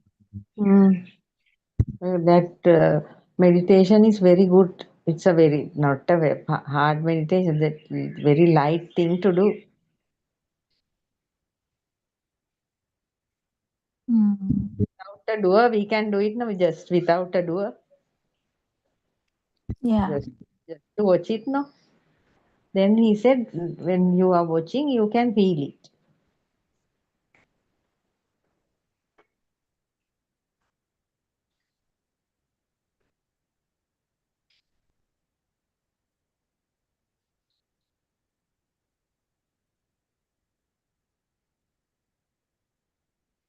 Yeah, actually, yeah, it is very nice. There is always, this balance of uh, everything should be there. Yes. Uh, without getting too much, giving too much trouble to the mind, Yes. too much stress without giving too much stress. That is what I am also trying. I am also doing it because putting so much pressure means work even that is not good for the mind. No. It says no kaya chitta viveke. We must have Yeah, the the thing is, this is here and now. here and now. Yeah, the Dhamma is here and now. Mm.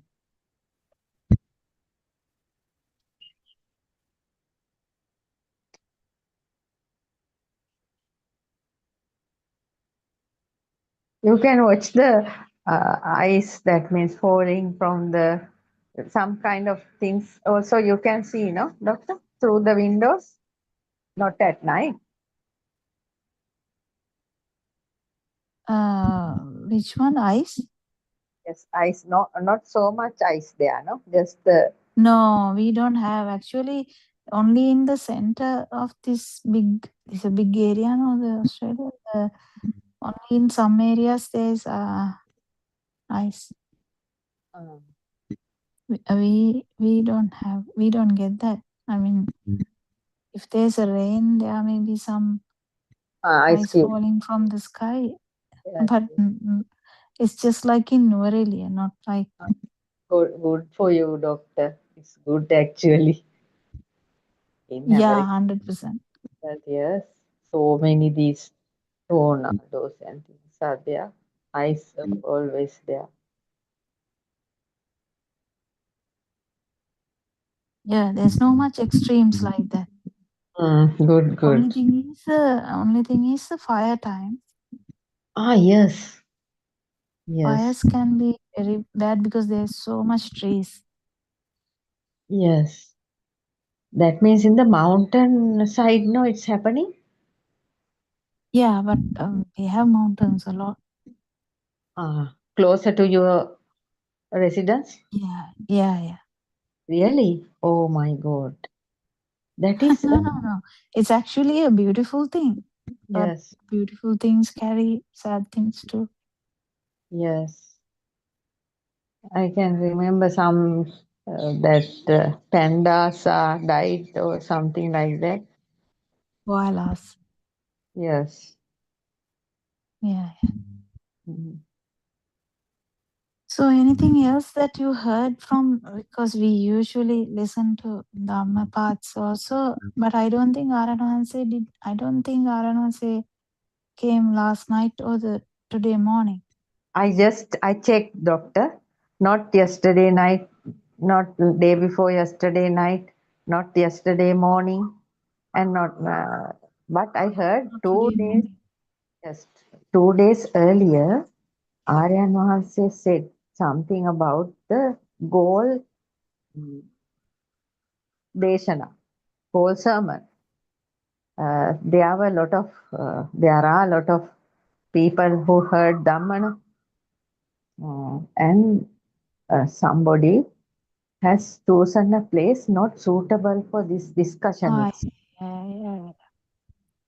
So Aryan Mahanse said, though we are listening to Dhamma, we should have the feeling of to find Go the. by the feel. Yeah, go by the feel. So just see now the same thing. Now we can take that example. Yes, After this self vibration is gone, or yes, this power is gone, yes. actually the whatever the common sense we have will be there. Uh-huh. Common sense will be there. So nothing happens to this system. Yes, yes. Common sense should be there, no, doctor? Yeah, it will be there without power. So what that means is you will feel everyone else's pain. Yes. Now, if everyone is in pain, no one can listen to Dhamma. No? Yes. So, if you feel that everyone's failed, then pain, then you will try to minimize it. Yes. So Aryan says it that means they are in the mind, not in the field. That is why they couldn't feel it. At Nuareli also the same thing happened. It seems very unsuitable places they have taken for this Dhamma. Then Aryan Mahansi has to go there and again change the place and to have the meals. So even they have chosen a place with liquor for these nuns also. So Aryan Maharaj said, how can we go there? A lady has done that, it seems. So we should have the proper understanding of the Dham, not only the Dhamma and the nuns and the Aryan Mahansi and the level of them, we should have some kind of knowing, no doctor, proper knowing. Yeah. Mm. It's That is, actually, feeling them. So always, answer specifically in Sri Lanka. In these countries, they can be different, but still, to a level, they all go by Lord Buddha's Vinaya. yes, So everyone tries to maintain that, right? That's the common sense. And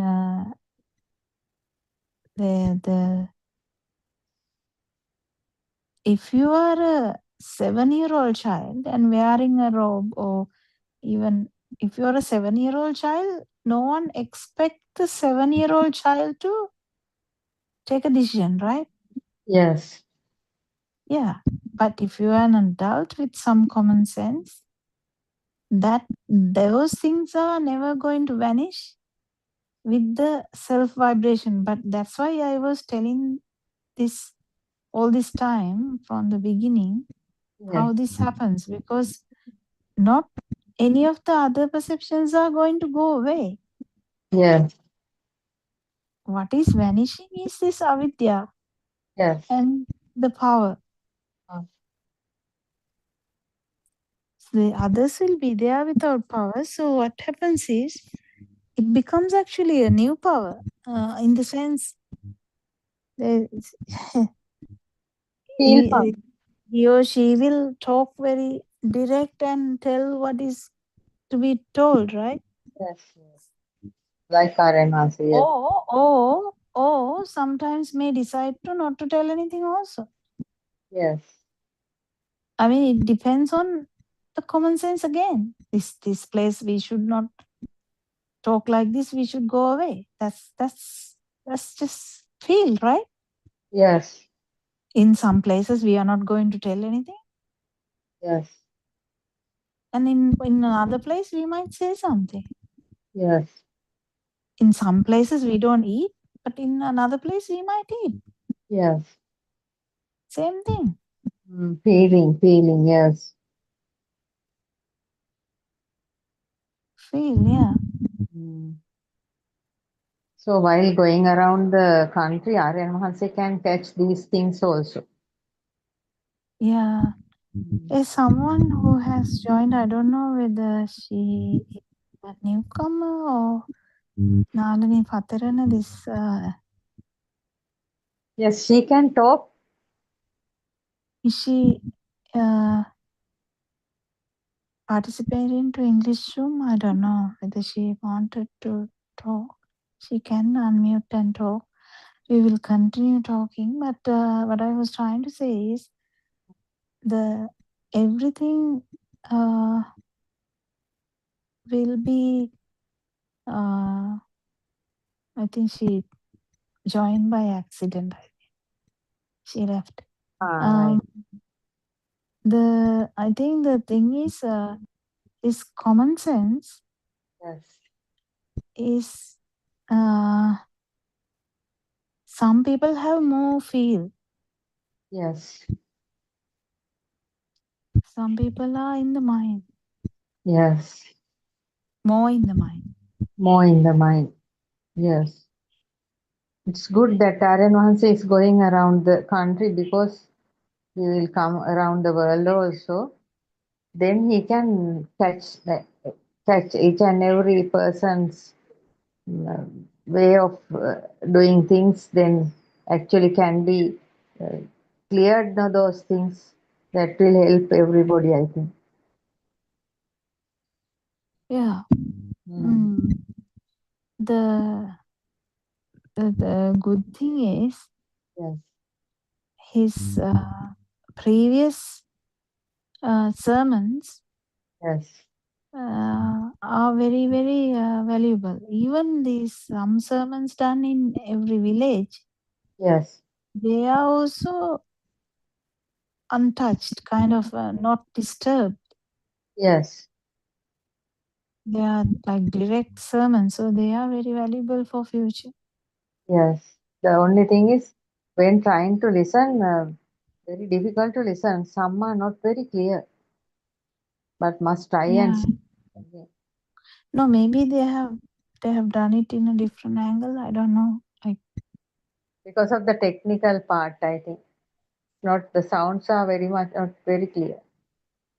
yeah, but when Aranwansi did them a long time ago, they That are those very. very clear, no, doctor. Those are still very clear. Yes. So what did you do? What did you translate today? Today also I did a small part of that Nissarana Maga too, and Mhm. there by destroying in a way or else disturbing other. That means how the bad karma and good karma is happening when we are uh, going out with the mind creation. Then the world becomes true and we are doing all sorts of things. No, uh, that means kind of a fighting or uh, hurting others or disturbing, and for that getting bad karma. If we are going to worship, that means we are going to offer flower and things like that to Lord Buddha's statue, then we are getting good karma. That part also uh, said, and also Lord Buddha said that Lord Buddha went to see the five ascetics and said, now I am going to tell you something very different. I haven't, this is a new thing, not told before. And Aryan Maharshi is telling, in this story, there is no flower is creating outside. If a flower or something is occurred, then only the skillful and unskillful karma creates. And avidya domanassa ඇතිවෙයි. Craving for desire and displeasure arise. Not going to that position if we are not going out to search the mind created form, upadaya rupa, derived form, where there is nothing, no thing created, there is no craving for desire and displeasure arise. And again, mind attending to something mentally and the truth is known by the seeker, there will be nothing creating for him. It is the point of redeeming the mind. Hinaya loke avidya domanassa. Having removed uh, covetousness and displeasure regarding the world. In other words, putting away desire and mental distress toward the world. But you will have to see each and every objective. As I said about the truth, the tree now you can see in front. As soon as you see the tree, if you know the name of it, you will remember that. With the name, thinking that this is a tree according to the shape of the tree, then you will think based on perception, reflection on what is perceived, knowing it. After knowing it, you will feel to cut the tree even, coming again to a karmic action. Because of the ignorance, you are creating this tree and thinking that this tree has a big value. You are coming to a karma action to cut the tree. That means avijja paccaya sankara, conditioned by ignorance. Mental formations arise. Sankara paccaya vijnana, conditioned by formations, consciousness arise. That means you are creating these mental formations due to ignorance, creating this knowing. That's all. That's Yeah, the part. so if this power is not there, Yes, this system will pass away like flame goes away. yes, yes, Pahana yes. nivi gaya se. Yavagi. Yes. That's Each and where the two types of nibbana is also explained. yes, One, absence of this power, but the uh, feel will be there yes, without power. yes. But both are happening in this lifetime, because if one achieved, the other one is achieving at the Other one is when this system leave in stops. the No? body. Yes, leave in the body. Yes, Not leaving the body. What is leaving the body? Your words are wrong. yes. That means Pahana nividya say what is leaving the body? everything is over. Everything is over Yes. without Yeah. remaining anything. No Yeah. remaining. Yes, Nothing. No power to synchronize anywhere. yes. That self perception is over. Mm. Mm. Self-perception is over Mm. even in the first thing, but the feel is there. That is going to be over when the skandha stops. Yes, yes. Be careful. Mm. My self-perception is also gone now in an arahant. Yes, yes. සංඥාව නෑ අරහන්ගේ. සංඥාව නෑ. Right. ආත්ම සංඥාවක් නෑ. They have only the vibration part, no? No, they don't have anything. They just have the feel in the sense, not the alive feel. That's ගහක් ගලක් වගේ. Yes. But we'll feel the sun, we feel the everything else will be there. That's why I kept telling this Yes. before. Yes, doctor, but even they can drive vehicles, no, doctor? From that position? Yeah, Even that's we. what I'm saying. Everything else will be there without this power Yes. and the self-perception. Yes. Atma sanya is self-perception. If it is there, you can't call an arahant. Yes, that is the worst part, no, doctor? Worst part of this system. worst part is not the system, worst part is ignorance. Yes. No, this perception, self-perceptions is the dangerous part. No? Yeah. Mm. Yeah. But Mm. I don't know whether it is too much today. No, it's okay, But doctor. baby didn't have a self-perception. Yes. He didn't know, no? He didn't know means He don't think. you can't impose a self-perception in a newborn. Yes. So they don't have fear of death. Yes. To a certain time. they know. How it would be in an arahant. Yes. They don't have the fear of death. They can do whatever they think, whatever they think, they will do. That Yeah. is why there should be lay persons around to watch that kind of arahants.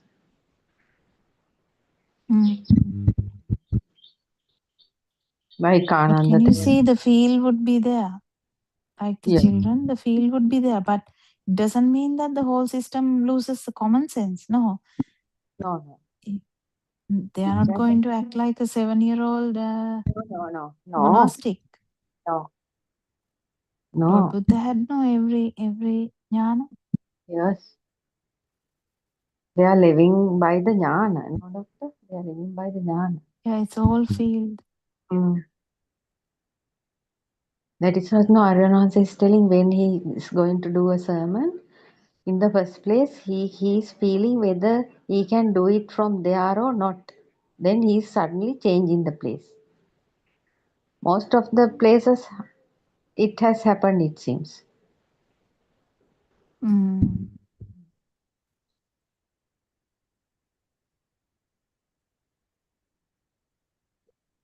Because the feel should be there. No?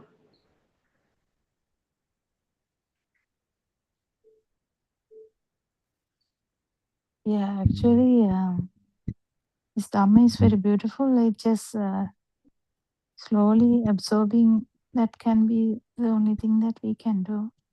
Yes, doctor. I don't know how can I thank you, doctor. I'm really feeling I can't say anything. But you need to complement it with Aranwanse's sermons. But because you are doing the translation, I know you will hear them. Yes, doctor, I am always. Because there are so many other things that we don't catch. Because Aranwanse says so many things.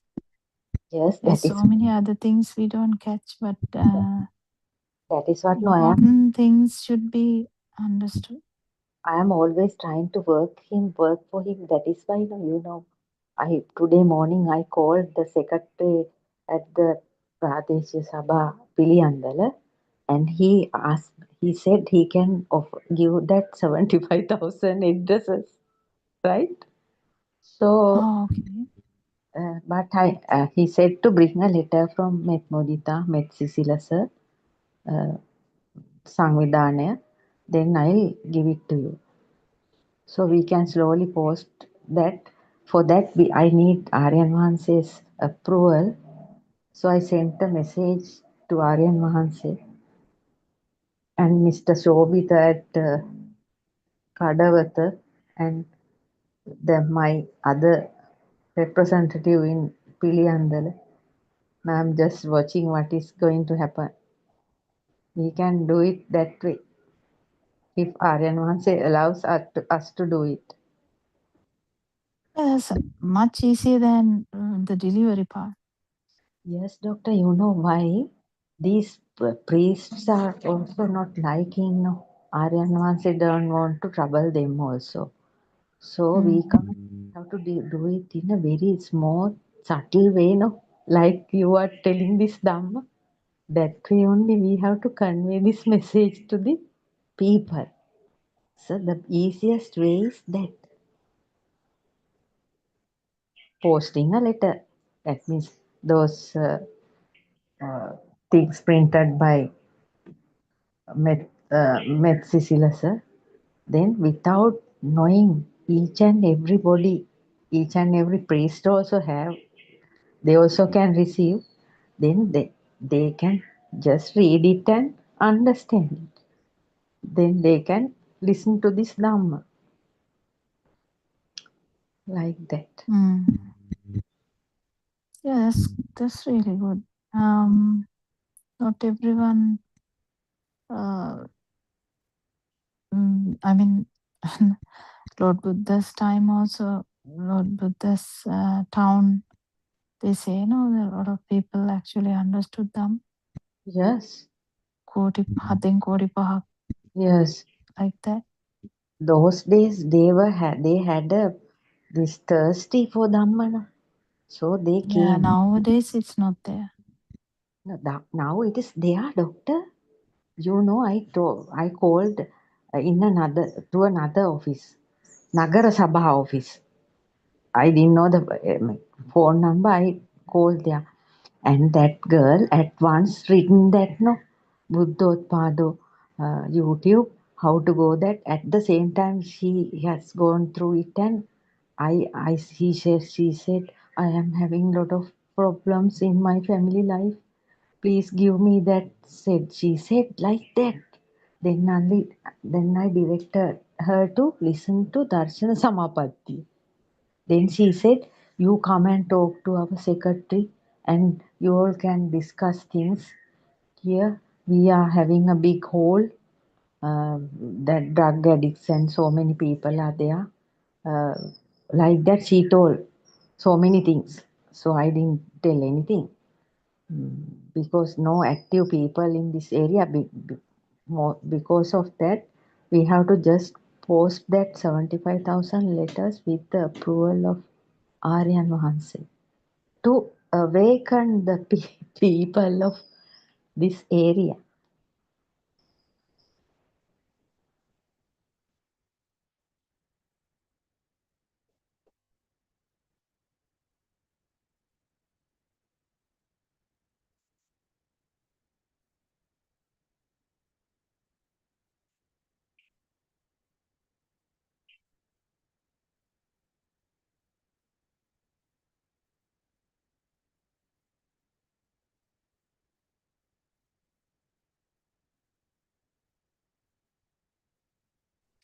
Sorry, I got disturbed. It's okay, doctor. No, I'm trying to do something to awaken the people of this area. Because Aryan That's good. Because That's good. Actually, whatever we can do, we can do. Because doctor, I know the way of people are suffering upon nothing like So will suffering. you be giving this way to join to that? Is it there in that letter? Maybe, doctor, I haven't seen that. They can listen, or they are mentioning the YouTube channels and that means Zoom's Even the channels. QR code? Everything is there, I think.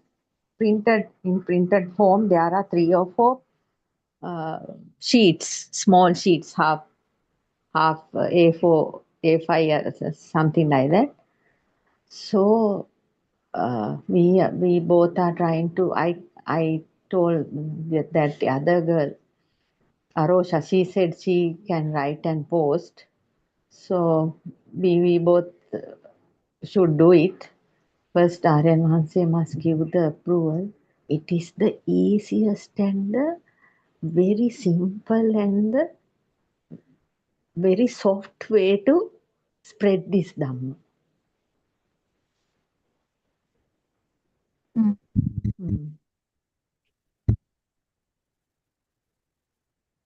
Yeah. That's true.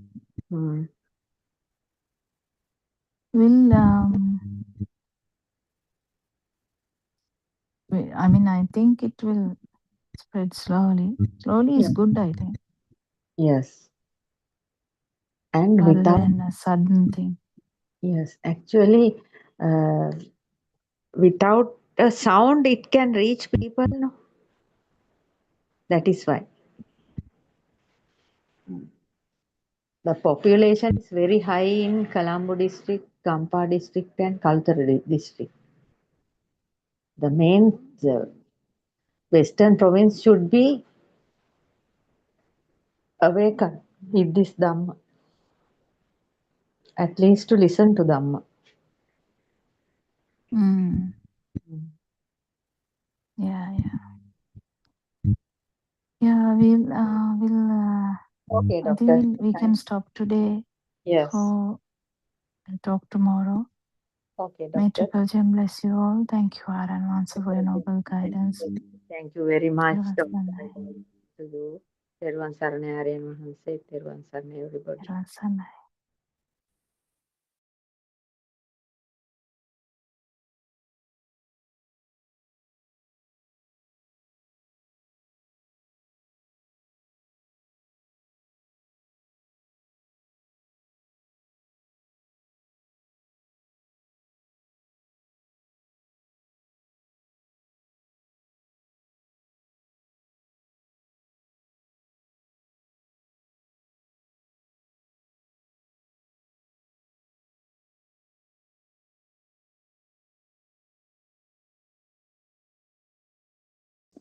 We can talk about it because we have like a kind of a communication method, and we can talk about our view about me and me, mine, myself. But the main important thing is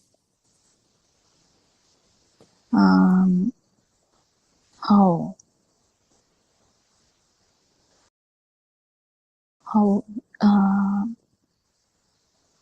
self-view has originated. So in the humans only we can discuss about self-view and actually try to understand that, and actually the humans have the ability to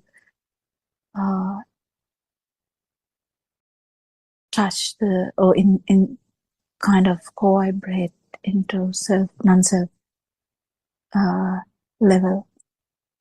So like every day we talk about no self angle, no self perception, in the sense non-vibration. We talk about it every day. It's not easy for us to actually become that, but we don't stop talking about it, because the more we talk about it, more powerful it gets and more consolidated it becomes, and the feeling can arise.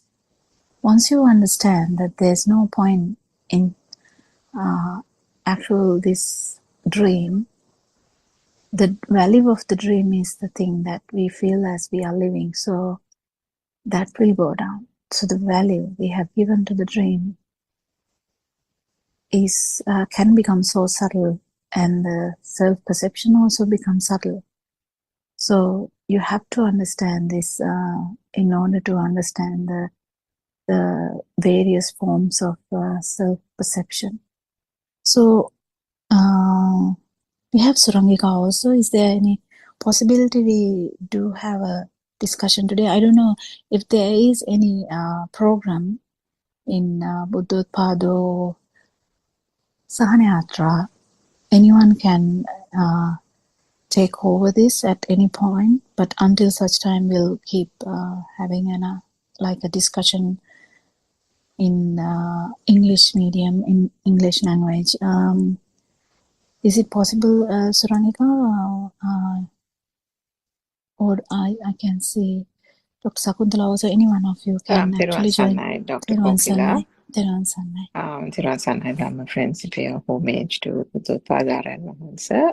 I think there was probably no activity today, but as you said, I think they're welcome to take over the Zoom for any activity that they want to show via Zoom. I was listening a little while ago to the morning Zoom. I think Dr. Sakuntala had raised a question with Aryan Vahansa, Dr. Kokila. I think I just heard the last 1 minute of your conversation before joining the Zoom, the aspect that you said about how the perception also becomes more subtle and subtle. And I suppose because of that, it is something that is difficult to for people to figure out. And that is where I think sometimes the bit of muddling up and confusion arises. Dr. Sakuntala, perhaps you can, I think there was a good conversation and a discussion with various people. Based on that conversation, I recall Aren Wahanse didn't have a good reception. So halfway through, he, I think, went out of the Zoom, but there was, I think, Manil and some others as well who joined into that same discussion. And I think that was quite a good discussion. Perhaps we can raise that with Dr. Kokila again. Yes. Yes, actually, initially what I mentioned was that the self-perception, right at the beginning, a person who try to understand this Dhamma in the way that our noble friend explains to us. Initially, what we pick up is something which is very obvious, the superficial or the crude ones, I would say, defined ones. So we feel that we don't get angry like earlier.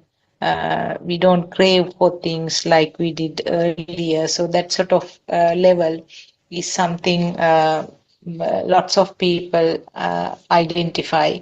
And then if you are not careful, sometimes a small, number of people or a small percentage will stop at that level, thinking that I don't get angry now. I am quiet and I don't crave and go behind the things. I'm not clinging to my children or grandchildren, etc. So superficial rubble is removed. So a person can stop at that level unless the noble friend gives a little knock and wake up the person and say that this is not the place, this is not what you have to stop at.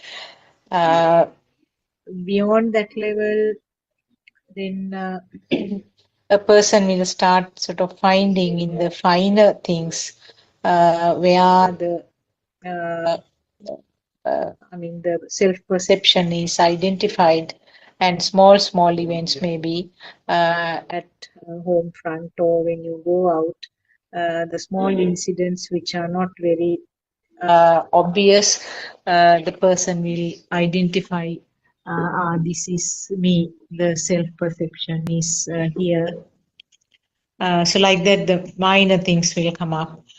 And further, beyond that,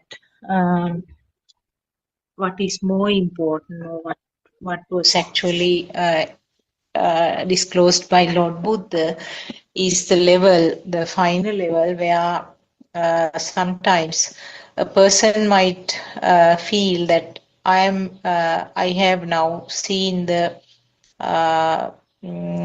what is the word for the shunyatavaya? In what can maybe nothingness. Nothingness. Okay, yes. So we hear a lot of people in the Zoom discussion say that I don't have any fire within me and I am very neutral and I don't feel that there is a value to the thought, so I'm quite okay. So in such situations, that's much finer and much trickier place where myself, a good myself, appreciable myself is remaining, where the thought is that I don't feel that the world is there and I'm not taking the things as valued things, but a good person, an improved person, or a person who has understood the Dhamma teaching remains there. So that is one of the major pitfalls, I would say, unless the noble friend again says that where are you going like that. So that is one of the things that we very often hear, and we ourselves have felt it, and lots of instances where Aren Wahanse says that that is you, that is your ego. So that is one of the facts that I was trying to explain. And there was one lady who was explaining her experiences. She more or less said that the same thing, and she's I mean, in the day-to-day life, she really feels very light and very tranquil in her mind, and the defilements are almost not there, and she understands that these are the sensor faculty function. That's all, only a vibration. So that sort of that part, I felt that it was knowledge than something she understood. There was another mother actually. She's from Anuradhapura. She gave a very good experience actually. Her house has been flooded. And within sort of minutes, like they had to take a decision about leaving the house. And her husband is a heart patient, and her son was at home, and there was no time actually to collect anything, any valuable. And only thing that she could pick up was the medicines of her husband, and she left. And she explained beautifully that, I mean, she was not feeling any sort of heaviness in her mind of the fact that she had to leave everything and go. And she said she has been listening to Dhamma for about, I think, if I remember correctly, about 2 years. And it was a wonderful experience that she got with this disastrous situation. So I think these are the facts, or these are the experiences which are worth mentioning, because you have to actually face to some sort of challenging situation. Otherwise, you cannot test yourself. Sometimes many people, I mean, including myself, I'm sure, I mean, when the home front is very sort of calm and quiet, and no challenges and no problems, and sort of flowing very smoothly, you don't realize the situation, you don't realize the challenges, you don't realize your hidden defilements. And this, I think, these present day, the experiences for many people, it's an important way to check yourself. And then R.N. Vahase explained about the current, or the current, which is not a thing. I don't know whether I have given the sort of correct wording for that. Deyak nowana ginnak. That was how he used it. Actually, he asked me whether I have experienced, and my answer was not complete, and he didn't accept that as correct.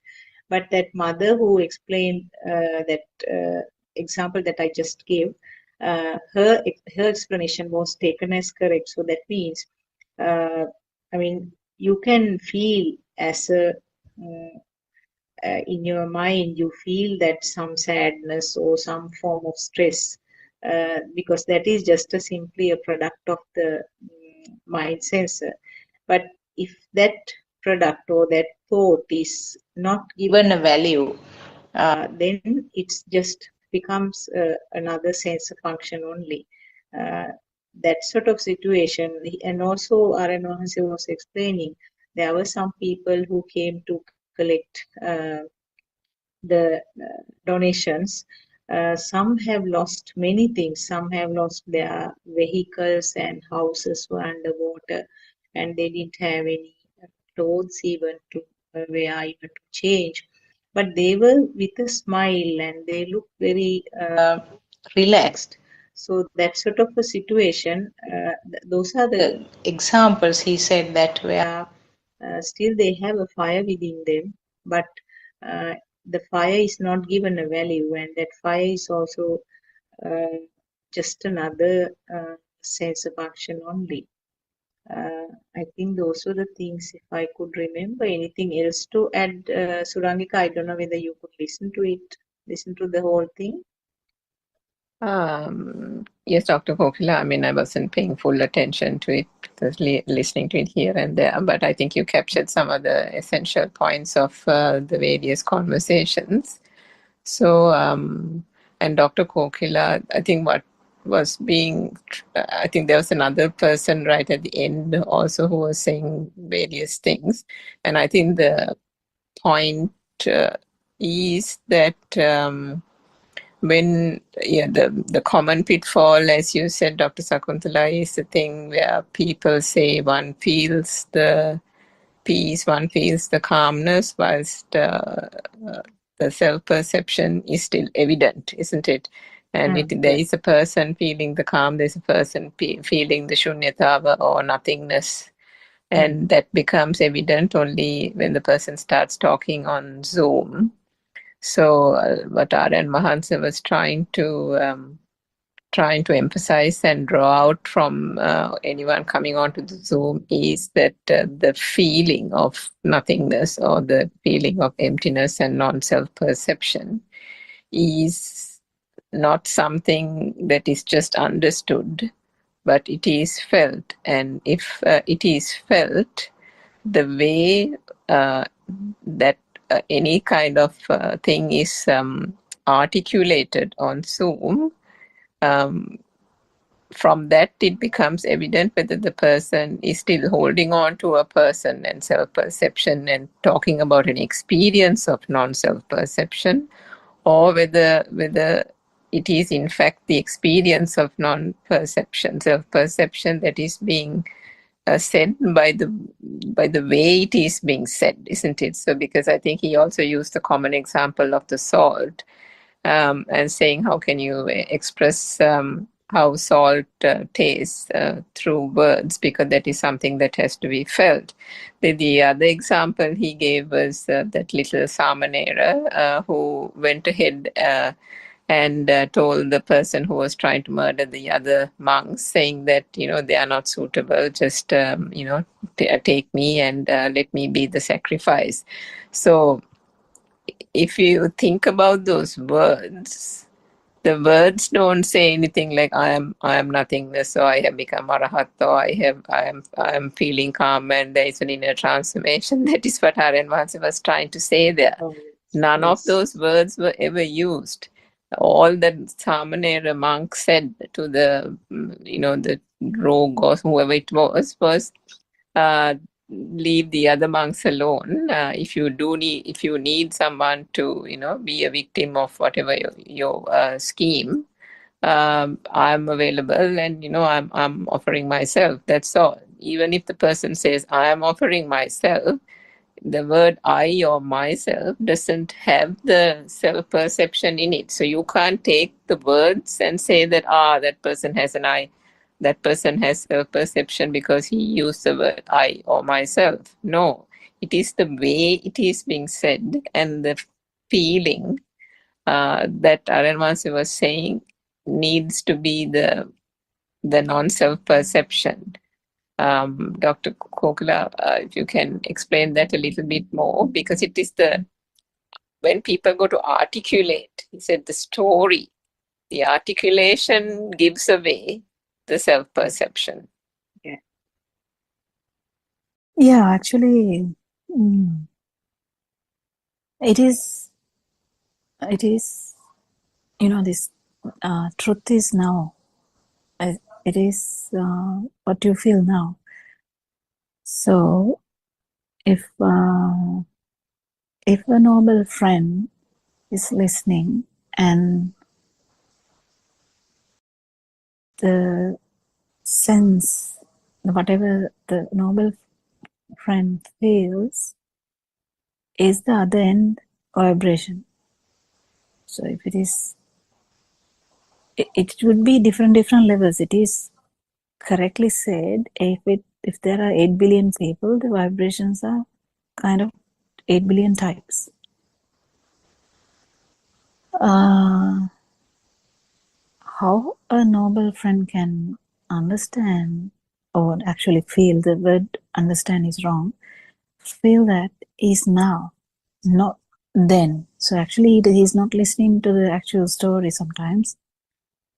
He can feel it now.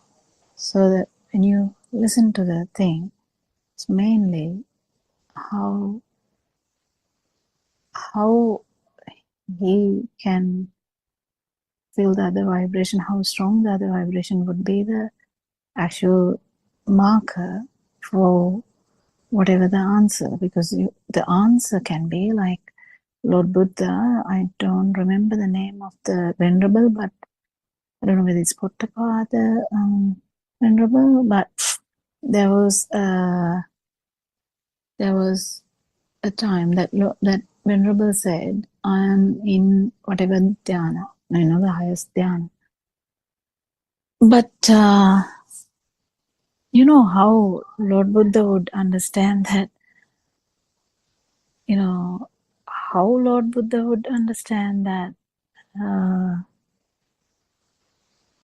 he's, whatever dhyana it is, whatever the meditative state that Venerable is, how the noble friend is going to feel that that this is not working, in the sense that the way, it's not even the sound, it's how do I say that? It's probably the vibration that can be sensed, isn't it? The self vibration. Yeah. Even the self view, you can actually get it. You can actually get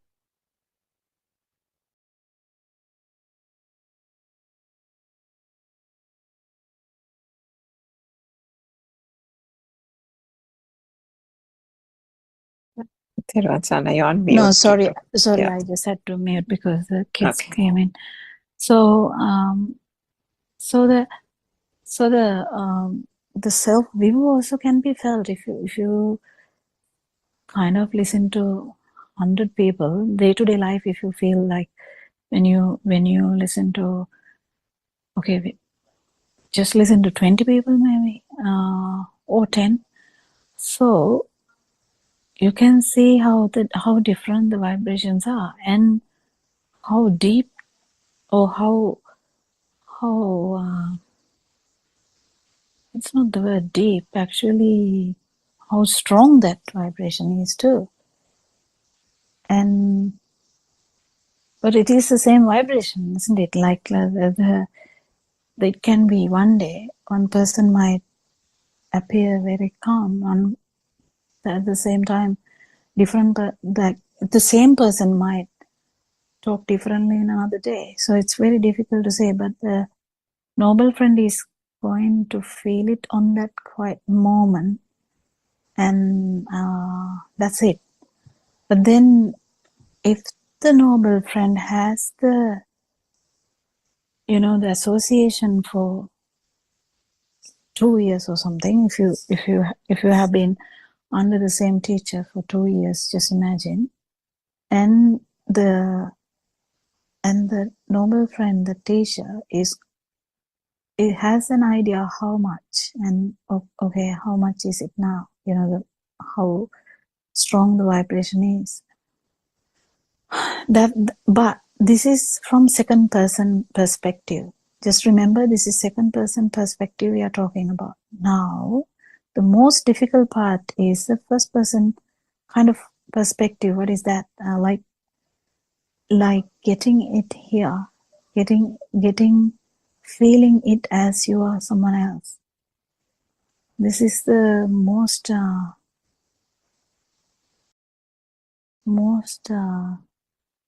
interesting thing, I would say.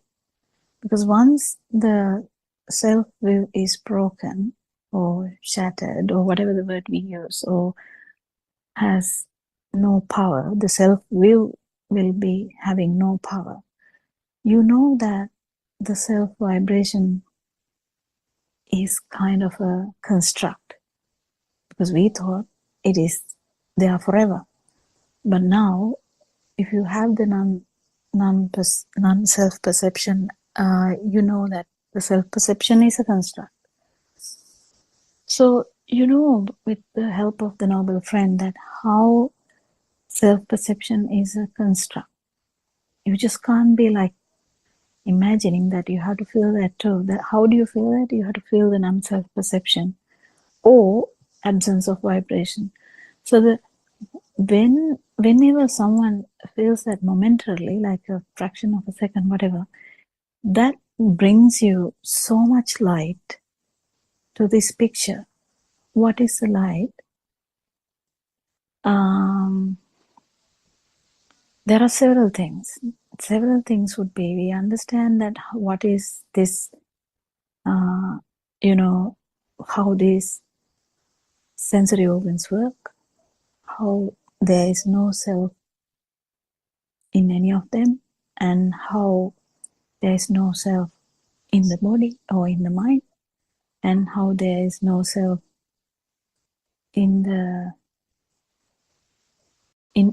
at all, like at all. So in that sense, when the self-will is broken,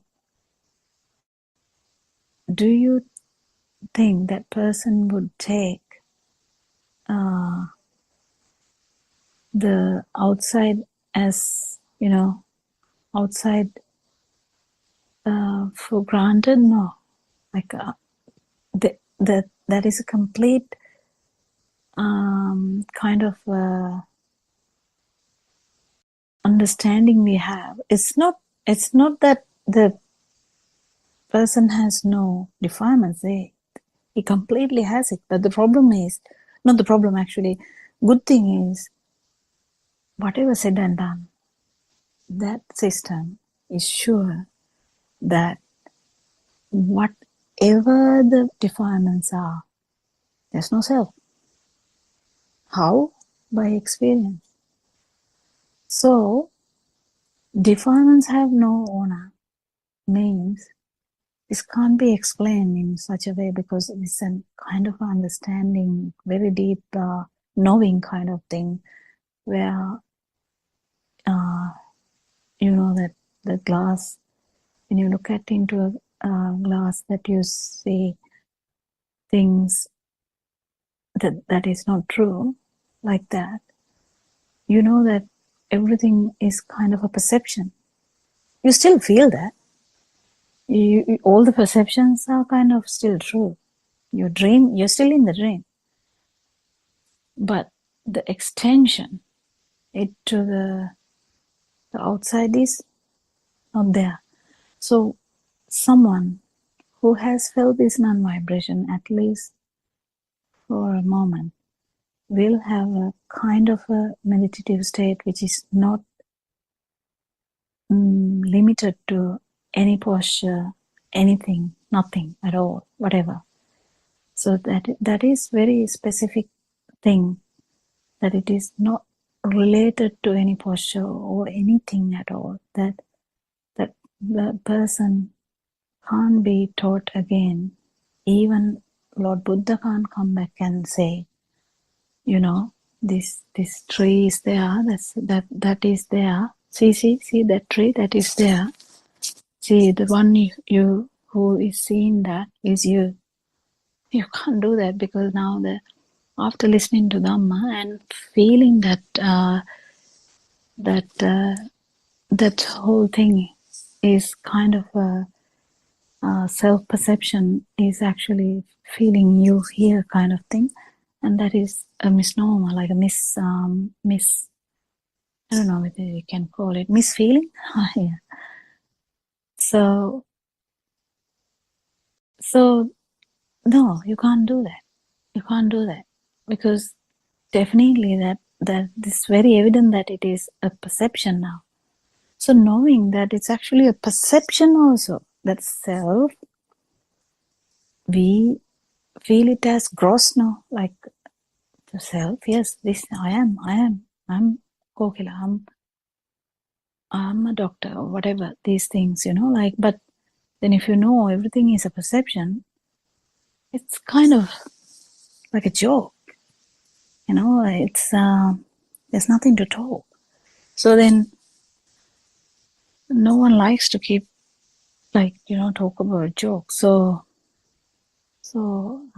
we can joke about it if you want, but what I'm saying is, so if someone is aware that everything is a perception in the mind, even the body, the self, even the me, my mind, if you know that it's a perception, that's a win-win. That's a win-win. But that's where that you will have a non-breakable kind of a meditative state that stream winner would have.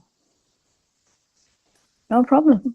But it's a very minimal kind of a meditative state compared to an arahant, where there's no defilements at all. But this person would have all the defilements, but still the perception level is well understood, well felt.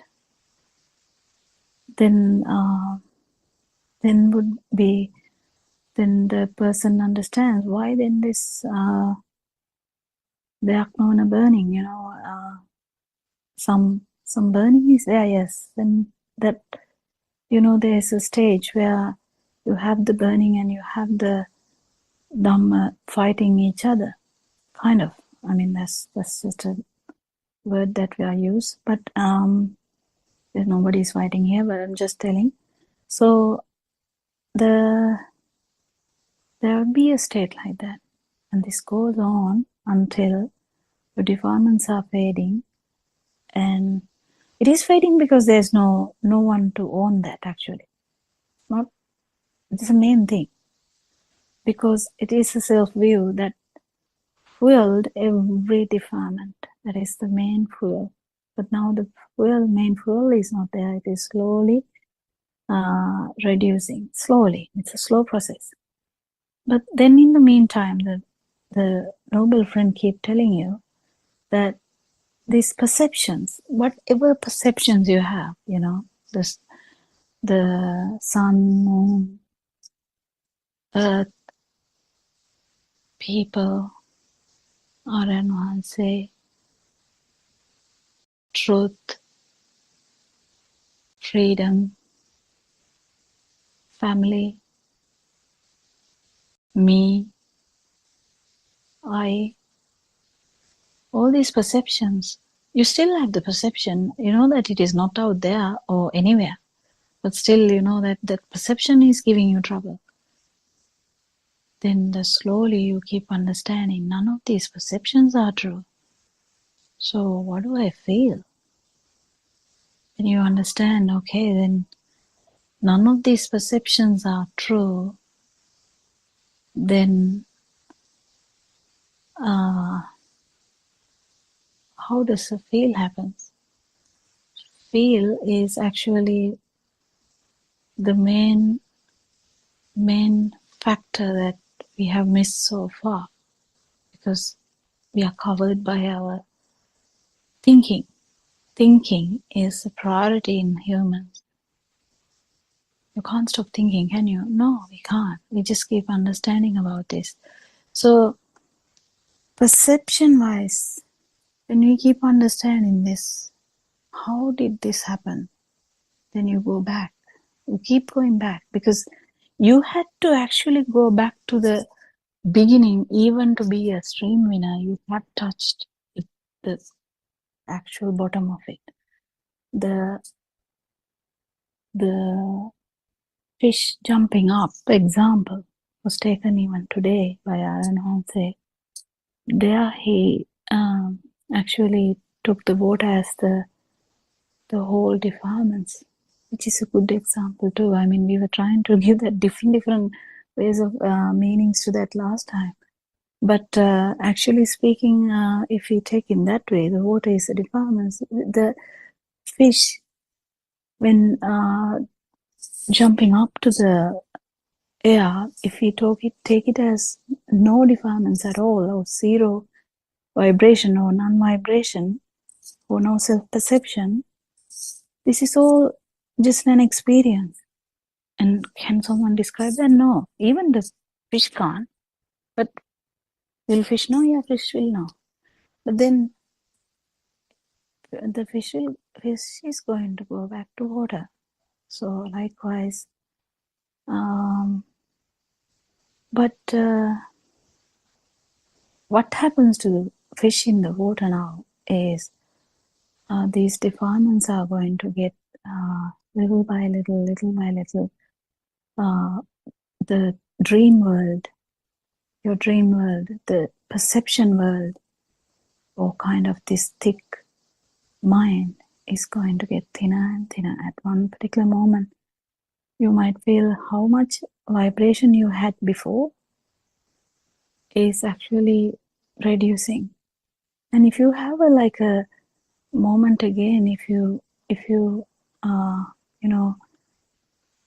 you have to pierce this mind bubble to feel the vibration and the non-vibration. So if that happens, you will understand how much reduced the vibration level is. So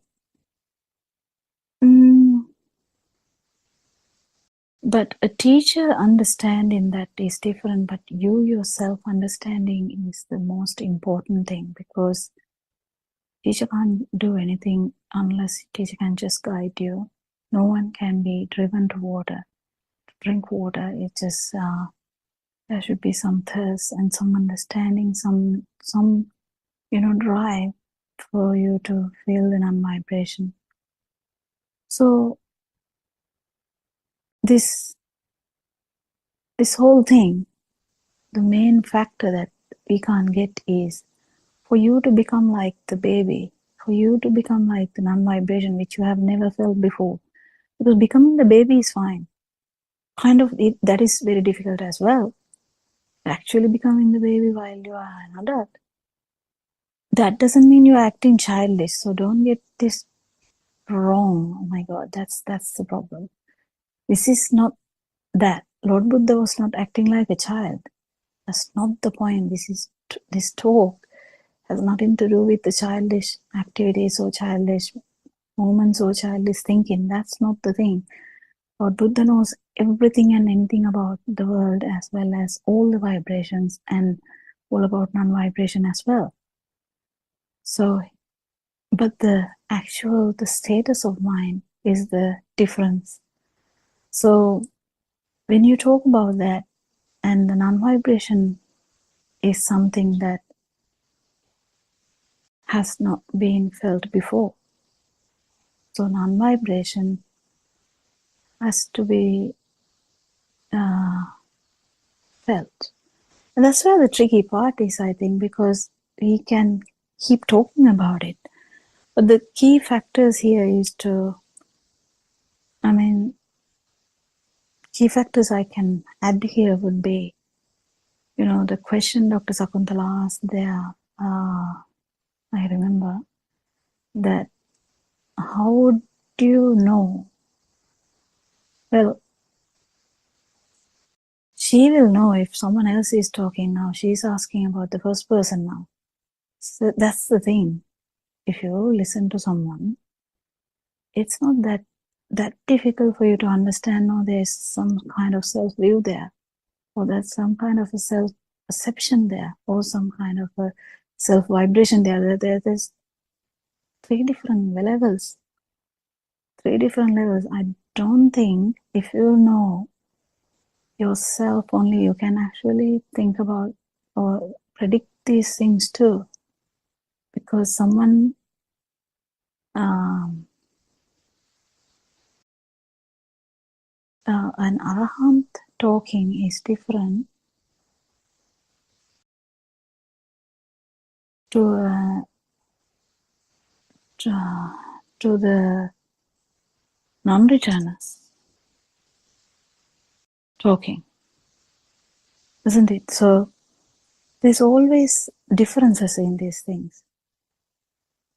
So the non-returner knows only about that level.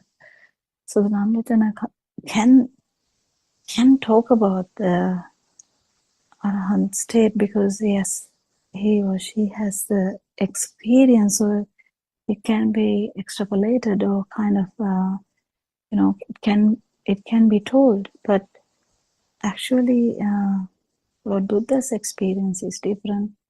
Noble Arahant is quite different, and Pacceka Buddha, Pacceka Buddha has felt all this but can't explain it, isn't it?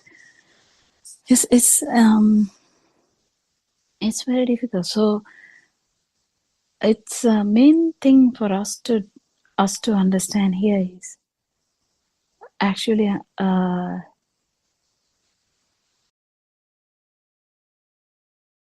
just not give any value to any of the thoughts at all. That's the perception level.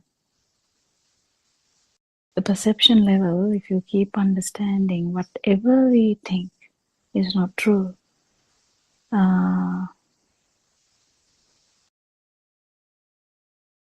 you have to feel that too.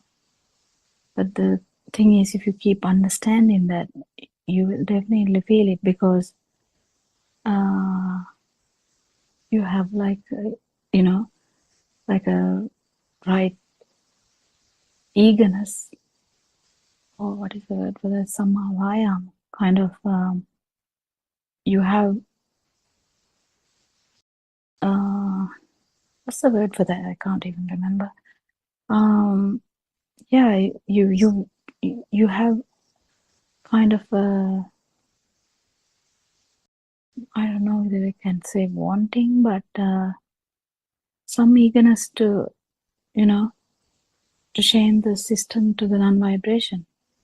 And this saviññānika and aviññānika view, or the self view and the non-self view, is very important. Because if you keep looking at this world and myself, I, me, myself, in that angle, it is going to be there forever. But if you go into no self angle or aviññānika, or not in the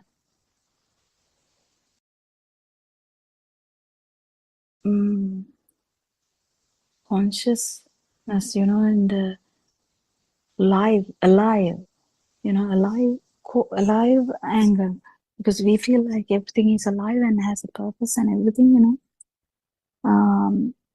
in that field. So if you can look at it in a different angle, things get much better, and the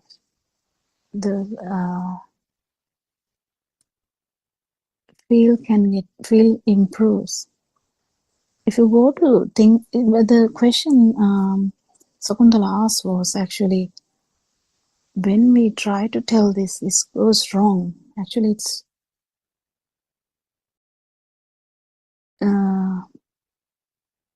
it's actually kind of not true,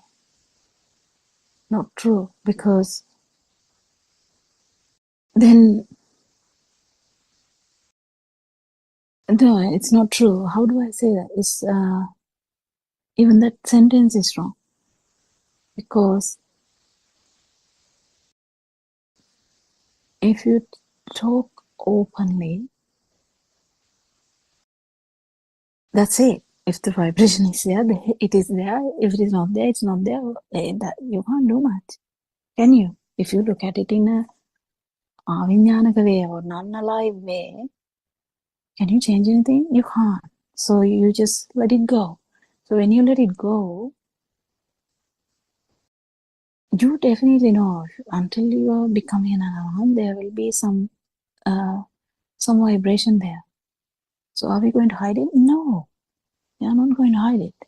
So we are actually going to expose it so that it becomes evident to everyone, and everyone will be like, telling you. Your teacher will specifically tell you. So it is so good. What Rahula did was, everyone should, give me some advice. That was his kind of a motto thing. And he actually took all the advices. And he was so humble to do that.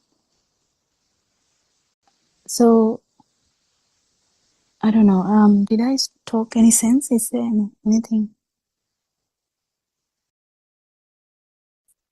Yes, I think you gave a sort of very detailed description about that question and the answer that Arenwahansi gave. Yes, as you said very correctly, I think it is it all depends on the person's understanding, the way that the how you feel is expressed is something. Can you say unique to that person's experience? Yeah, that is actually importance of talking, Sakuntala. Yes. Because imagine there is a monk in Lord Buddha's time. If there is a monk who has never, been exposed to Lord Buddha or any teacher in that sense, you can just, you never know, because only Pacceka Buddha can actually, and Buddha, Samma Sambuddha can understand this without a teacher. Everyone else needs a kind of some guidance. So it's very important that people talk in these Zoom discussions openly. And some others actually do.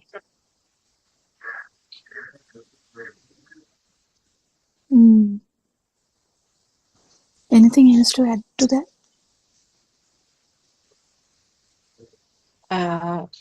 What I felt was now when somebody tries to explain what is felt using words, the words may come with just a unique way or a specific way to that person's understanding. You cannot have a sort of definite pattern, or as you said, sometimes the explanation looks very artificial, but it should come as a natural flow, and the words picked up should be very natural and specific to that person's understanding. If the actual talking was natural, what Arenwahansi is going to tell to that person will be so matching, and there would be a bond there. I mean, not a physical bond, but a bond there, so where the person actually can become the non-vibration, because there's no what is Mavapana? Pretending? Or? Yeah, there's no pretending. In the sense, there's no people are not doing pretending that I should pretend. No, this is kind of in a very natural to humans, where we try to put things into words. When we try to put things into words, sometimes we unknowingly. I mean, if you listen to last night, that long Andolanatmaka Deshana, every specific discussion you can pick up very subtle things, and it's so that's being vulnerable to the teacher. I think that is so good.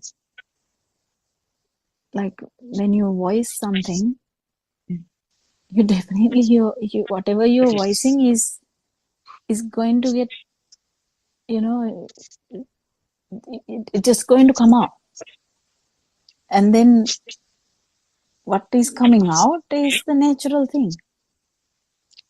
And if there is Yes. self-vibration, there is self-vibration. If there is self-view, there is self-view. If there is self-perception, there is self-perception. Nothing can be done about that. It's just understanding this and be open about it and be okay with that and take the advice and try to, like, get this message properly. That's the only thing you can do. Yeah, a crude level will be the tone of the person and the wordings selected. But now, I mean, even in a classroom, the teacher will be able to identify from that level of a student the way that the child is talking and the tone and maybe the wordings. But what Aranoha say picks up is something much more finer than that. And as you said, that the vibration is what he's trying to understand, but he's picking up, isn't it? In a very deeper and more complex level. Yeah, because when the you might words. Yeah. you might be, so I have this experience all the time. Like, I try to tell something very specific, what I said was correct. But to the end, he could have like shouted at me from the beginning to the end. And then I can be confused. But I wasn't that day. Actually, I wasn't. I was, as soon as he raised the voice, I knew, yeah, he got me. Like, I knew that because, that's the importance of that, because what you tell is nothing of that importance, because anyway, it is your thoughts. None of these thoughts are true. But if you are telling something with so much eagerness, so much power, so much vibration, and you are telling even the correct, nama rupa, whatever, like you're trying to say that, and you're saying that with so much power, and Aranwan says like, oh my goodness, like, what am I going to do now? This, if he's thinking like that way and changing the tone and, shouting at this, and then you're like, yes, either you understand it or either you completely feel sad about it. It's one way or another. If you're in a very early stage, I don't think Aranasi shouts at anyone in the early stage at all. I don't think so. He does that to like all the followers who have been listening for a long time. He doesn't shout at anyone who has listened for a short time. There's no need. Definitely there's not. They are the beginners. What is there to shout? But if someone has listened to them about 4 years, and if you're getting some kind of that kind of answer from Arano and say, it is definitely good, because you kind of understand, okay, there's some problem somewhere. Then you keep trying to understand that. It's subtle messages also. It's not even told directly. He doesn't tell these things directly either, but they are very subtle. And if you are brave enough, or feel enough, if you feel enough that teacher is trying to give this message, that whatever the message is, that your power is too much. But basically that, isn't it? Yes. Yeah, your power is too much. You can't match this side. It's too much. That's it, I think. I mean, I can't. I can only imagine into that his level, because I can't talk for him, but I can only imagine that what is happening when I worship Aranwans every day, kind of not physically, but the gratitude is so much, because this is people judge by looks, judge by voice, judge by so many stuff, the past, the future, whatever. They judge by so many things, but non-vibration can't be judged. Can't be judged. And people who judge will be in trouble. Definitely will be in trouble. Not in the physical way, not in a like a worldly way. It's just becoming non-vibration becomes so difficult. Yeah, if somebody can add something, yeah. I don't know whether I'm talking too much. Yeah, I think what Taran Mansa tries to do is for people who have listened to the Zoom talks for several years to try to, compel them to get out of that active thinking and the passive thinking into the field. And the field is an unknown territory. And there are, I think, as we've discussed several times, a lot of pitfalls. Some are big pitfalls and some are little pitfalls or little potholes, almost like if one is going on a path. And if one gets into one of those little ruts or potholes,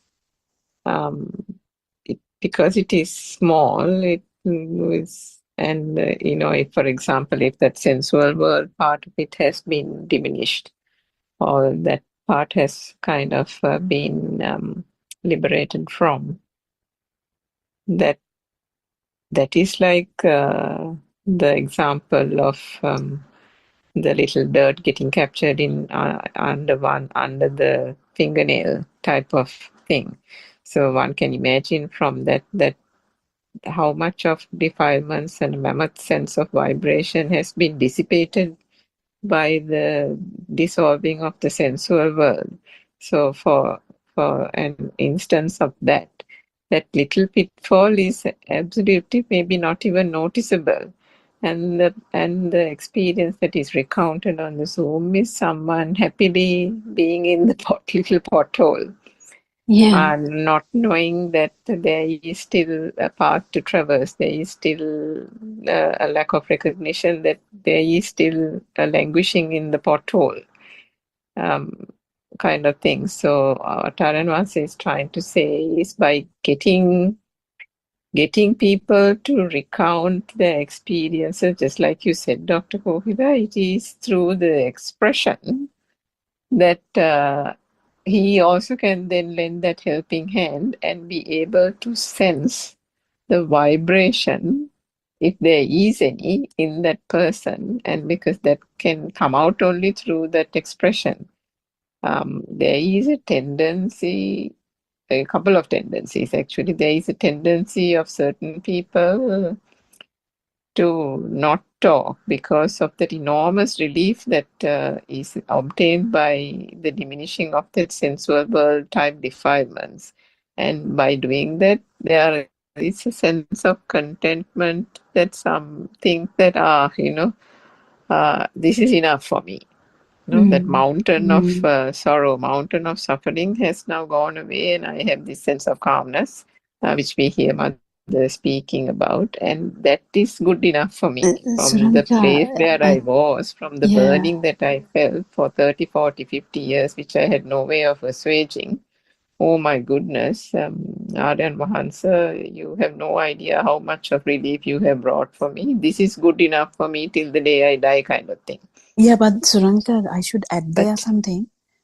Yeah. That is okay, but the problem is one has to actually feel the non-vibration to actually come into that permanent kind of non-sensual component. Because when today morning also Aranwasi was trying to say that you can temper for a fraction of a second. You might feel in one vibration, one particular that fish example, wasn't it? So in that he said something specific, because he was trying to say, even with that Buddhakshanya, he said you fall back into like the fish into the world of defilements as well, through the fish example. The problem I was going to tell was, that even without that, people stop somewhere in marga kind of thing. What is that called? Even On the path, e- yeah, the even before that. Krutyajnana thing, yeah. No, Or even before that. no, So even before that. Even before yeah, that. that's That's what the I'm part that trying I to say. was trying to say. The mothers, I mean, Yeah. lots of people get that sense of calmness even before that. And That that is the itself is tricky enough for part. them. Because Yes. to become a stream winner, Stream it is enterer, yeah. stream enterer, it is easy for you to enter it, but then whether that is going to be kind of it should be a experience for that to register kind of the thing, so that to get rid of the self view, or have to have all these jnana. That he couldn't finish that talk, unfortunately. That was not the time, I think. Unfortunately, the whole Yes, the that was such a waste. Yes, that's yeah, right. internet and all that wasn't working properly, so he couldn't finish that talk, which he actually could have been such a beautiful talk, where he was trying to tell that these are quite specific but different fields. So that's what I'm saying. So just by one specific moment, you can't really have all that. So then that is only the beginning. So even before the beginning, moms can feel, oh wow, this is so good, like this is so good, and they feel so calm, and they kind of will not get actual experience because they are so happy in that particular pot you said. And that is the problem, I think, that Aran Hanse is trying to push everyone to the field, kind of to understand this thinking is not true. Because you have to go through all this to feel it even momentarily. Even though it is very, very, very, very momentarily, and I mean, it's not even by force. You're not, if you take it out of force, it's nothing, it can't be actually original. So it has to happen. But to that to happen, also there should be at least one specific moment where you have actually liberated from the mind. So yeah, but this is where the prajna also comes into play, Dr. Kokila, because I mean, surely the mothers, surely one must think, and we all have gone through this experience yes, at some point 100%. or We the all other. have gone through, so it's very even that initial sense of relief, the calmness and all that is not going to last, because there is always, as long as the Satyajnana or the true Dhamma thing has not been understood to the fullest extent, and that happens only through the full liberation and reaching this non-vibration, as you said, there will come a time, invariably, where there will be something that will become a thing. And that something that will become a thing is going to torment the person. That's the exact thing he said. I can't exactly remember Aranwanse's words, but he said, Sotapanna kenegge බාහිරින් මිදිච්ච එක දිගටම තියෙනවා. ඒක මේ එක වෙලාවකට බාහිරින් මිදලා දැන් තව වෙලාවකට නෑ එහෙම ගන්න. If that thing has stabilized, if the stream enterer level has stabilized, you're already in second one. What was he? I think he used the word samadhi. He said because every moment to moment, one moment there can be a relief, but in the next moment, specifically, you go back and listen. There is one particular part he said that. But what I'm trying to say is, everyone, what we can do is trying and keep understanding this beautiful Dhamma, that light perception. There's no light in light perception. So what is it? Nothing. Just the rapidity of the vibrations. So in that sense, and even the ear. But just knowing theory doesn't help. You have to feel this. So to feel that, you have to actually make this like a habit into the life. That is that Exactly. Aranwanse's program, which is so good. But you don't And have that is, to have those words in that. that's right. And that is why the Pihita no Sitimin Vayam, Yeah, the that thing. Karamin thing comes into play, because there is a effort that has to be made, a concerted effort, and yet not something that is too overt, isn't it? Yeah. Because if one goes into that self-contentment mode, then there is no prajna being But Surangika, can you see the catch? There can't be self contentment because vibration is there until you become an Arahant. So how can be you self-content? That's the thing. So these mothers, through everyone, ignorance, thinks we that can't there say is even going to mothers, be because all of us self-contentment. can be in that thing. Yeah, all of us actually. All we of can us, put, yes. I mean, like sometimes there is a point where 1 month, 2 months pass by and no self-vibration, and or no burning sensation or cause for suffering or something becoming a thing, and then out of the blues can be just a tiny thing, and then that's a reminder that the Dhamma philosophy has not been understood. And as Arunvasi said this morning, all that has to be done is keep on understanding the true Dhamma and unraveling and unpicking the essence in the thought, the fact that there is no essence. and if you want to actually feel this, just be open. Just be open and be simple, like a child. I mean, not childish, but some qualities are there where we can be in trouble. We in childhood we are in trouble sometimes for telling the actual thing, and we are kind of suppressed by even our family members. Mother might say, "Why are you telling that in front of everyone?" And we will be like, "What? Isn't that good?"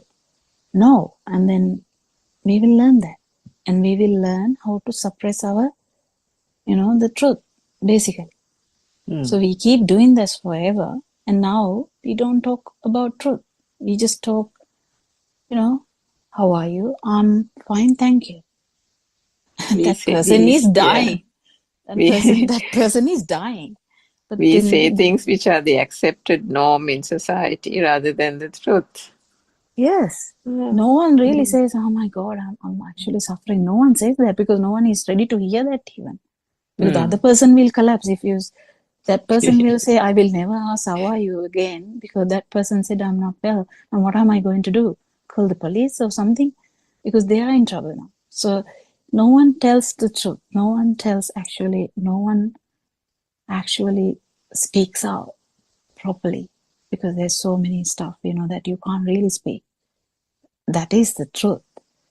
Being a mother, being a family member, being kind of stuff, so we are taught from childhood, there are things that should not be talked, and there are things that, so that's okay. We are not asking you to talk all the the unnecessary stuff, but actually when you try to talk, just talk naturally, so that even the teacher can understand your vibration. I think that's all you can do. And keep understanding Dhamma. Dhamma is the truth. Truth is what? How is this self-vibration works? How self-vibration works until you become an Arahant. And this thing, seeing this momentarily, if you have seen a duplicate, just forget about it. If whether it's a duplicate or original, you can't decide. You can decide it later, once you get burning. With the self-view, if you actually feel like, oh, that is my house, and you're like, really, that's my house? And then you might feel, what am I thinking? Am I not supposed to be like a good person now with Dhamma? Well, obviously that could have been a thing. Or otherwise, Aranwansi turns this really nicely, because that is actually the perception that we are worried about. Actually the self-belief is gone, but then the perception is still a trouble. So that is the perception. And when someone is actually in the field, then you turn it the other way around. You turn it to, that is whatever it could be the high vibration, it could be this ear vibration, it could be the mind, it could be the other sensory organ like touch or other things, and that's it. So you can keep understanding this. There's no end to it. If there is end to it, that means that in Lord Buddha's time, some arahants came to Lord Buddha and said, the Kalayutta Kara. So when we say that, when we think about that, what Aranwansi says is very true, because then definitely they are aware. They are not like halfway aware. I don't know whether I'm this or that or this or that, it's very difficult. But actually speaking, it is only the teacher that should be discussing that. You're not going to discuss this with everyone. That's not the way. And that can be actually a problem in Dhamma Vinaya, I think. I mean, we don't know too much about these things. That's part of venerables. So, yeah, I think we have come to the end of English Zoom discussion, but I think it was a really interesting discussion today. Thanks, Dr. Sakuntala, also for starting the discussion, and Sarangika for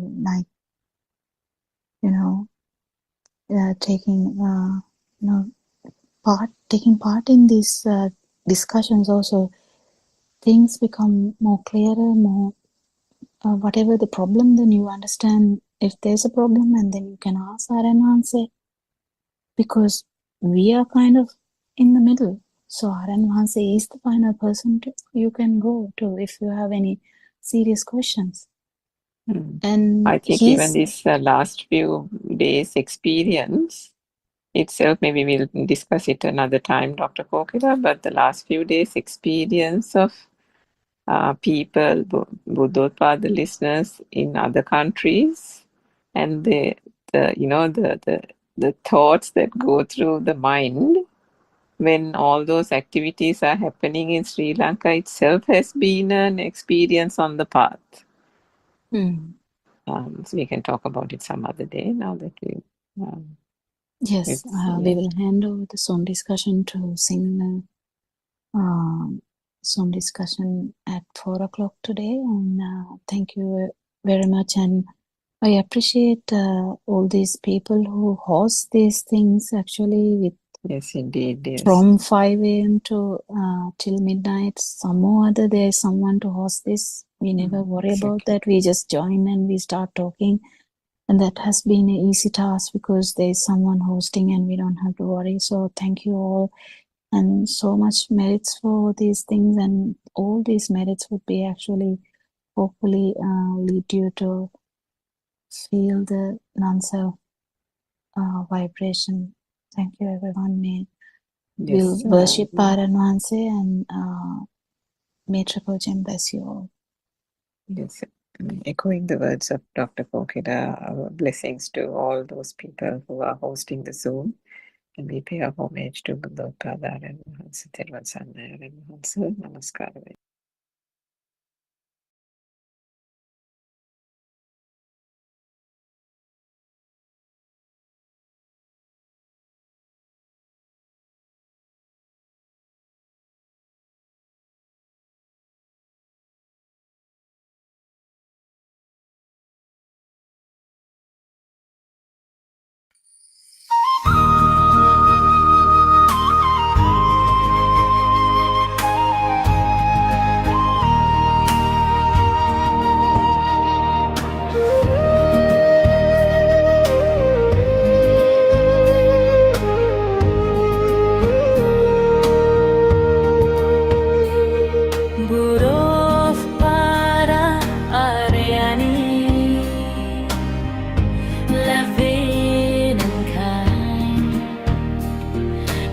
came like light to free the blind from realms of grace, from heavens above.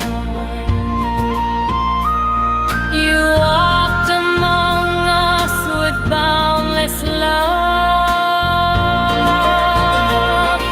Buddothpado Aryani, Buddothpado Aryani. Seeing the sorrow of mankind, lost in darkness, confused and blind, you spread the truth so clear, so bright, the Dhamma's flame, the guiding light. You reawaken Buddha's way.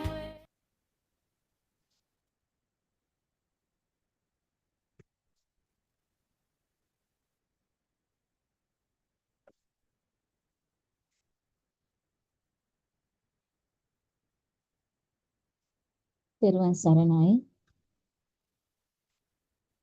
First of all, I would like to pay my utmost respect to our Kalyan Mitraran Mahansi, Buddothpado Aryan Mahansi.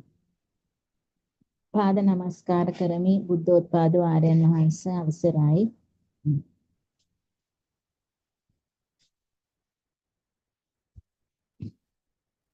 It is another session of this Dhamma talk for the seekers of true Dhamma to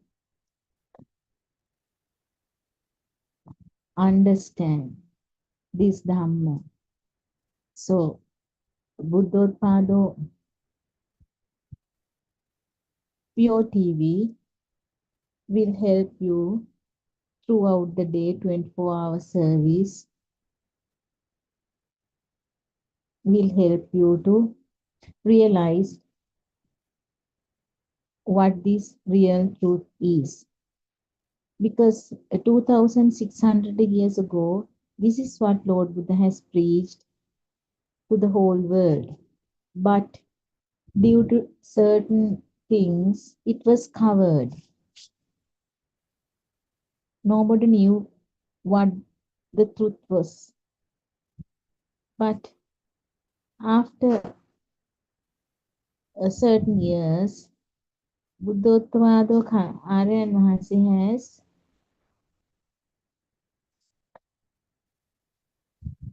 revealed this true Dhamma to the whole mankind. So we are really fortunate to listen to this true Dhamma, what Lord Buddha has preached 2,500 years ago.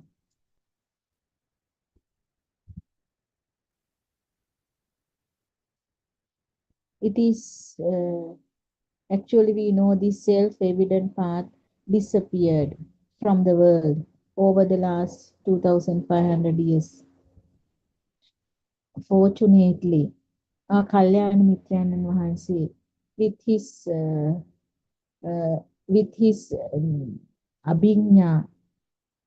abhijna, he revealed, reawakened actually this hidden truth with much effort.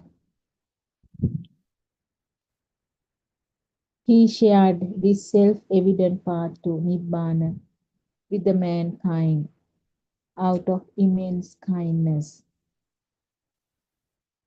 So this 24-hour English channel was introduced with the aim of spreading this message to the entire mankind.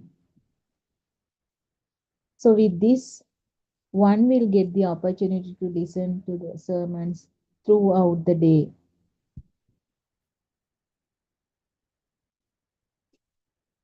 Buddothpado Aryan Mahansi embarks on this journey of spreading Dhamma with a number of followers of Buddothpado sermons. These sermons cover a wide range of topics of Buddhist philosophy. So, As we all know, the human birth is exceedingly rare, a precious opportunity to awaken to the timeless truth and break free from the cycle of birth and suffering.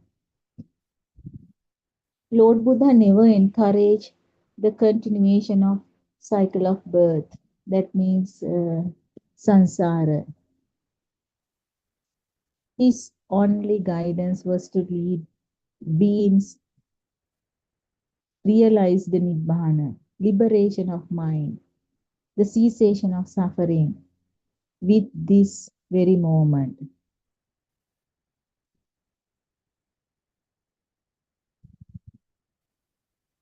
Unlike many modern teaching that aim to soothe the surface, the Dhamma sermons of Buddothpado Aran Wahanse's go straight to the root of suffering and the cessation of suffering.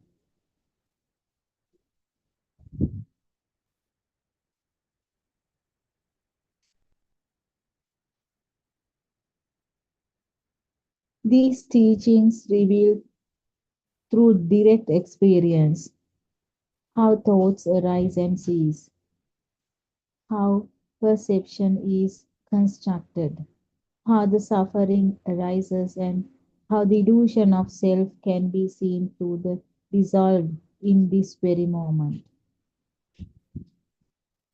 So it doesn't matter whether you are a beginner or a seasoned Buddhist or a seeker of this truth. This Buddothpado Dhamma sermons offer a living path.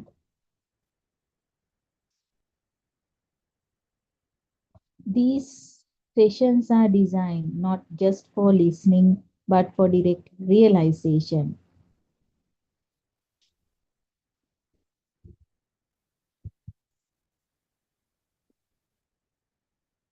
So, if you are really a seeker of this true Dhamma, while listening to these sermons of Buddothpado, you will understand what the real truth is. Because the real truth is hidden.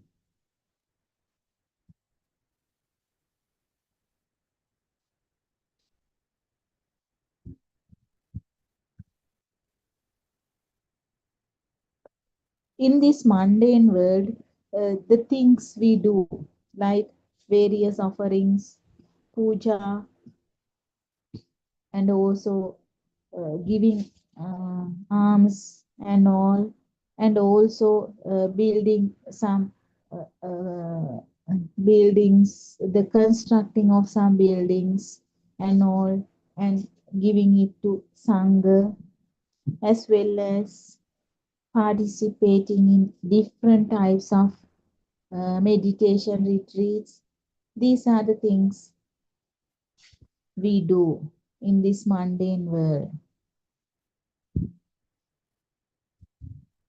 But this might be good for the well-being of society. But the truth is entirely different.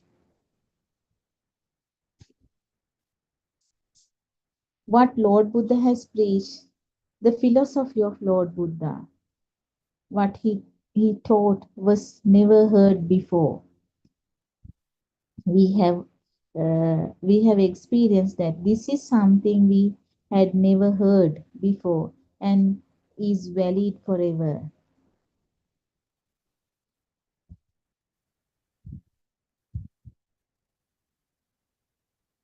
Everyone believes and accepts as right conventionally is not the truth.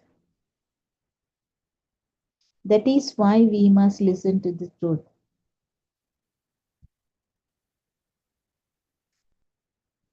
As you all know, what Lord Buddha preached to these uh, five hermits, Pasvaga Mahanun, Pasvaga Tausan. That is something, the philosophy, that was never heard before.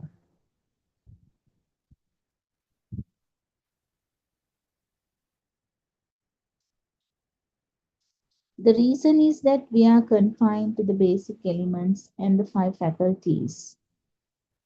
Five faculties are, as you all know, eye, ear, nose, tongue, and skin, and their outcome as true.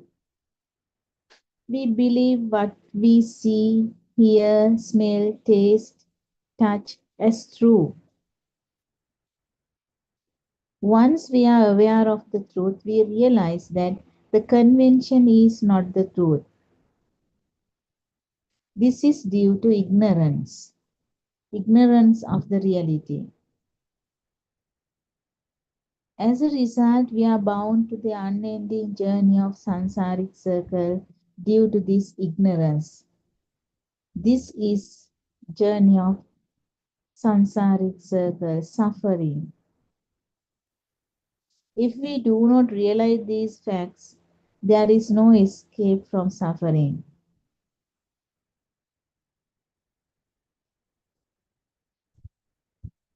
So this is listening to these sermons are very, very essential, because you can listen to this real truth. The real truth is given. As we also preach what Lord Buddha, as what Aryan Mahanse, according to his sermons, these Dhamma talks are done with the help of these sermons done by our Kalyana Mitranan Mahanse.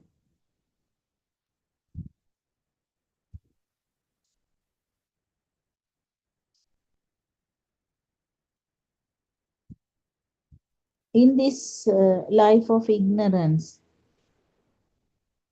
everything exists for us.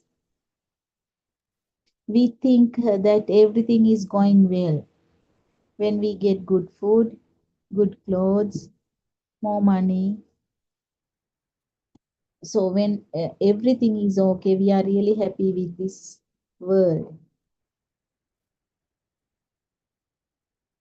Because as a result of ignorance, we get all these things.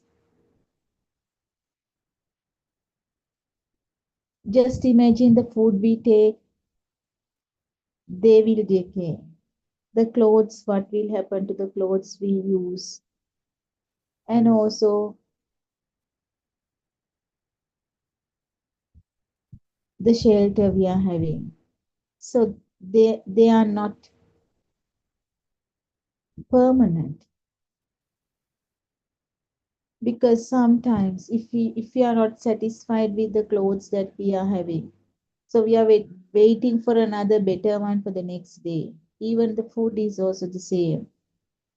If we have not tasted something new, we want to taste it the next day. So if the house is not good, so we want to reconstruct it. Likewise, we try to continue. We seek various things every day. That is suffering, isn't it so? There will be no end of this process. Don't you think so?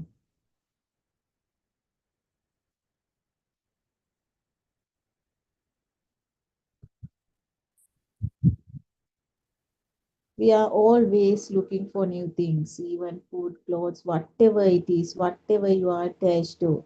In the ground of ignorance, whatever we think as good does not become true. So we are looking for something good always. The next day we want something better, something good. There is nothing as good in this world as we think. It is suffering itself. It is this suffering that we believe to be pleasure and comfort. There is nothing but suffering.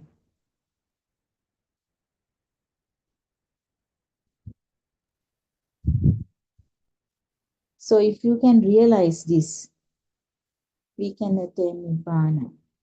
It is true that we can attain Nirvana at the moment. In this instance, only this mind exists. This mind arises and passes away in the same moment. There is no existing mind. Inability to understand this fact causes suffering. To understand this fact is what we call the realization of the truth. Not understanding this nature of the mind brings us suffering. Therefore, what we have to do is to realize this truth. Realization means knowing that the world is a mere appearance in the mind. The five faculties are the world. The world is the creation of mind.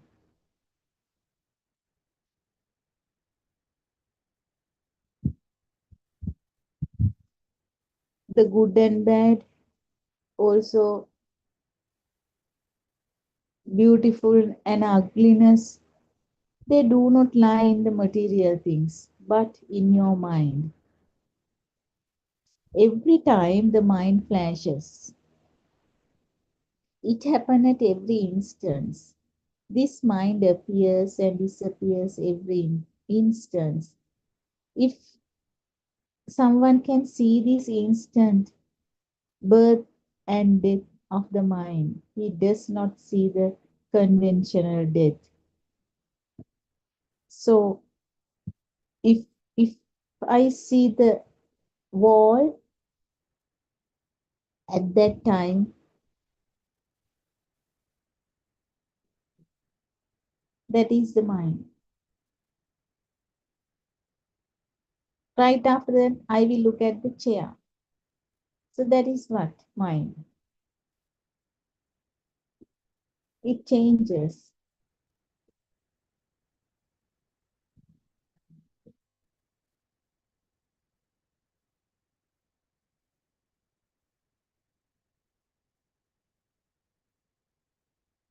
So we are really fortunate to listen to this true Dhamma. If you listen to this true Dhamma, you will realize that this is the truth. This is the ultimate truth. So what you have to understand is the practical side of this truth. So in Buddothpado sermons, Buddothpado Aryan Mahanse clearly gives us this, the philosophy of Lord Buddha very clearly. He's explaining it very clearly, what the Lord Buddha has preached us.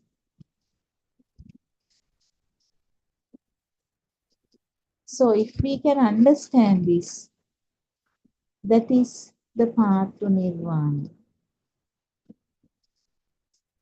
As we all know, we have heard that this verse actually, Durlabam Shana Sampattin, Durlabam Saddhamma Sravanam, Durlabam Manusattanam, Durlabam Patirupadesa Vasoja. This moment is what we are not able to realize. If we can realize that one mind, then we can attain Nirvana. So what you see everywhere is your mind, the thoughts. So that is what you have to realize.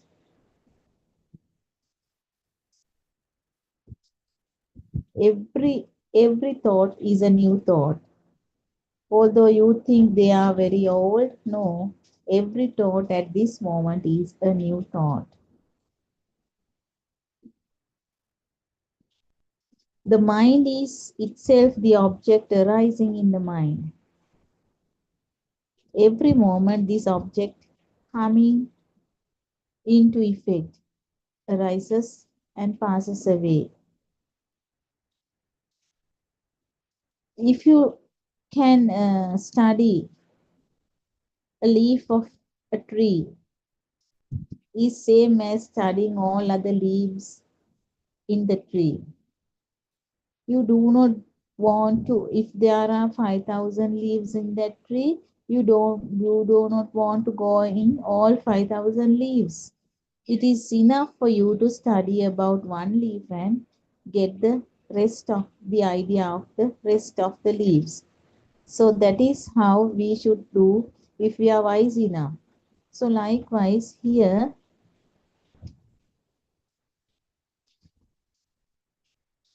when studying one leaf, is same as studying all leaves in the tree. So that is the same method you can apply when one investigates one mind, he can see all the minds. So the realization of the truth is the realization of on mind. That is called seeing the truth. Therefore, we have to explore how the mind is born. Most probably you understand because you have listened to these Buddothpado sermons. So there you understand that only this movement exists. So that means as I am talking to you, only this moment exists. When I talk to you tomorrow also, what will happen? That moment exists. If I talk to you after 5 years, only that moment exists. If we think about the past, only the moment exists. If we think about future, still we think in this moment. This present mind is not true. Past thoughts just disappeared without leaving any trace. The future thoughts not created yet, but even the present mind is not true.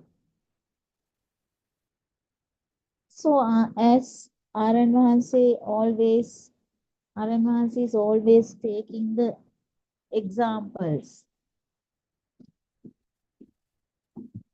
The book, let's take the book as an example. The mind sees this as a book, but in real sense, there is no book outside. It is only a book in your mind.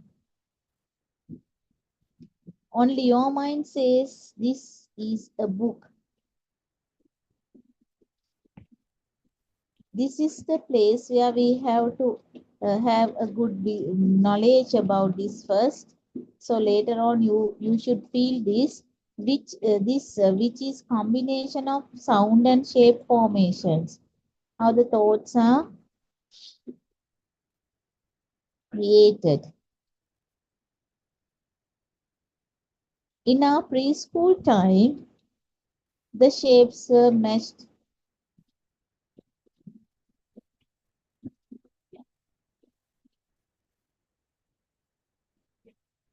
with the sounds such as yellow, blue, and green. We have come gathering with these sounds and shapes since then. That is what we call the mind. So if we hear someone shouting as a crow, we imagine the picture of a crow. If we hear someone calling a parrot, then we imagine a picture of a parrot. This has happened due to combination of the sound and shapes. This happens every time as every sound has a shape. Every sound has a shape. Can you understand this? So this is what you have to think properly. Every sound has a shape. If there is Chinese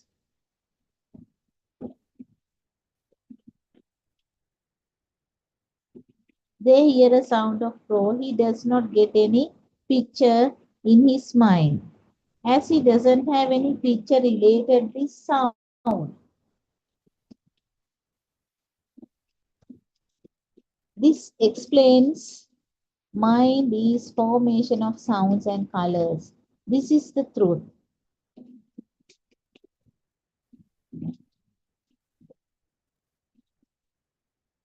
Now look, only exists this moment.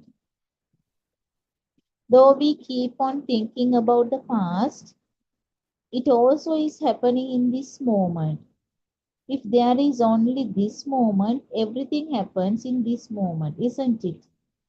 If we see the truth that there is no book or crow outside and which are only within our minds, then we are doing away with the external world. Then there are no physical things that can be captured by the mind as a crow, parrot, or a book. Then we get rid of the mind, isn't it? Then one is free from this external world as well as the mind, internal world. It is the emptiness, no attributes, invisible, no ground.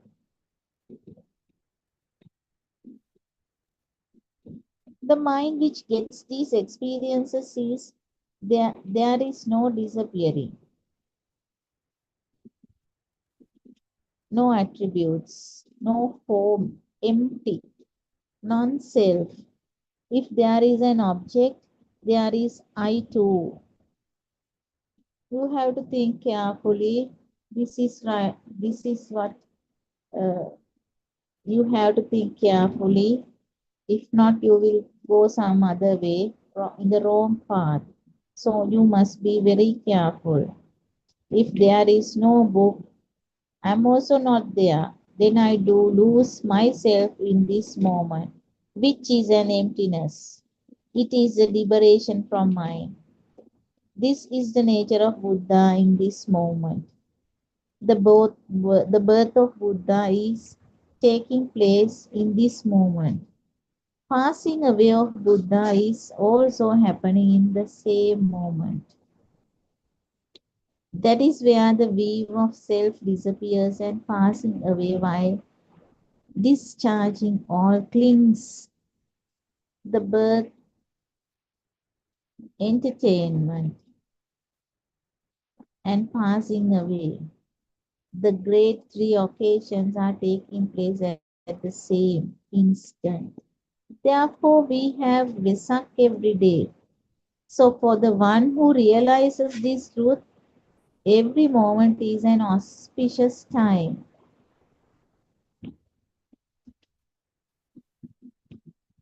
The greatest occasion is the realization this truth in the mind. The physical birth, enlightenment, and passing away exhibits the nature itself in convention. The Vesak can be celebrated considering these three occasions took place on that day. The one who does not realize the truth can celebrate the Vesak by reserving a special day. But in reality, these three occasions are taking place in the momentary mind. If one realizes the truth, then it is the moment he experiences these three great occasions: the birth, enlightenment, and passing away of Lord Buddha.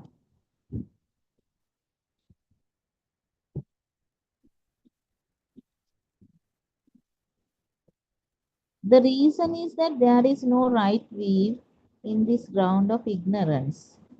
Everything is done within the ambit of wrong weave.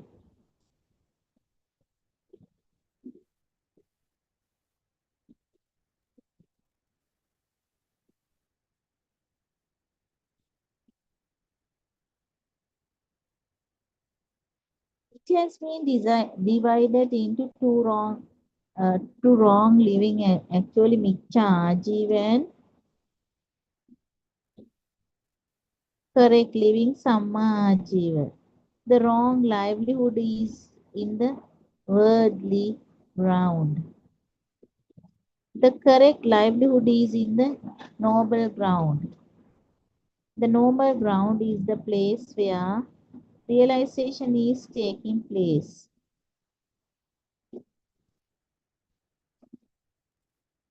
The noble eightfold path, Arya Ashtangika Marga, as you know, right? In the correct way, that means Samma Ditti, correct thoughts, Samma Sankappa, correct speech, Samma Vacha, correct livelihood, Samma Ajiva, correct action, Samma Kammanta, correct effort, Samma Vayama, correct action, correct mindfulness, Samma Sati, correct concentration, Samma Samadhi. This noble eightfold path can be found within the realization of this truth. The belief that the external world is true is the ground of an incorrect view. All the religious are performing on this path. Even animals live considering this external world is true. There is no correct view over there and no end to this journey of samsara unless somebody listens and realizes this truth. Until then, it is a circle of birth and death again and again in the floods of samsara. There is a process to be explained how this has been happening.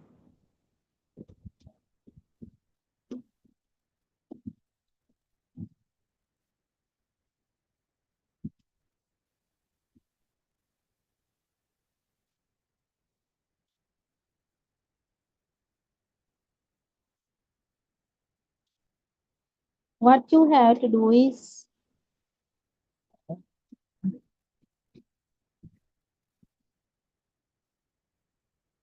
you need to cultivate very pleasant feeling in your mind actually. And also, this is very simple. It is not a very big issue. You should not take this very hard and you have to think very lightly. Only this moment is existing. And you have to keep on concentration and remind this again and again frequently. So that is what you have to have.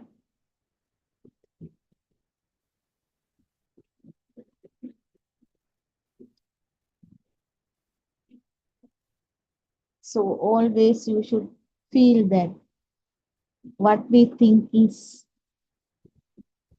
all our thoughts. That is what.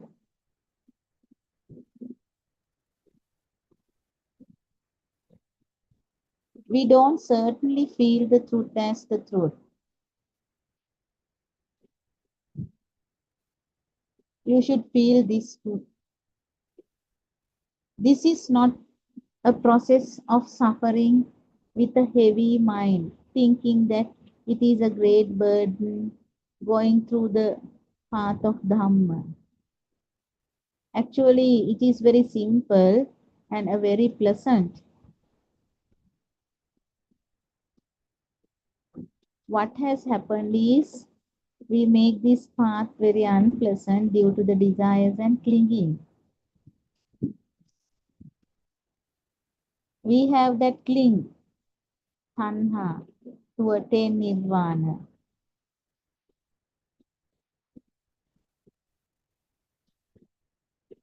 Without knowing of this illusion of the consciousness,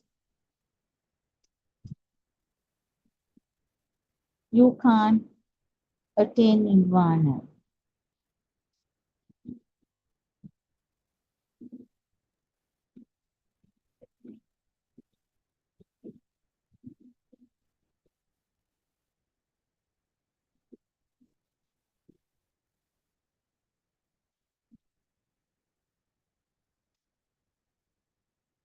Always our mind is going to outside world because always we have been dealing with the outside world.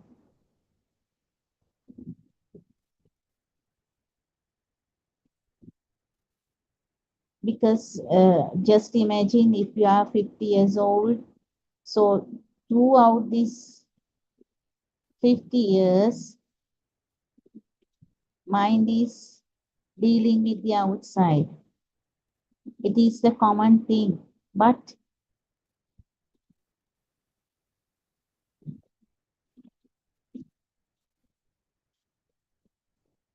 when we listen to Dhamma regularly, we feel the truth, which is that there is nothing as such. When we hear the truth frequently, the mind is getting purified. The ignorance is diminishing slowly. Then we can realize slowly there is no thing in outside as we think. As a result, the mind is getting purified. Then we will realize slowly and gradually that there is no truth in outside things. The objects coming from outside and the objects coming from within are both equally important. Seeing the mind means seeing the truth, while destroying all the wrong views and ignorance. Truth is always like piece of pure white sheet. It should be cleaned all the time.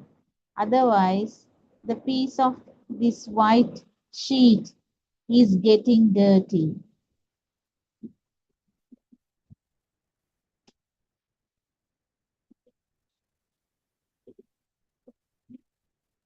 So our mind was very clear like a white sheet when we were born from the very beginning actually.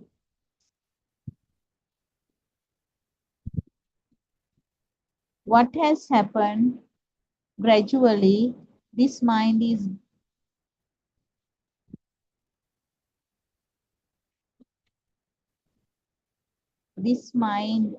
actually became dirty with impurities, defilements.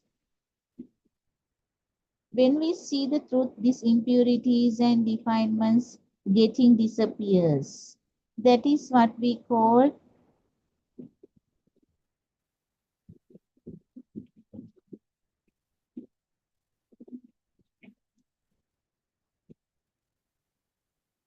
these impurities so slowly fading away.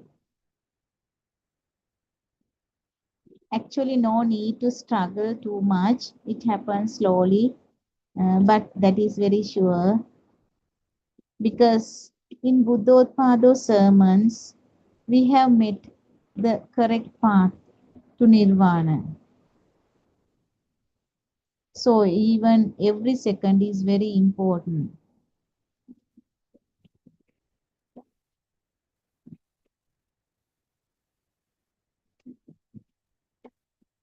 This is also very important if you're clinging to some kind of feelings that your mind is getting contaminated.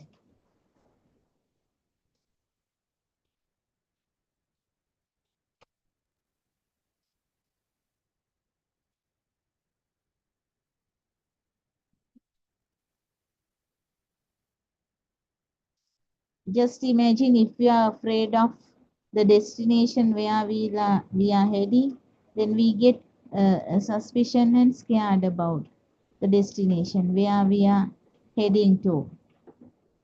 If we don't think anything about this or that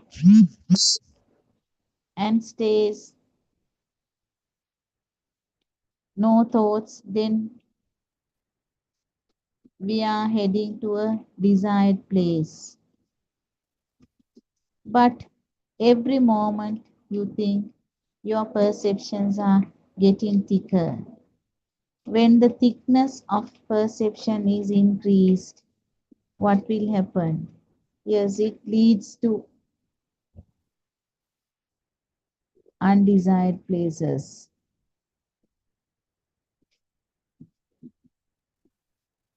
So we must be very careful about the thoughts that we are having. If not, we will not be able to break this journey of samsara.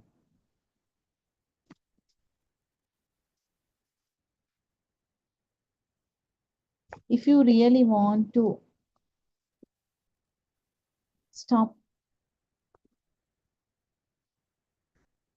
this journey of samsara, you should listen to these Buddothpado sermons and you have to act accordingly.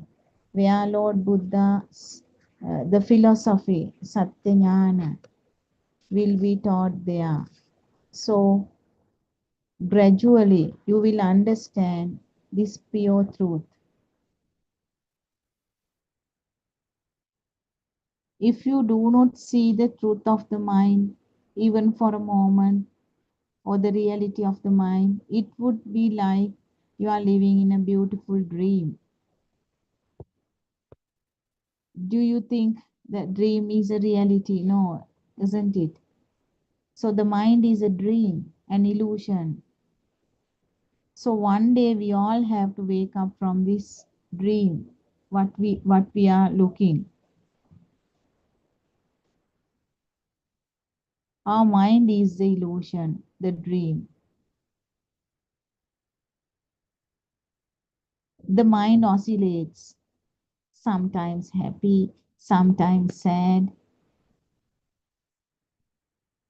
As we all know, we always live very we live in an uncertain life. We are scared sometimes, losing of somebody we loved,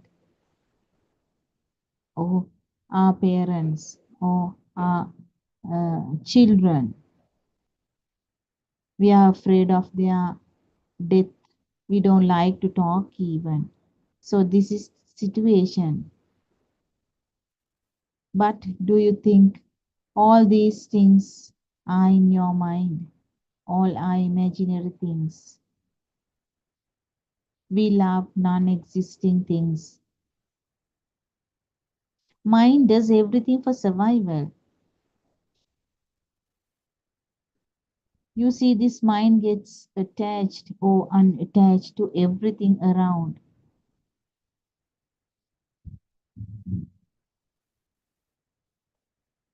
If we achieve, if we get something, always we are happy at a victory, or when we win something, so we are very happy. If not, what will happen when we lose something? If we lost a loved one, what will happen? We are sad.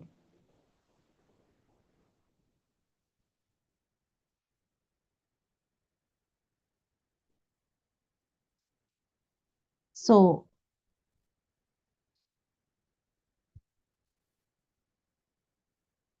what we don't know is that the mind creates automatically and unknowingly. At the same time, we create a bhava by getting attached or unattached to various things.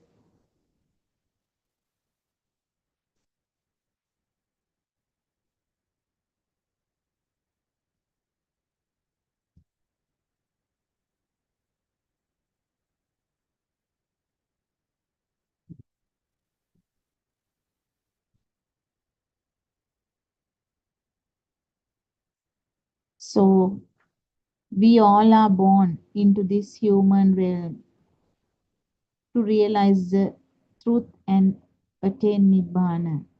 If you do not realize the truth, you will continue to experience suffering, regardless of your wealth, status, or education, or whatever it is.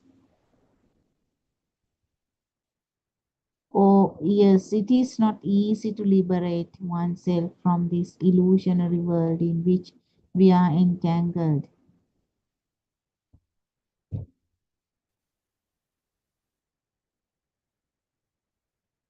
We must always guide our mind to see the truth. If not, again, we have to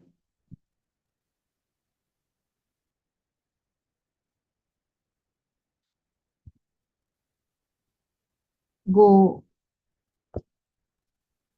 in the path of this samsara journey. Also, the Buddha emphasized that those who worship him with offerings and flowers and lamps and all are not true worshippers. True understanding of this Dhamma comes through following a practical path. So, the practical path that even in Sinhala we called it Pratipada Mahapudanno. This is what Lord Buddha has preached. So, it is time for us to listen to these Buddothpado sermons and understand the pure truth, because the pure truth is within these Buddothpado sermons. What Buddothpado Aryan Mahanse preaches us. If you want to liberate from your mind, please listen to Buddothpado sermons. No doubt you will be able to cease your sufferings. It will eradicate your burning sensation. It will eradicate your sufferings forever. So, to realize the pure truth, please listen to Buddothpado sermons. So you will be able to understand this pure truth by listening to Buddothpado sermons. Theruvan Saranai. Before concluding, I would like to say these few things. May we have the courage to look deeply. May we have the wisdom to let go. May we awaken to the moment, and may all beings be free from suffering. Theruvan Saranai, all Dhamma friends, and I would like to pay my utmost respect to our Kalyana Mitranan Wahanse, our Buddothpado Aryan Wahanse, Pada Namaskara Karami, Buddothpado Aryan Wahanse, Theruvan Saranai.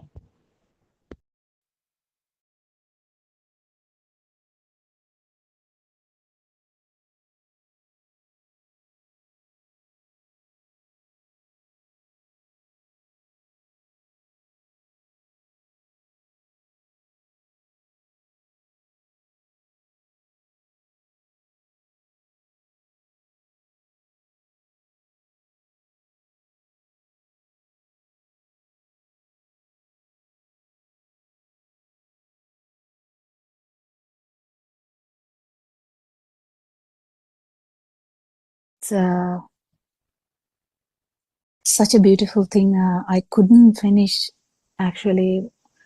I couldn't finish watching the Zoom discussion, the morning one. I just was seeing the scenery in Polonnaru, Madirgiri area. It was so beautiful. It's actually such a change that has happened within few days.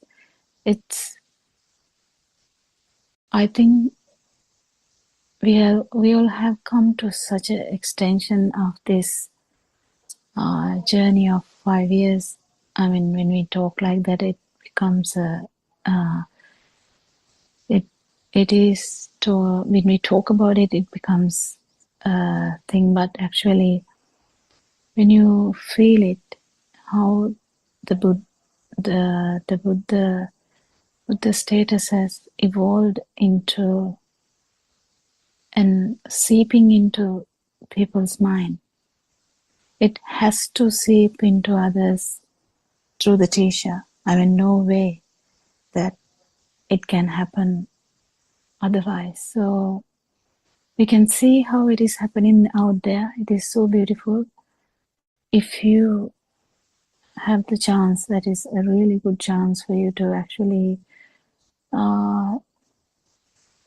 feel Dhamma, as well as, it's such a good opportunity for you to feel what Aranwanse has been talking about for all these years.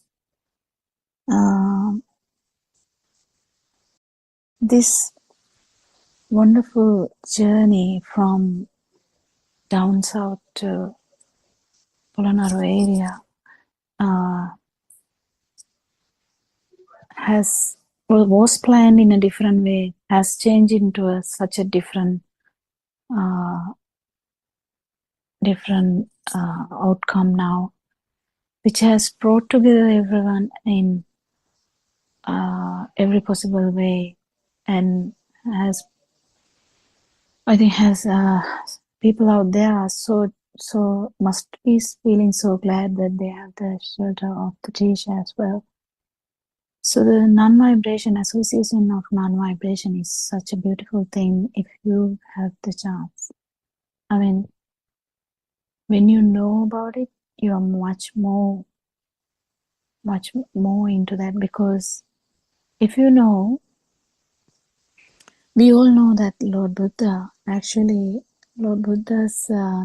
Jetavana had someone as the neighbor, but has never seen Lord Buddha, has never talked to Lord Buddha.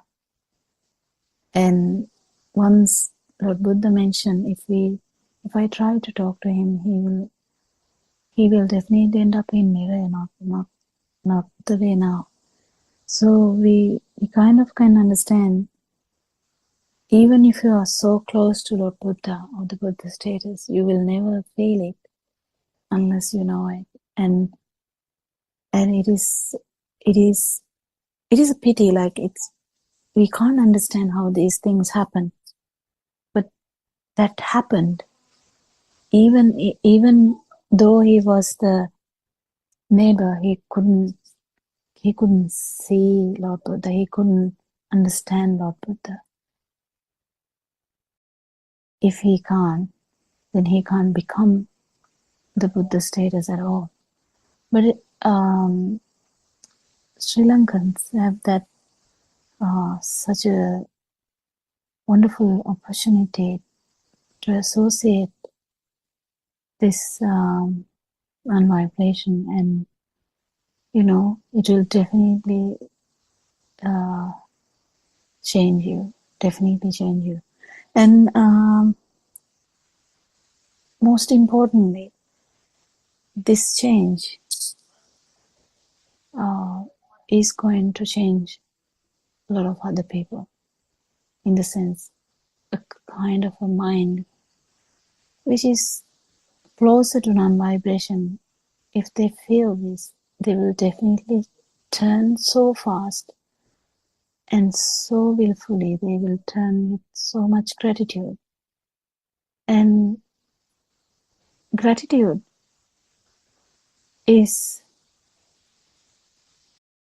gratitude can't be even expressed. That's such a gratitude we have. We have so much gratitude for Lord Buddha, and can we express that? I doubt it. But at the same way, we can't express our gratitude to our teacher, the noble friend, who is trying his best to change everyone else's vibration to non-vibration. And if you feel it, that is the change that will happen. Not just listen to him, not just talk to him, but if you feel him, and if you actually, in the sense, if you can vibrate to that non-vibration. That is the best part of it. So people might not understand that either, because it is very difficult to understand. But we can actually understand something else, because even the King Kosala, or I think I am correct, used to visit Lord Buddha a lot. Sorry if I'm wrong. Correct me with the names. I can get them all incorrect. But he used to talk about a lot of other things. But actually, did he get Dhamma? Not really. So likewise, we may have the association, but we might miss it. So just be out there, be open-minded, let the non-vibration reach you, and let it change your vibration, and it will slowly happen. That's the beauty of it. Actually, this journey, which is happening from down south to Buddothpado area, has manifested so far without much problem, and it will continue to do so. And with the blessings of Lord Buddha's relics, and with the blessings of our advances, everything is happening smoothly. It's just need to get everything in the non-self angle, and things will happen in that own way. And as Aranasi is always telling, if you can feel that there's no self here, if you can actually feel it, not just talk about it, because we can hear a lot of bhikkhus, a lot of venerables talk about these Lord Buddha's Dhamma in different ways, but I don't think anyone actually have explained how a person can actually win this world as well as the other world, in the sense the three worlds that Lord Buddha said. No one actually explains it properly. No one actually explains how to conquer the vibration of the self vibration, which brings about this cycle of birth. So this cycle of birth is a bit complicated, but still it's very easy to understand if you relate it to one stimulus.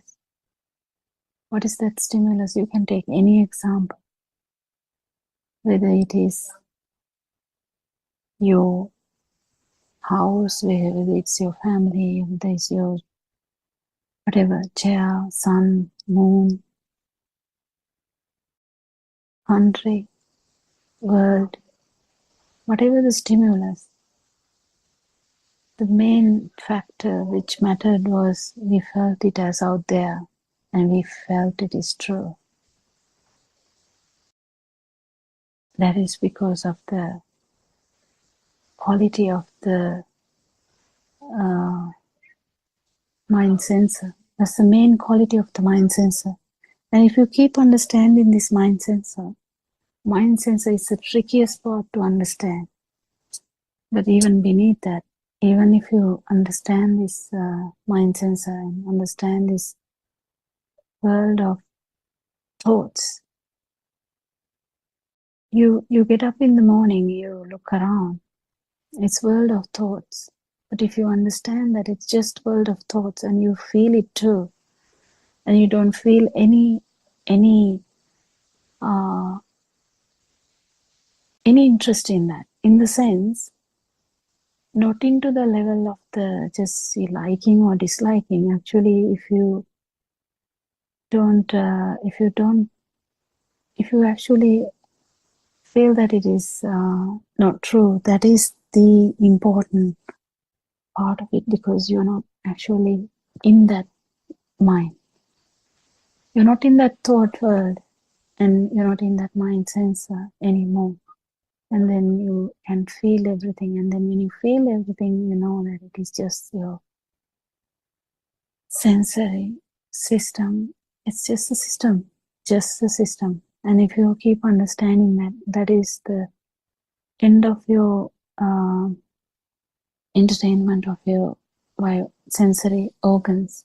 Whether it's the eye, whether it's the ear, whether it's the tongue, or whether it's the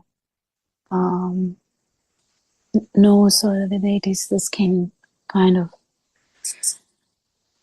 These organs, when they vibrate collectively, it is manifested as the mind, and mind becomes our world. It is like a new world to the baby. Baby didn't have that kind of understanding in the baby level. Baby could only feel something, it's a kind of a vibration. Why we use this word is that it's the most exact word we can use to show that it's just a feel, because there's no interpretation in that. There's nothing. There's no interpretation as such to say that it is light even, because it's just something felt here. That felt here part is also due to ignorance, because it is not felt here, but it is felt as felt here because of the not knowing that it is due to a sensory organ function, rapidity of the sensory organ function. If we knew that, we will not be vibrating here into a fetus. But it started. Why? Because ignorance was there, and due to that ignorance, the vibration of that last thought, whatever the stimulus, actually didn't end up there. It just had the that vibration left, because that has not been dealt at all. The whatever the 50 years or 40 years you have lived, or 60, 70, 80, whatever the time you have lived, is only this kind of mind we remember. Our mind world, or the dream, or the thoughts. So we live in kind of in the rapid, the thoughts are the fastest. Thoughts happen so fast that no one can actually find the distinction between one thought and the other. So that is why we are not even trying to do that. But we keep understanding that this rapidity, or this speed, is the main reason that it is felt as happening here. So we when we understand this, the whole thing, the feel, the film, the value that film got, is all due to this vibration. And that vibration is not a permanent thing. It is actually arising with the stimulus. It's arising with the stimulus. This is very important. If you can understand that it is just arising. I think I can see. Excuse me, Dr. Kokila. Yeah, I can see that people. Yeah, sorry. Oh, yeah, sorry to disturb you. Yeah, that's we have okay. to. Yeah, That's okay. We will join the program, the Sahanayatra, and we can see they have walking back.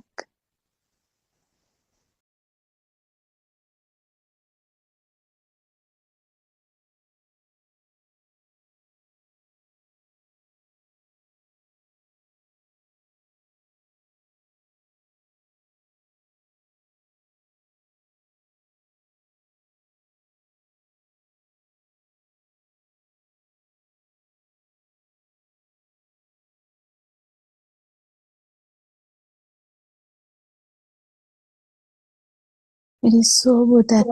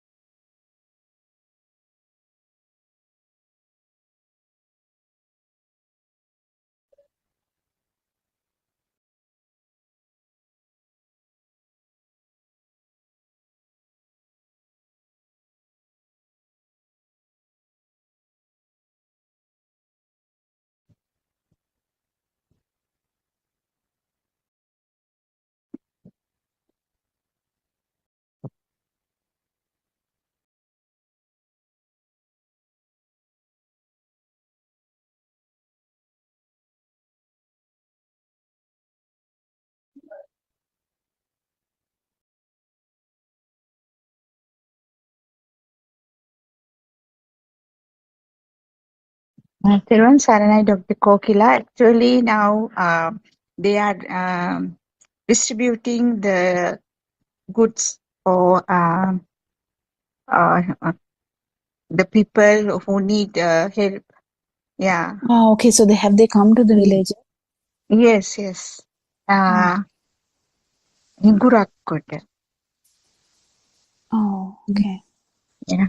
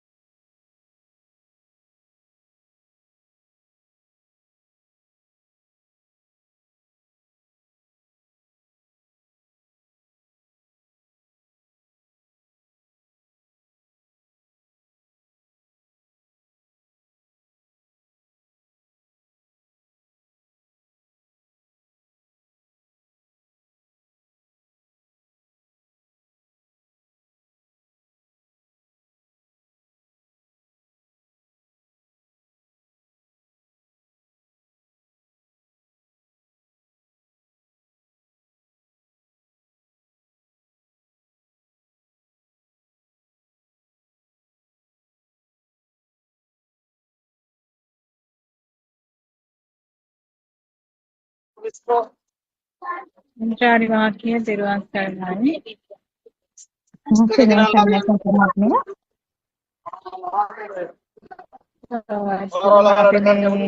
දකින්නේ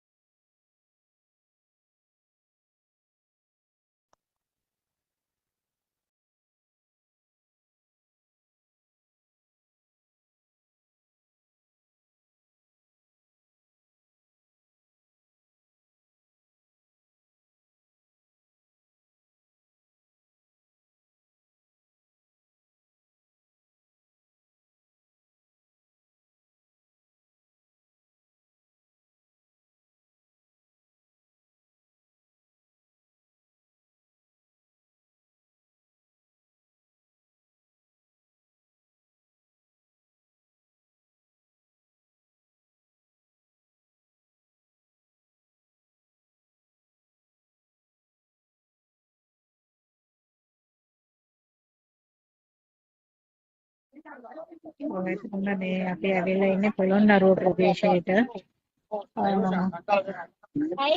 පොළොන්නරුව ප්‍රදේශයේ සේනාධාර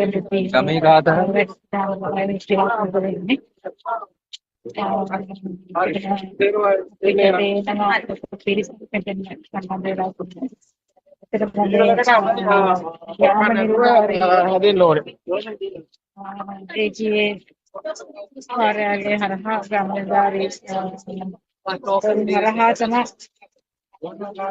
මේ ග්‍රාමනිලධාරී අදිශි වෙන්නේ පාට organ දීලා නේද තියෙන්නේ. තව ටිකක් පස්සට යන්නකො. අදිශි පොරකට තිබෙනවා ඇති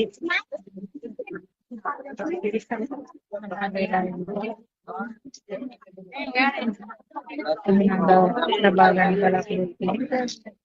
එතරම් මේ නිර්මාල් පදනම නිර්මාල් සමාජ සේවා පදනම අනුගමනය තමයි මේ කියන්නේ. බුද්ධෝත්පාද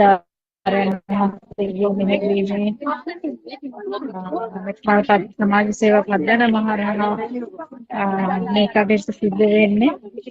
අද දවසේ අපි මේ පොළොන්නරුව මැදිරිගිරිය ප්‍රදේශයේ ඉඳලා දැන් පොළොන්නරුව ප්‍රදේශයට ඇවිල්ලා මේ සහනාධාර දන්නම ඇති අපි දැන් දින ගණනාවක් තිස්සේ තිස්ස මහාරාමයෙන් ආරම්භ වෙලා මාතර දාල කඩවත මීරිගම කුරුණෑගල මැදිරිගිරිය අද දවසේ මේ පොළොන්නරුවට ඇවිල්ලා ඊයේ රාත්‍රියේ ඉඳන් මේ ගෙනාපු භාණ්ඩ සියල්ල ඇසුරුම් කරලා වෙන ඇසුරුම් කරලා දැන් මේ පොළොන්නරුව ප්‍රදේශයට ගෙනත් තියෙන්නේ මේවා බෙදා හරින්න. ඉතින් මේ ප්‍රදේශයේ ග්‍රාම නිලධාරී කාර්යාලය තමයි මේ වැඩිලා ඉන්නේ. ඉතින් ඒ ග්‍රාම නිලධාරී මහත්මිය හරහා තමයි මේ කටයුතු සිද්ධ වෙන්නේ. ඒතරම වෙනවා කිය ගම්මතරින් අනාථ වන කරන ජනතාවට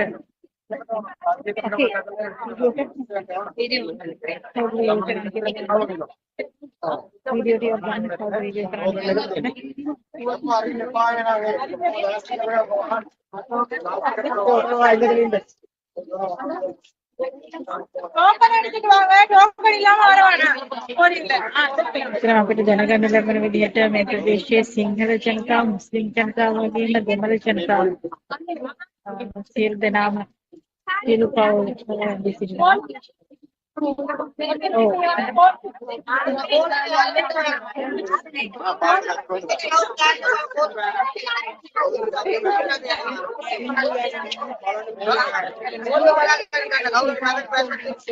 නෑ ටෝකන් තියනවා නේද? ටෝකන් වලට විතරයි ඉස්සෙල්ලා කරන්නේ. ටෝකන් අරගෙන ඉන්න එච්චරයි.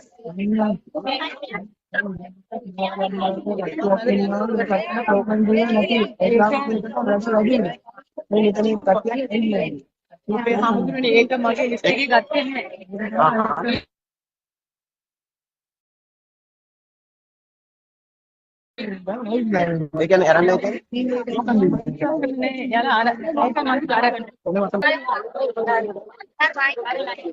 එතන මෙතන මේ අපේ ප්‍රඥා මෛත්‍රී ස්වාමීන් වහන්සේ මැදිහත් වෙලා මේ කටයුත්ත මේ අනාගාර බෙදා හැරීමේ කටයුත්ත ග්‍රාම නිලධාරී සහ ඒජේ කාර්යාලය හරහා සහ මේ ප්‍රදේශයේ සිවිල් ආරක්ෂක බලකායේ අනුගමන නිලධාරීතුමාගේ සහයෝගයත් එක්කව කටයුතු සැලසුම් කරලා තියෙනවා. මේ පිළිසෙට කලින් ටෝකන් එකක් ලබා දීලා තියෙනවා. ඉතින් මේ තමයි මේ කියන්නේ ටෝකන් දීලා තියෙනවා විතරයි වෙන්නේ කියලා. මොකද ඒක ප්‍රමාණවත් සිදු කරන්න අවශ්‍ය නිසා ඒතර මේ විදිහට කරලා තියෙන්නේ.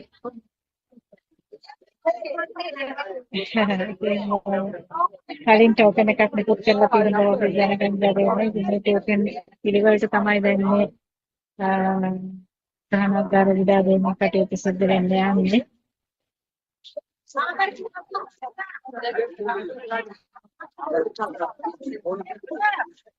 Everyone Saranai, Dr. Kokila and all Dhamma friends. Can you hear us? Yeah, we can hear. So we are right now we are at Gallel in Polonnaruwa district. So the handing over of the parcels, the donations that we brought from under this huge project of Buddothpado Sahana Yatra are being handed over to the flood victims in the area. So all the officials, including the Grama Niladhari and the representatives from this Pradeshi, that is Divisional Secretariat, are here, and people are lined up and they are waiting. They are kind of, uh, when we look at them, we feel really sorry because some of them have rendered homeless due to the recent floods, and people are like hugging, and they have got this message, so they are being issued some token so that without any hassle we can give away these parcels to them. So that is the situation right now, what we experience right now here, Dr. Kumpila.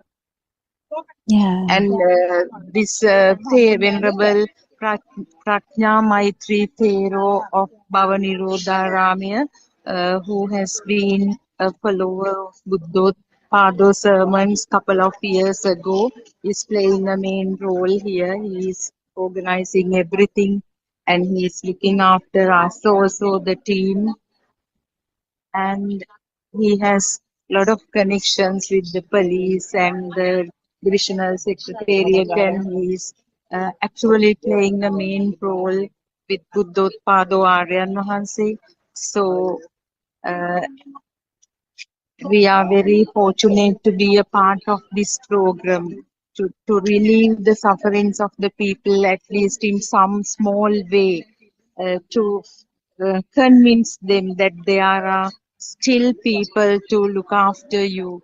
So this great initiative of Buddothpado Aryan Mahansi is actually, we all should be grateful to him, and it is a symbol of humanity that he always talks about.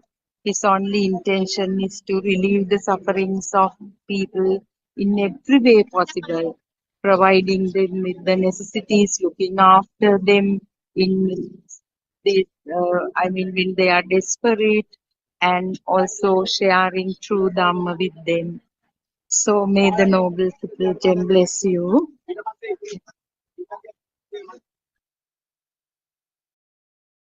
Yeah, it's so beautiful to see that we could actually do something.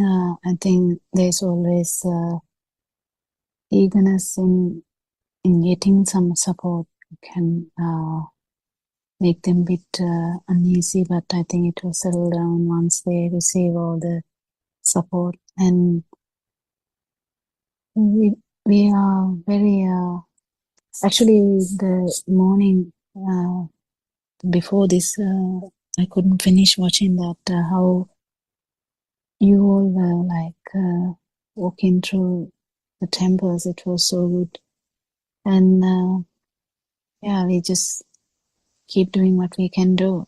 And Yes, Dr. Kokila, there people are like, some of them are arguing, they want to be in the queues, and they are so curious to come closer and get the parcels, because this organ getting them, in queues is also kind of, we have to make some effort because they have suffered a lot, it seems. When we look at their faces, we actually feel that we have also made some sacrifices. The entire team, but we don't feel that when we see how they are getting them and having some kind of relief with this Buddothpado relief project. So now these people are receiving the gift, relief parcels. They will, uh, everything brought in this container was parceled last evening by another team at the Bhavanirodharama temple in Polonnaruwa. So I think you can, even now, this Prajna Maitri Thero is here. He actually, when we observe his, enthusiasm and his skills. We are really proud as Buddothpado followers because he show a lot of, qualities of Buddothpado Aryanwanse himself. Because definitely we were talking about this yesterday also, very straightforward, making decisions, very active. So definitely, and he is actually, Dr. Kokila, he gave a very warm welcome to Buddothpado Aryanwanse, and he was very direct, and he introduced Aryanwanse and paid his gratitude, and he said, I am with you in whatever you do, even in future also. I'm so very grateful to you, Aryanwanse. I am with you. So we really felt it. The true qualities, the gratitude of someone who has been Yes, benefited gratitude. That's a from. good Yeah, good that's word. it. That's Yeah. it, Dr. Kokila. Yes. And we have no words to express that gratitude, and we try to show it in whatever the way. මේ මුස්ලිම් ගම්මානයක ඇත්තටම මේ බඩු පාසල් බෙදෙන්නේ මේ ගම්මානයේ ඉන්නේ ගොඩක් මුස්ලිම් අය පේනවා ඇති නේද? පේනවා ඇති නේද මේ කටයුතු පේනවනේ? එහෙමයි ආරණස්. ඔව් එහෙමයි. අතරම මේ අවතැන් වූ ග්‍රාම සේවකගේ උපදේශ පරිදි තමයි අතර මේ කටයුතු කෙරෙන්නේ. ටෝකන් පිළිවෙලට ග්‍රාම සේවකගේ අනුදැනුම ඇතුව අපේ ප්‍රඥා මෛත්‍රී හාමුදුරුවෝ මෙතන ඉන්නවා.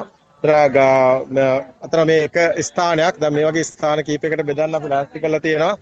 අඳුන් ඇත්තටම විශාල ප්‍රමාණයක් තියෙනවා. නමුත් ඒවා එකපාර එහෙම දෙන්න බෑ. ඒක ඇත්තට වෙනම ළමයින්ගේ වෙනම දෙන්න ඕනි කියලා කිව්වා. ඒක නිසා මේ වෙලාවේ වියලි ආහාර මල්ල තමයි ගොඩක් වෙලාට මෙතනදී ලැබෙන්නේ. නමුත් නැවත වරක් අඳුන් ඇත්තටම ලෑස්ති කරලා තියෙනවා විශාල ප්‍රමාණයක් මෙයාට බෙදන්න. මේක එක අදියරක් විතරයි. මේ කටයුත්තේ හැමෝටම මේ පේනවා.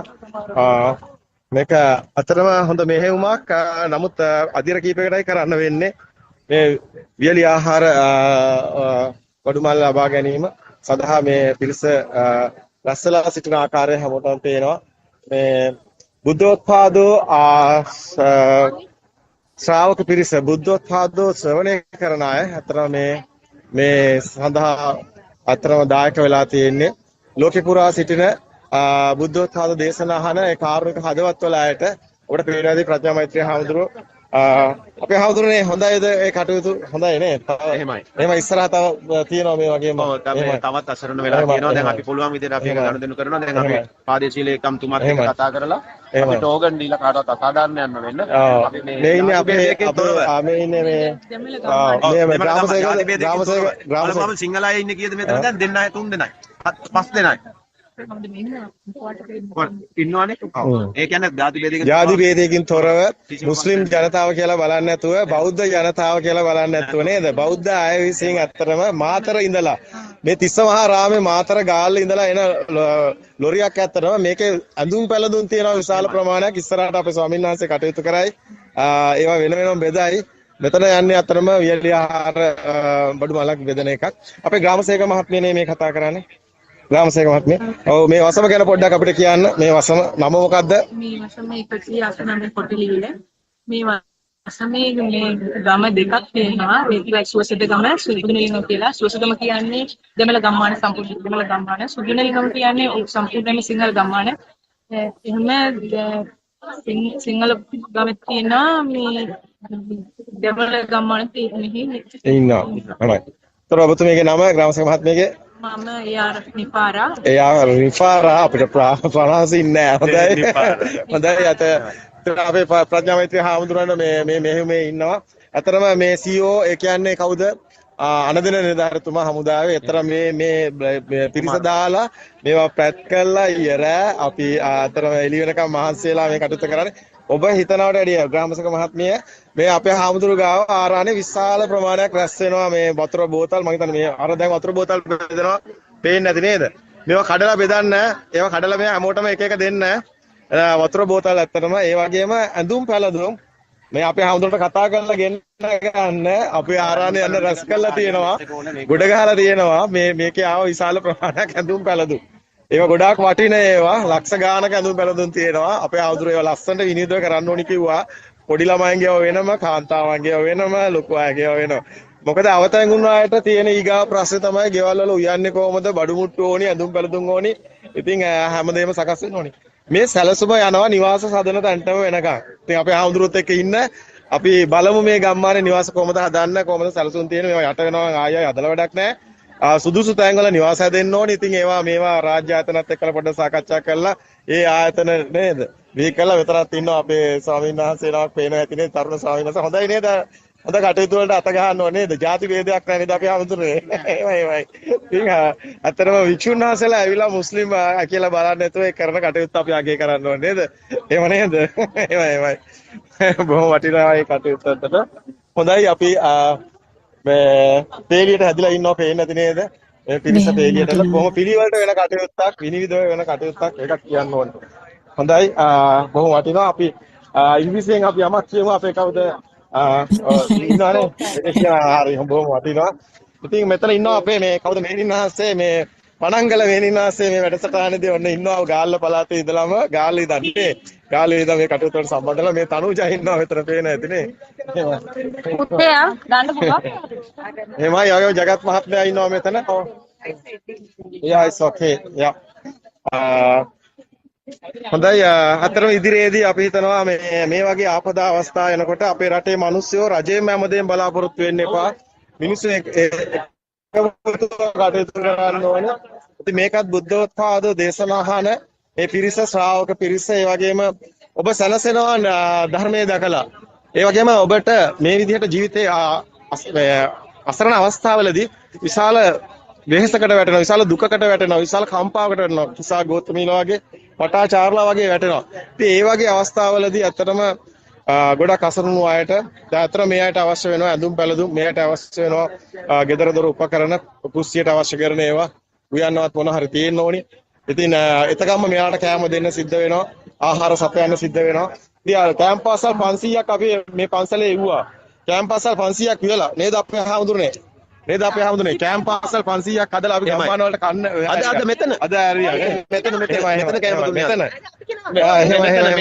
මේ මිස්කි පාසල් කැම්ප් පාසල් 500ක් උයලා දවල්ට ආහාරය පිණිස සපයලා දැන් මේ දෙන්න වියලි ආහාර මේ එක දවසේ නේද එහෙම නේද දවල් ආහාර සඳහා කැම්ප් පාසල් 500ක් යටට ගෙනහලා අපි හැමෝටම බෙදුවානේ ඊට අමතරව තමයි මේ වියලි ආහාර මෙහෙම බඩුමාල යන්නේ හැබැයි මෙතනින් ඉවර වෙන්නේ නැහැ අත්තනම අපි දැන් ඇඳුම් පැළඳුම් දෙන්න තියෙනවා සූදානම් කරලා නිවාස හදන්න ලෑස්ති කරලා තියෙනවා ඒක ඔබතුමියලාගේ අතේ තියෙන්නේ මේ ඔබතුලා තීරණය කරන්න ඕනි කල් ගන්න නැතුව මොකද මේවට ආධාර සපයනත් මේ මොහොතේ දකින්නවා මේකේ ගින්න දකින්න නිසා එයාලා දැන් දෙනවා සහයෝගය හැබැයි කල් ගියාම වෙන්නේ යාට අමතක වෙනවා තාත්තා ඊට ගෙවල් හදන්න එහෙම ඊට පස්සේ නහයෙන් අරන් වෙනවා නේද තන්තාව හදා ගන්න ඕනි ඉතින් ඒකට සුදුසු අය සාකච්ඡා කරලා ඒ කටයුතු වලට ඒව වෙන්න ඕනි මොකද අපිට ඕන විදිහට මේ ගෙවල් හදුවට අතරම ඒවා යට වෙනවනේ ඒක සුසු තැන් සකස් වෙන්න ඕනේ හොඳයි එහෙමනම් හැමෝටම වටිනා අවස්ථාවක් අත්දකින්න ලැබෙනවා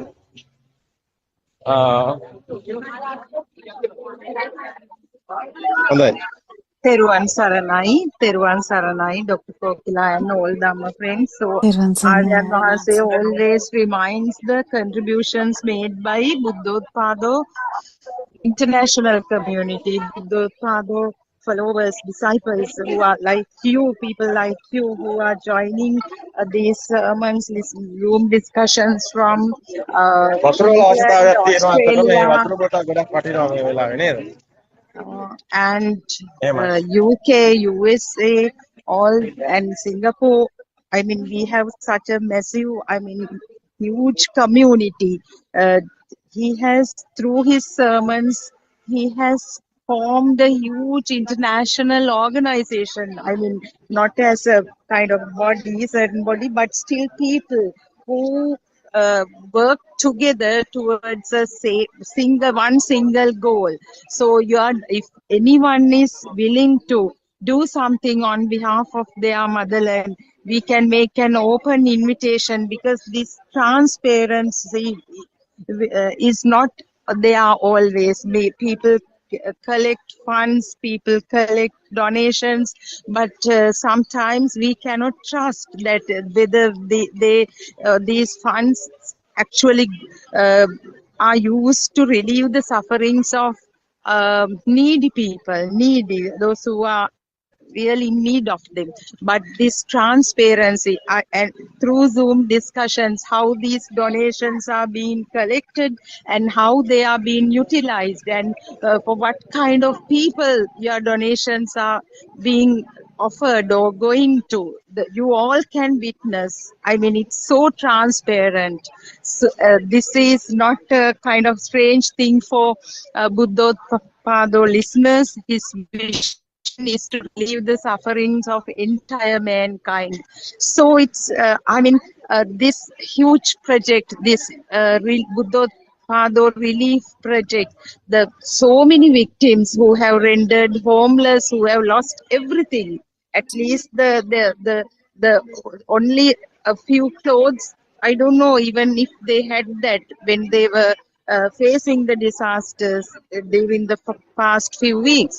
That's why when getting this message, when they get this message that Buddothpado relief project, this huge vehicle, this team has arrived in this village, Galal, people from all over, I don't know, there are several lanes, people appeared at once, but it is also well organized. Yeah, not only this They place. are given. Yeah, several places we are arranging. I think this is the one place only. Yeah, This is just one Sudharma, place, Galal. We are going to several other places, and also this will not be the one and only project. So Buddothpado Aranhase, as he right now revealed, will work together with his disciples, followers, and will provide them with houses also. Those who have lost houses, there will be some constructions in future, so we all can contribute to them and be a part of that also. So it's such a beautiful moment, and since this is, I mean, how we experience the oneness. It's not that people come here to give donations to someone else, but still we become that suffering itself, because we have been training to kind of for several years. We have been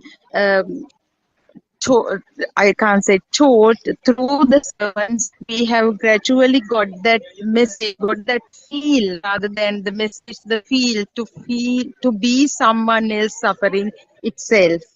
So Teruvan Saranai, Dr. It's so Kokila beautiful. and the team, please. So nice to see Yes. everyone. Even with the tiredness of yesterday, I can imagine how tired the whole team would be after traveling from maybe awake from 5 a.m. to maybe till midnight, and still so much happy today and trying to help everyone. And he's stating that more is damages their homes. They want more like this. It's okay. There are Muslims more than here, but it's okay. No problem for religion. We are all of them are humans. It's okay. People, it's the same. We know this Dharma is loving kindness is the our truth. Someone understood what is the Dhamma. Nothing here, anything. Everybody is same like nature. Yeah. So Dharma is okay. Yes, I am answer Teruvan Saranai. So our team also represents Buddothpado followers from all corners of the country. Hambantota, Viliputiya, Gaul, Matara, Kurunegala, Kendi, unimaginable, because they are actually now the people who, even the nuns, Panangala Mehinin Mahanse is there. I mean, from the very first day she is with us, and no one feels tired, no one complains. That energy is there, Dr. Kokila, in I can feel everybody. that. Yeah, That's the beauty of it. And even to be, I'm honest, last night we arrived at the accommodation. I mean, by 1:15 a.m. Sri Lankan time. But Yeah. nobody was complaining. Nobody was. That's the beauty of this Buddothpado sermons. That's the miraculous nature of these sermons. Yes. We even we didn't know that we had that capacity, that potential, that energy. So, I mean, it is all because of Buddothpado Aryan Mahanse's great vision and the wisdom. I You think can, his energy yeah, must be creeping into everyone else as well. exactly. He says that when he was delivering that sermon there, he was telling now he feels as if he has been there when this Watadage was built at Dharma that is time. I mean, yes, a young Aryan guy is Mahanse. here, joined with Yes, Peruvan sir. Master. He's coming from Abilipit, you know? Yeah. Yeah, it's Abilipit, yeah. Yeah, what do you think about this? I think this is the most needed in this now in this time. It's very sad to see. Yeah. We went to the homes that Yeah, are yeah, covered yeah. from the Yeah. floods. They have nothing. Nothing. Nothing. Yeah, so cool. So even a little help is very valuable. Yeah. This is the time it's very most needed. Yeah. Yeah. Dresses they want and everything they want. No, not Yeah. only they enough, not only enough, not enough. There's goods or Yeah. fruits. So Yeah. yeah, I know that. It's okay. Because we won't help. What you can do, you won't do that. No, what you can do. Yeah. Anything. Yeah, it's a good idea. There's an ability. That's for younger. So that's the youngest ideas. Is what you think about? It's nice, no? Yeah, of course, nice. Yeah, it's okay. That's a very. We went downside of the road. Yeah. Some homes flooded over the roof. Over the roof. Yeah. Are you saw there? Yeah. It's okay. Yeah. The cleanliness is zero. The Yes. toilet. Everything. Yeah. That's why water is there very worth. I mean, that's why 4,000 water bottle is here. Yeah. Drinking water very needed. Yeah. Everywhere, Yeah. That's why it's okay. That's why you are here. No, otherwise, yeah. You won't support them. Yeah. Your youngest ideas because they are coming.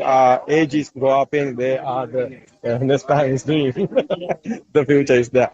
What do you think about Sudha? Yes, Aryan Mahanse, not only Buddothpado followers, their children are also actively involved. Now these two young guys, Mudita and you, Timira, and they are the sons of one lady who has listened to Buddothpado sermons for several years, and since she cannot come, she sent the vehicle with these two kids, and they are with us, and they are a real strength for Aryan Mahanse because they are good drivers also. And this young energy is very important for a project like this because overnight they were packing all the stuff that we brought from there. ඇත්තටම මේ මෙහෙමදී අපි කියන්න ඕනේ අපේ ආරක්ෂක අංශයේ අය ගොඩක් සහයෝගය දීලා තියෙනවා. මේ ඇත්තටම මේ ඉන්නේ අපේ අපේ ප්‍රාදේශීය ලේකම්. ඇත්තටම ආරක්ෂක අංශයේ හොඳ සහයෝගයක් තිබුණා අපේ සායන අංශයට. මොකද මීය රෑ එළි වෙනකම් බඩු කරා සිවිල් අංශය. ඇත්තටම ඒක අගය කරන්න ඕනේ. එකමුතුව දෙයක් එහෙම කරන්නේ ගොඩක් වටිනවා. මොකද අපි වුණත් ඒ දකුණු පළාතේ තිස්ස මහරාමයෙන් මාතරින් ගාල්ලෙන් අතරම කඩවතින් මිහිරිගමින් කුරුණෑගලින් ආපු ගමනක් මේක. අතරම පන්සලේ තියෙනවා ගොඩ ගහලා පන්සලේ තියෙනවා බෙදාවියට අනිද්දාට විධිමත් ප්‍රවේගයකට. නේද අපේ හැමෝටම විධිමත් ප්‍රවේගයකට ඒ කටයුතු කරන්න ඕනේ. අපි දැන් ඇඳුම් වගේක් තියෙනවා. ඒක මේ ලස්සන ක්‍රමයකට හදලා පවුලක මට ඕන ළමයා ඉන්න පවුලක විස්තර වයස. නැත්නම් ඒවා අභාවිතා වෙනවා. ඔය විදිහට ටෝගන් එකකට දෙනවා. නැත්නම් ඔක වෙන්නේ නැහැ දැන් පේනවනේ. මොකද ඇඳුම් කියන ඒවා ගොඩක් මිල අධිකයි. මොකද එතන විශාල වටිනාකමක ඇඳුම් තියෙනවා. ඒක ලස්සනට මේ හදලා ඒ අපේ පොඩි කාලේ දෙන්න බෑ. ඔව් ඒක තමයි. මොකද ළමයින්ගේ අතේ ලොකුවට ලැබිලා අඩකුත් නැහැ. ඒකයි.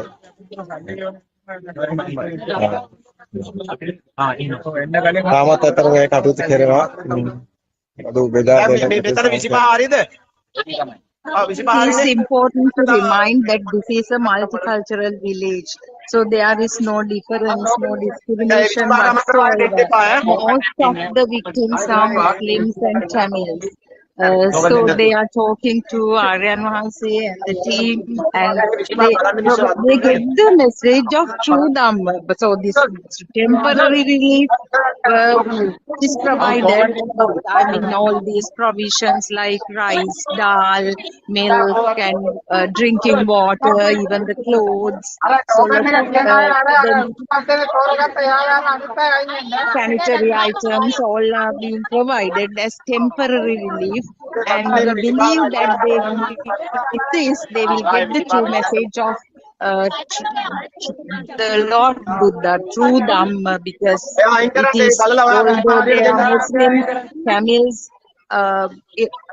by birth, it is just a label. They will definitely get that message because they are very fortunate. This Prajna Maitri Thero, who has been a follower of Buddothpado sermons, is with them always, and he actually is a great strength for everyone.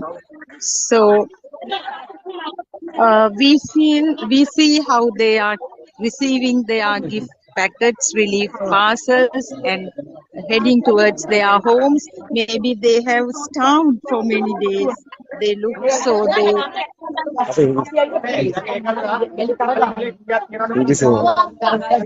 Okay, Teruvan Saranai. Teruvan Saranai, Sudharma. Thank you so much. What do you think about this, Sudharma? Yeah,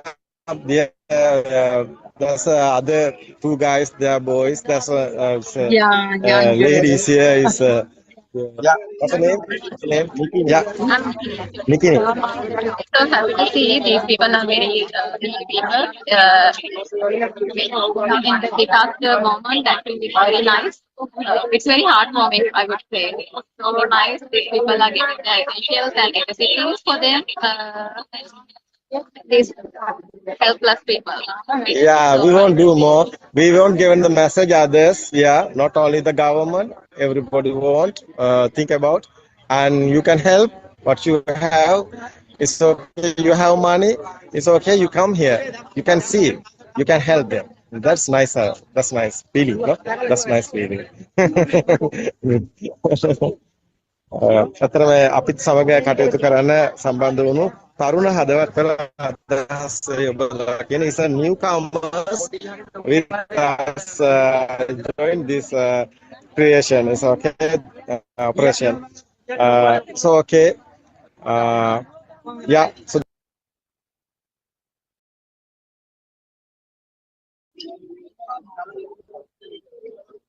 such a beautiful thing to see young yes, people. Dr. Kokila, it's beautiful. This whole idea of this project, Buddothpado Relief Project, came up a couple of days ago while Aryan Wahanse was traveling from Tissamaharama to Matara. Because in Buddothpado, what happens is there is no much planning. Then and there, because we actually thought, so it is, he never plans a lot. When there is a need, that reaction comes. When there is a need, he comes up, he does the need people. Yeah, 1 minute, please. Yeah, English, 2 minutes. No, Singaling kata ya. Hari. මොකද හිතන්නේ අපේ මේ මෙහෙයුමට සම්බන්ධ වෙලා ඉන්න අපේ මේ අපේ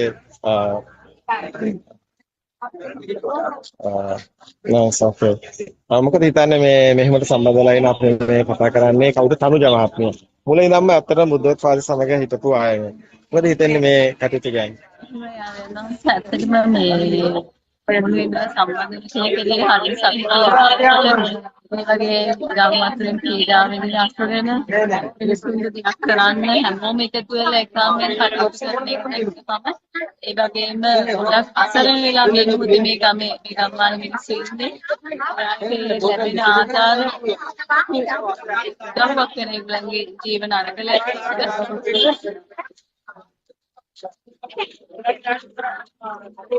ප්‍රමාණයක් ඒගොල්ලන්ට ආධාර කරත් ඒ ආධාර මන්ද බවක් තමයි තේන්නේ තරම් ඒගොල්ලන්ට අවශ්‍යතාවය. ඔව් එහෙම අපිට එක වචනයක් කියන්න ඕනේ මෙතුමිය මයංගනේ නිවාසයක් හදලා දුන්න අපි දුප්පත් අයට ඒ නිවාස අදදුකෝලාවේ මේ මෙතුමිය අතරම වැඩි වශයෙන් සදා දායක වුණා කියලා අපිට මතකයි. එකක් කියන්න ඕනේ මේ වෙලාව. ඔව් අක්කා. අන්න.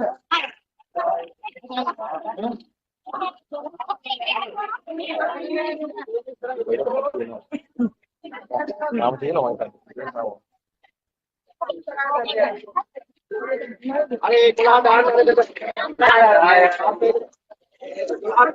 So Aryan Mahanse never wants the credit of anything he does. He only expresses gratitude to other people who are with him and who have helped him always during this journey. Whenever he talks, he always talks about how the people like you all who are located in other countries all over the world have been a great strength for him. And now here the team, I mean the main, there is no kind of that much of organization, but still the people who made the maximum commitment towards his project, like people like Ms. Tanuja, Kanchana, Nirosha,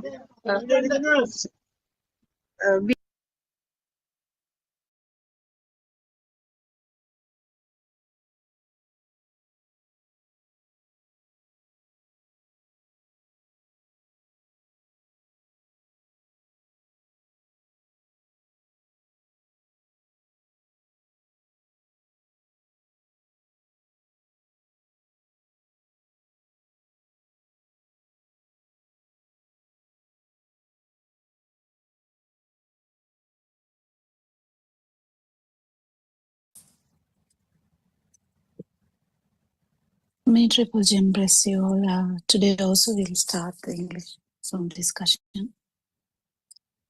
I think from point of Buddothpado Sahanayatra, where we are trying to help the people who have gone through the natural disasters. I think it has started today, so it's something I would like to mention first. So if everyone around the world can participate to that good deed, and also actually by participating to this, you're not only participating to get rid of suffering at this moment from natural disasters, it's also a start to actually listen to this beautiful truth, the message where Lord Buddha's message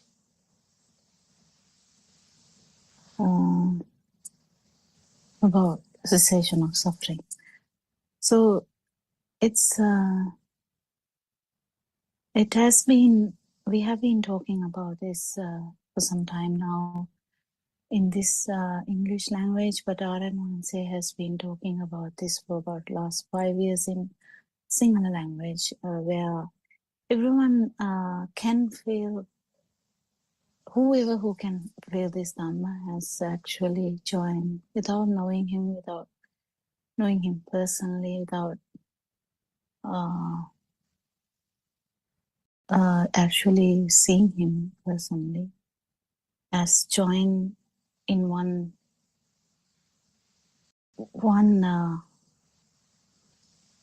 motto kind of thing where the life is whatever we feel about life. We have been discussing for a long time why, and final message is about how to actually understand how to understand this suffering, because suffering has so many meanings. So we talked about this. I think for how many whatever sessions we get the chance, we try to talk about this. We try to put our all effort to remind everyone that there is truth out there. It's a bit difficult to understand it initially that truth is out there, in the sense whether we can actually understand that is a trial and error, because nothing is lost if you try to understand it and you can't understand it. Nothing is lost. You can go on with your life. We haven't asked you to change anything in your life, but give some time and just listen and say what we talk about this suffering and what we talk about this I, me, mine, about that phenomena. What do you feel as you are living? How do you feel that separation? How do you feel that that you are experiencing the world? Because everyone feels that that particular person is the center and that person is experiencing the world. That is the feel we have originally. But then we keep understanding that's actually not the case. And we keep listening to Dhamma and we keep understanding, even though we feel that we are experiencing the world. For an example, I'm seeing, I'm listening, I'm talking, I'm acting, I'm eating, I'm drinking, I'm going to Colombo, something, whatever. So it is all centered. Even if you talk about someone else, okay, that person has gone through this, it is your view that is being spoken. So when we talk about this, how you experience this duality, how you experience that you are experiencing these things is the problem. And if you understand that this duality is actually not the truth, if you actually feel that, that is the beginning of your path. But just by hearting Dhamma or telling by phrase to phrase or reciting Lord Buddha's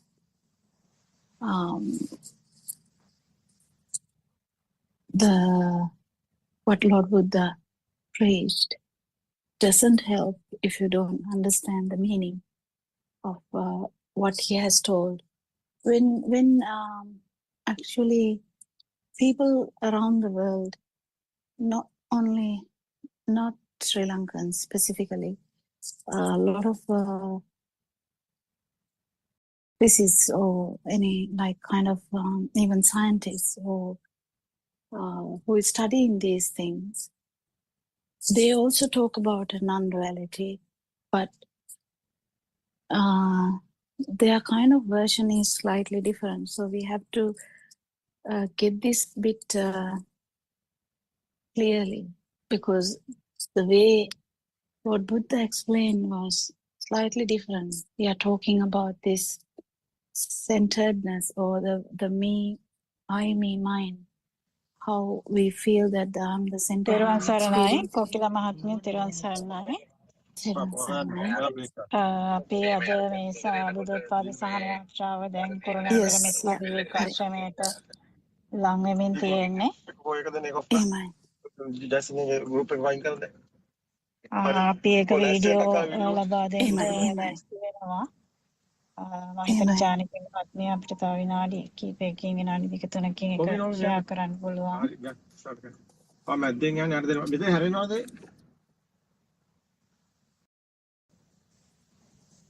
Yeah, I think Janaki, who is handling the Zoom discussion, should be aware about that, how to do that. And as soon as they join, we'll turn into the Buddothpado Sahanayatra, where we are actually trying to give this message to everyone while helping them in every aspect, whether it's food, whether it's shelter, whether it is clothes, whether it's medicine. It can be anything, because they are the basic needs of people. And basic needs, when the basic needs are there, people are very frustrated. People are actually not in a position to absorb any dhamma, any truth, or think about, even has no time to think about anything like in this angle. So Aranwanse is actually trying his best to give this message to everyone. And in this natural calamity, he is helping others. And that help will come with the help to cease all the suffering, not just physical suffering or mental suffering. What we know, basically, we know what we know as suffering, not only to get rid of that suffering, but this whole stopping this whole suffering. So at any time, we might join to that program, which is happening at the moment. And I heard that they are moving towards Kurunegala in Sri Lanka. So it's beautiful to see how people are getting together with no barriers and helping each other as humans and doing their best. ජානකි මහත්මිය අපිට පුළුවන් දැන් මේක share කරන්න. ඔබට තේරෙනවද?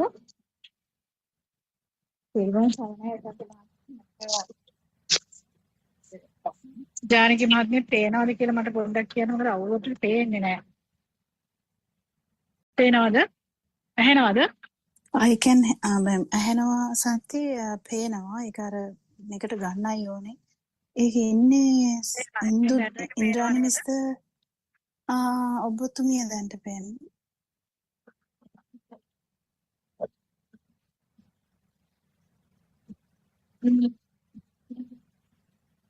සංඛ්‍ය මහත්මිය මේ ෆෝන් එක හරවන්න පුළුවන්ද? මේක වදිනවා. බැනර් එක වදිනවා උඩ.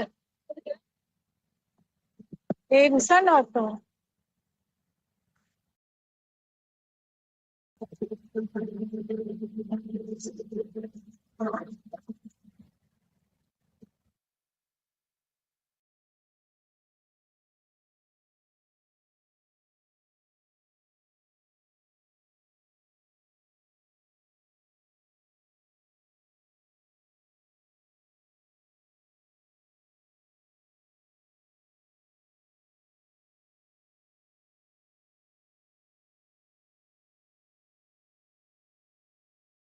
තෙරුවන් සරණයි සංඛ්‍ය මහත්මිය.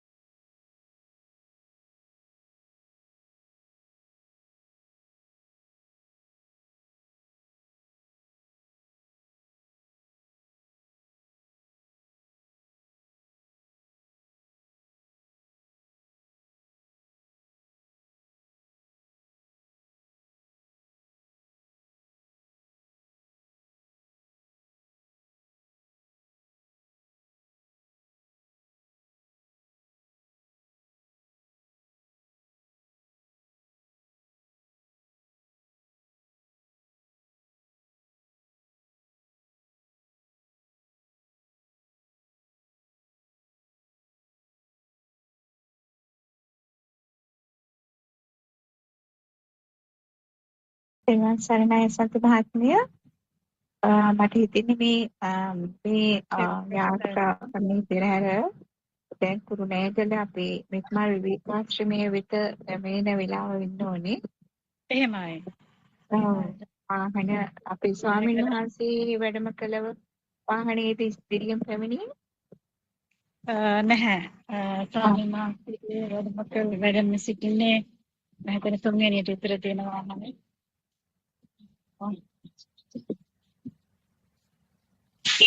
එතටම මේ අපි දැන් කුරුණෑගල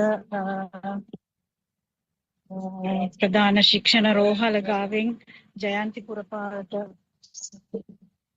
එක්තුළු වෙලා ජයන්තිපුර පාරේ ඉස්සරහට එන්නේ පොඩ්ඩක් කන්ටේනර් රථය ගන්න පොඩි අපහසුයක් තියෙනවා පාරවල් වල ඉඩ මදි නිසා. එහෙමයි මේ කන්ටේනර් එකක් නෙනේද ලොරි එකකටත් වඩා ටිකක් උසත් වැඩි ඒක නිසා පොඩි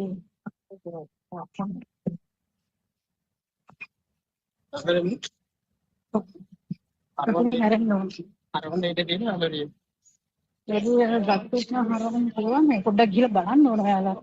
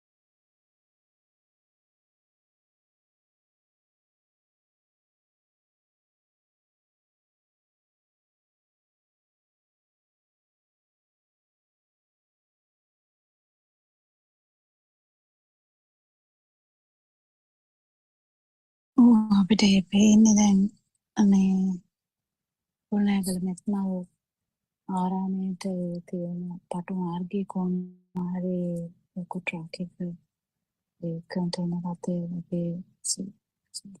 ගමන් කරන ආකාරය අතරම මේ ශාරීරිකව පුදුම සාමාන්‍යයෙන් මහන්සි ගමනක් උදේ ඉඳලා පහමාර විතර ඉඳලා ඇස්සලා යන ගමනක් තියෙන.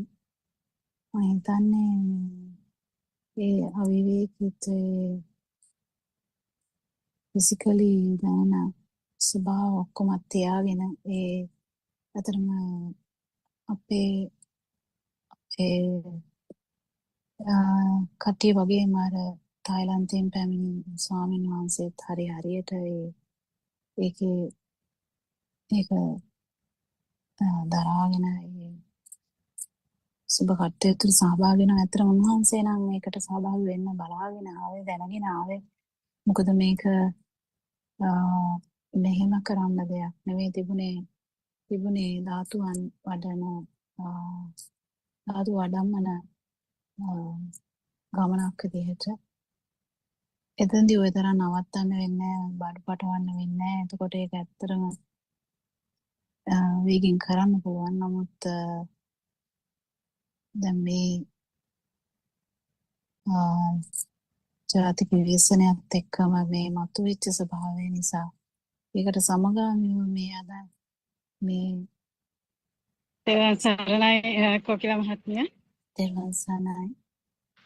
අතන මේ එන්ට්‍රන්ස් එක වෙන්නේ නැති නේ කොහොමද? ඔව් එහෙමයි. මෙතනින් තමයි මෙතන විවේකාශ්‍රමයට ඇතුල් වෙන්නේ. මේ මෙතන විවේකාශ්‍රමයේ පිරිසනේ ඉතින් හරවගම් පුළුවන් නේ?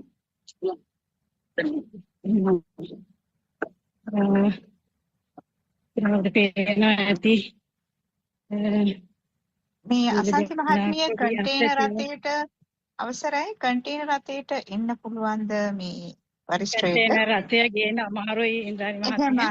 එහෙමයි. ඔයර්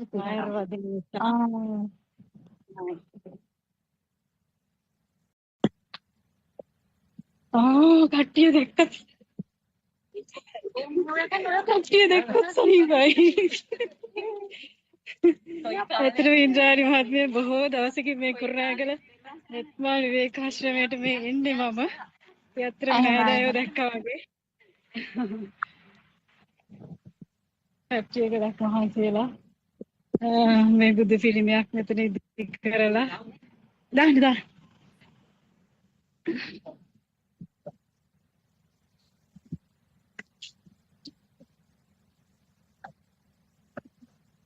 මෙතන ධාතු තැන්පත් කිරීම සිද්ධ වෙනවද? එහෙමයි කොකිලා මහත්මිය. එහෙම. ඔව්. ඒක අද දිනේදී සිදු වෙනවාට කියන්න මං හිතන්නේ නැහැ. මොකද දැන් අද දිනය මේ යොදාගෙන තියෙන ධාතුනාසල තැන්පත් කිරීම අද කරන්නේ නේද? ඒක ආපහු එන ගමනේදීනේ උතන වැඩසටහන තියෙන්නේ නේද?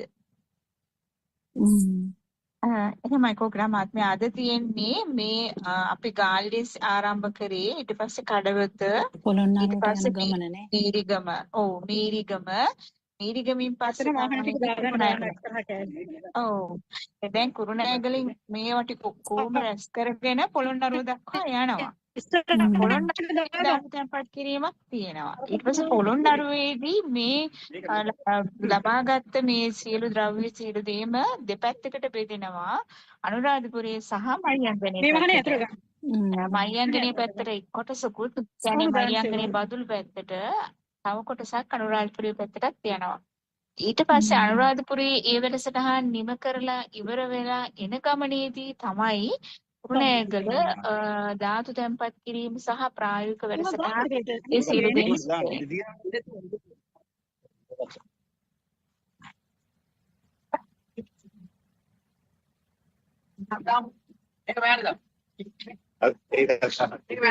සුනන්ද අර පැත්තට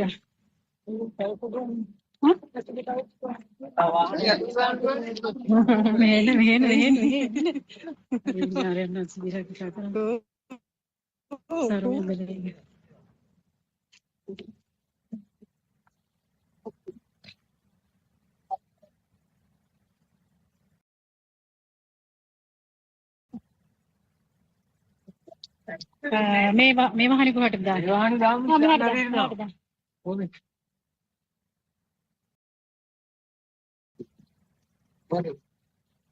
Pengen lagi.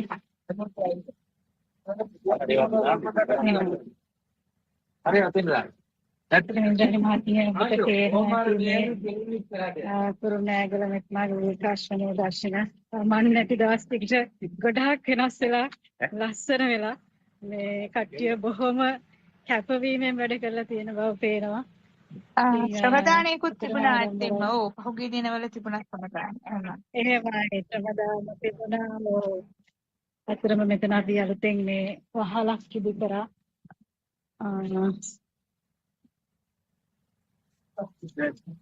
මේ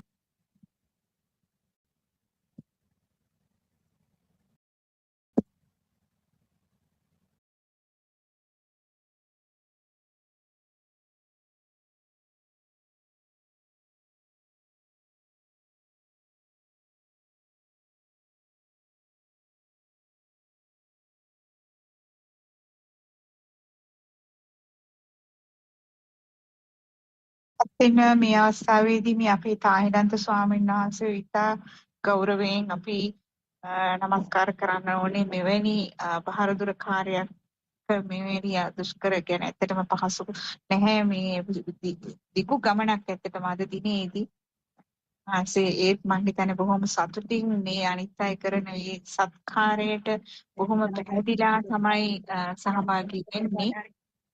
ඇත්තටම හරිම අගය කරන්න ඕනේ. ඇත්තටම මේ දැක්කහම කාට වුණත් ඒ මෙතනින් මේකට යොමු වෙනවා. අයිනවයි. ඇත්තටම ඉන්ද්‍රාණි මහත්මිය කලින් වීඩියෝස් වල මේ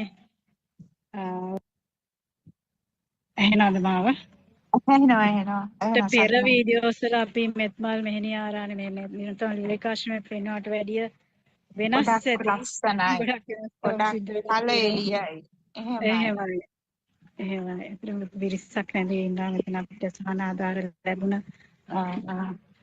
බාන්දවට සමිනා සේවන කරනවා පිළිකට.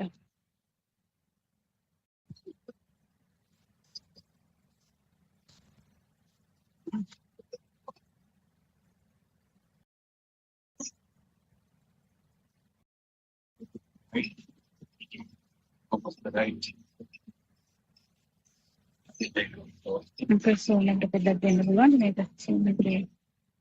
Okay, my phone. නෑ මේක දෙන්න. මේ ඕන් දෙන්නේ. ඔව්. ඉන්ටර්නෙට් එක. මේ ඕන්.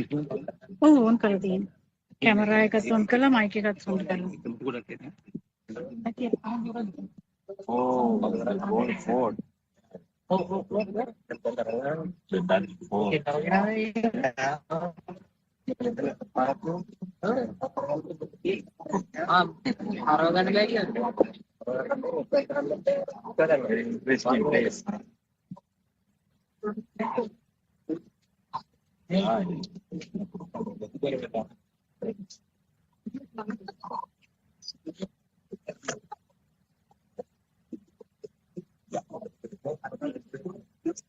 කොක්ලා මහත්මිය සම්බන්ධ වෙලා ඉන්නේ.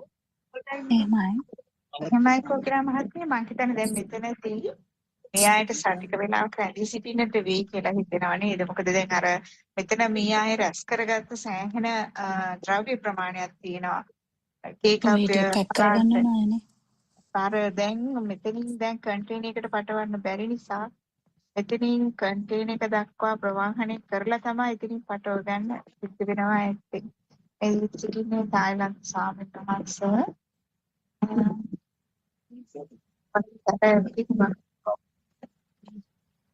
They also have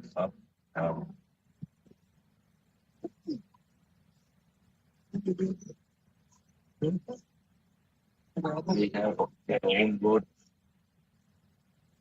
අපිට පොඩි වාහන ටිකට දාලා යවත හැකිනේ.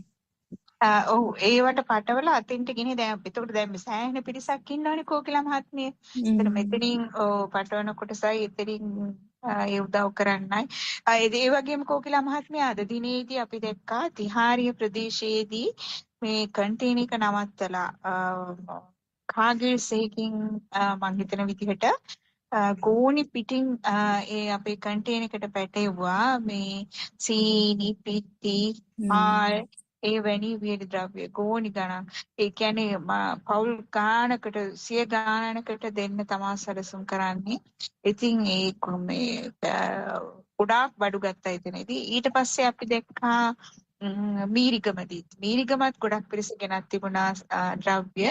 ඒවත් ඒ අය එකතු වෙලා ඒ කන්ටේනර් එකට ඇතුළත් කරගත්තා. ඊට ඉස්සෙල්ලා කඩවතදිත් හයිවේ එකට එකෙන් එළියට ආවට පස්සේ එතනදිත් ඒ වගේ පිරිසක් එකතු වෙලා ඒ ද්‍රව්‍ය සපයලා තියෙනවා. ඉතින් ඇත්තටම ඔබතුමියක් දන්නවා ඇති අපේ ලක්හඬ රේඩියෝ එකේ සහ ITN එකේ ප්‍රචාරය වෙනවා මේ ගැන. ඒකට සමන් දීලා ඒ අනුව බඩු භාණ්ඩ ලබා දුන්න අයත් ඉන්නවා ඒ අතරට. ඉතින් එහෙමයි. ඇත්තටම මේක ඇත්තටම ලොකු මෙහෙවරක්. දකුණින් පටන් ගත්ත ඒ ශක්තිය දකුණේ අයගේ ඒ කමුතුකම ශක්තිය ඒව රැකගෙනගෙන හැමෝම එකතු කරගෙන අපේ තායිලන්ත ස්වාමීන් වහන්සේ ධාතුන් වහන්සේලා සමග තමයි මේ වඩින්නේ. සාදුකාරයක් දෙන්න හැමෝම තෙරුවන් සරණයි.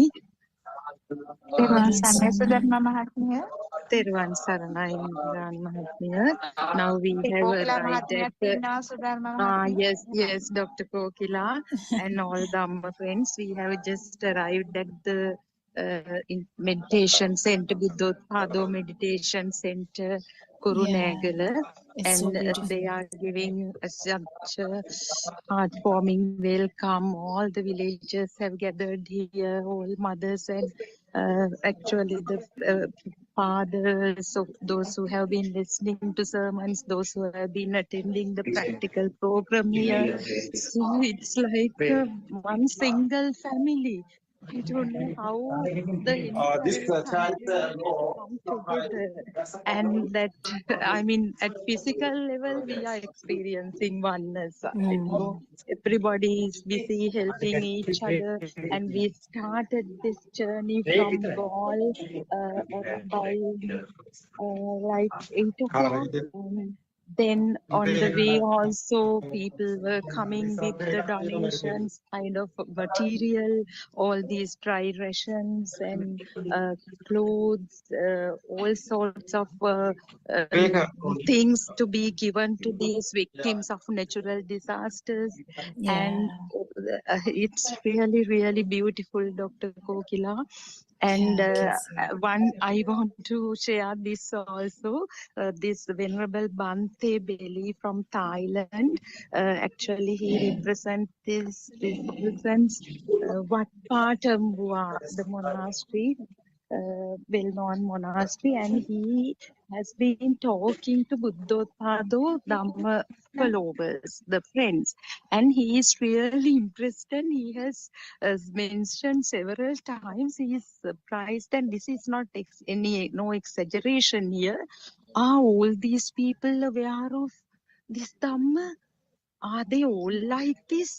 It's so surprised. He's so impressed about about people having this true the experience and exposure to true Dhamma. So it's really beautiful, Dr. Kokila. So actually everyone is fortunate to be a part of this great move, great venture initiated by Buddothpado Aryan Mahansi. He's really, that is miraculous. You all know as who have associated with this, who have listened to True Dhamma for many years, more than us, how he works and how he actually with him, we naturally get that energy.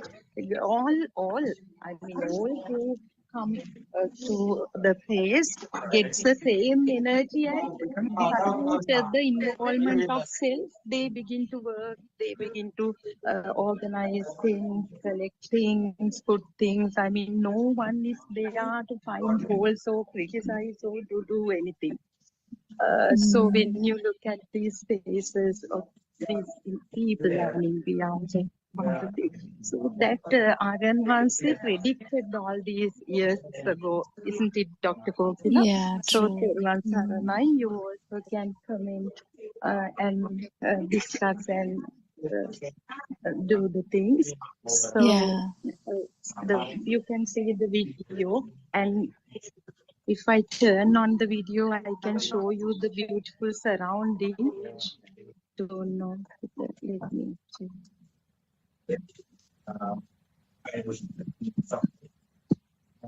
So this natural disaster has brought all the Buddothpado, Aranmanses, Dhamma friends together, and that's the beauty. Exactly.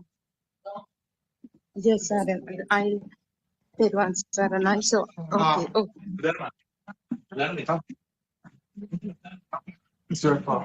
Explain. What is Sharp?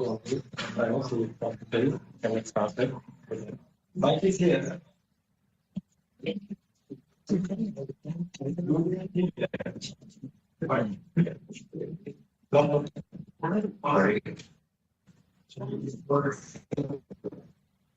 So, what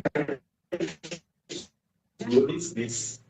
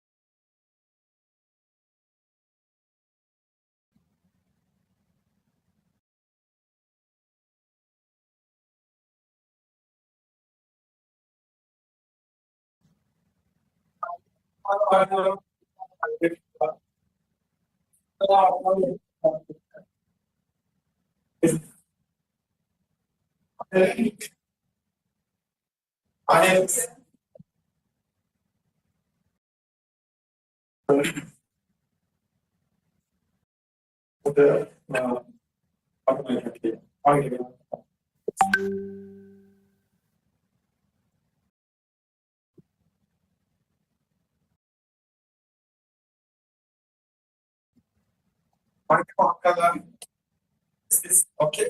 You want Yes.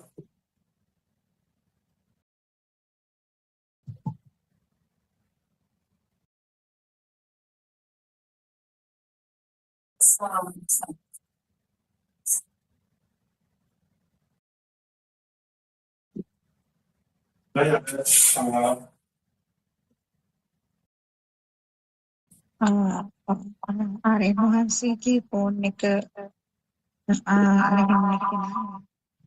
පොඩ mic එක අන් කරන්න පුළුවන්ද?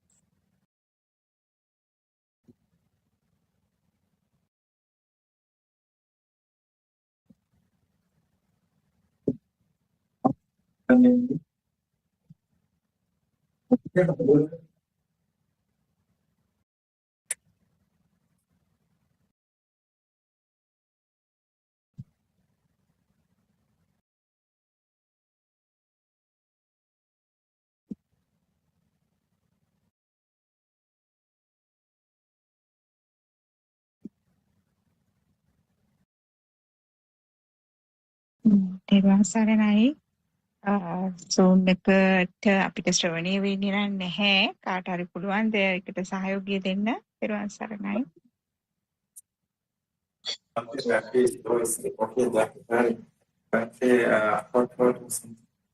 It's okay. Yeah, it's okay.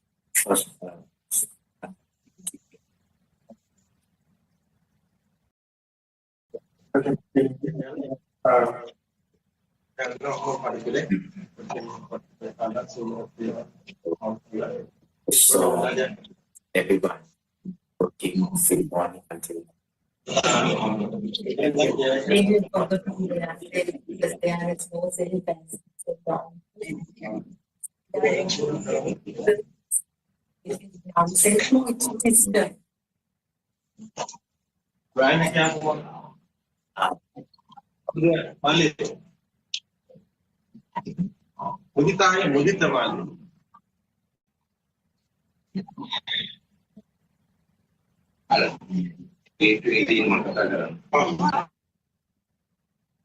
Yeah.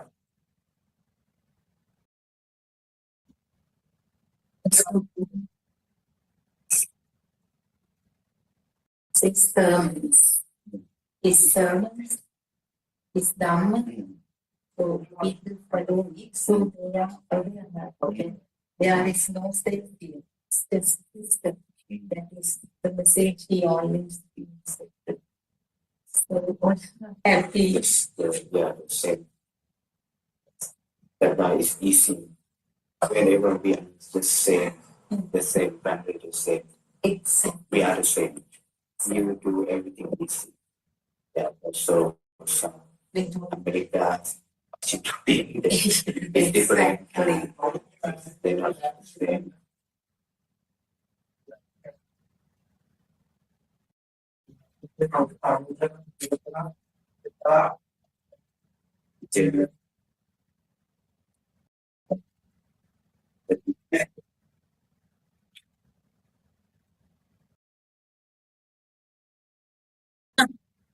He doesn't like camera.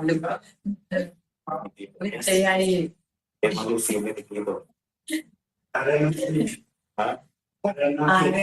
say what because other people who join on the Zoom and you like to see you.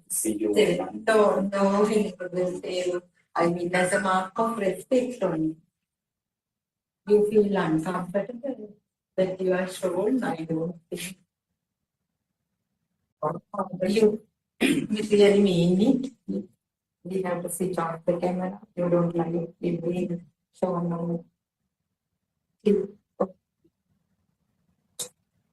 Today is okay, but like the other day when I was teaching, Exactly focus. Okay, his first day today is looking at Iker. It's okay. He's going. It's coming for us. It's okay.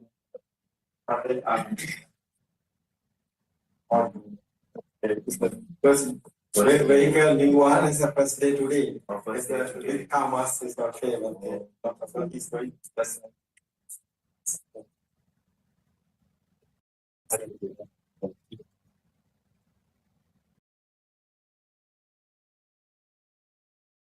It's asking not to focus in one thing.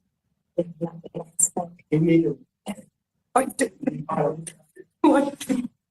That's it.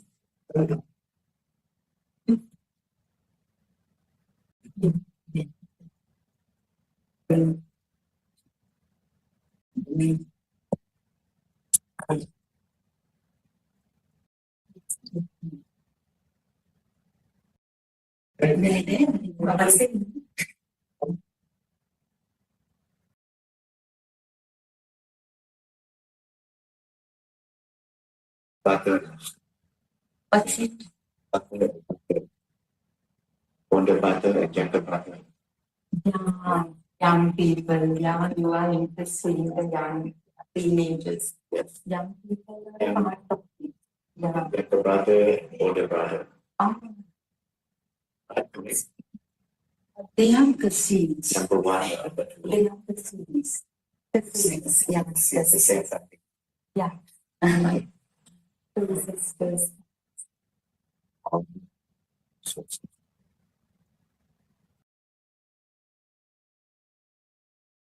You did very well yesterday. You did very well yesterday. You can. Thank you. You can gathering. You can make everyone gather in your home, and you bring them home. Yes, bring them very good job.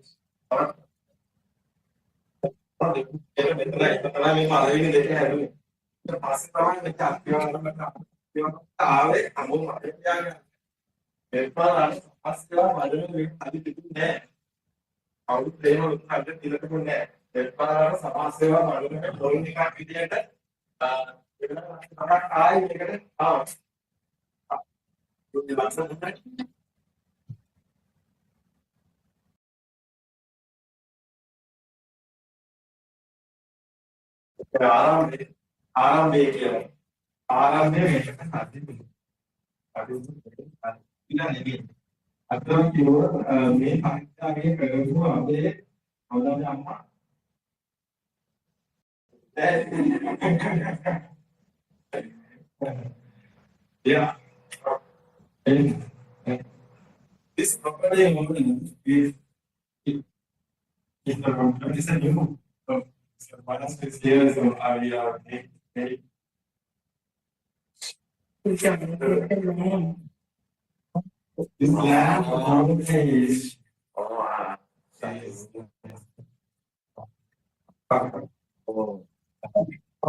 Yeah. For the land.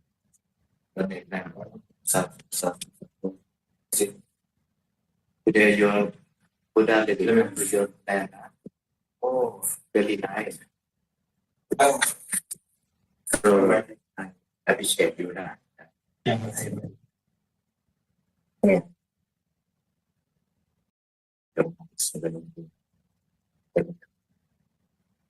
So what?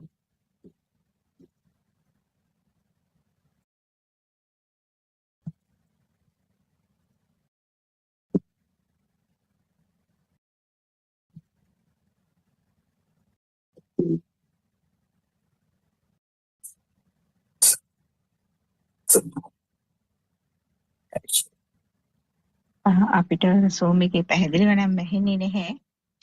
ඒත් මම හිතන්නේ මේ බොහොමිය පරිත්‍යාග කරපු මහත්මිය තමයි ස්වාමීන් වහන්සේ සමග සාකච්ඡා කරන්නේ. ළමයි.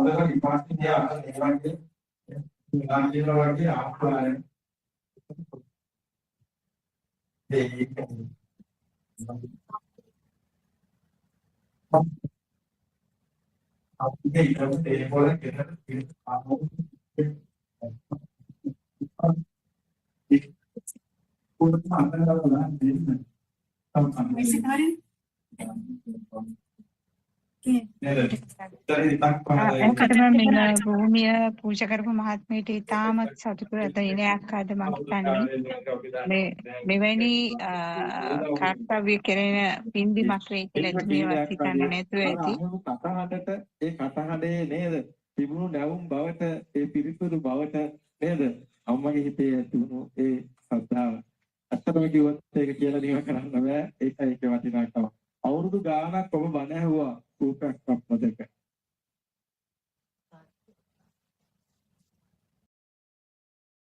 ඇතේ ගුණ ගේන්න ගියා වගේ. කවුරුත් ආරංශය වීඩියෝ කරන්න යන්න එපා. ඒක නිකන් හොඳ නැති දෙයක්.